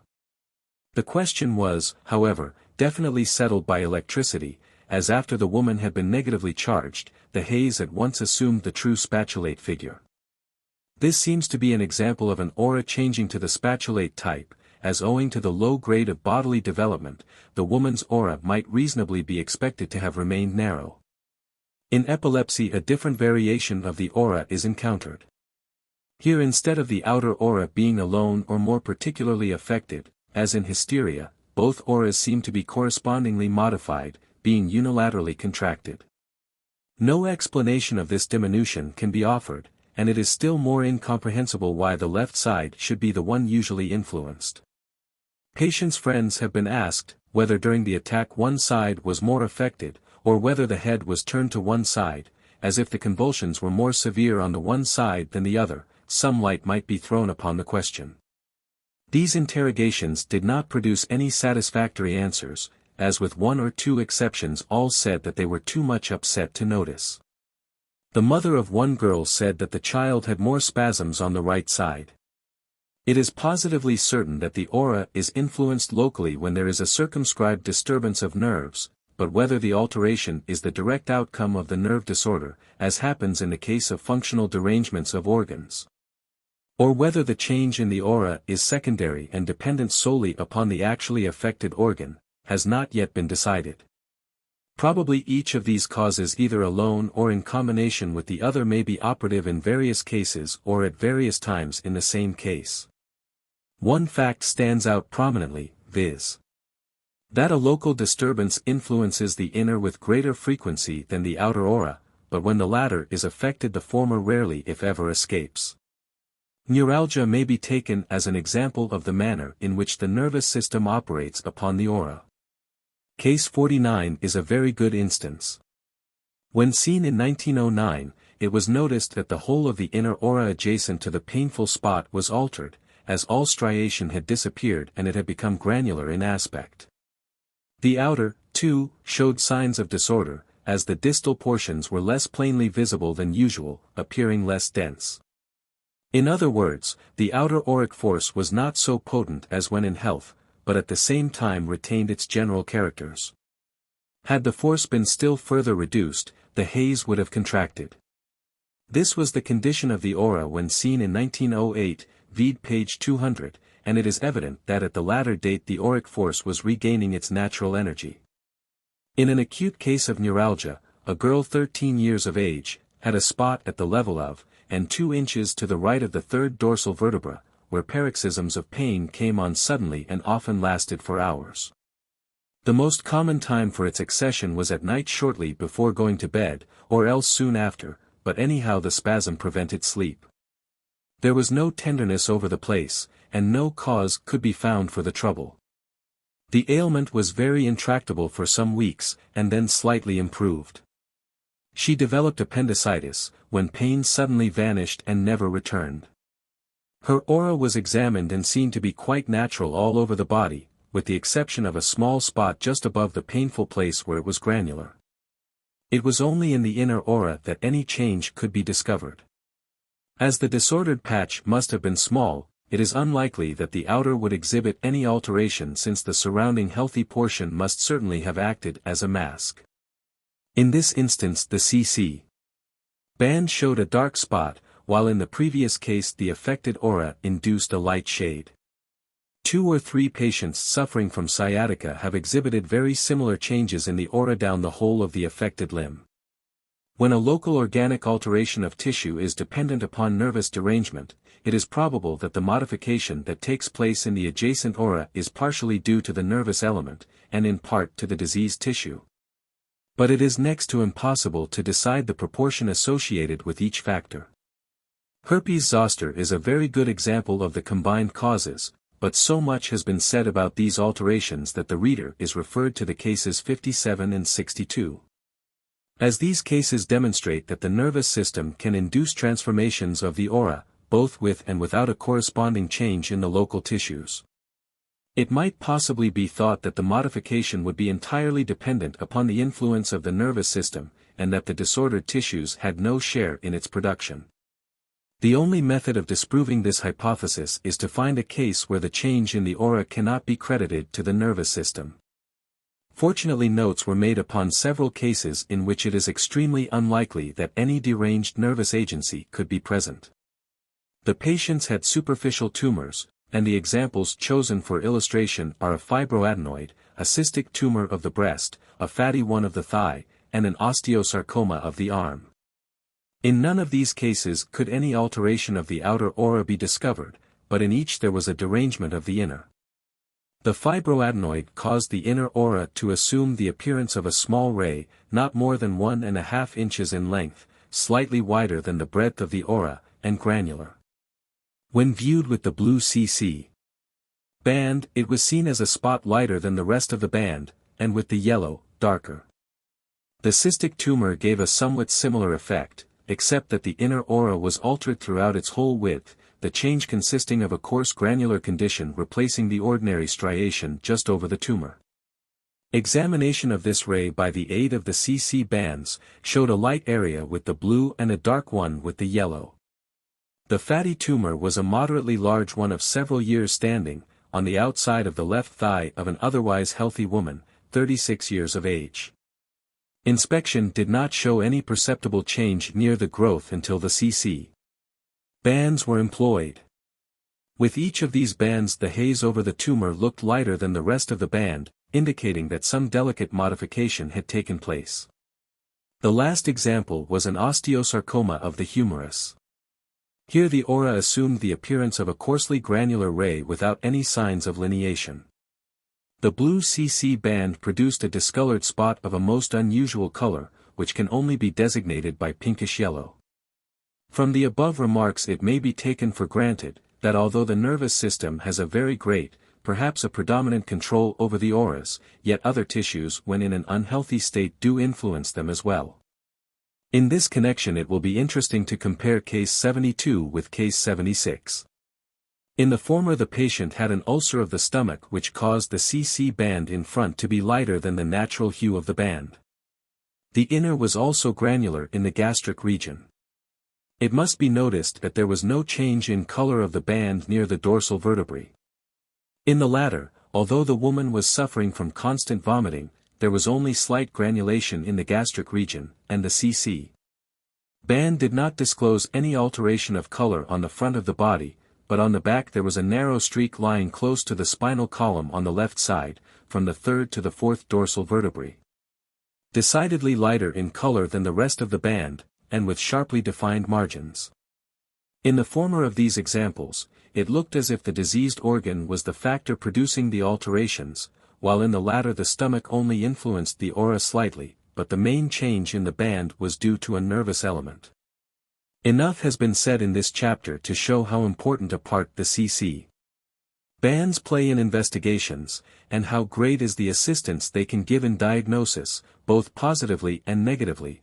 Positively, by demonstrating that the auras have undergone some alteration locally, the result of a disturbance at that place. And negatively, by proving that no appreciable change has taken place where an underlying disorder has been suspected. It is, however, necessary to remember that the CC band may occasionally not show alteration when it is known that the part beneath it is diseased. The help that this band can give is thus limited, but becomes greater and greater as the observer gains experience by practice in appreciating the finer differences manifested.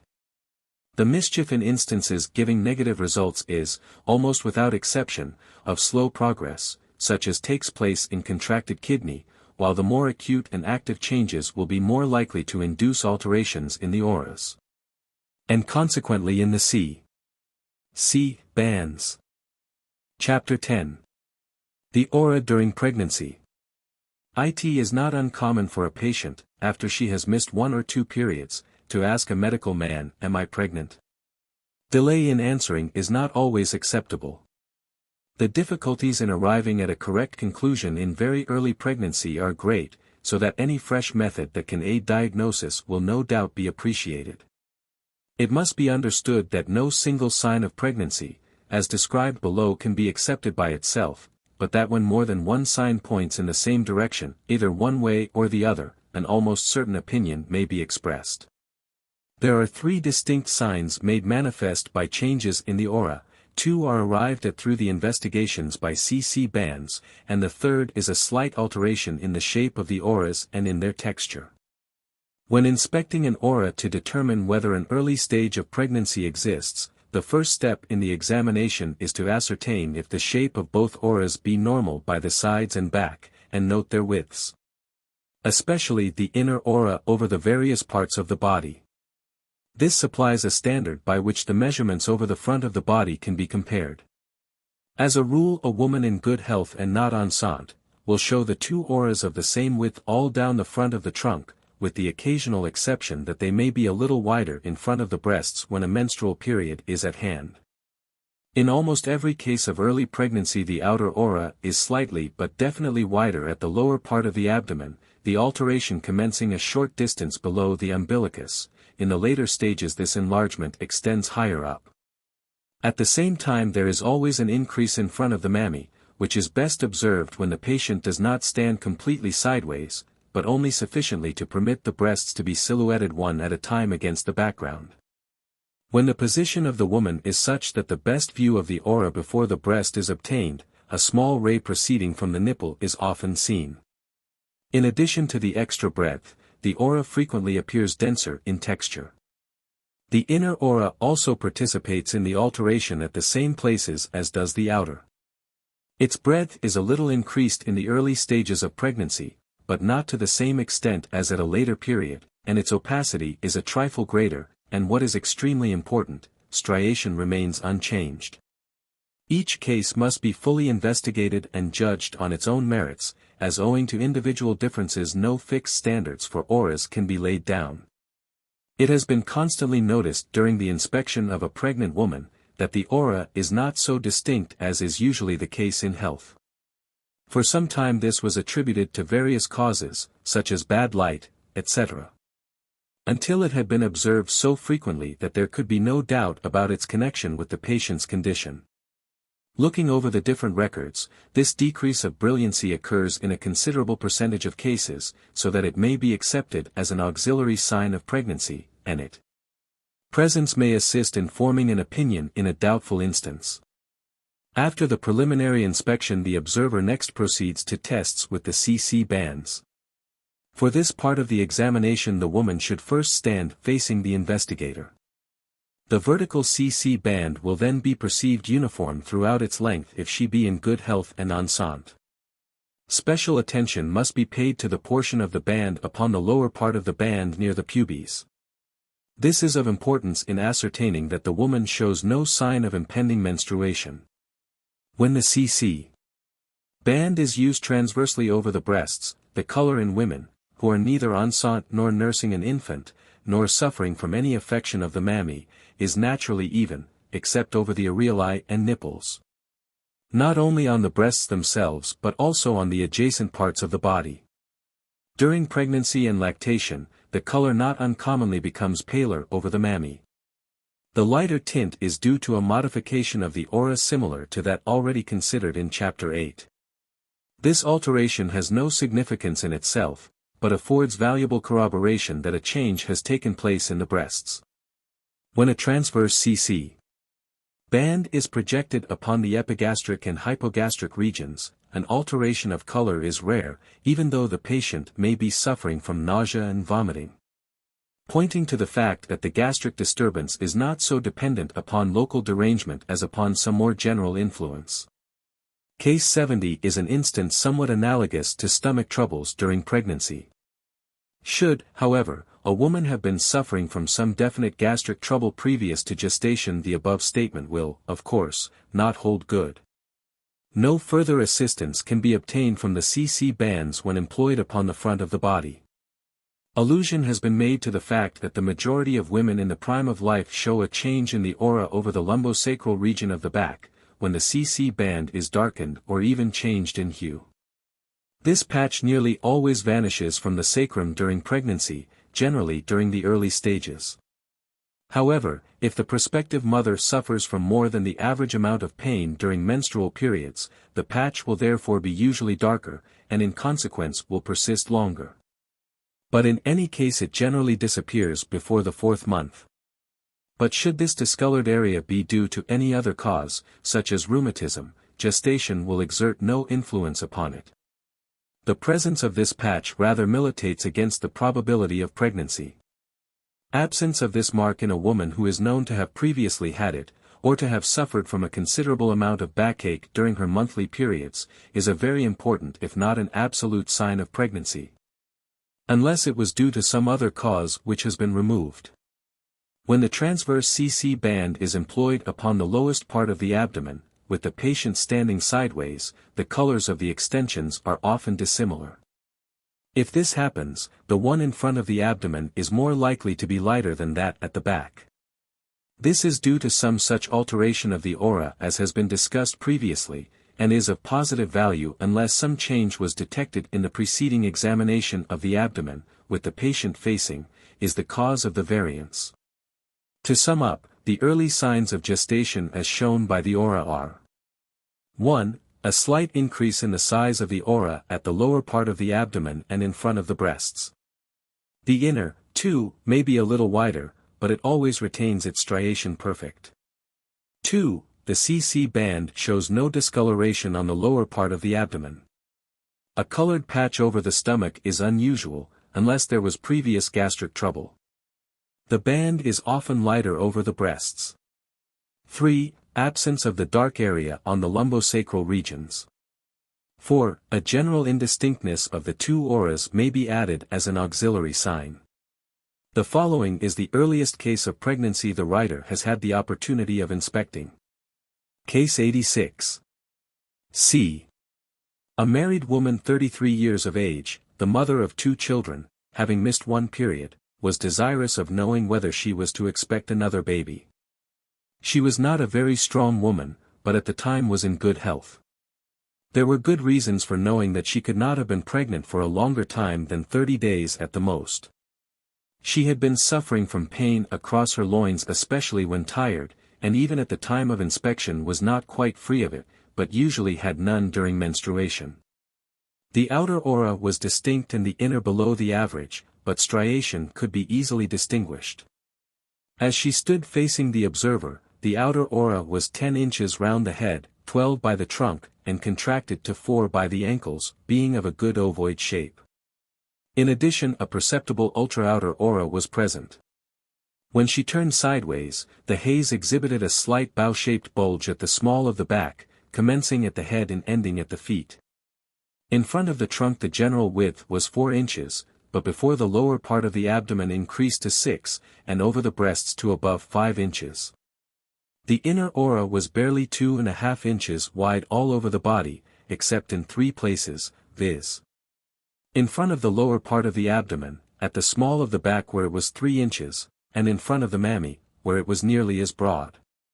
The vertical CC band was uniform in front of the body, but the transverse showed paler areas over the mammary.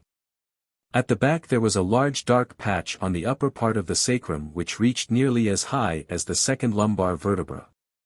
In this instance all the changes from normal were those that might have been expected in early pregnancy, with the exception of the dark patch on the sacrum, which was accounted for by the rheumatic pain. So an unqualified opinion was given that the patient was pregnant. A child was born at the proper time. Case 87. K. A lady 29 years old, who had been married 2 years and hoped that she was pregnant as she had missed one period and a second was almost due. With the patient facing, the outer aura was 10 inches round the head and trunk, gradually diminishing to 5 by the ankles. Sideways, at the back it was seen to be 4 inches at the level of the shoulders and nates, with a slight bulge in the lumbar region, and in front its normal width was 4 inches, but there was a small increase in front of the breasts. And another at the lowest part of the abdomen. In these places the inner aura looked opaque and in consequence more distinct, but striation was clearly visible. Over the whole body the inner aura was 2 inches in breadth, even, and displayed lineation. The extension of the CC band in front of the abdomen was lighter than at the same level at the back. When she again faced the investigator, the vertical CC band appeared uniform all down the front, except over the mammary, where it was paler than the neighboring portions of the body.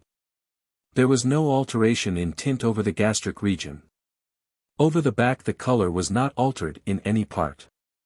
The lessons learned from this case are, first, that the woman did not show any signs of approaching menstruation although it was just due. Next, that the aura disclosed the fact that there was physiological activity going on in the breasts, and under that part of the abdomen near the pubes.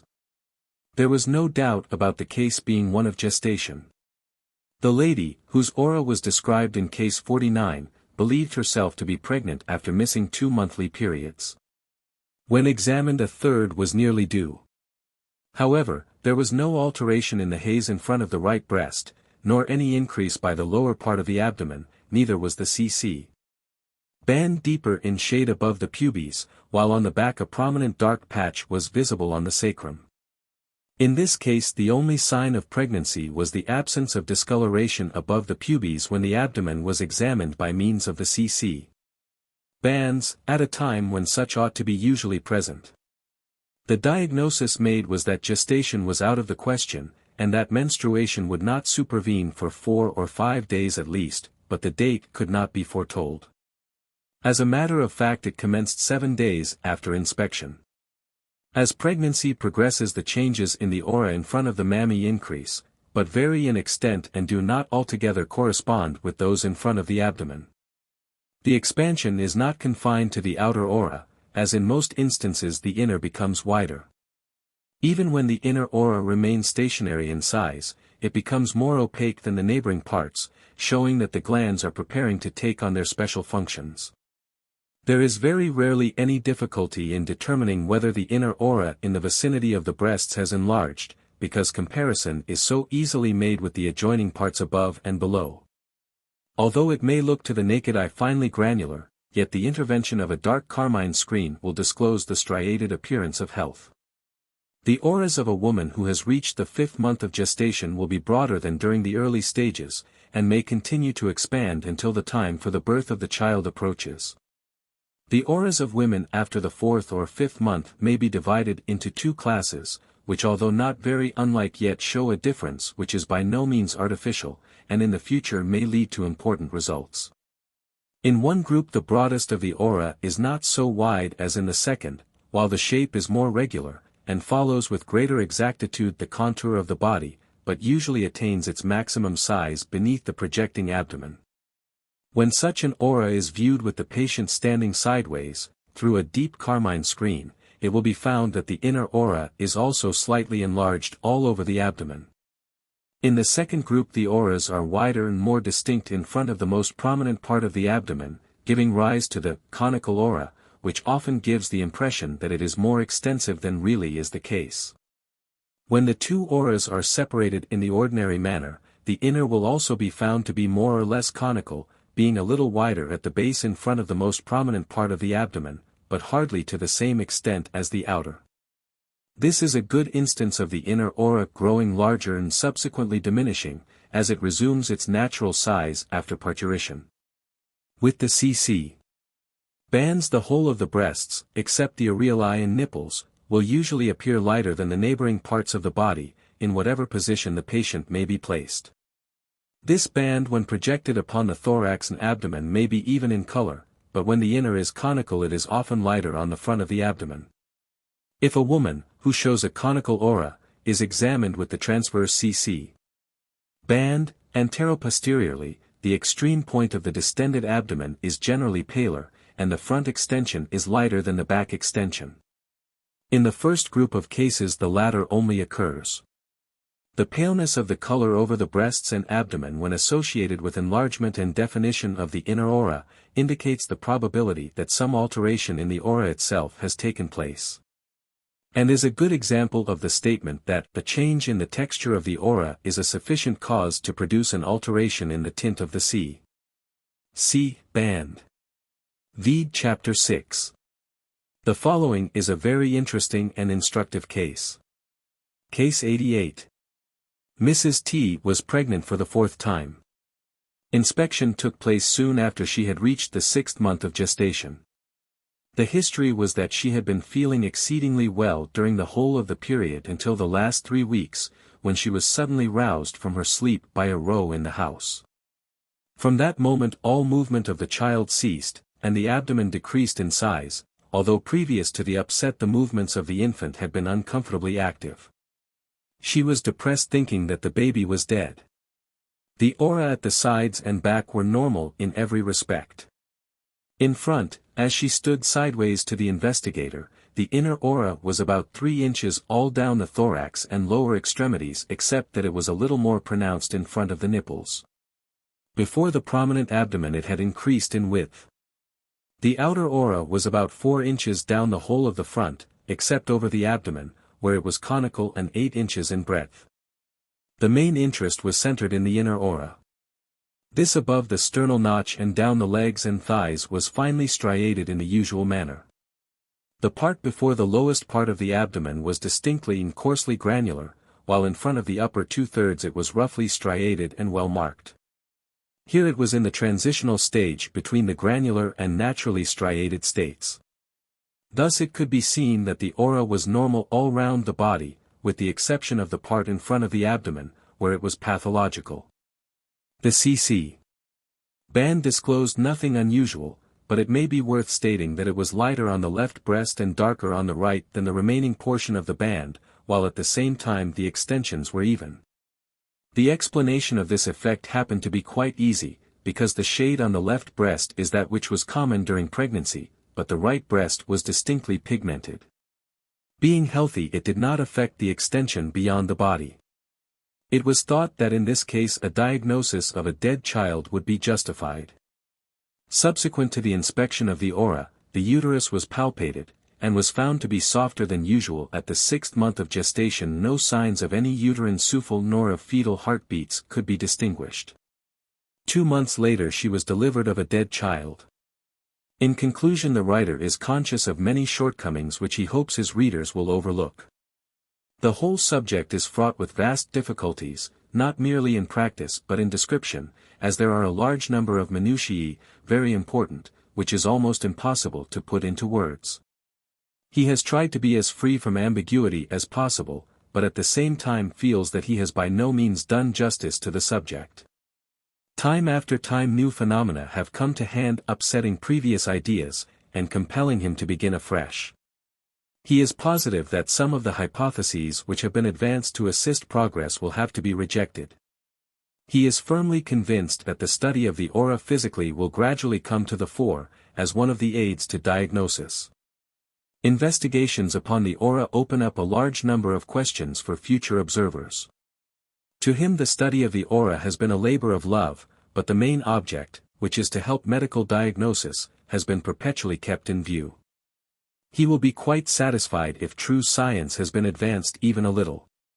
He cannot finish without thanking his many friends for their kind aid, more especially those who have put themselves to great personal inconvenience to forward his researches.